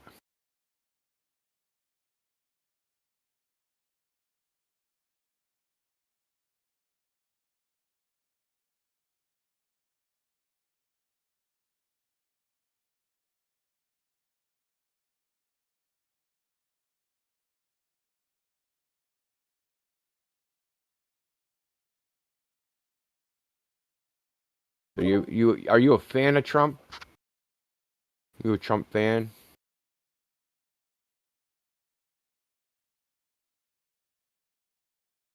Who, me? Yeah, you. Are you like a fan of him? Like, yeah, I'm American. Yeah. I think that we could have maybe done better. But you never know.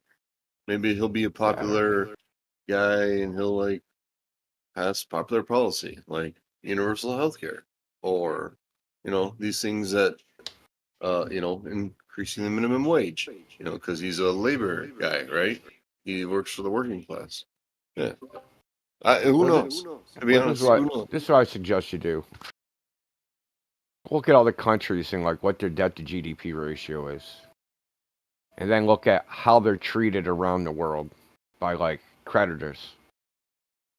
Right? So like Egypt, wherever. Third world countries. Look at their debt to GDP ratio. And then look at ours. Yeah, wait a second. Say it again. Sorry, I was... Debt to GDP. Like how much money you owe out versus how much money you make. GDP is, how much you produce, yeah. Yeah. So so there's a number they come up with. It's called debt to GDP. Our debt to GDP is higher than most countries that have, like, junk credit. Their credit is horrible. They can't get loans in the commercial marketplace. They can't get loans from anywhere. They have to go to the World Bank and beg for money, beg for high interest loans. Our financial situation is worse than theirs.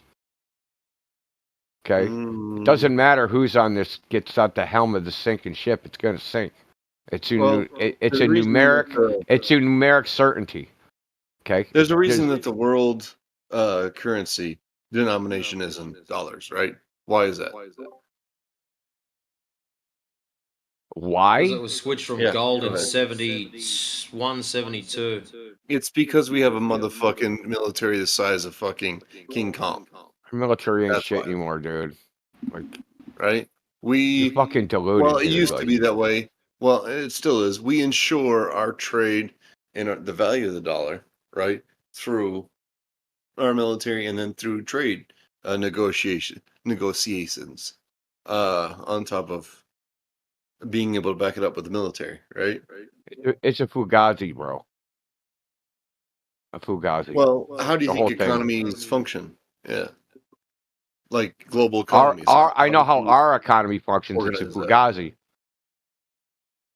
Fugazi. Yeah. Okay, so I'll give you an example. Russia right now is producing 3 times more than the entire combined West. Well, if you look at the population difference, we should be outproducing Russia by a factor of 10. We don't have a real economy. We have a pretend economy. We don't have industrial production. We shipped all that shit to China and Indonesia and Malaysia and fucking everywhere else. So, like, when it comes to real things, right? Real goods, like, that are necessary. Machines, fucking, and I don't mean just war machines. Fucking lathes, all sorts of shit. Anything made to make industrial production. We don't produce it. So we can't even ramp up to get to that. Like, we would have to build the factories to make the things to build the factories. That's how fucking far fucked up we are. Like, so 80% of U.S. GDP is financial transactions. Shuffling paper around. Right? Finance capital. The stock market. Gambling. That type of shit. It's not real. It's like not real stuff. Well, actually, the stock market, I mean, that is actually part of the world, the global market. In fact, that's like the World Bank. And, Everybody likes to gamble. I mean, dude, they gamble everywhere. okay, sure. We just got the biggest casino. That's all. I mean, but like historically speaking, if you were to follow the S&P, you have like up and down cycles, right? But historically, it's what, like 10%, interest draw, right? Like it's not. I mean, you're a data-driven fellow. Sounds like. Yeah. So yeah, right. You would model things based on trends, right? And so yeah, like I mean that's essentially the whole thing of America, right? Is that people invest and they understand that we're going to pay these bills, and then also the fact that we are the reserve currency gives us an advantage, over everybody. I get that. We basically get to buy shit for nothing. I get that. We get to print money. Yeah, we get to print money. We give our money that we printed to other countries. They give us real goods and services, and we gave them a bunch of worthless paper. But right now, they want to take this worthless paper and get something of value. Right? Where do they go with these dollars to get something of value? They can't come to America because we don't have anything. We're not producing anything. Damn it. So, like, they got to go to some other country. Eventually, they are figuring it out. The whole world's been de-dollarizing. But the thing is, the problem isn't really, yes, we should have been dead already, but because we have this reserve currency thing going on, we've been able to keep our head above water longer than we should have. Oh yeah, Earth is flat. Cheers. But here, the real problem is that like, he's like, I'm out, dude. It's over my head. The real problem is that 30% of all outstanding U.S. debt comes due this year. That's 10-year Treasury bills, 30-year fucking Treasury bonds, 5-year T-bills. all the debt that's out there that the United States owns in every possible form. Well, not every form, not to like pensions and shit like that. Comes due this 30% comes due this year. It's fucking, that is a scary proposition, bro.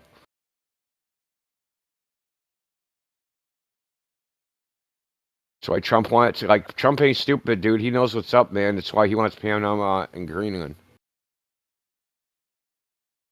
Because the only way to, if you have an increasing debt, the only way to get out under it is to increase your assets, right? Otherwise, your credit will crash. So you just get more assets. So if they can get Greenland for pennies on the dollar and steal the Panama Canal back, then, you know, we've increased our assets.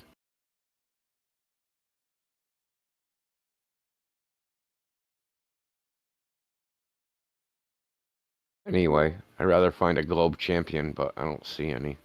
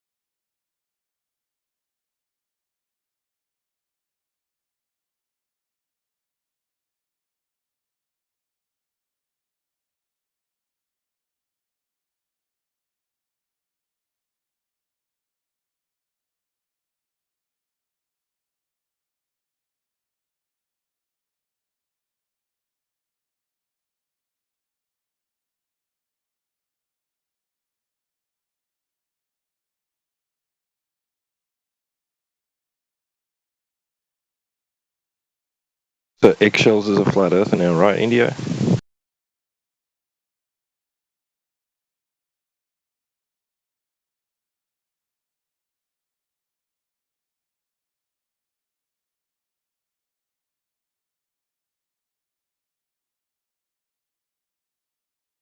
Yeah, he hates that about himself.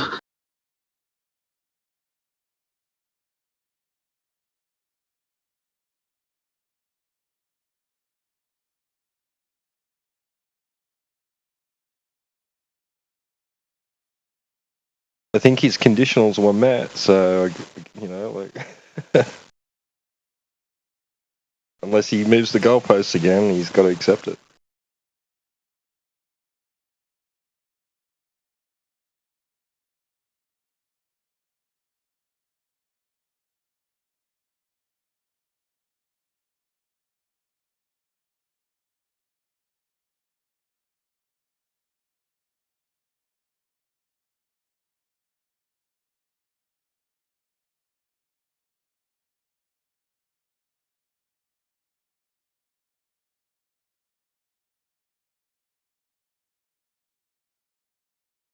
So this gyro compass thing that they're on about lately, you'll be able to talk more about that. They say it aligns with geographic north. So, like, I guess their claim is it's not magnetic, it must be the rotation. Indio, you had a bunch of stuff to say the other day. Just kind of want to know more about it. Oh, somebody say something, I had something else playing. People screaming in my ear about the moon landing. It's a stream where they're debating the moon landing. Oh, yeah. And it's like a panel, like 6 people are all freaking screaming at each other. Sounds actually more lit than this one. Don't blame you. Dude, it's Jim Bob, and I can't put. He usually debates like freaking atheist versus theism. But he's a flat earther, but he don't like put it out there like that. But he definitely is, and he does like get on NASA and shit on all this stuff. Same stuff we do. He just doesn't like. He just not. Probably for a financial reason. He don't want to like. Make his audience go away by saying he's a flat earther. Anyway, point is he's doing a frickin', moon landing debate. They started like 5 hours ago, and like I just clicked it. I just clicked back to it. I'm like, they're still fucking on. Like, holy shit. Yeah, my friend, Alt Info, he's on the 24/7 server. He's a real life friend, but he told me to watch that like 5 hours ago. Yeah, they're still going at it, man.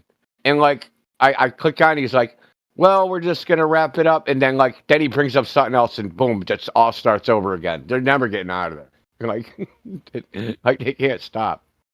Is that modern day debate or Crucible? I don't know where it's hosted on. It's on Jimbo's channel, but oh, okay, let's see.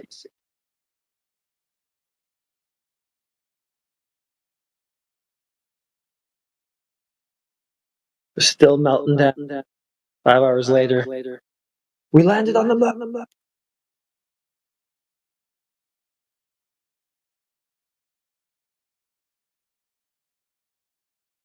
oh, the arguments are so the moon landing apologists. Their arguments are so horrible. Dude said they were talking about Don Pettit saying we lost the technology, and dude was like, they have a museum and the Saturn V's in there. They have it all. It's just they could still use it. Dude, bro. Yeah, just grab it right off the shelf, man. We're going back to the moon, man. And we just have to grab it off the shelf. Just dust it off. It's just like starting a car that you parked for 40 years.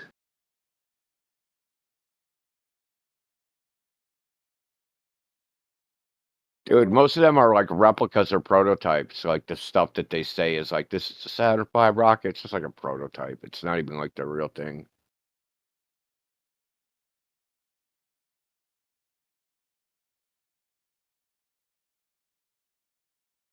But Heretic, with the gyro compass, like what I've read so far, like I've still got to look into it.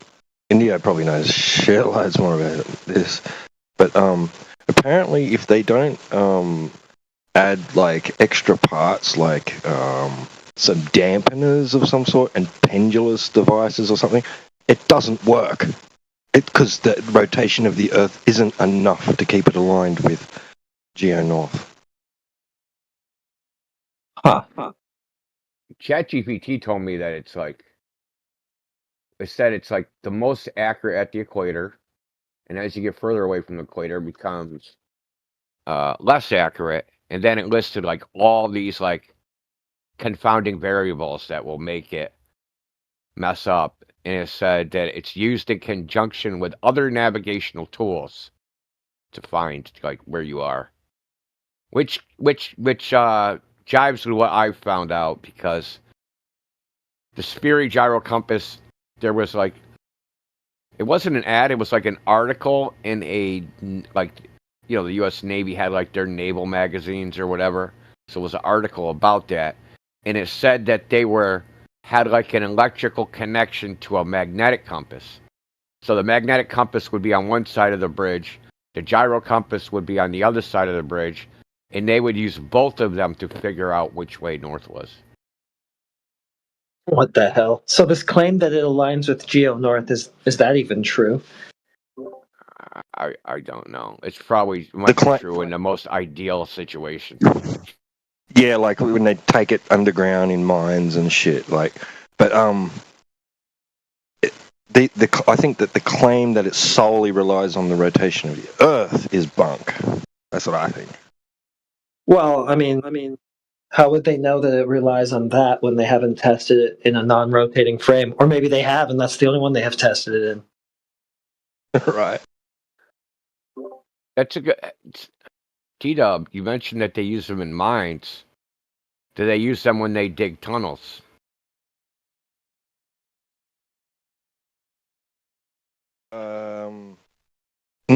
That's, I think, maybe. You'd think they would, right? Because I know the Swiss, right? The Swiss Alps, man, they got all sorts of tunnels. They're like experts in tunnel digging at this point. You know what I mean? And like, they'd have most information.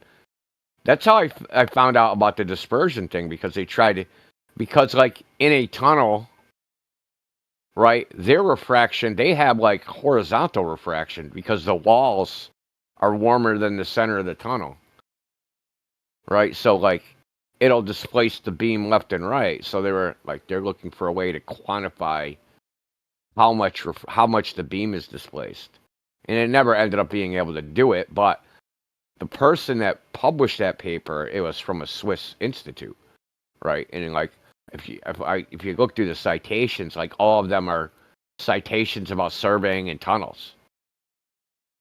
So surveying and tunnels is kind of like it's shit's not straightforward because they typically dig from both sides, right? You want to make sure you meet up in the middle because if you miss, man, that would absolutely suck.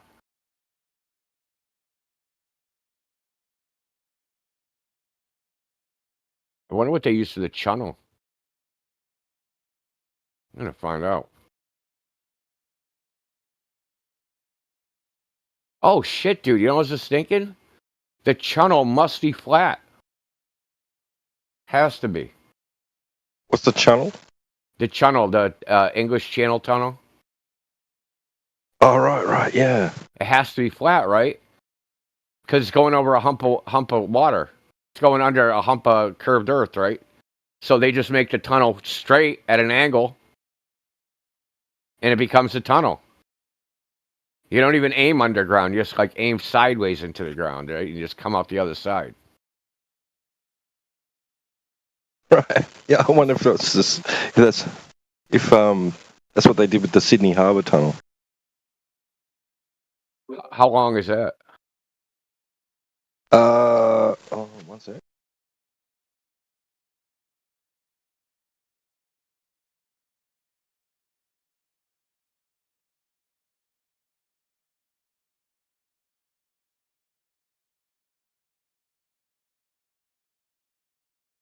We got a long ass subway tunnel. It goes from the Blue Line. It goes underneath Boston Harbor.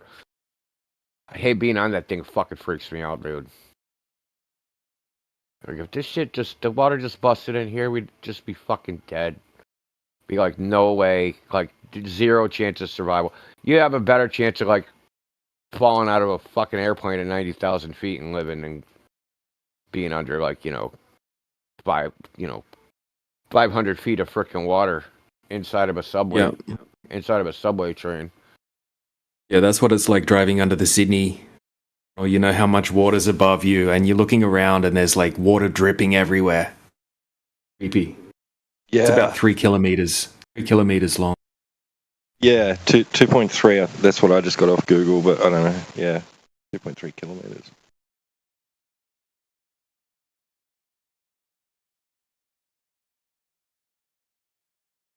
I guess that's a far cry from the English Channel. That'd be like in the tens of kilometers, wouldn't it? 100. Well, a lot of the time you get stuck under there. It'll be bumper to bumper traffic. You'll be under there for like half an hour or more, just waiting, looking at all the water dripping around everywhere from the ceiling.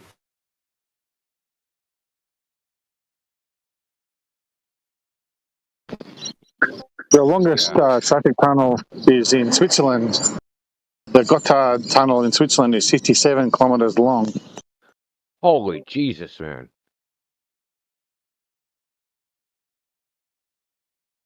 Dude, your car breaks down there, man. That's a long walk.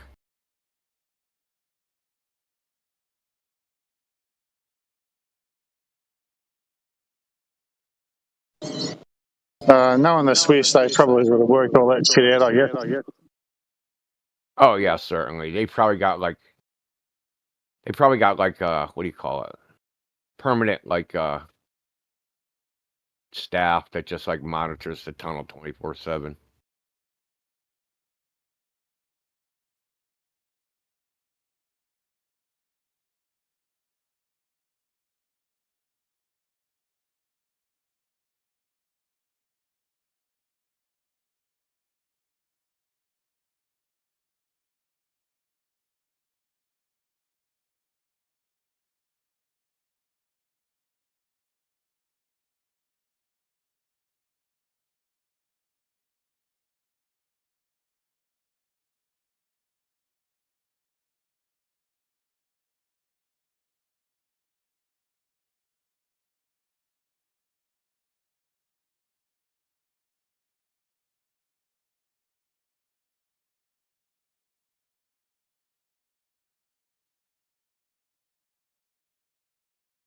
Heretic, that debate was 5 hours. No, sorry, my mistake. 6 hours and 35 minutes.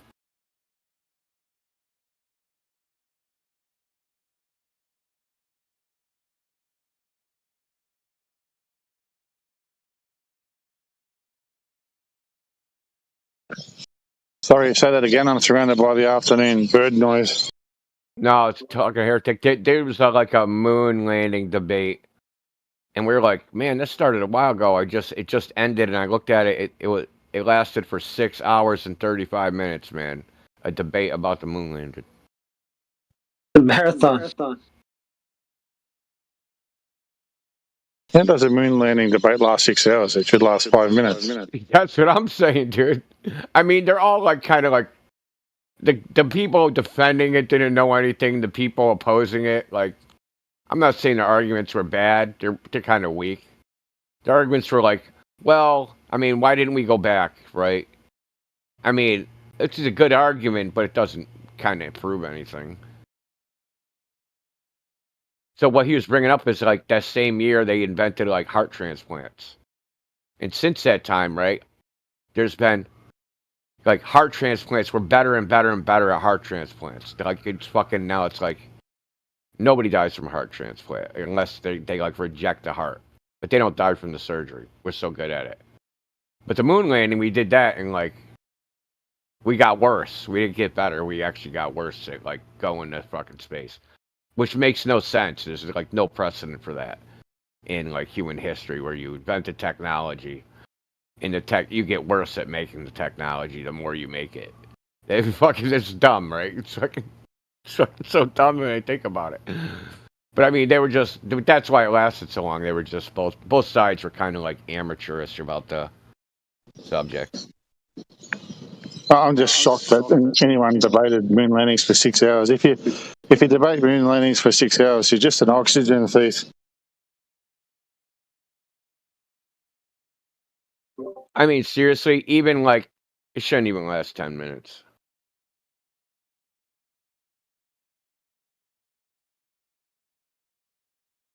I can prove the whole thing's fake with a single photo.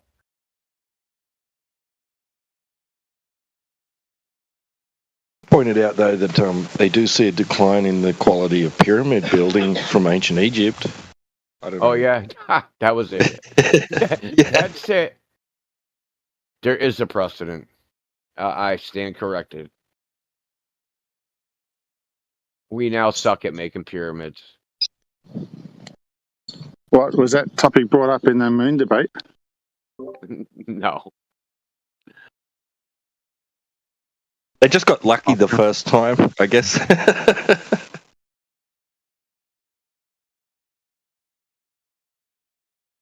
No, that's why some people suggest that the inferior quality pyramids that were built after the Great One, and there's 3 that on the Giza Strip.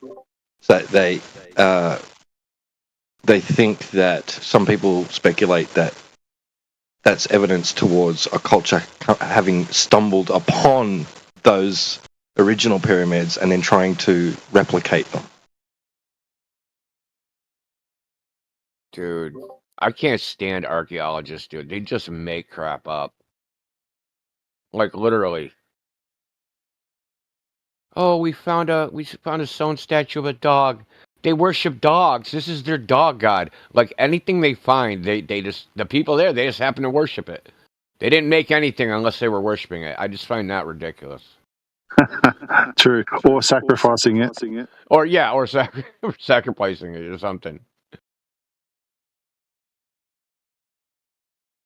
Like they equate everything they find with religion. Like everything. If it isn't for like their needs.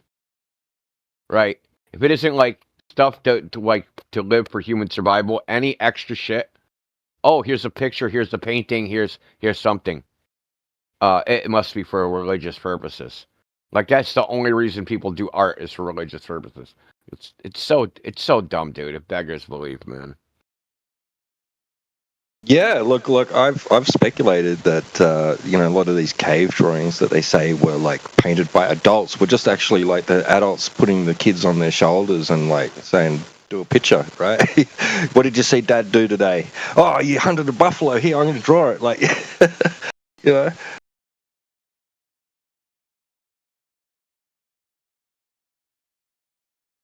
But archaeologists will say that they were drawn by primitive adults, right? Yeah, and they radiocarbon it. Like what you're saying with the kids on the shoulders. Let's draw a picture of Uncle Ray when he was pissed last week, kids.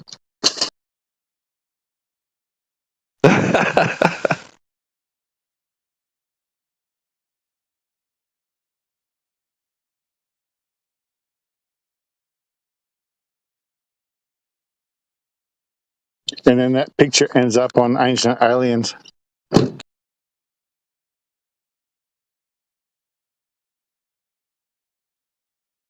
Right. Exactly.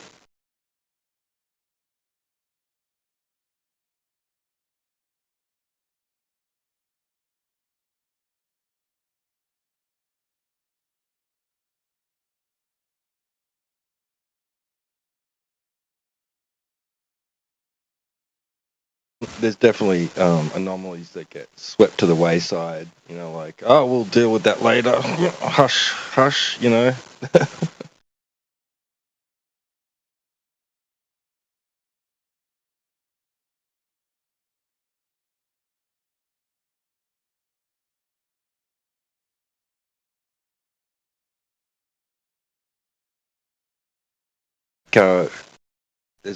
Can't remember the name of the caves in France where they found depictions of a culture that wore hats and carried bags and stuff, and they like instantly, no, it's fake, right?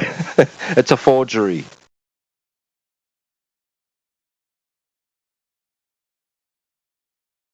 Dude, man. So, like the Mongols, like the Golden Horde. I'm sure you've heard of them, right? The Mongols, like, bunch of frickin' dudes from Mongolia took over all of Asia and some of China and some of Japan, blah, blah, blah.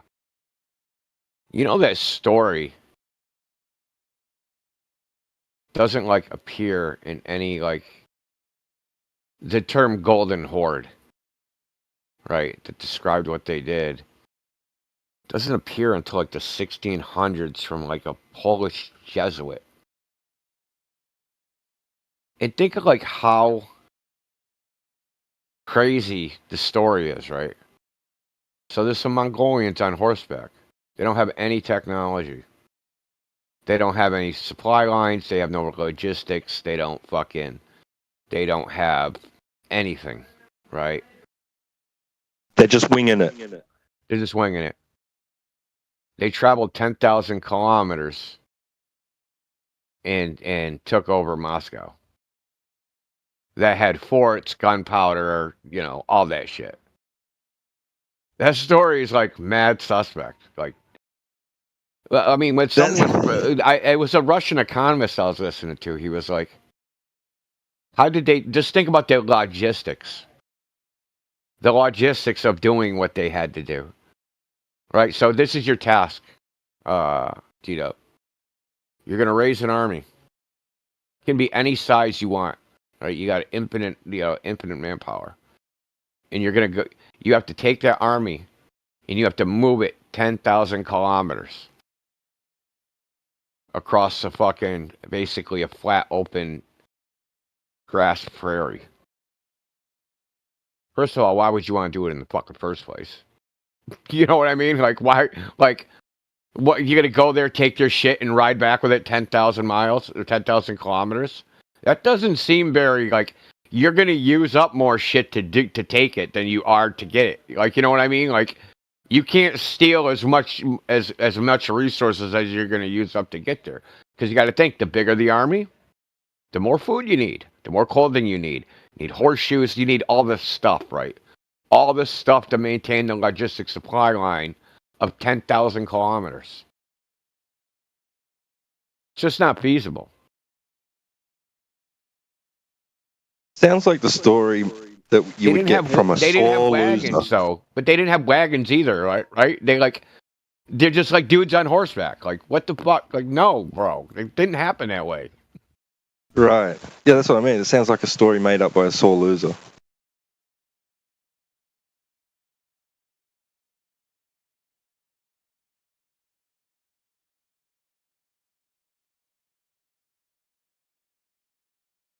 Oh, you guys cheated. Oh, we were caught by surprise. It was we were asleep. You know, like.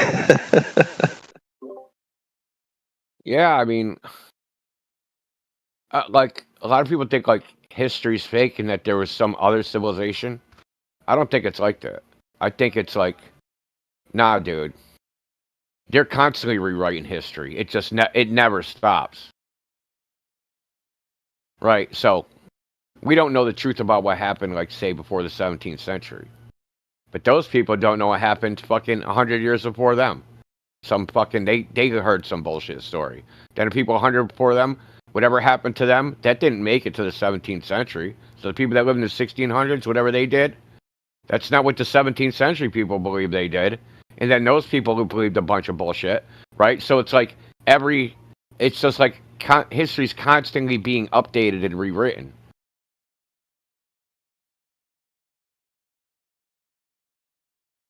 Right, I don't think it ever stops. Yeah, and then there's an interpretation of like recorded events, right?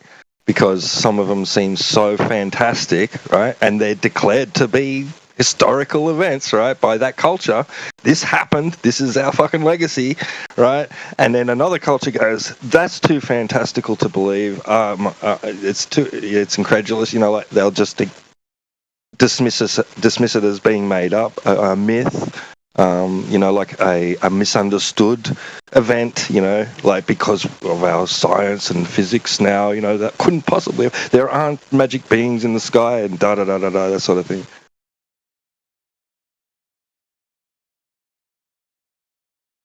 Well, there's also the problem of chronology. Like, how do you even know the sequence of events? Like, writing dates on shit wasn't really a thing. And it's like, what calendar are you using?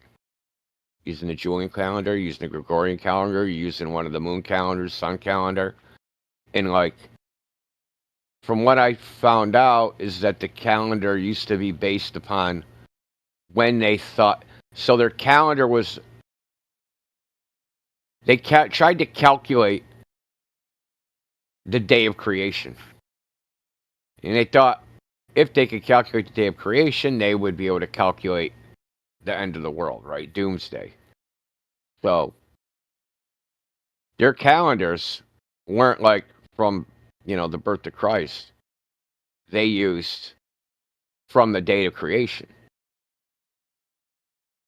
So say you have a calendar, say you have a text and you said, you know, it's 3,900 years since fucking the date of creation.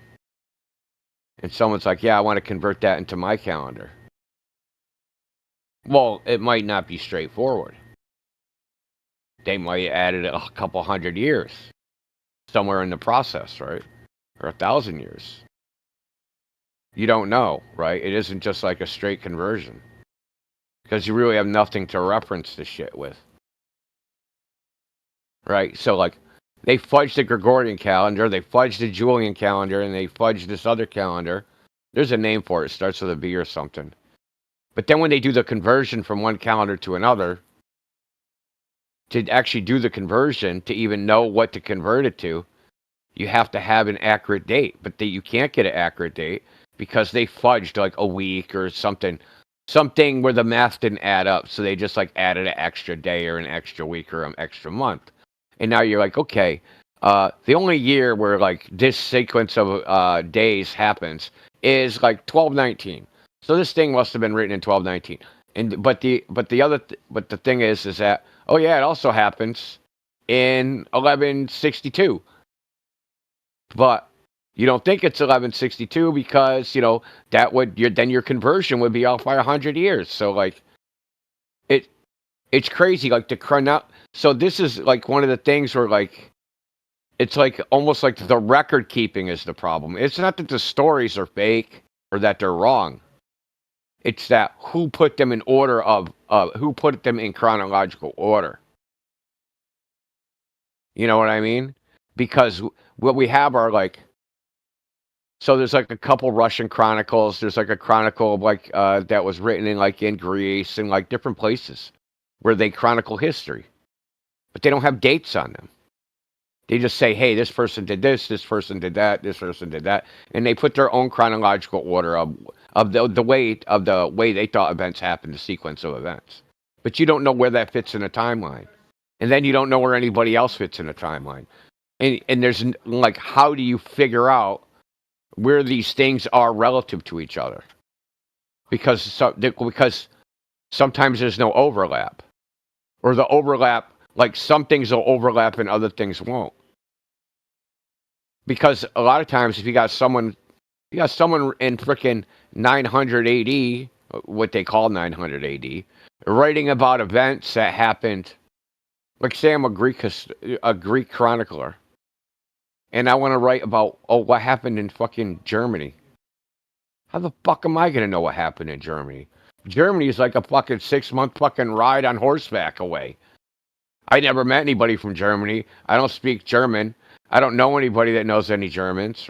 Everybody goes into all small insulated villages, right? So I'm going to get a story by like word of mouth, and those stories are going to be like, you know, they might not be in the actual chronological order, but I'm going to write them the way I heard them.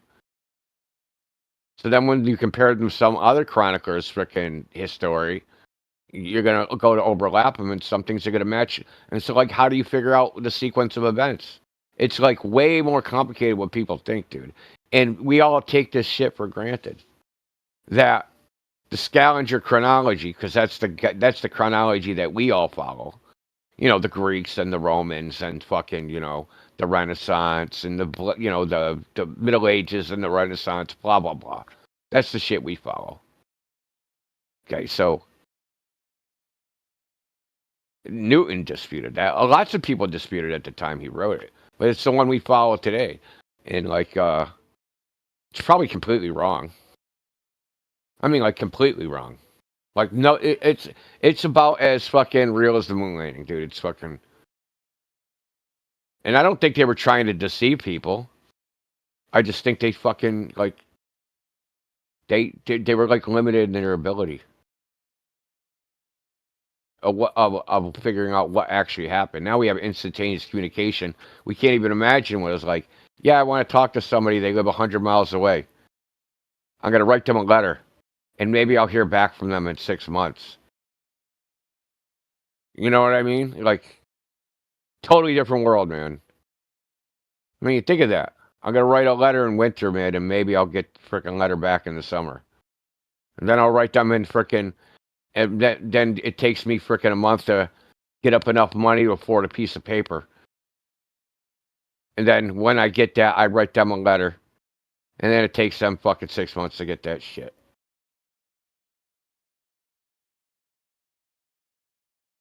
Yeah, it was a different world. Yeah, and they're supposed to be, and people think they're keeping an accurate record of history. Dude, they can't even keep an accurate record of fucking, like, what's going on around them.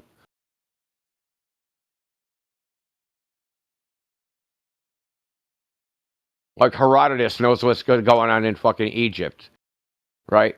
Or Pliny the Elder, who's supposed to be sitting in Rome, knows what frickin' some retard Eratosthenes was doing 800 years before. I think of people, if you really think about, like, these time scales, 800 years is a long fucking time.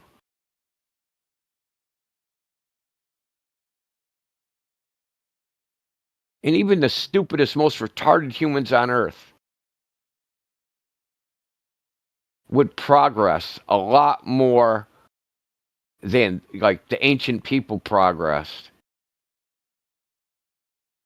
Like, it shocks me, like, how little progress they made in fucking, 1,000 years. I find it hard to believe, quite honestly. Yeah, this world is spoiled on its communication abilities. I mean, like, I remember being, like, in a world where communication over long distances had to occur on a Sunday night when your STD rates were like the lowest, right? Or you'd write a letter and reasonably quick communication, within a week sort of thing. You could communicate with someone by post, but which is pretty good. Oh yeah, because like we like mail was important. When it was important, people put a lot of effort into it.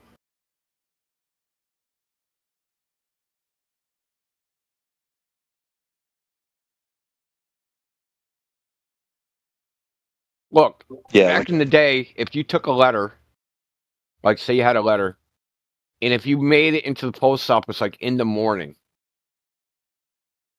your letter could be in California in like 3 or 5 days, depending on what day of the week, right? So it's basically the timing of the letter. If you go to the freaking post office at 8 o'clock at night and stick it in the mailbox, then it'll get picked up at 3 o'clock the next day, and then it doesn't make it to the regional hub for like another day, right? So like you basically set yourself. It's going to take longer. It's literally like depending on when you mailed it, determined how long it would take for the letter to get there.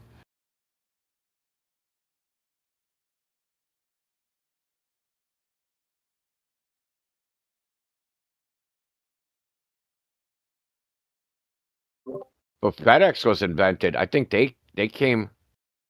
I haven't verified this, but I thought FedEx started in the late 1800s, and they actually were like illegal because it wasn't like legal to compete against the post office.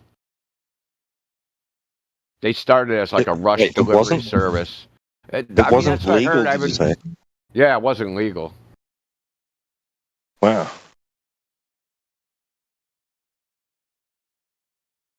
It was like counterfeit mail or something like that. They had some weird fucking idea.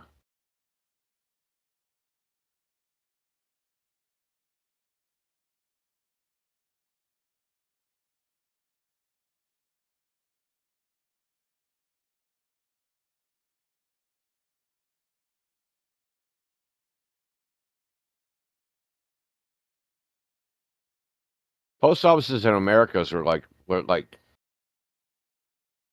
it's hard for us to comprehend, but they were like banks almost. You could still do it. I don't know if you can do it there. Like you can get money orders from the post office. You can also cash them at the post office. Post offices were like they were kind of the reason the freaking federal government was even set up in the first place. They're literally enacted within the Constitution, the post offices. The purpose of the federal government in the United States government was only one thing. Is to make a uniform interstate commerce between the states and a law governing it. Right? So, because like, if Virginia's got one law and Massachusetts got another law, and there's a dispute on the business transaction between someone in Virginia and Pennsylvania, how do you decide, how do you dispense justice in a controversy? Well, they created the United States government. So, like, if there's a controversy, you sue each other in federal court, bada bing, bada boom, you're all set.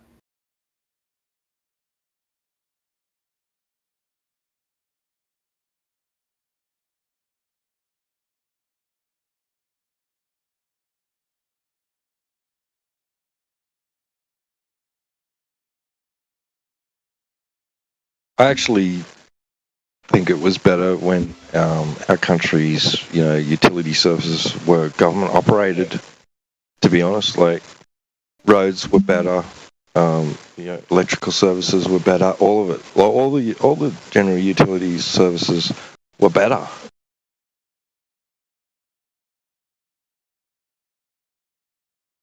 Yeah, here too. We've always had like some things were always run kind of like. So we in America we do these like quasi government / private public corporations kind of. So we'll make something called like, I'll give you an example, the Massachusetts Regional Water Authority. So technically the state is in charge of it, but the Massachusetts Regional Authority isn't a government entity. they're like a non-profit that's owned by the government. And what they do is they provide water to like the Boston metro area. It paid for, right? So it was set up.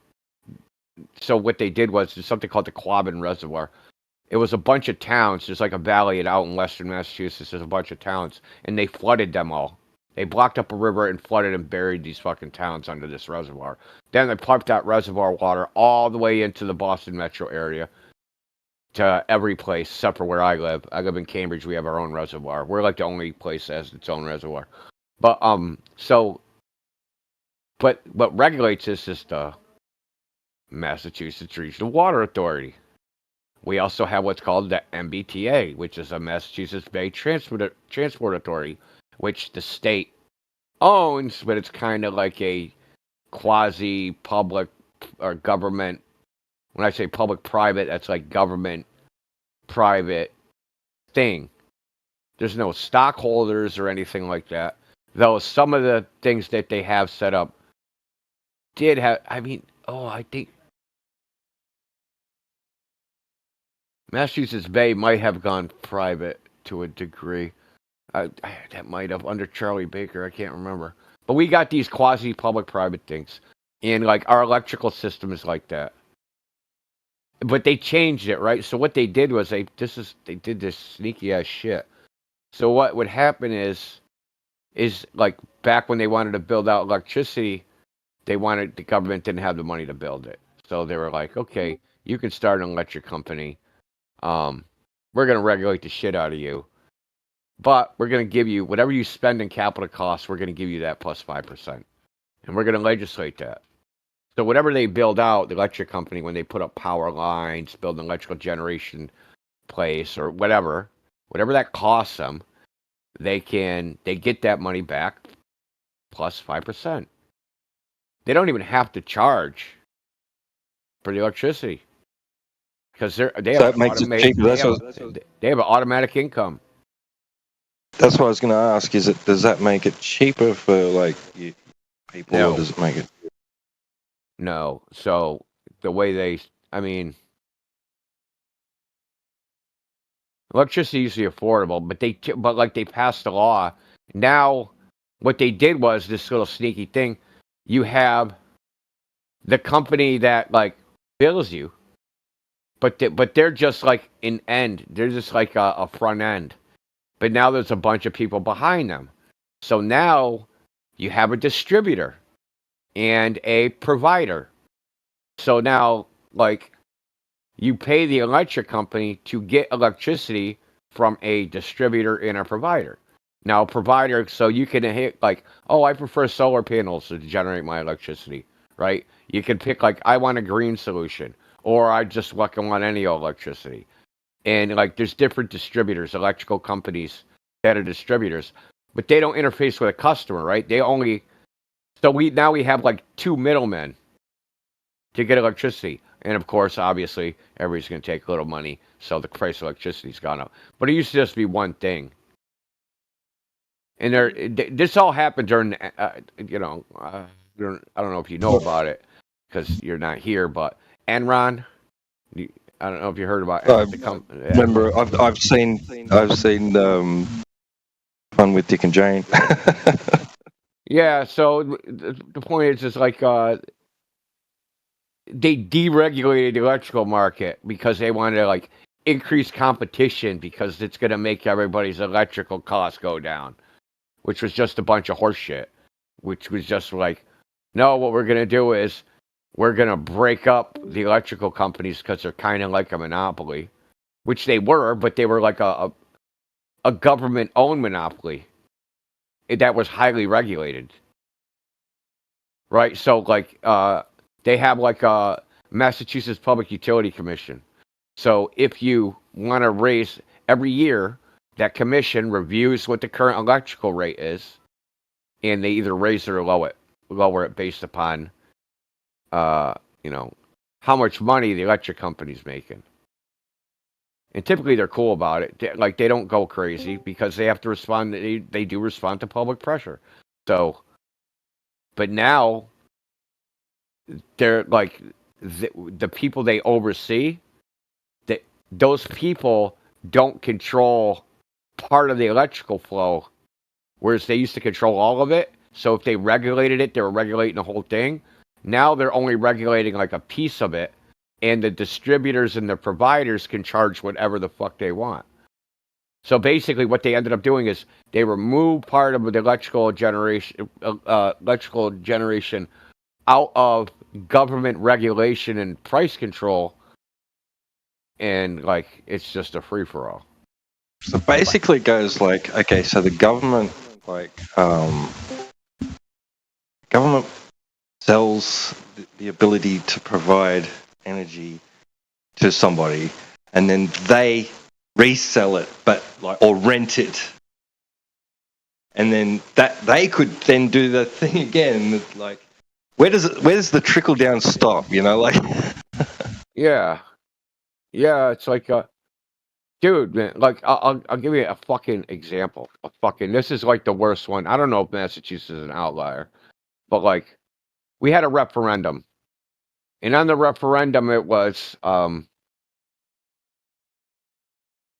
so there's something called the Massachusetts Turnpike Authority. We have all these fucking stupid authorities. So Massachusetts Turnpike is a road that goes from Boston east to west to New York State, and it was a toll road. And they had it on the referendum. Do you want to fucking? I think the referendum was. Let me go exactly what it said, so I'm not confused.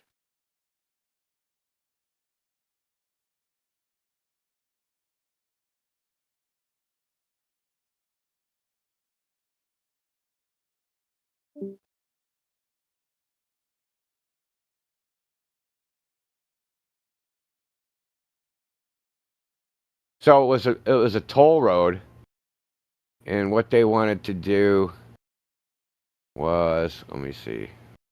Sorry.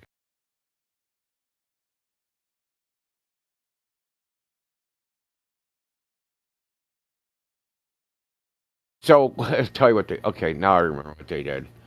So it was a toll road. So they tried to get this referendum passed, which was like, oh, we're going to get rid of the tolls, but we're going to absorb the Mass Pike, which was something different, into the Massachusetts Bay Transport Authority. And everybody was like, fuck no. I'd rather pay tolls. The MBTA is shit. It's fucking poorly run, blah, blah, blah. So what they ended up doing is, even though they lost the referendum, they pulled a quick one. The government, because they just do what the fuck they want. They absorbed it into another fucking thing, which nobody did vote on, and then they absorbed that into the Massachusetts Bay Transit Authority. Yeah, dude. They do this shit right in front of our face. We passed the marijuana law like 3 times. There was like a marijuana referendum. It passed 3 times and they just never implemented it. Right? Because if a referendum passed, they actually have to go. The legislature actually has to end up. They're like mandated to pass that as a law, right? But they still have to do the whole vote shit in session. They just never did it. It's like, fuck you, we're just not doing it. Well, the same people that,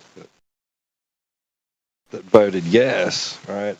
They needed to, go back in a physical mass and say, hey, remember what we voted? Not voted, but, because the referendum isn't really a vote, is it? Yeah, it's supposed to actually change laws. Like, one law it changed was it repealed the alcohol tax. It changed the sales tax. It changed the income tax, right? So, the rate. It didn't get rid of the sales tax. It changed the rate. It changed the rate of the income tax. So, it's a referendum. It's like a literal vote by democracy. You have to go out. You have to get a bunch of signatures to get on the ballot. You get on the ballot. People vote on it, and they have to pass it into law within a year. And they just but they do what they want. They'll just do the exact opposite, or they'll just refuse to do it if they don't want to do it. And literally, no one can do anything. Yeah, see, over here, it's an illusion, man. They try to give you that illusion of democracy. You guys are in charge here. Yeah, that's what I mean. Like, the impression I get over here with referendums is that's the government saying, "Hey, we want your opinion, and then we'll decide after we get what you say." But it might not necessarily be what you've all said you want, right? That's the impression I get. It's like just an opinion. We want your opinion.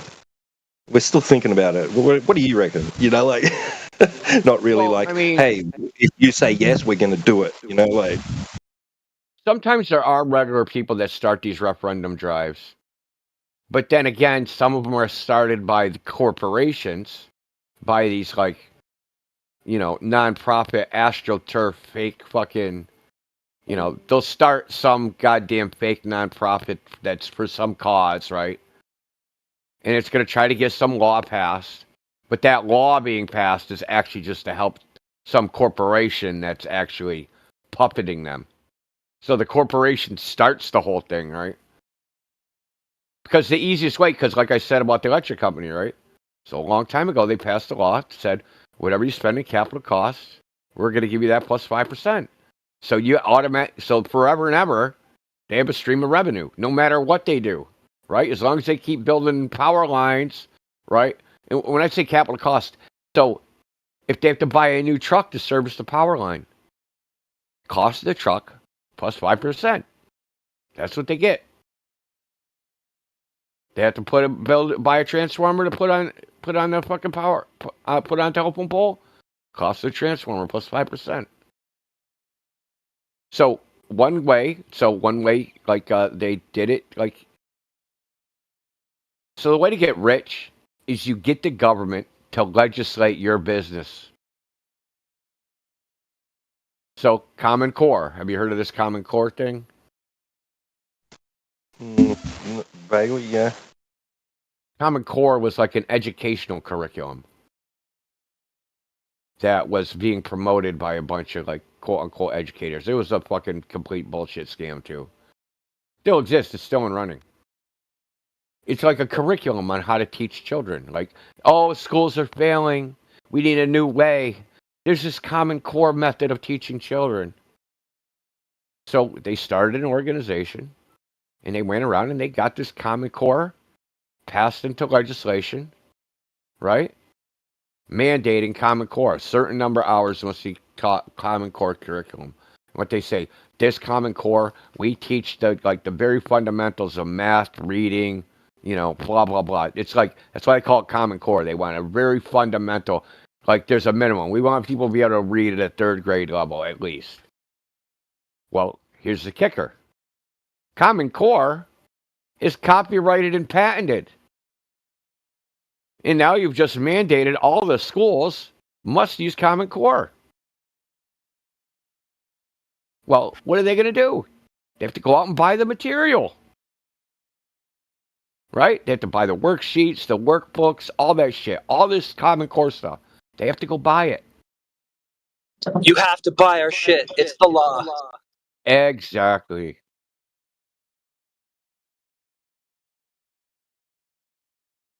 And if you don't want to do it, you have to That's why school fundraisers start, right? Yeah, if you don't want to do it, you're not going to get money from the State Department of Education. Right. So they don't force you to do it, right? But it's like a thing. Here, the State Department of Education, we got a bunch of money. We want to help you pay for your school.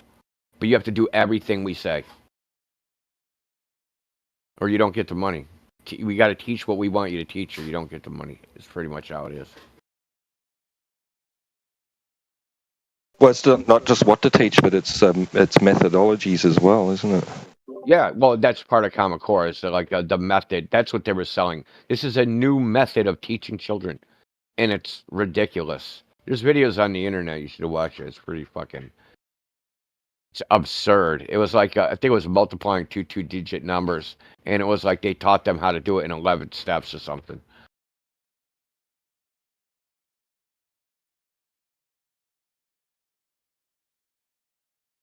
Believe me, it don't take 11 steps to multiply two-digit numbers.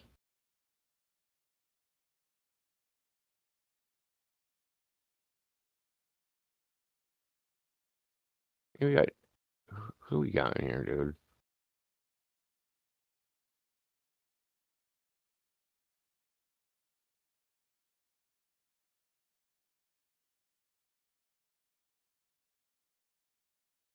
There's a fish down the bottom if you're fishing.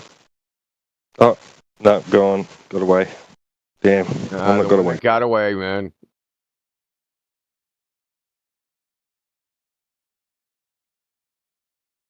Fuck, he didn't even take the bait.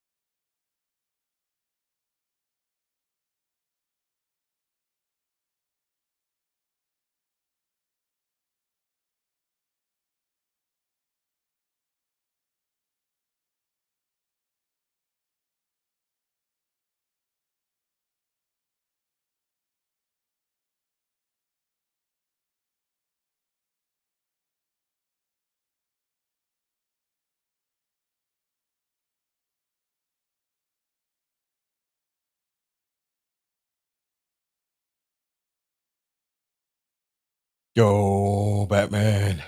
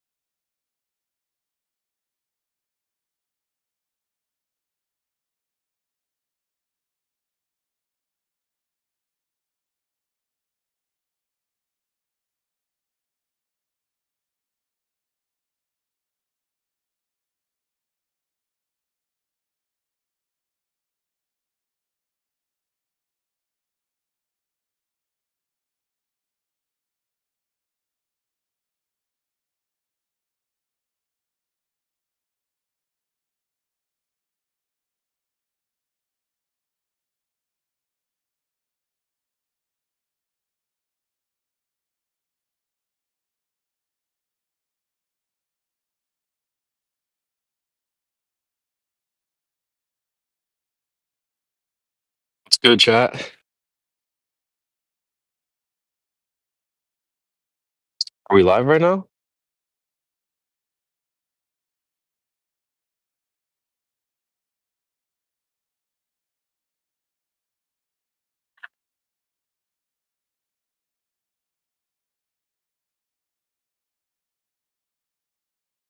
Mic check. Y'all can hear me?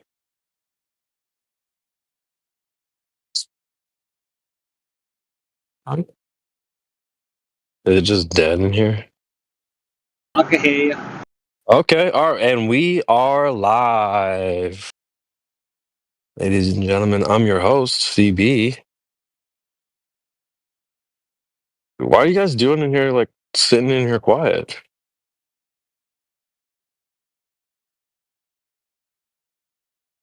All right, W's in the chat. So who's here right now? Billy Bob. That's good, man. We have Dr. Jordan B. Peterson. Clean up your room.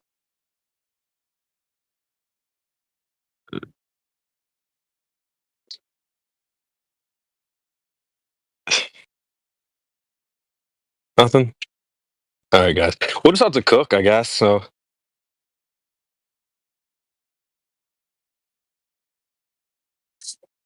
I guess it's Martin Luther King. Everyone's just honoring Martin Luther King today, or?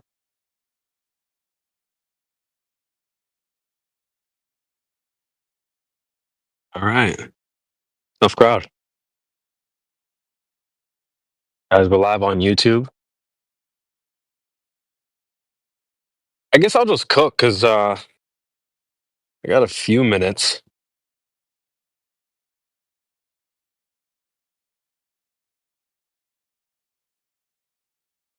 Was it busy earlier? All right, look, I get. What the hell, bro? It's so fucking dead in here right now. It's all right.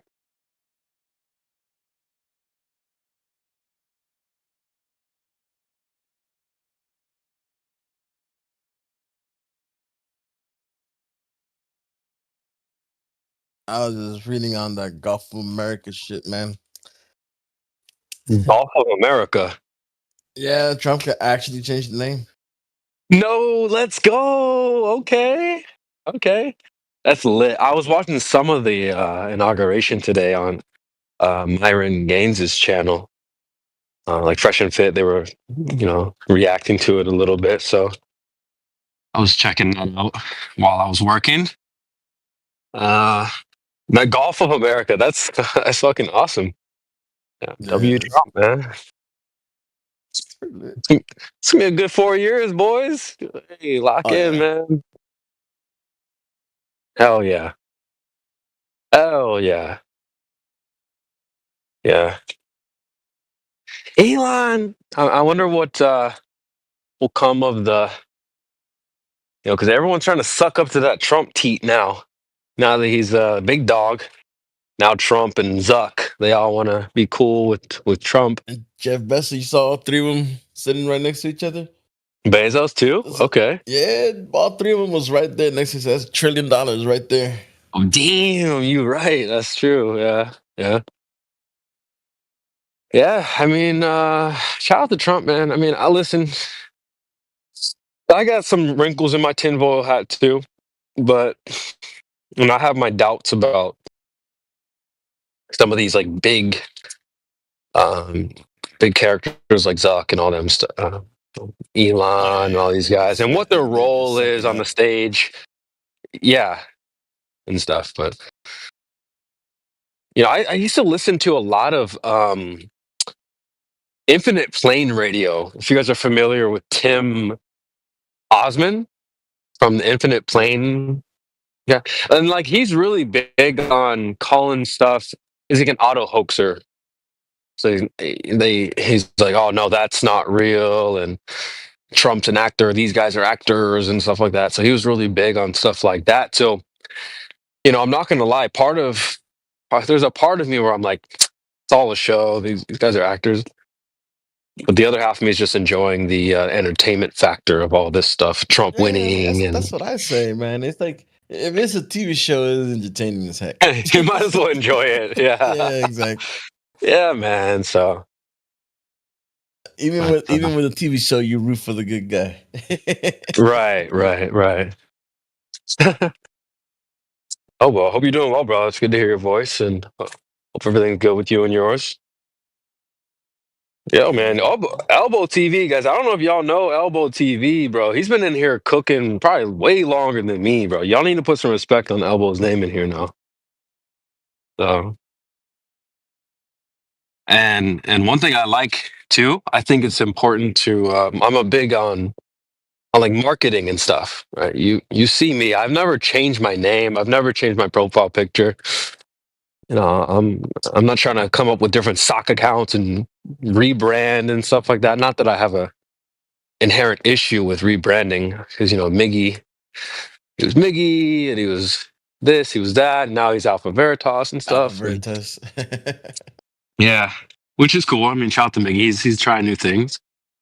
But yeah, Elbow's always been Elbow. You know what I mean? Shout out to you as well. I switched bro. for a little bit. I switched to a little bit.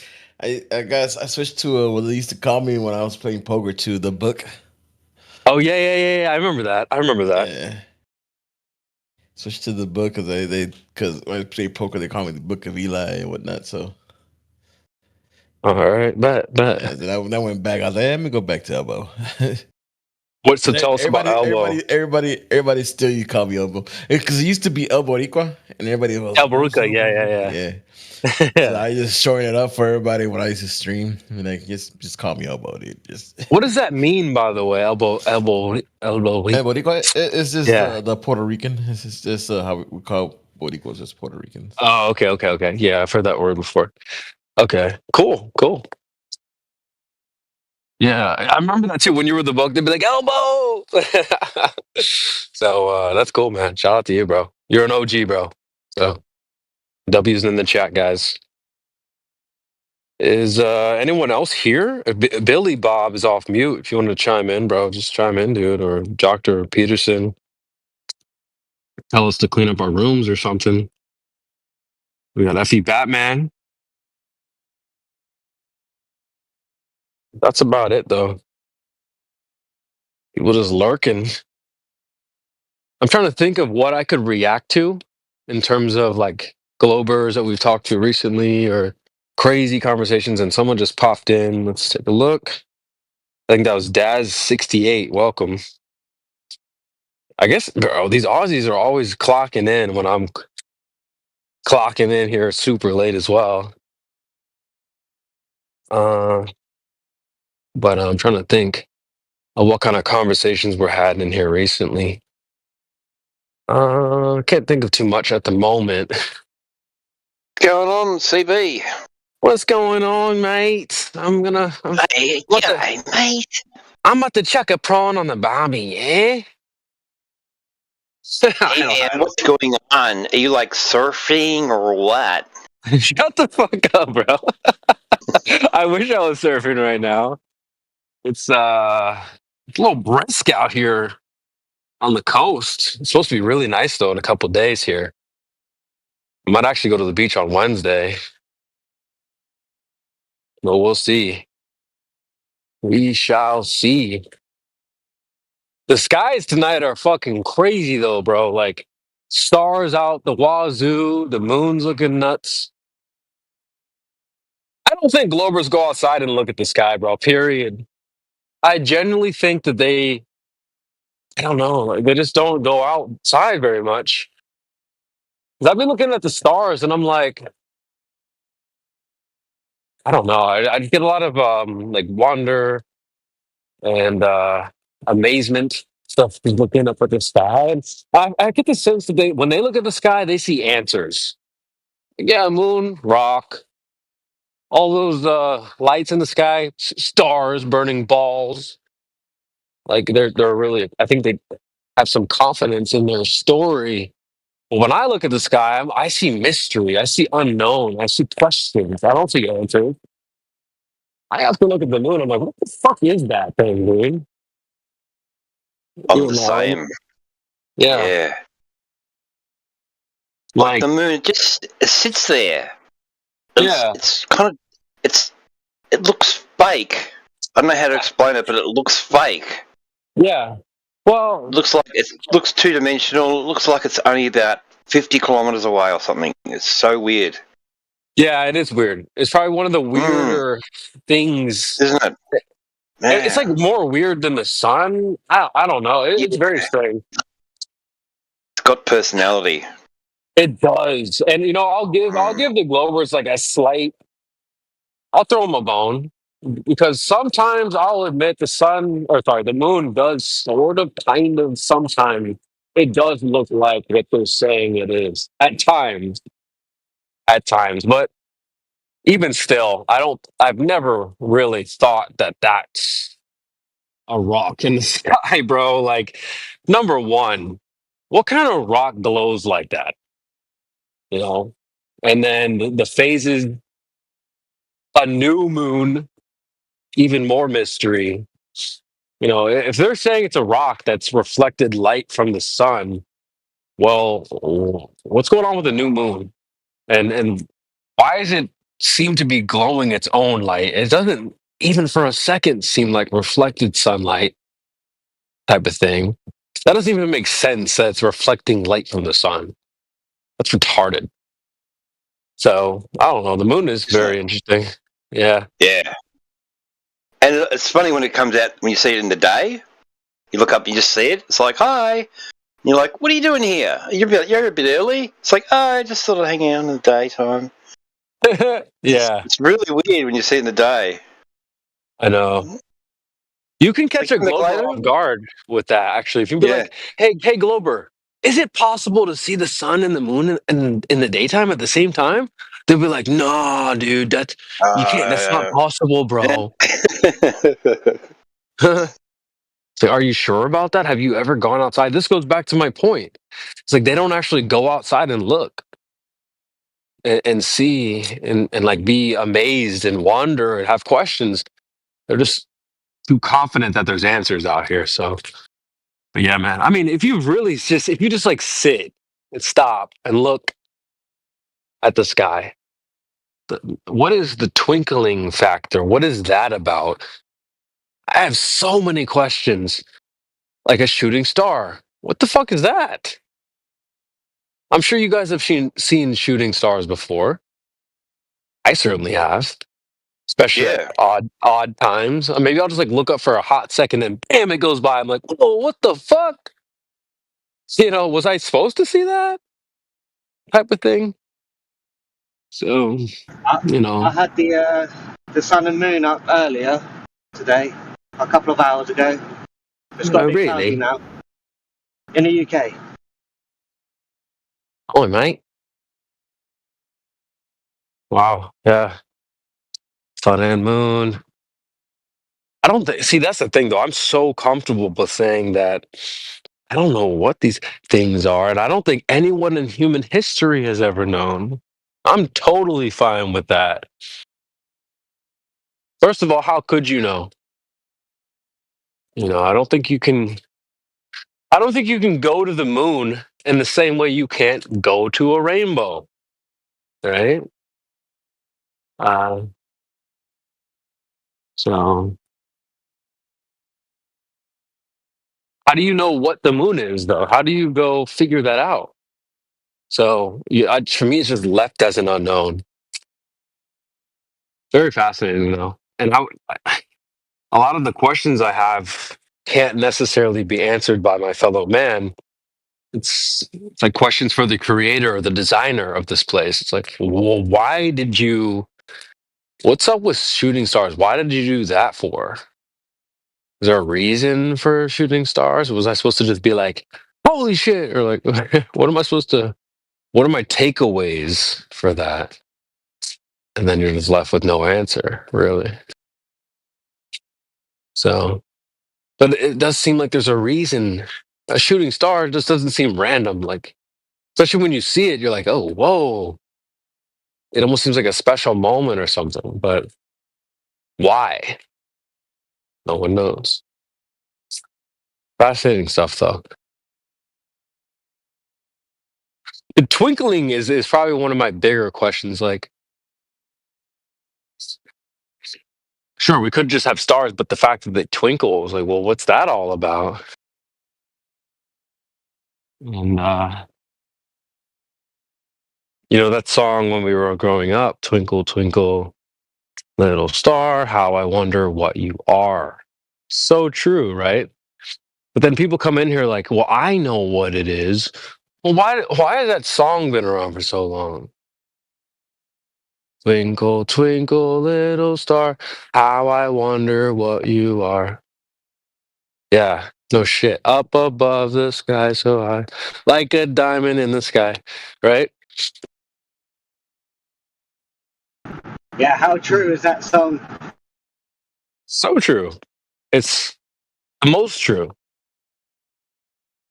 And there's a reason why songs and stories like that exist. It's not Twinkle Twinkle Little Star, I definitely know what you are. you know? How I wonder what you are. So do I. So yeah, I don't know. Don't know what they are. I don't think we're ever going to get an answer though. So I wouldn't worry about it too much, but boy, I'd be asking.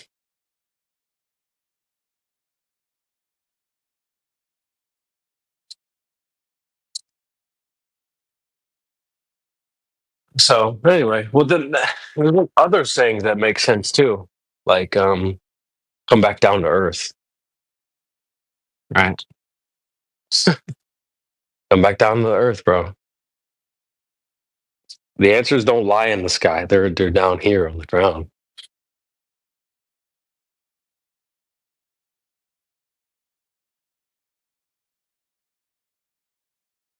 Anyway.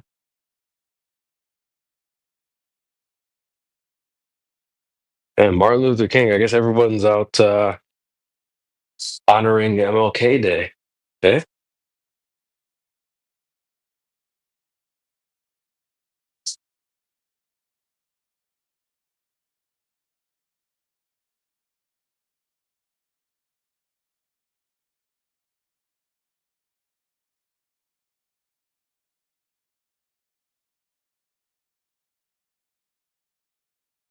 Um,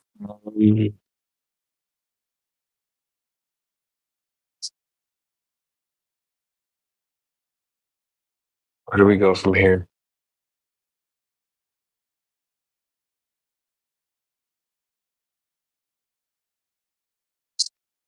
I have a lot of questions for whoever made this place. Stuff we don't even really talk about a lot. Like why? What's the purpose? Even if the earth is flat, like um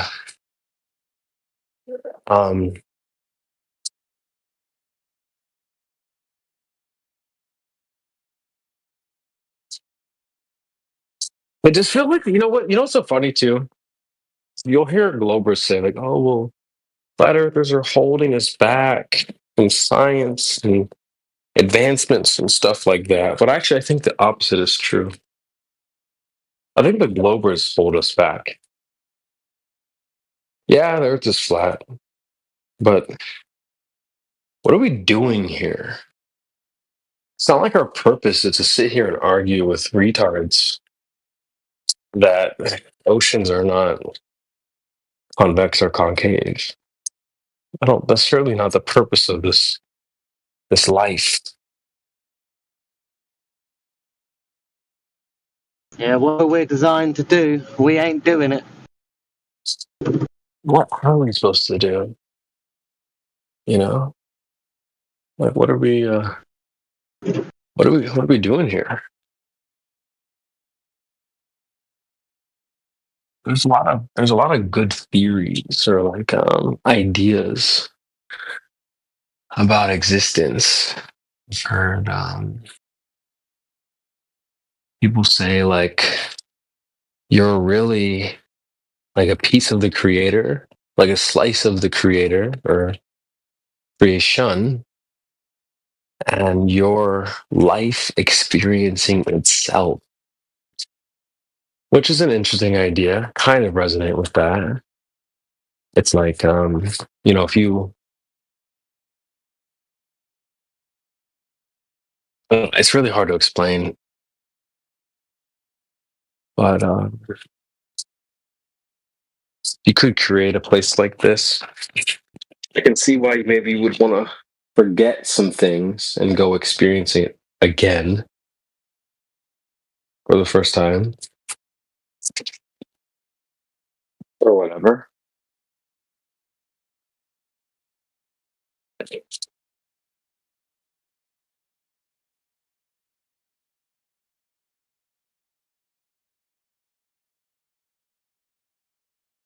I definitely don't believe in the mainstream way of thinking where it's like, oh, well, this is just your like YOLO. Like you just spawn in one time and then live a little and it's over. It's definitely not something I resonate with. I think we've probably been around for a while, or maybe we done this a couple times before, or we're doing this again, or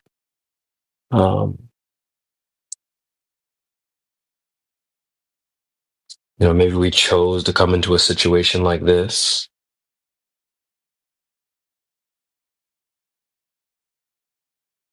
I really don't know.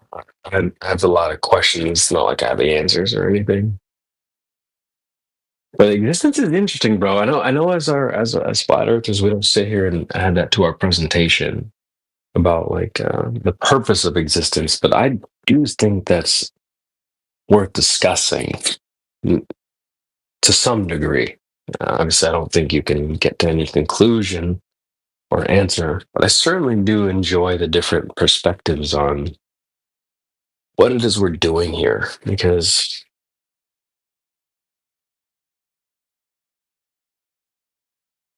a lot of people doing a lot of things on this earth, working and building a career, building up money and stuff like that. But I think there probably is some sort of ultimate or higher purpose over working or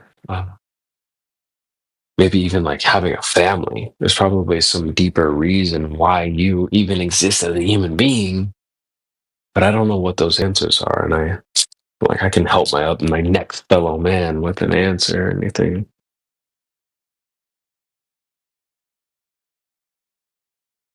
But I don't know. Something tells me we probably have done this before. I don't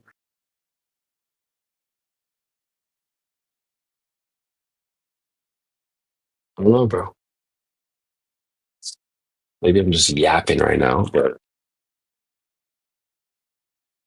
I posted the full the full poem for you.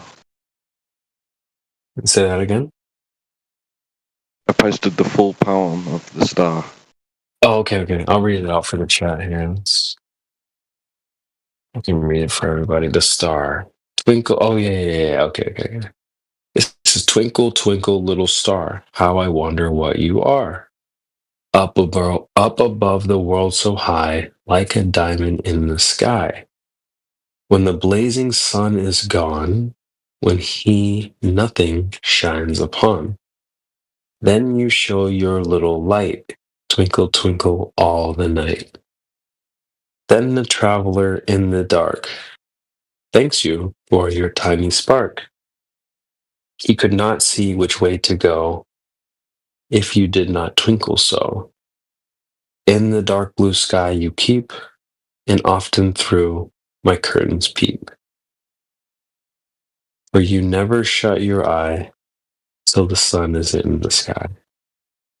'Tis your bright and tiny spark lights the traveler in the dark. Though I know not what you are, twinkle, twinkle, little star. Yeah, it's some deep shit. There's some deep shit right there. I mean, there's a reason why this exists, right? Is that actually the full version? I didn't even know that shit, bro. That's crazy. Thanks for the post, bro. Yeah. It's a good post right there. W. It's not like they're saying, and I can already hear Glover being like, well, that's just for children. Like, no, dude. Some adult wrote that, Children don't write deep poems and thoughtful things like this. But somehow I got turned into like a children's thing.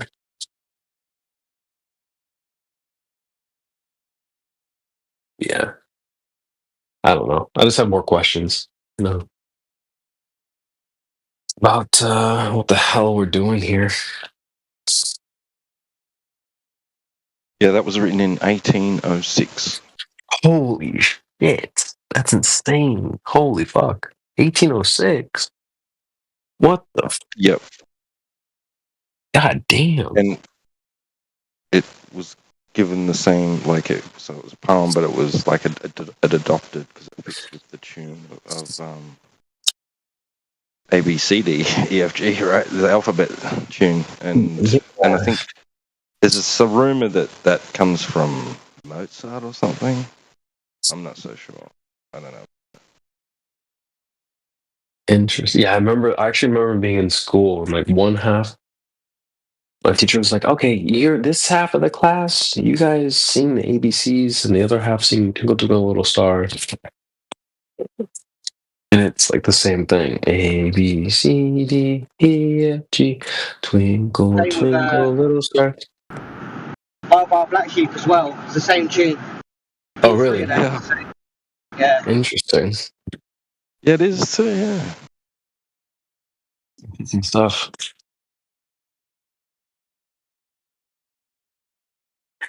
Can't you guys already hear the Globers being like, well, that's for kids? They do this every time. You make a good point about Santa Claus. They're like, well, that's for kids. Yeah, well, it illustrates the point, though. That's the point. Saying it's for kids doesn't mean anything, or like doesn't cop you Space is out. for kids. Space There is you for go. kids. That's what I usually say too. I'm like, yeah, the globe is for kids too, bro. Like,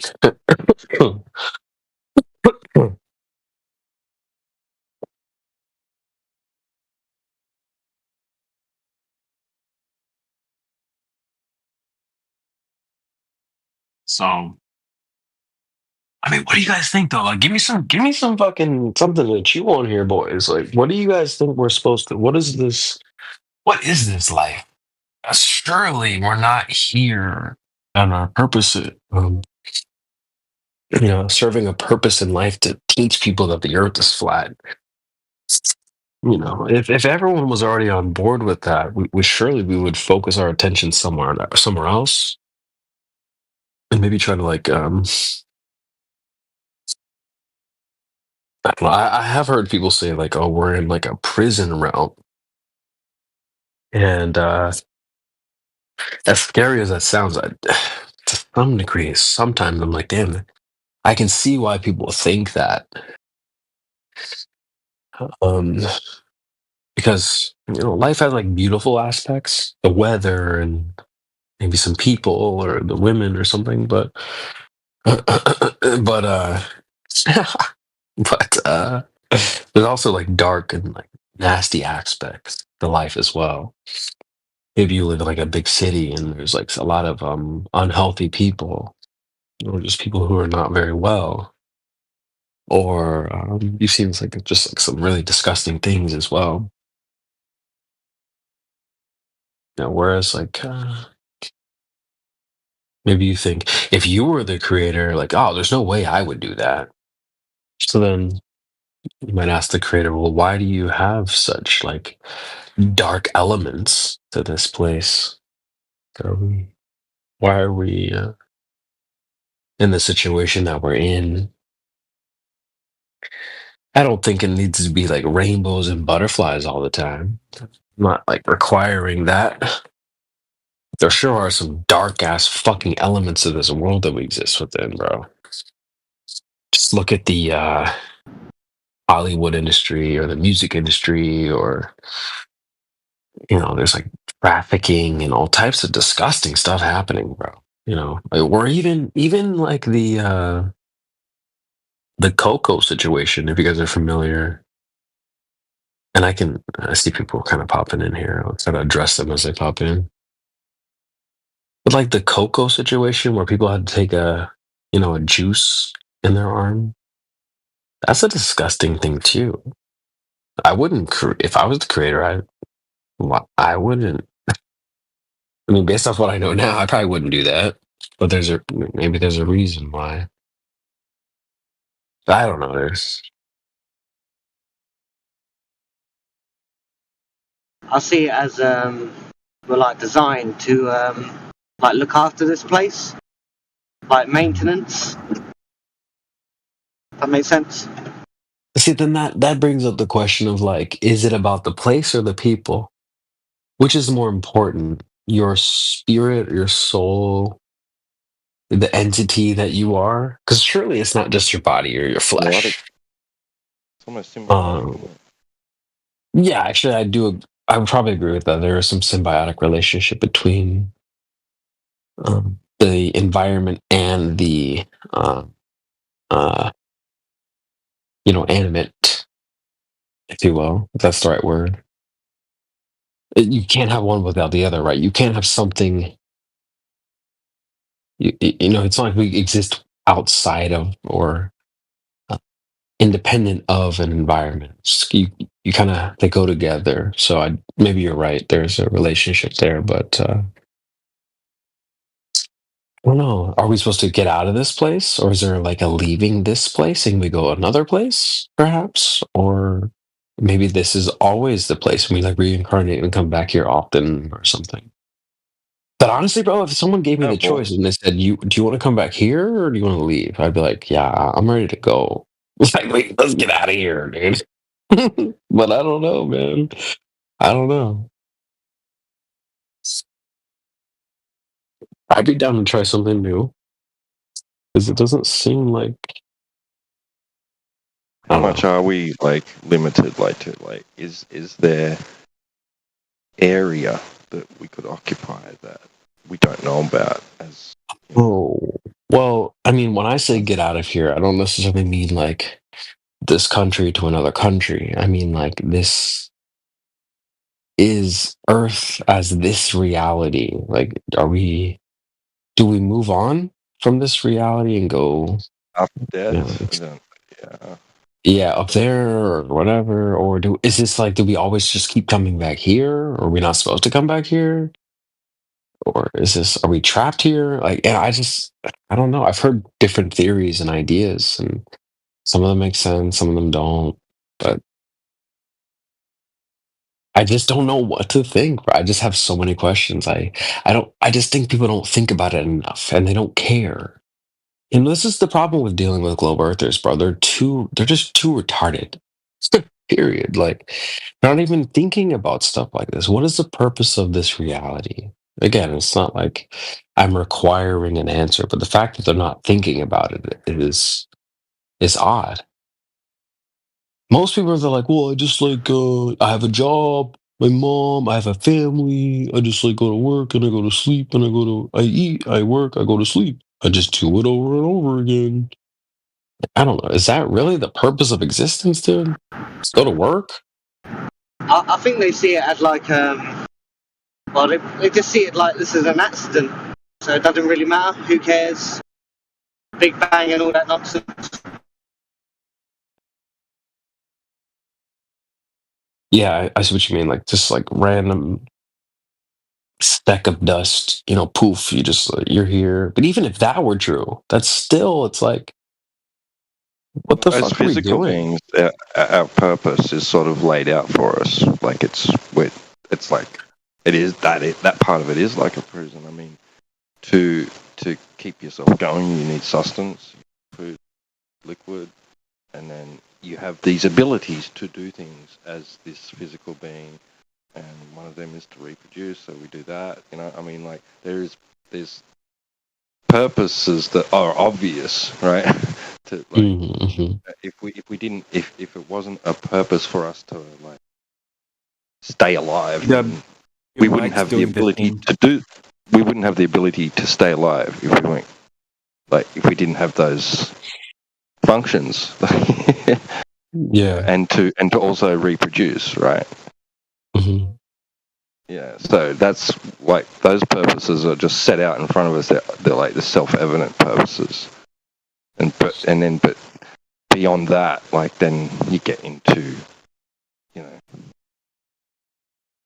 supernatural and stuff, right? Like, Yeah. or beyond what we can physically comprehend. Yeah. I don't know. There's something tells me there is something deeper to all this, and I guess I probably should address people that are jumping in. I hear people jumping in. Travis Clark, welcome. Psyop, welcome. Manufactured, welcome. I think that should do it. Paraplegic and DJ, welcome. It's I did hear someone say one time. I think it was Right the Hand. Maybe some of you guys are familiar with Right the Hand. He had some really creative and interesting ways of thinking about like our purpose of life, which I did appreciate about him, but it sounds like he's sort of lost his. And welcome to Koi and Julius J as well. But Right the Hand, RTH, some of you guys might be familiar with him, or but I've spoke to him before, and he just he has interesting thoughts. And I've actually literally had my journal out. I was taking notes, listening to one of his like streams one time. He's like, imagine if it was like a video game. You could choose your own character, build your own character. Would you build the character that you are today, or who you are? You think you would have chose this? And honestly, a lot of the times, and especially as the days roll by, the answer is more and more yes. Yes, all the time. I would choose who I am. I would choose the situation. And so maybe there's some truth to that, where you sort of take this out and then you came to live it out with its trials and tribulations and things, all that included. You've got things like Vanilla Sky sort of style concepts too, like what if we're an extra dimensional being, right? And we've actually like gone into some theme park and we're paying for an experience, right? in experience the life of a 3D being, like and it's really just lasts 5 minutes or something, but while you're having the experience, it feels like this lifetime, right? You cut out. Am I cutting out? No, you're not, Robert. You just very literally the last 2 seconds of what you said just cut out. We heard everything else. Yeah, that's the gist. But that's way off the charts, ridiculous, right? When you pay to get in, you forget the reason why you're here, and you got to try and figure out how to get back. That's some deep shit right there. I think we're all kind of hitting. I think we're all on the same track. I think we're on the same track, because when you were talking, T-Dub, I Googled life experiencing itself, because this is something I heard Alan Watts talk about a lot, if you're familiar with him. But if you were, whatever made this place, whatever, we talk about how to have a cake, you need a baker. To have a design, you need a designer. And so to have knowledge, you need a knower. And so to have an experience, you need an experiencer. And so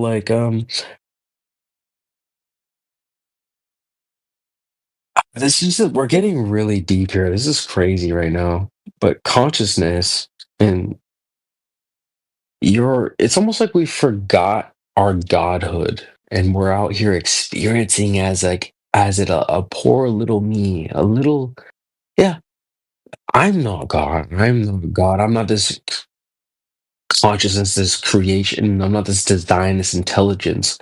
I'm just like a little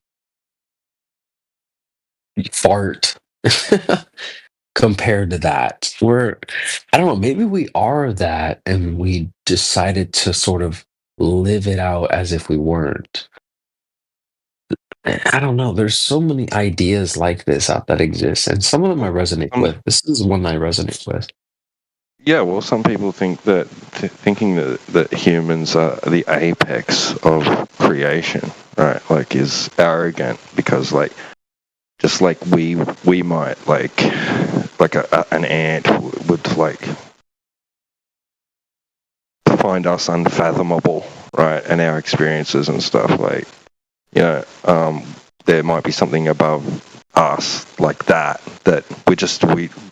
we don't even comprehend it. It's incomprehensible, right? And you know that because like we already have an example of that, right? Like in existence, like microbes, right? That live on people's skin and stuff. You know, like they do that. You know, maybe they're just cruising around and going, "Wonder what I live on" and shit. Yeah. Let's see. Why would that concept stop? You know, like why would we exclude ourselves from that situation, being in that situation? Right. Yes. Maybe we're like the microbes on the earth. The earth is another form of a body, our itself is basically. Here's what Alan Watts said: through our eyes, the universe is perceiving itself. Through our ears, the universe is listening to its harmonies. You are the thing. You are it. Tatvamasi is actually the Sanskrit phrase. You are that. That are thou. You are the thing.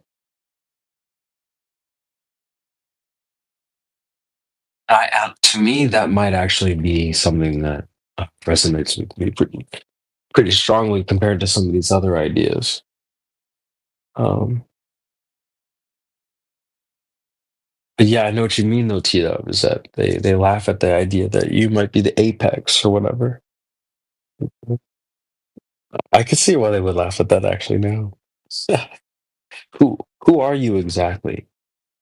A lot of people think that they're just like their name or my job title or whatever. Maybe you That's it. expand way beyond that. Go ahead, yeah. I was just gonna say, CB, that's that New Age stuff. You are God. God is in you. Yeah. I mean, I did before I got to Flat Earth. I actually went through a lot of stuff like this for years and studied it pretty deeply. Listened to a lot of different lectures and Alan Watts or McKenna or different types of Eckhart Tolle or different people who would maybe sort of talk about stuff like this. But I don't know. Well, it's not like flat earthers discuss this very often, especially when we have Globers around. It's like they're not thinking about this, period, dude. So, Carl Sagan, this is another thing that popped up. The cosmos is within us. We are made of star stuff. Even they sort of talk a little bit about or along these lines, but they just use weird. They go about it in a weird way. Oh, you're made of the same thing a star is made of. Okay, bro. But it's almost saying the same thing. You are the thing itself, experiencing itself. So I don't know. That resonates with me, sort of. But it's not necessarily an answer or the answer. What do you think about this, Kiwi or T-Dub? We spoke to, what's his name, Flat Globe. I don't mean to call him out, but he was one flat earther in a unique way that said that the earth has always been around. It wasn't created. It was always here. What do you guys think about that?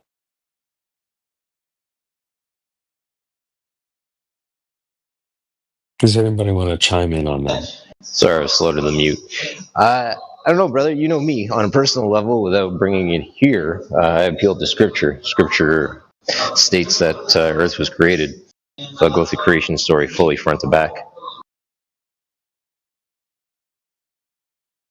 And the other thing I you've wanted to seen my mention. name. Yeah, go ahead. Sorry, No, please, CB. please. The other thing I want to mention right quick. You sound like Michelle Sauer, Cousins Rock. Prior, your little discussion there. Funny you say that because honestly, I don't even really have a way to rebuttal what you're saying because she is kind of saying it. The theme is there for sure. You are part of the reality that is out there. You're a rock. Your rocks are cousins. I mean, that was pretty crazy for her to say that. But I mean, maybe that's just her water hill, basically. You know, Saudi, if you're familiar with that, that could be her water hill. But yeah, no. In terms of the Earth always being here thing, it didn't sit with me, but I can see where they're coming from. It's not even honestly. I would shit on the globe before I shat on that idea. The Earth always been here. I just haven't heard a lot of people say that. I think Glad's like one of the only people that I ever heard that said that. I think was he saying that that's the case, or was he more so saying that what if, like it would? Why is this No, being he didn't. eliminated from the possibilities? You know, He didn't like religion. He did. I think he was one of the rare flat earthers that didn't believe in a creator. He was like a atheist or agnostic type of person. And so he didn't believe that this place was created. He thought it was always around, which is just an interesting position. And like I said, I've never heard any other flat earthers make that case, but I had to just acknowledge it. And I find it some people interesting. say, because some people argue that goes against entropy. Yeah. Yeah. I don't necessarily resonate with it because I always say, you know, to have a cake, you need a baker. And so cakes don't bake themselves. Right, So, but were the ingredients already there, or did you have to like put them into existence? yeah, right. Either way, to even, you know, if you have the ingredients, you still have to put the ingredients together and then, you know, fashion it together somehow and then come up with the final product. And man, we're getting so deep. But the final product that we ended up coming out with is just crazy too. I'm a big linguist. I'm not a big math person. I'm more into language. But the fact that we have the ability to talk to each other like this, just think about this talking. We're just clicking our lips together and stuff, making noises, and we're able Do you to want to see? put together ideas and stuff. I'll read out something that I asked Perplexity AI. Hang on a sec. And I'll read out its response. I just got to find it.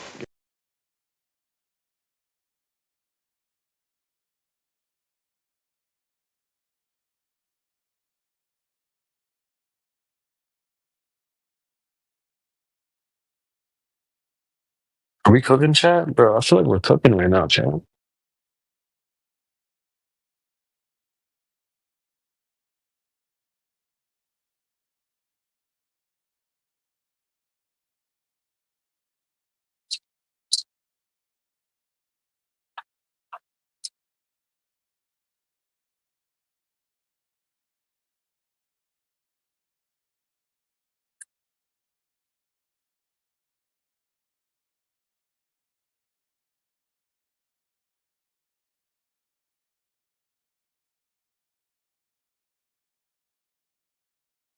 And don't worry, guys, we You are there? still live. Yeah. Okay. So I asked Perplexity AI to ask me a question which it has no answer to. It said, that's an intriguing challenge. Here's a question that remains unanswered even in the realm of scientific inquiry. What is the true nature of consciousness? Despite extensive research in neuroscience, psychology, and philosophy the fundamental essence of consciousness, how subjective experiences arise from brain activity remains one of the greatest mysteries. What are your thoughts on this topic? And I haven't even bothered to reply. Yeah. Yeah, the fact that it said brain activity, it just reminds me of my high school best friend. He didn't believe in consciousness. He didn't believe in, energy or chakras. He thought all that stuff was garbage. It was just brain activity, science, and Michio Kaku. And, he literally was on that wave. And what's funny is he ended up going to work for Tesla and SpaceX, which is just hilarious. And we had discussions. I would bring up stuff like to him about consciousness and so on, and he'd be like, "Nah, bro, like it's just your brain. There is no like you don't that doesn't exist." Whatnot.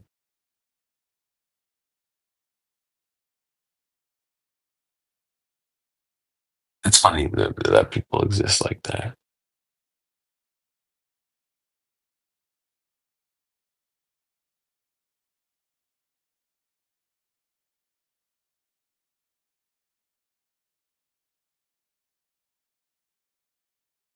Mind you, I'd say that has searched, whatever information is available to it, and just mimicked that. Yeah. Yeah, true. I do think that It's a lot of reflect. people think that way. Yeah.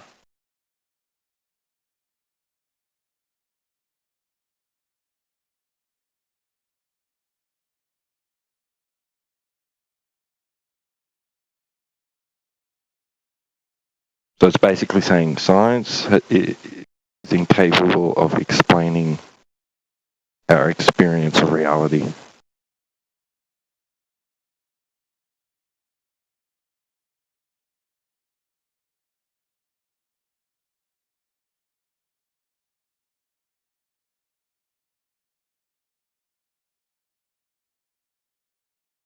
See, but stuff like this starts to make me think whether there's different types of people or like breeds or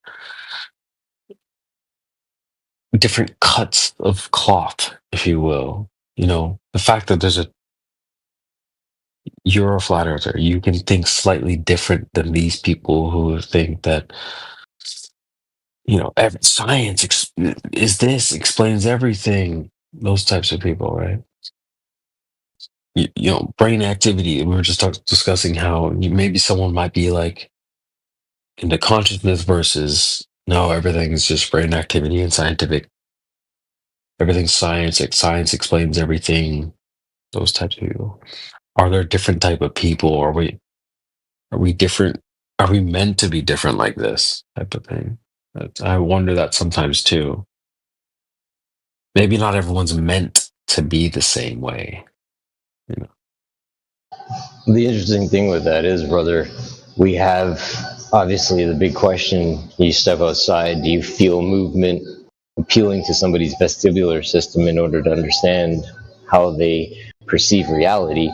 But then you take the observation of those who hand wave the experiences of their own vestibular system and go straight to the science, go straight to their brains and allow their brains to control the entire perspective, the entire belief of the system. Just an example, of course. Of how everyone's the same with their vestibular system. Is that what you mean? Exactly. We all know full well, like you can literally hold, like in questioning, if you want to make it dramatic, you can hold somebody's vestibular system as a hostile witness, right? They would be literally under oath having to tell the truth because of the experiences of the vestibular system. You know full well your programming is no different than theirs. So it becomes a question, why are you hand waving the experiences of your vestibular system and going to your brain, which is hanging on to the science's explanation of things that we experience?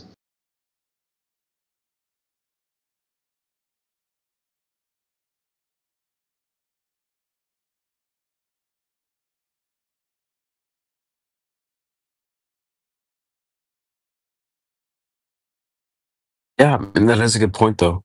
I mean, when people start to say they experience life differently, then we're dealing with liars, and that actually might lead and point more to the fact that there are that people that are different. We are cut different because I bet a lot of you flat earthers are not liars, and to some degree, you're willing to Because tell the at truth. best, all they can do is say that, like, if they think that the ground is moving, then they can say, I'm experiencing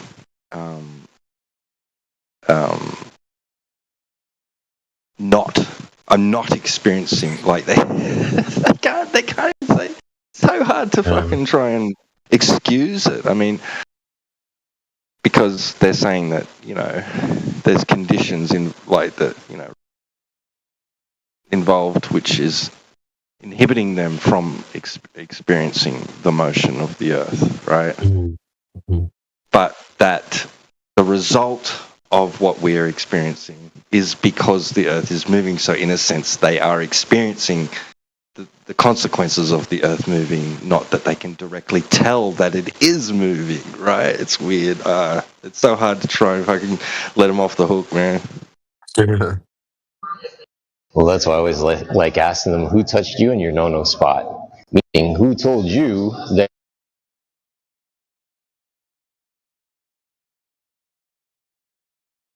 Like maybe he's got a call or something. But yeah, just jump back when you're ready, bro.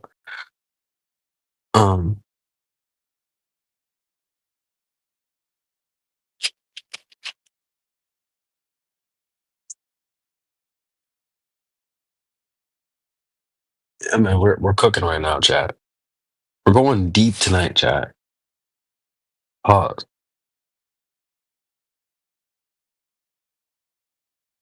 This is what happens when there's no globalism. We can actually think, and talk about things that are, I don't know, with things that we just don't normally discuss. I think maybe slightly worth discussing, even if there aren't necessarily an answer.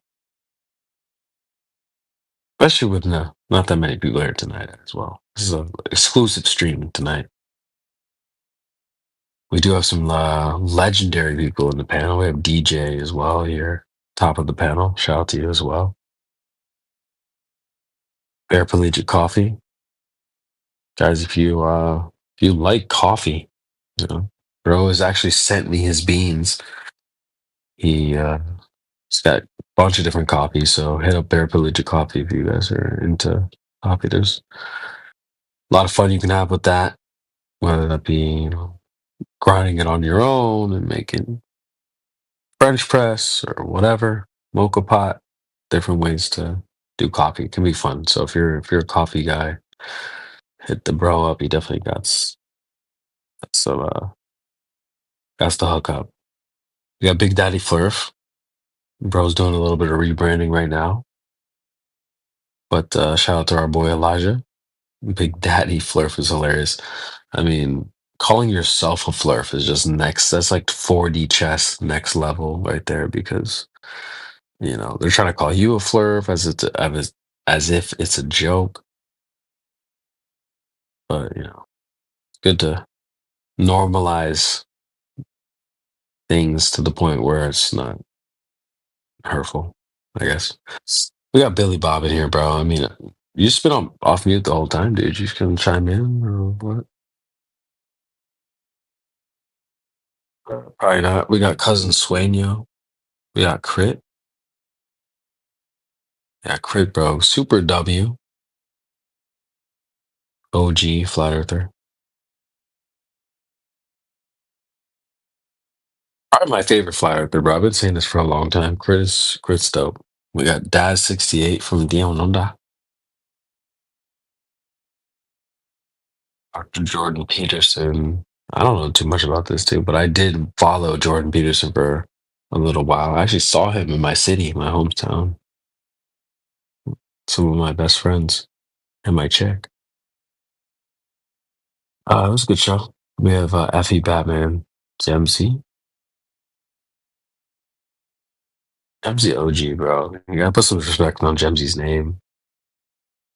Never changed his name. Bro's still rocking with the W marketing. Got Julius J.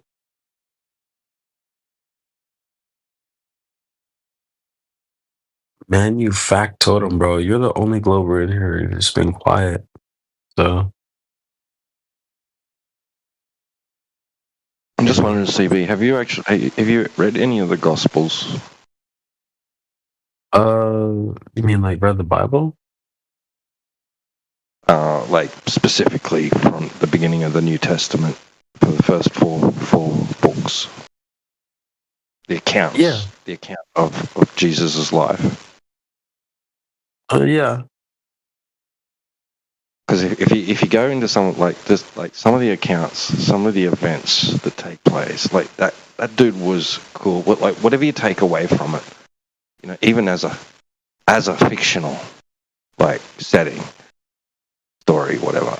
Like the dude was tough to beat. I mean, they came at him with all these, like, because people were following him around, and you know, there was other people that wanted him to lose his credibility, right?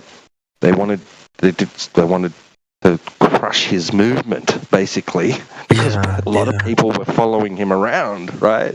So, like, who is this guy, right? So they come to him and try and catch him out with things, right? And he just shut them down with just such simple, basic logic. Like, they could not fault him. That's why it was so difficult for them to even land him in court for some reason. They were trying so hard to get this guy because he wasn't doing anything wrong. Yeah. And just the words that came out of that guy's mouth in those stories was something else. I mean, like he was a debater of debaters. Like nobody could beat him. So it's good to read them, just even for that, but to take away that much from it, to like learn that you know, to try and get into that like mindset where he was at, you know, like being able to just think so clearly and quickly, and I mean, to that, like if I wish I just. The rest of it aside, you know, if you could aspire to just have that mentality that he had, that ability, you know. Master debater, huh? Oh my. He was. Oh my, yes. No, but dude, honestly, I know what you mean. And it takes me back to the idea that maybe we're different, because I do think there's people who resonate with that, as I am. I am one of those people. I resonate with that story and the characteristics that you're describing. I want to strive to be like that, you know? And so, actually, you know, I can't share too many details, but, you know, some of you know my name, but it's not my full name. My full name does involve the character that you're describing. So, and then there's people who hate that, vehemently go against who you're describing. So maybe we really are different after all. Maybe there's good and evil. So good and bad. So shout out to you good ones out there, bro. And TW are certainly one of them. And a lot of people in this panel. You're one of the good ones, man. Shout out to you. We deal with bad people a lot. And in the same way that they came at the character you're describing there, T-Dub, they're coming at us too. And the characteristics that I want to be alike is the strength. I want to have the strength. And I think a lot of us do have that strength to just keep going, regardless of the daggers and bows and arrows they shoot at us and stuff. You know, we just keep going, dude. I'm sure in your own Because we personal, do get that. individual life, you face them. Yes. Yeah, because we do get that, don't we? Not only are we wrong, we're doing wrong by saying what we say.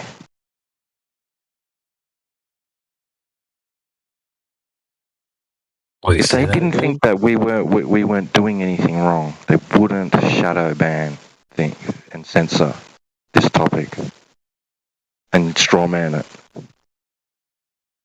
Dude, the truth is the truth, period, right? I mean, to be able to sit back and just observe it for what it is, understand it, and keep speaking it.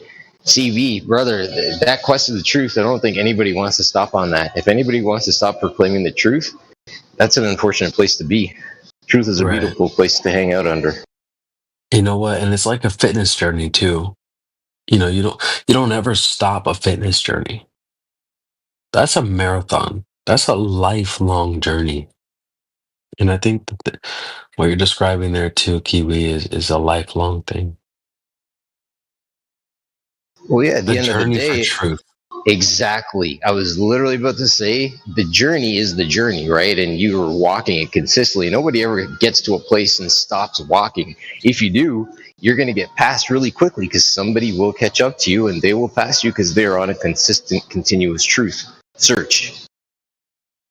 I mean, it sounds like you're at the gym right now, you know, and like, you know, you never get to a point where you're like, all right, I'm going to stop here. I've made all the push-ups. I've done the sit-ups. I'm done now. I'm not doing it again. You know, it's a journey that continues on and forever. 30 years, brother, and counting. Keep it ticking. And so the journey for truth doesn't stop either. You have to continue searching for the truth. It's not something that, I don't know, maybe you don't stop. Maybe that's why we're here. Maybe that's why we keep spawning into this freaking life to find some sort of truth, whatever that may be. Lived by the truth or something, you know? Because we certainly live by people who don't tell the truth, for starters. And then maybe they're not living truths either, but that's a whole nother thing. We deal with people on the daily, these freaking globetards who don't tell the truth. And I think a lot of you are willing to tell the truth. Sure, maybe we make little white lies here and there, but I'm not going to sit here and lie to you guys. I'm not a liar. I mean, if we're being of truth to our fellow brothers and sisters, we should be taking delight in the truth. We shouldn't be trying to prop up a lie. Yeah. And that's what, you know, I really feel good being a flat earther these days. It doesn't feel good because we don't sit around and make up stuff. We don't lie. I've never had to be like, yeah, Indio, yeah, he is cap. You know, in my head where I'm like, yeah, he's fucking cap right now. But you know, he's telling the truth. Welcome, but not as well. If you want to chime in, please chime in with any questions. You know, I genuinely can detect the truth in other people as well, and Indio's not a liar. Huey's not a liar. You're not a liar. Go ahead. Well, I was going to say, let me jump in and ask a question, right? Has science ever built a house? Has science ever built a building? It's not an entity that can build things. That's what I'm saying. Is like, yo, let's keep appealing to science in order to prop up this idea that we have, versus we can appeal to an industry called the construction industry and look at all the amazing things that have been built upon this realm that we're trying to investigate. And if we're actually telling the truth, we would actually say, hey, construction industry, what are the things that you do in order to build upon this realm? That's all. Thanks. Yeah. BANAT, Banat. You are up. Above Anat 06440. You are up. Wait, is that Lulu? Oh no, you're friends with Lulu. Yeah, just chime in.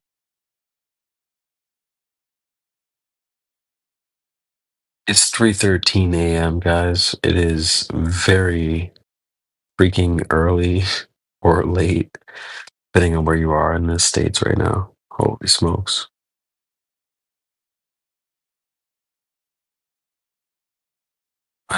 But Nat just joined as well, guys. So if you want to chime in, please do so.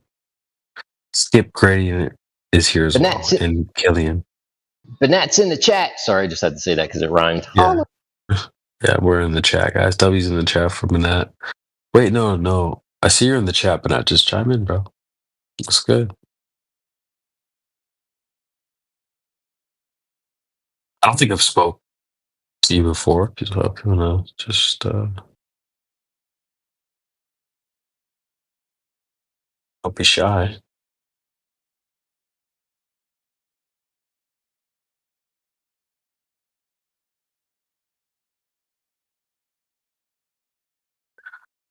All right, well, I'm not gonna do text to speech, so I'm just gonna move on. I can't do the text to speech, bro. I'm sorry. Just come back when you're ready. So Too early we're for just going. keyboards.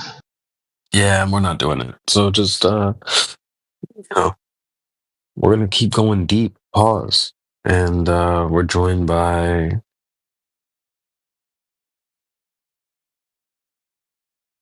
Who's this Migo Mega Wigo person? Yeah, Mega Wigo. Yeah. Who's this person? They're with us, bro. I bet. I mean, yeah, they're flat earther, bro. Facts. So.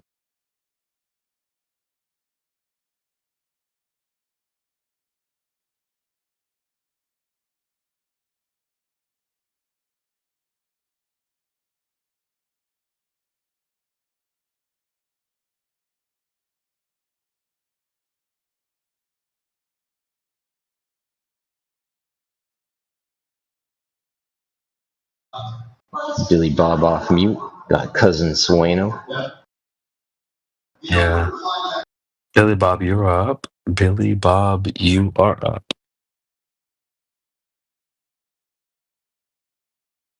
Got skip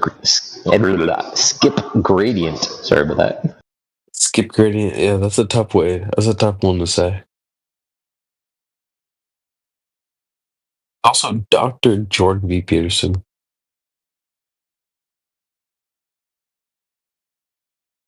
Dr. Peterson, bro, because you don't ever talk, dude. Nah. And I've seen his profile before, and I'm like, could it really be him doing research on the Earth? There's not a chance. Not a chance. Right? The real Jordan Peterson did move to the United States of America from Canada, which I thought was absolutely epic. Yeah. I'm still vying for that 51st state, baby. Let's go. 51st state.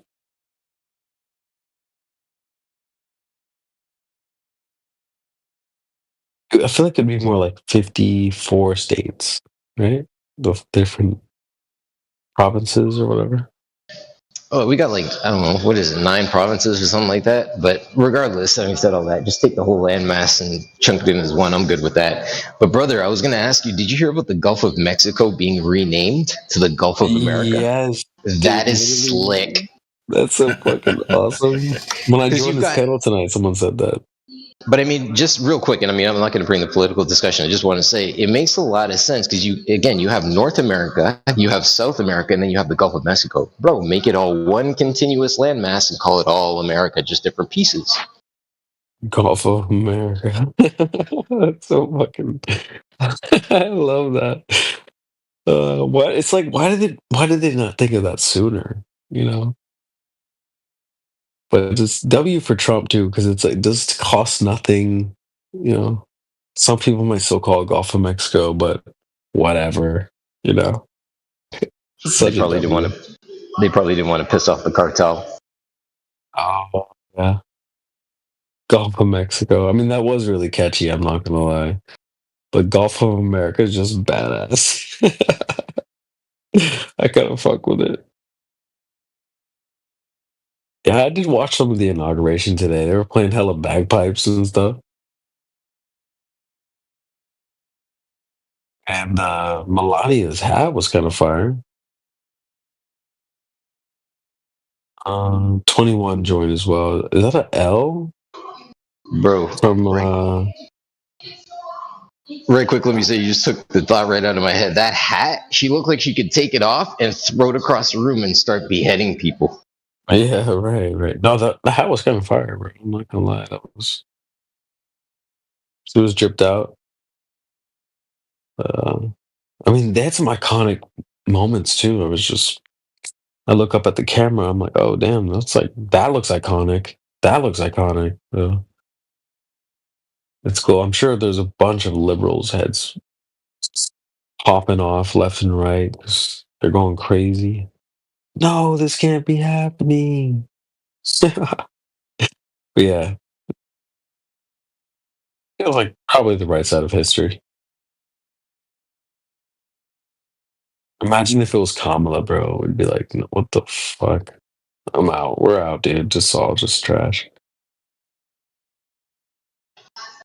One of the signings yesterday when he made the announcement, actually no, not at the signing of the bills, because he had like a whole pile of bills that he was signing off, but at the announcement at the inauguration, the whole room stood up except for Biden and Harris. Awesome. I was like, yeah, you bitches keep sitting down.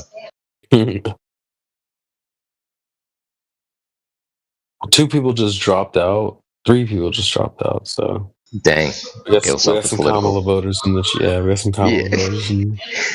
We're destroying Globers and Kamala fans. I mean, we are in a politics server, so I don't know what the policy is there on that.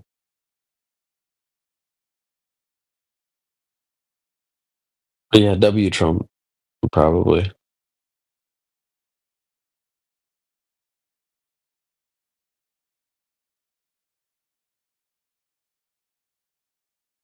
We probably should get to go to bed soon, too, because it's like really late here.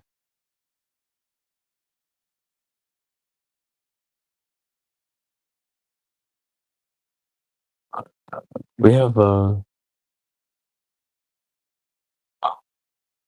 Bennett, last chance, bro.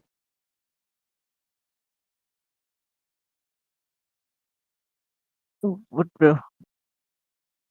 What's I'm up, super dude? busy. I gotta have to schedule. Well, fine. Oh, I'm fine. What about you? oh, yeah, we're chilling, bro. Are you a flat earther or no? It doesn't matter to me. Is a Earth is a flat or curve or round or shape. I'm just living.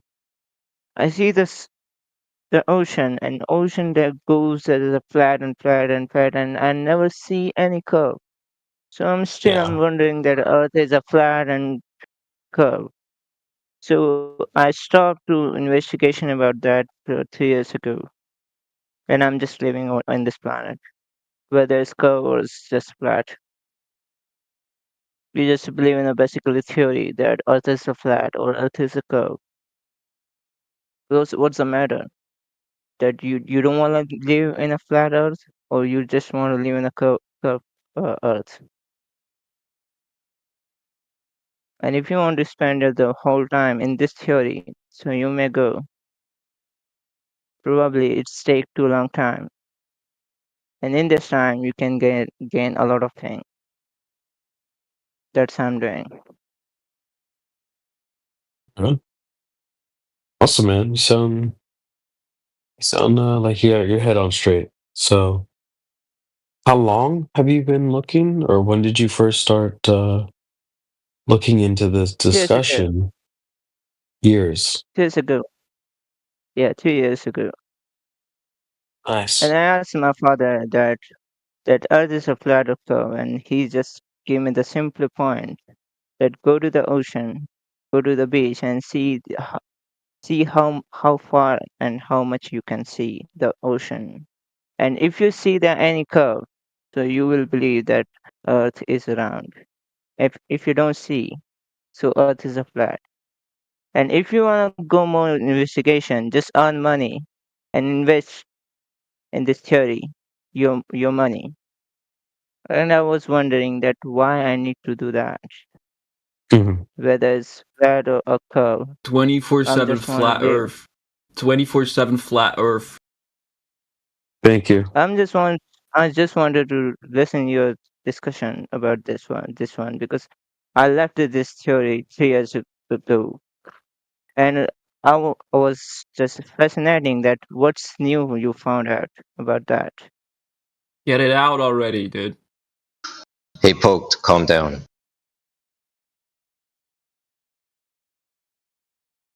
You sound honest, bro. I mean, Shout out to you. Where are you from, by the way, And if you don't mind me asking? I'm from fucking India. That's all of the shit. The Ah, holy shit. The country believe the holy shit. They're putting the cow dung over their body. And they're gathering a new festival that's called Mahakumbh Mela. That's and they're just doing all the kind of shit that they left some kind of theory book and they just keep believing on that and they never go for practical that what's the benefit for that and it's come out nothing and they're just wasting their time and I hate this thing that why they people they cannot see the truth that nothing is benefit for that if they putting that cow dung and cow shit over their body and this kind of thing. So from this country, we also say this is cowland, the holy cowland. Everywhere, wherever you're walking on the street, you will encounter the cow, and you cannot walk freely.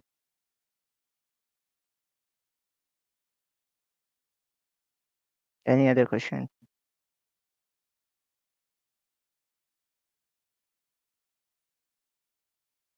yeah, sorry. Hold on one second.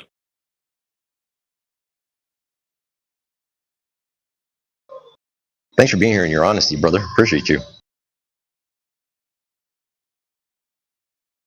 But that's the thing that I really want my countries and my people that gets educated themselves. Never go for those theory. If you go for practical and it's done out as nothing, so don't waste your time. Invest your time. That's give the benefits. Let's give the health.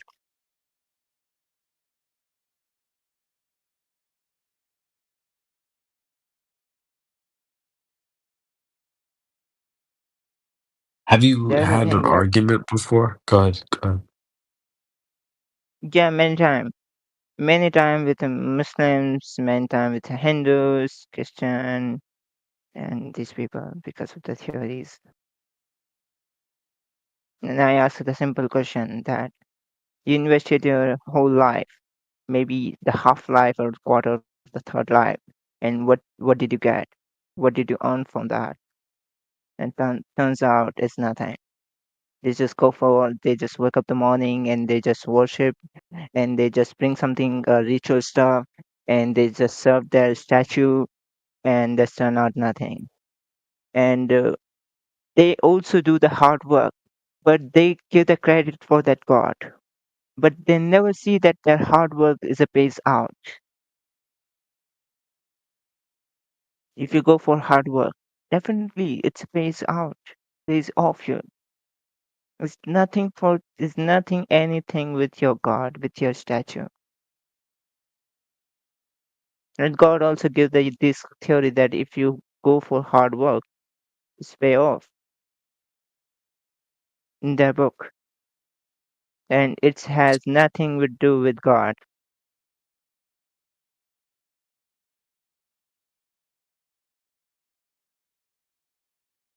What do you think, bro?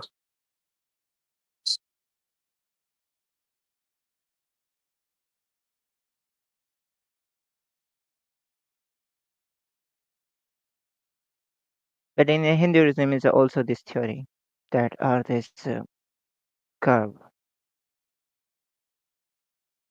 Good. Yeah. It never mentioned on internet, but yeah, it's a mention in their books, their religion book. One of my friend who told me because they have some kind of ritual stuff related to with moon, and I asked one time that do you believe that moon is a circle or just flat or this kind of thing, and he said that oh moon is a circle, and then I asked that what do you think about the earth, and he said oh earth is also circle and is also this circle and they worship on that.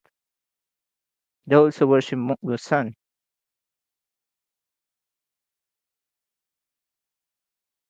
Yeah, I do. I've heard of the sun worship. Circle. Yeah. It's funny that people think that. You know, if someone really pressed me and asked me what shape it is, I would probably say that it's irregular. Yeah. You know, like a lake or a tree or a rock or your hair They or your worship body. everything. If you do something, some kind of favor to the in Indian people, so they will also worship you. You can be a god. So do you want a god? Do you want to be a god? You may in India.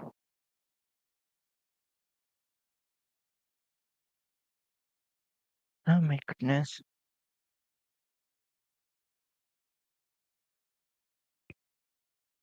Are you young or old?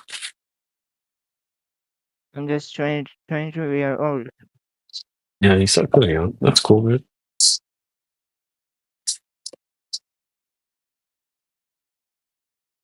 Have you ever traveled to the States before? No. You said no.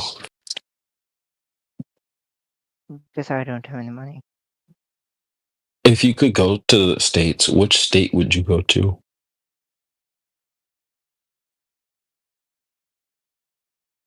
I really don't want to live in India, to be honest with you. I really want to go to the Turkey. Turkey is a secularism. It's in United States, UK, or maybe in any European country.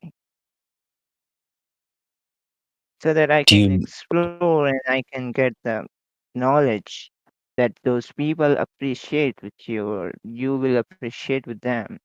But in India, the thing is different. They will just bickering all the day with you. Even you are right.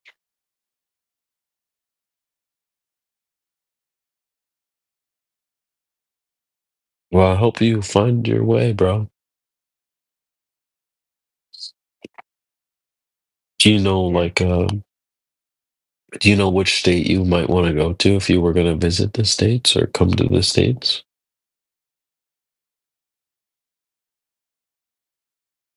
Um, Probably I don't. I, I never can think about that because I really am so busy in my field.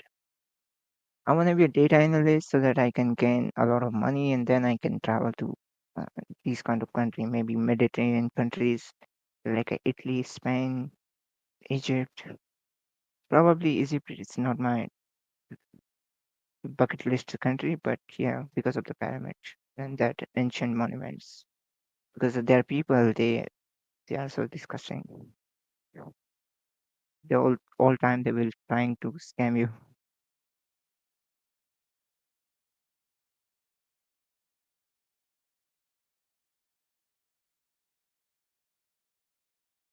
So would you like to explore another city or state beside United States, dude? Um, that's a good question. Maybe Texas would be cool to check out. And No, also beside United States. outside, you said outside? Yeah, outside of the United States. Oh, outside. Probably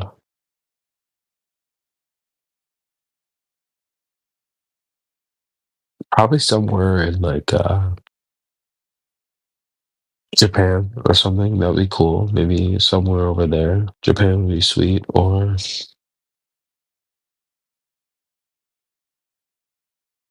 maybe So sort of further south in Mexico. I do like Colombia. Colombia or something like that. Colombia is a nice country. The people are not. There's Oh, some people really? only. Yeah, That's the only funny. some people, but yeah. One of my friend who's an Italian friend who visited that country, and he told me everything about that. That country itself is so beautiful, and nature is also. But some people are not good to him, so that's how I got information about that. I never visited, so I cannot say that those people are so notorious and bad. Well, not everyone's like gonna be like that. And also, to be honest, I have a quote or a story that I love. I can tell the chat right now. But it's a story where there's a traveler, two travelers who go from one town to another. And the first traveler leaves the first town, and there's a farm in between the towns. And the traveler stops at the farm and asks, there's a farmer there, and he asks, "Hey, I'm leaving from this town and I'm heading to the next town. Could you tell me about the people in the next town?" And the farmer asks, "Yeah, sure. How were they in the last town? What were they like in the last town?" And the traveler says, "Oh, they weren't very good people, and we didn't get along very well, etc." And the farmer says, "Oh, well, that's how they are in the next town." So, yeah, the traveler moves on, heads to the next town, and a second traveler comes along from the same town, heading to the next town, stops, sees the farmer, and asks the question again. Same question. "Hey, I'm headed to the next town. Could you tell me how the people are in the next town?" And the second guy says, "Oh, the people are great. We got along just fine." And the farmer says, "Oh, well, that's fantastic. Well, that's how they are in the next town." So it's really more about your approach. If you are seeing, "Oh, these people are horrible. These, Every country has an up and down side. So if you want to see True. Yeah, upside, exactly. you can go for that. But it's also necessary to see the downside. You cannot ignore that.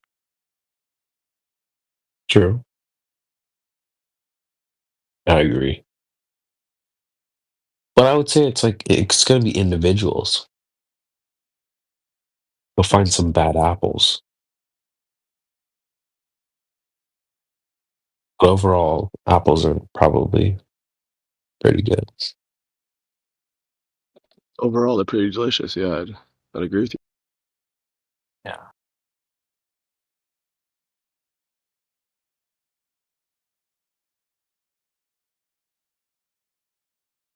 So I don't know. Honestly, I always talk really highly of my hometown. My city. And if you're one of those types that's like, "No, my hometown is trash," it's like, well, why would you do that? I don't know. I always rep everywhere. Yeah, I love this place. I've been to Seattle, love it. I've been to this place, dope. Been here, I live here, sick. So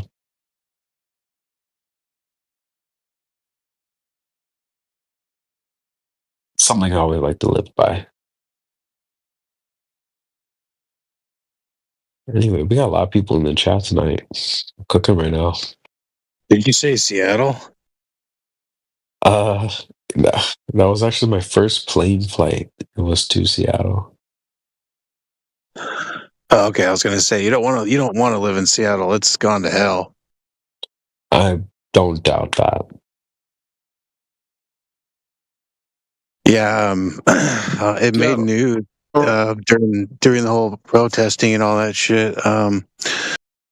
The Seattle PD basically sacrificed a police precinct, and it got taken over by hoodlums and shit.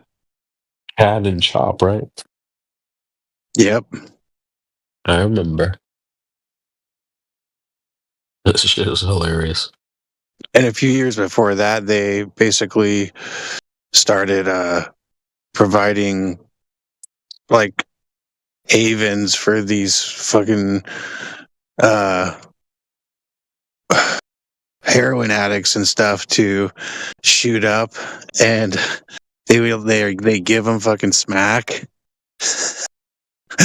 And what else, dude? Oh my gosh, they probably give them prostitutes too, for all I know. Damn. Yeah, the state's freaking wacko.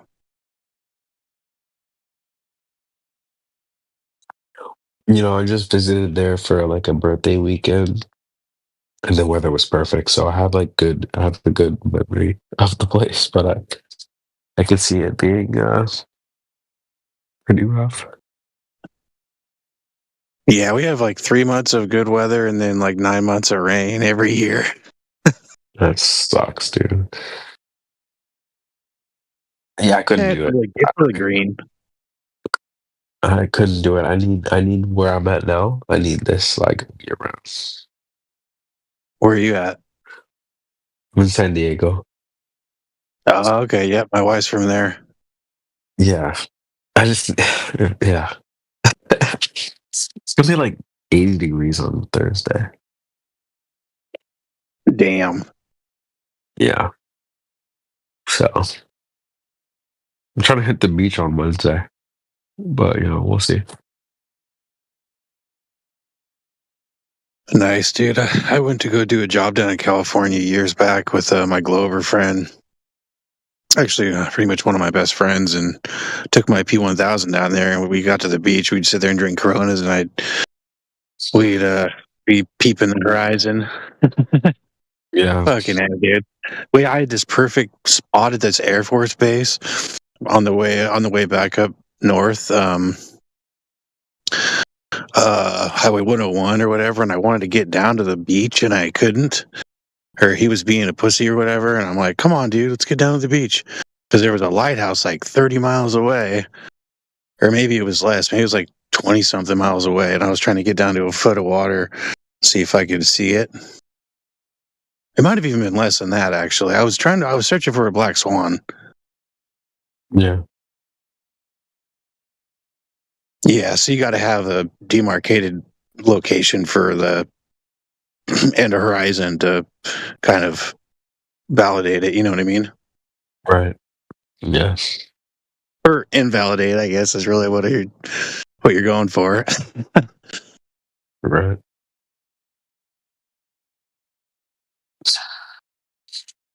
You mean your best friend is a Glober? Yep. I mean, a lot of people could probably say that. A lot of people in here could probably say that. And he went with you, like, looking at the horizon with the P1000? Oh, yeah, dude. We were zooming in on the bottoms of boats and freaking all sorts of stuff. Glober? Yeah, the bottoms of bikinis and... Yeah. Misogyny. Wait, but so he's still a Glober? That was a good question, though. Yeah, oh yeah, he's still a Glover. Yep. He doesn't know better. He thinks he knows something, but he's just a regurgitator. I know the type, yeah. How you doing, CB? You holding it down? Trying, man. I'm not sure how much longer I'm going to be on. Yeah, man. Good to see you pop in. Good to see more people pop in. We've been cooking, honestly. We've been going deep, dude. We were going hella deep earlier, like talking like the reason for existence and all types of stuff, dude. You guys kind of missed it, but we're cooking right now.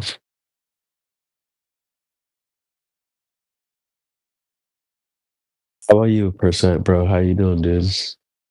I'm chilling. Yeah, we chilling. We big chilling. Hey, I've been on the server for a few days now. I just happened to find it hearing about politics server and stuff. Does anybody know how to check how long I've been on the server for? Because I can't post any screenshots or anything, and I was told I had to wait 72 hours. Yeah, I don't know. It has like some sort of like echelon type system where you have to like seniority. You just have to stay long enough, and then you get like a certain role. And there's a way to check like a way to kind of like ask to be upgraded. I forget what the command is. Let me see if I could figure it out. W. Thank you.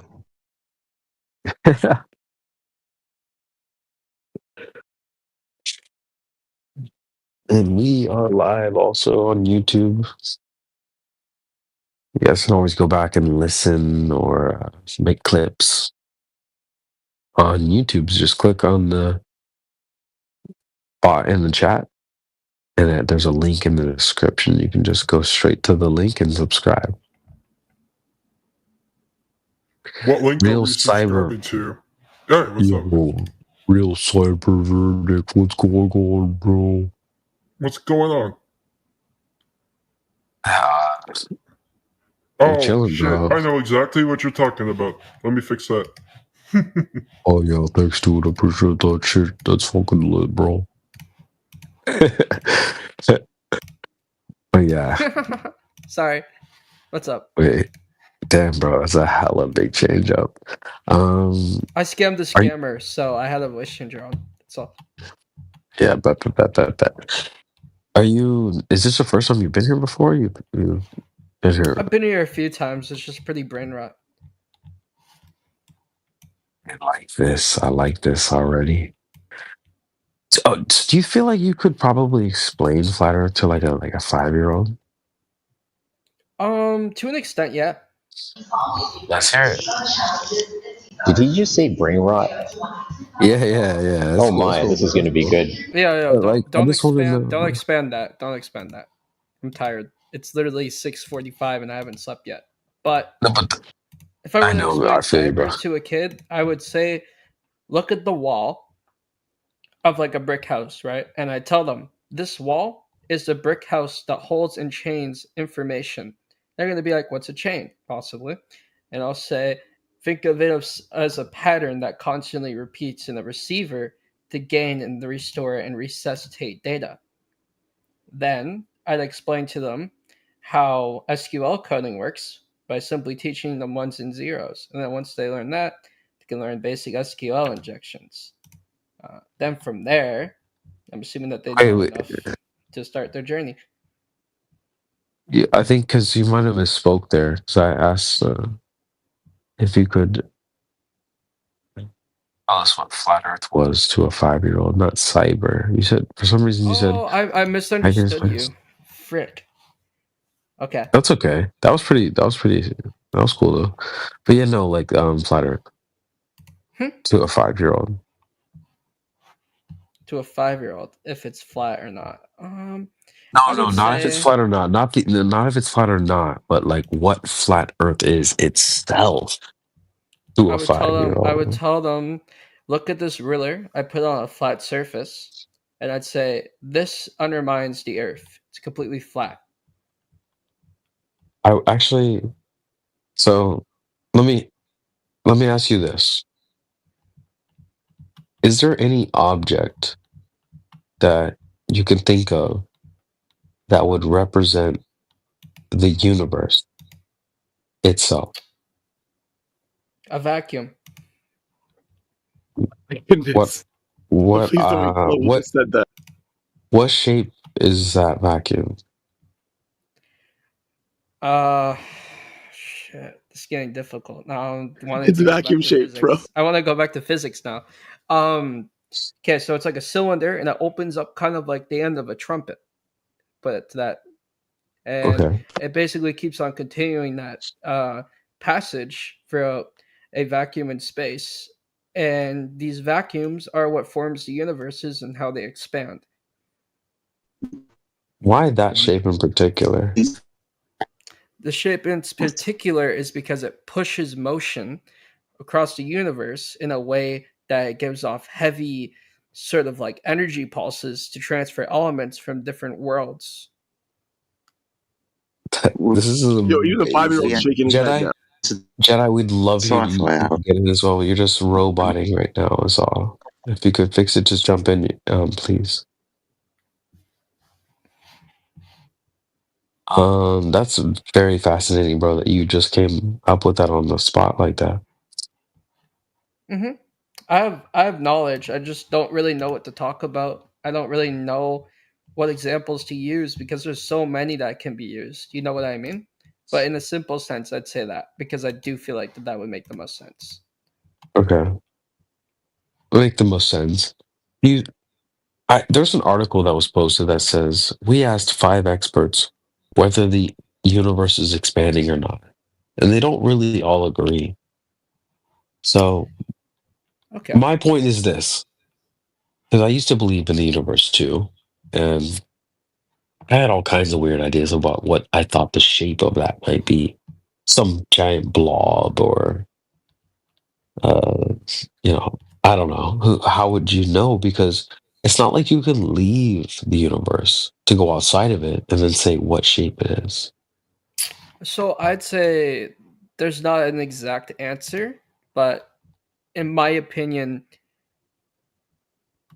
towards the Hubble scope and the adaptabilities of technology, if you can scale a good enough telescope and leave it there for a certain period of time, depending on where it's located, if you reach the end of time. I mean, I'm saying this is not possible yet, obviously.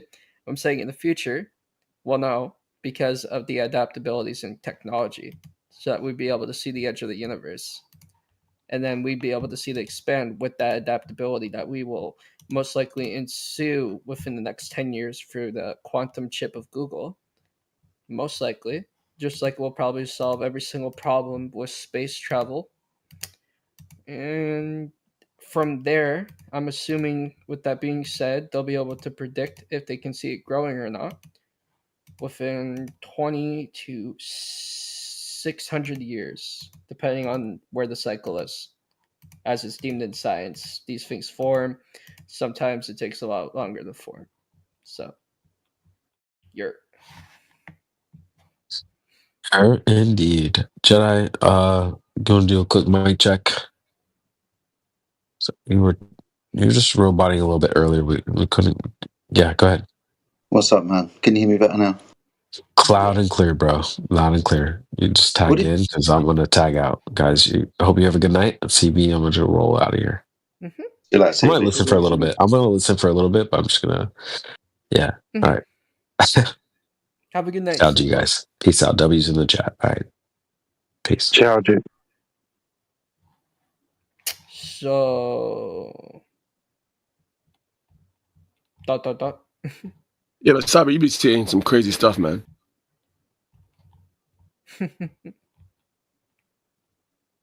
Well, let me put it this way, right? When you look online and you watch like a lot of information, there's a lot of people who have that gullibility towards that information and how they process it. The easiest way to spot gullibles from real information is by understanding the train of thought and finding out who the person is and if they have theories of lies of any place inside of their exhibitions for giving out, information per se. And whenever this information is false, it deems the character. Once you start looking into this information, you start talking to scientists. You try to find people who can basically give a break line of escaping the universe. Once you get from there, you can learn a lot more towards the evolutions of technology. Once you get that right, you basically will be able to get an insinuation of time and the timelines of self. I disagree with you. I think the easiest way to be able to spot who's gullible is to know the truth, and then know what like the message that's being touted is. The message and whoever believes the message. Hold up, whoever believes the message, at the in spite of the truth, is the gullible person. If you don't know the information that you have beforehand and you're learning it, how do you know if that information is correct? How do you know to spot it? How do you know you're not gullible then? Person, if anything in the person in the past has been spotted for lying, it's the easiest way to detect it. Bro, if you don't know the information, then you're not in this position to judge who's gullible and who's not. Yeah, I mean, okay, you make a good point. Because you might be the gullible one, because you don't know the information yet.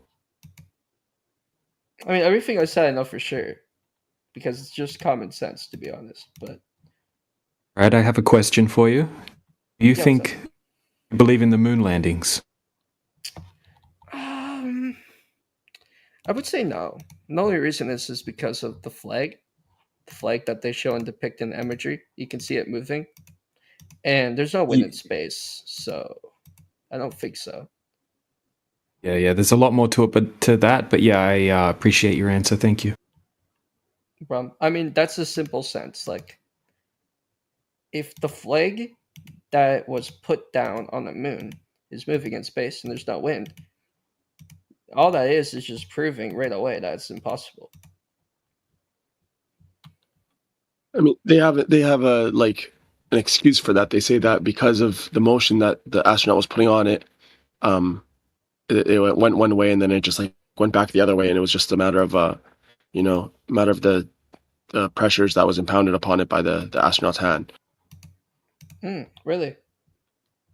That's what they say. Like that wouldn't be my only. I mean, all you need is one sure thing to debunk it. But for me, it's like they went 6 times in 2 years, like in 1970, and they haven't went in like the almost like 70 years since. That's a good point. It's sus. That's a good point. And considering like, the fact, 55 years since then? Yeah. Yeah, because considering the fact, if you compare the old rocket ships to the ones that we have today, in a seeming rate, it's pretty obvious that they could probably contribute towards getting to the moon, but they don't. They don't. And not to mention, like they say that the moon's gravity is 1/6 that of Earth. That means that for every if you were to jump on Earth, that same jump, that same pressure that you're impounding, you should go like almost like 6 times higher on the moon. Mm-hmm. But they weren't doing that. Like with each step that they were taking, they weren't traveling almost like 6 times the distance or something like that. They weren't exactly. It was just like slow motion. It was just like slow motion Earth steps, So yeah, it was most likely just a video, and they looped the video in panels to make it seem of the movement being faster, and they just made a whole entire simulation of a bunch of craters and stuff and a bunch of details, I'd say. I mean, I don't know how much craters you can even see in the local thing. Mm-hmm. Or like when they did like the water tests, when they would like go in the water and actually that they were inside of. I don't know if you heard what about water? that What are you theory. talking about? Oh, you haven't heard about this theory before? With the astronauts in water doing. Oh, you mean like the bubbles? Yeah. The spacewalks? No, that's something else. No. The spacewalks in water. Like they would film astronauts in water doing spacewalks, and they would claim it to be in space, and they'd edit the background to make it look like space. Yeah, I hear you, but you're like jumping into a different thing because there's a difference between like the moon landing and like the spacewalks they did on the surface versus. I'm trying to say that if this is fake, and if they're making fake movements, and it's also possibly just simulations, this would fall perfectly underneath that because it's also a simulation. Just like absolutely, it would be corroborative evidence, but you could have it where the moon landing was true, and yet these so-called space, excursions or whatever on the ISS with the water bubbles are fake. You could have one true and not the other. But in a simple sense, all I'm saying is that one point may be more accurate than another. Yeah, I got you. But to be honest, nobody knows for sure. Nobody will know for sure. But it's most likely CGI, and for the evolution of it, keeps on getting better, keeps on continuing. Wait, which part is CGI? Everything. No, the CGI is its own thing, bro.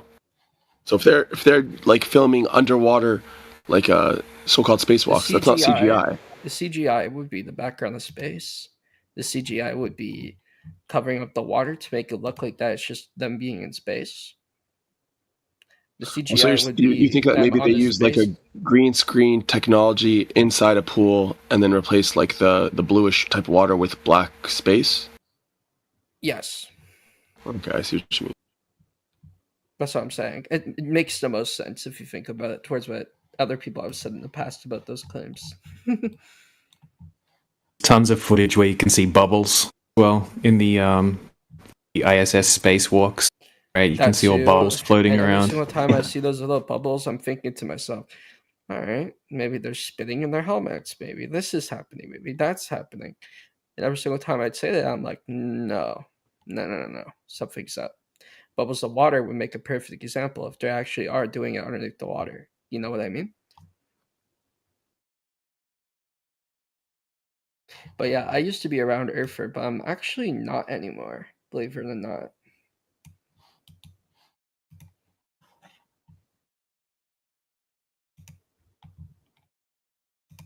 I actually have multiple reasons as to why I decided to go and become a flat earther. Because Where'd you go to become a flat earther? You said you have multiple reasons for why you would decide to go and become a flat earther. I'm asking you where you went. No, I said I have multiple reasons as to why I became a flat earther. Got you. And the easiest reason of that being is the fact that we can't see our planet. And we don't know that the other people in space, aka NASA, the International Space Station, is giving us real depictions of our Earth. Because the Earth has been seen in CGI or a bunch of, Blender associations when they'll fake our planet. Thousands of people do this every single day in Blender art too. It's pretty simple to make a planet Earth.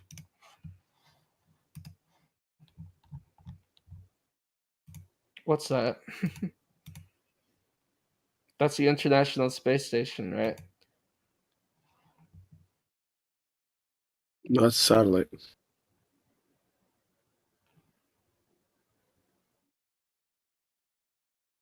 That's a satellite. I mean, I believe in satellites. I believe that there's stars. I believe that there's space. All I'm saying is I haven't seen. Yeah, I believe in this too. It's just I haven't seen like.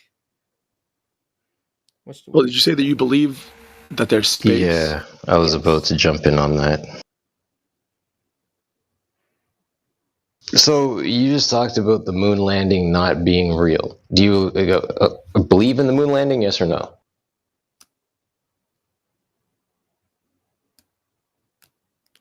Real. This is a question for you. The reason is because I've used my telescope and I've seen planets. I've zoomed into them. Obviously, with your naked eye, that you get aren't going to be. No, he said he used a telescope, bro. Huh? But yeah, no planets. No one's disputing that there's the lights in the sky that we call planets. No one disputes that. Mm-hmm. But you said space is real. Well, where else space? would all the planets be? In the sky. In the sky, up above, where you see and them. Even putting. Sorry, Radwin, and even putting in the word planet, brother. When you zoom in with a telescope, am I coming through? All the blackness. You're coming through. You're coming in through. And I what are you saying, Cyber? That. I'm Say saying again. We didn't hear. If you zoom in with your telescope, you can see a bunch of black that they depict as space, right? Which would mean. So you're saying that the black sky equals space. That's your definition for space, black sky? No, I'm saying like every sort of picture depicted, it looks like space. And if you define space, with a telescope, it looks like space. Define space, and also asking, give us proof of land in the sky. I'd love to hear this, because even to say there's planets in the sky, that would be inserting the idea of land in the sky. Yeah, it's good. So define space and define planet. Planet, a terrain, usually round or circular, carries elements of scientific mass. Okay, yeah. So Killian spotted it. See, when you said planet, I see this planet. I was being charitable. I'm like, yeah, we all see the lights in the sky that we call planets, but you're actually like, you're ascertaining that they are land, that they're like, masses of land in the sky, terrain. You said. So, what's your evidence of that? All right. Well, I can physically see them. You see lights, okay?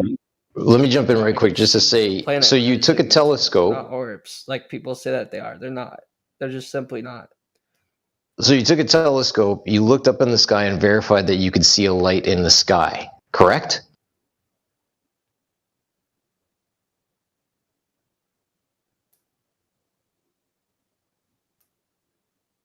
Cyber, at this point, you respond.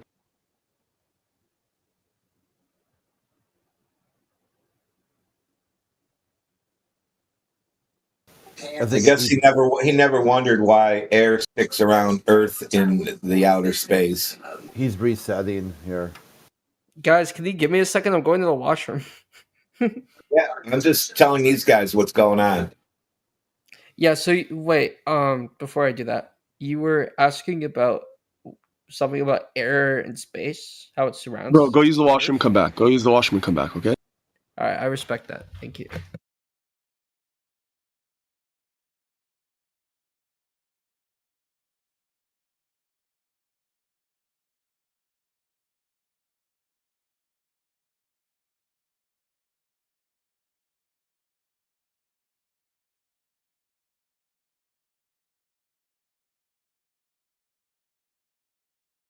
Constantly lighting up green. I keep thinking he's talking, seeing he's always green. Yeah, that confused me as well. Oh my. Discord etiquette.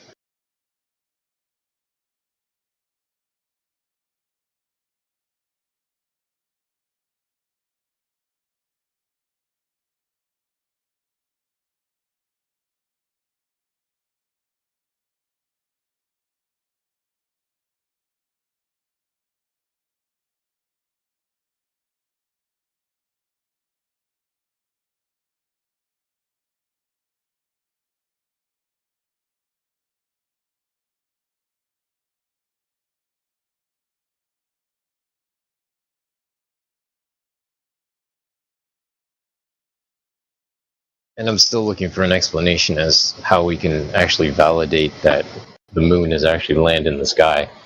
The thing that doesn't make any sense to me is the waxing and waning cycles where the moon appears to disappear, almost become translucent during these cycles, which we're in a waxing phase right now. Just look, bro. Just look at it. But we're in a waning phase right now. I thought we were in the waxing phase. No, we're waning. It's like the second half of the lunar month. My smartwatch disagrees with you. It says waxing crescent.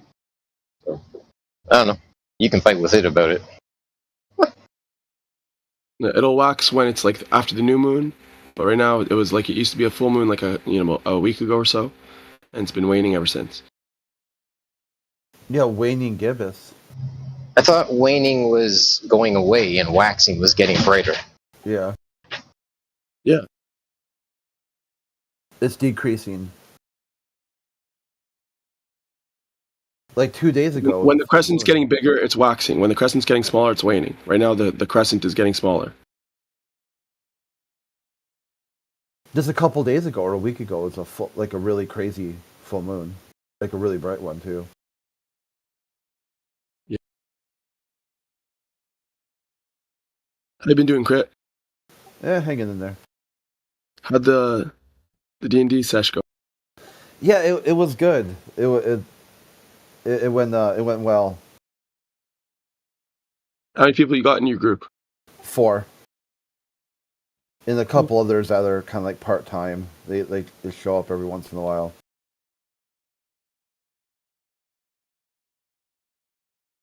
I mean, if you're fine with the unpredictable ones, and then I might want to join, because my schedule is kind of unpredictable. So like a reoccurring character, you show up every so often and help out when you can. That'd be cool.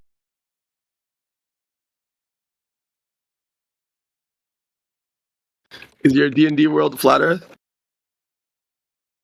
Yeah. Is it an ongoing thing? Oh no, there's an end to it. It's like a scenario thing that has a story that concludes.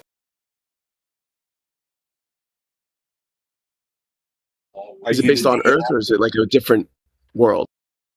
It's based on a shadow world of all the old campaigns that have all quit, they all died, all the different worlds that the heroes failed to save their world, and then kind of collected in sort of like a prime material plane that exists right outside the normal prime material plane. That's crazy. Like the world of failure. That's Yeah, crazy. it's like a world full of heroes that suck. What was my question? The question that was posed to you was, what's your evidence for the planets being land masses in space? Oh wait, I feel like I should also answer the question of what I think space is because I double backed on that. Can I answer that first? Yeah, go ahead. Okay. This might be bad. I'm not sure, but I thought it was pretty clever. I think of space as an infinitely large closet, right? That's extremely tall, extremely long, that is completely endless, and it's towered of the biggest thing of creation and the highest length of time. I think that inside of this closet that would hold objects. Are you reading from something right now? No, I have a very vast imagination in mind. Like I can go off a track. We can talk about like the Milky Way, how like underneath our Earth Hold has on, never been let's really try measured. staying on track. Let's try staying on track. You said an infinite closet. That's an oxymoron. Infinite closet, and I think that it can hold mass, right? Of like objects to infinity that can never really be replicated in storage, which means it can constantly continue. That's what I think. If we're talking about why I'm saying it has the that highest time. What does the highest time mean?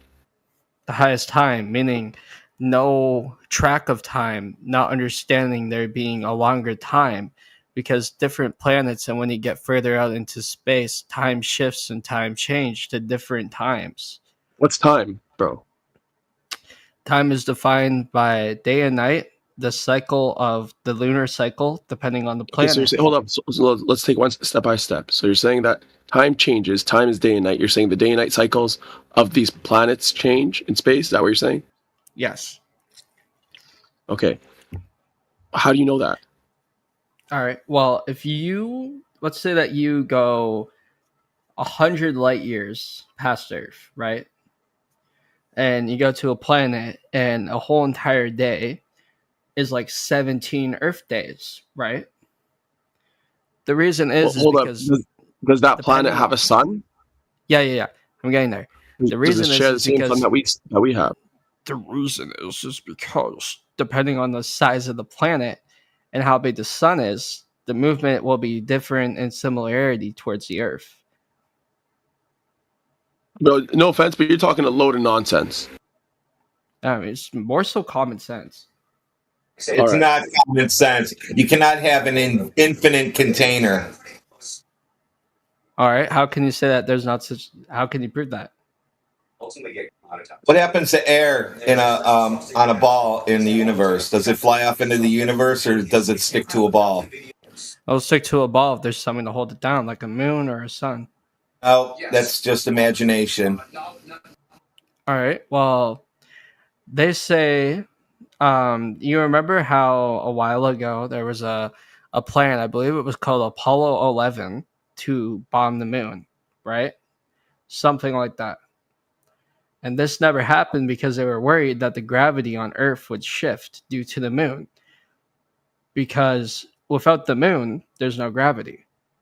We would simply. Somebody really messed you up, dude. Somebody messed you up. That's all. I don't know where to go from here. Yeah, I don't know what to tell you, bro. There was no plan to bomb the moon. What are you talking about? Is there any validation for his story? I'm not gonna continue. I'm not gonna continue. I don't see a point. I really don't. Because when two people see two different views and perspectives, or multiple people see different perspectives to one person, there's no point of explaining anything to define. Because there's no definite answer for any of these questions. It just depends on the person who actually relays them. And this is my pretense of opinion. Because if you talk about science, how the moon is measured by gravity, it makes sense that without a moon, there's no gravity. It's true. You're the first person that's ever said a moon causes gravity to Earth in the history of time. I mean, I could get you sources that say that. I mean, Radwin, they say that the moon has its gravity causes the tides and stuff like that. It also causes the Earth to stay in place. You have no evidence of that. There is no scientific evidence of gravity. There's more than that. Let's start with scientific evidence then. Hold on, stop talking for a second. Cyber, you sound confused, man. You're like in between I'm Glober and pulling up Flat Earth. sources. I want you guys to stop talking because I don't want to reply it because I want to get the evidence first for what I'm talking about. Okay, so we'll talk and you remain silent and get your evidence, bro. Google away. Well, we can start with scientific method step 1, observe a natural phenomenon. I'll contest your step 1. That's not a necessary step in the scientific method. It's natural science. Study of the natural physical world. So you're observing something natural and physical. That'll be your dependent variable. Natural science, you want to figure out what caused it to happen. So you need something happening in the physical natural world. I disagree with that. Why? I think you could have a dependent variable without knowing what it is. You could have an effect that you create, basically, that you're manipulating an independent variable and you're just observing. Stop right there. Stop right there. So, a phenomena that you create. Okay? So, not natural then. Science is the study of the physical and natural. This is why we're not involved, apart from our prediction about what caused the natural thing to happen. Then we're going to find something natural, physically manipulate that natural thing to see if it causes that natural thing. If you're going to start conjuring up with inside something that you've made happen, then you caused it to happen. Outside of man's influence, remember? Okay, so is boiling a kettle of water on the stove, is that an experiment, a natural experiment? It's based on cause and effect. So we understand that heat makes water boil. We're lucky enough that we've got intelligence that we can make things like kettles to boil water because we think that hot water is useful for drinks and things, kettle. But it's based upon this which happens in nature. Heat causes water to boil. We know this. Where in nature have you seen water boiling because of heat? Okay, don't do the this. evaporation cycle. Hot water at the bottom of oceans. Heat and how it affects other things like water and can change its state. We understand that temperature has a lot of influence on water, whether it's solid, liquid, or gas. Natural science, right? Because Crit asked me not to delve into it deeper, but let me just say, it's not completely understood on the flat earth side in terms of the natural phenomenon aspect. There's science that you can make happen, as it were. But anyways, I'll stop there. Okay, so your naturally observed phenomena is like geysers, that geothermal areas. So there you go. So what do you want? You want science to mean something else.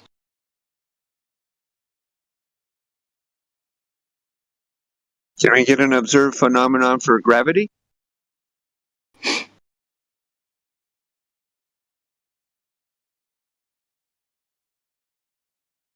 Yo, Crit, is it cool if I dismantle what they're saying real quick?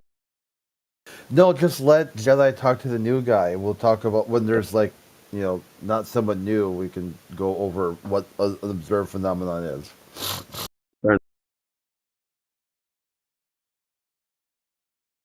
He thinks he can dismantle my debunk of gravity. No, I was going to tackle geysers, but whoever the new guy is, go. He's going to tackle geysers. Can we tackle gravity?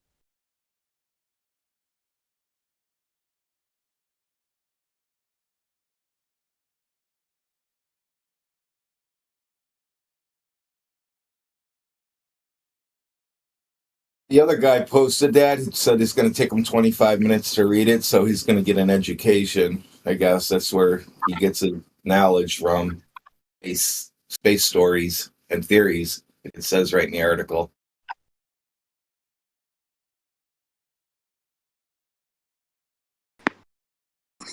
Yes, it seems like he's going for straight Glober sources. Here it is. Cyber. It's two kids on deck.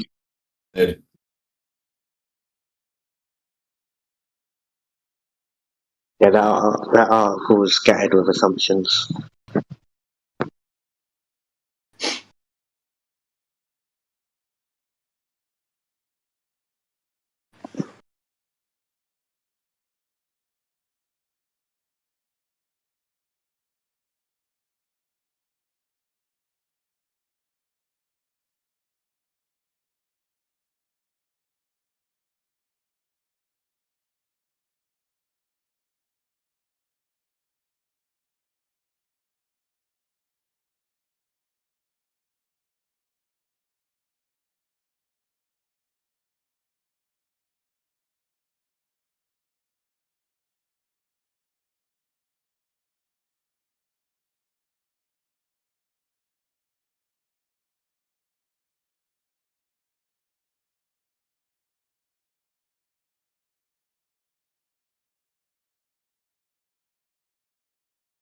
For example, when people say the moon caused tides, you would have to vary and manipulate the moon to prove it causes tides. So that's not provable.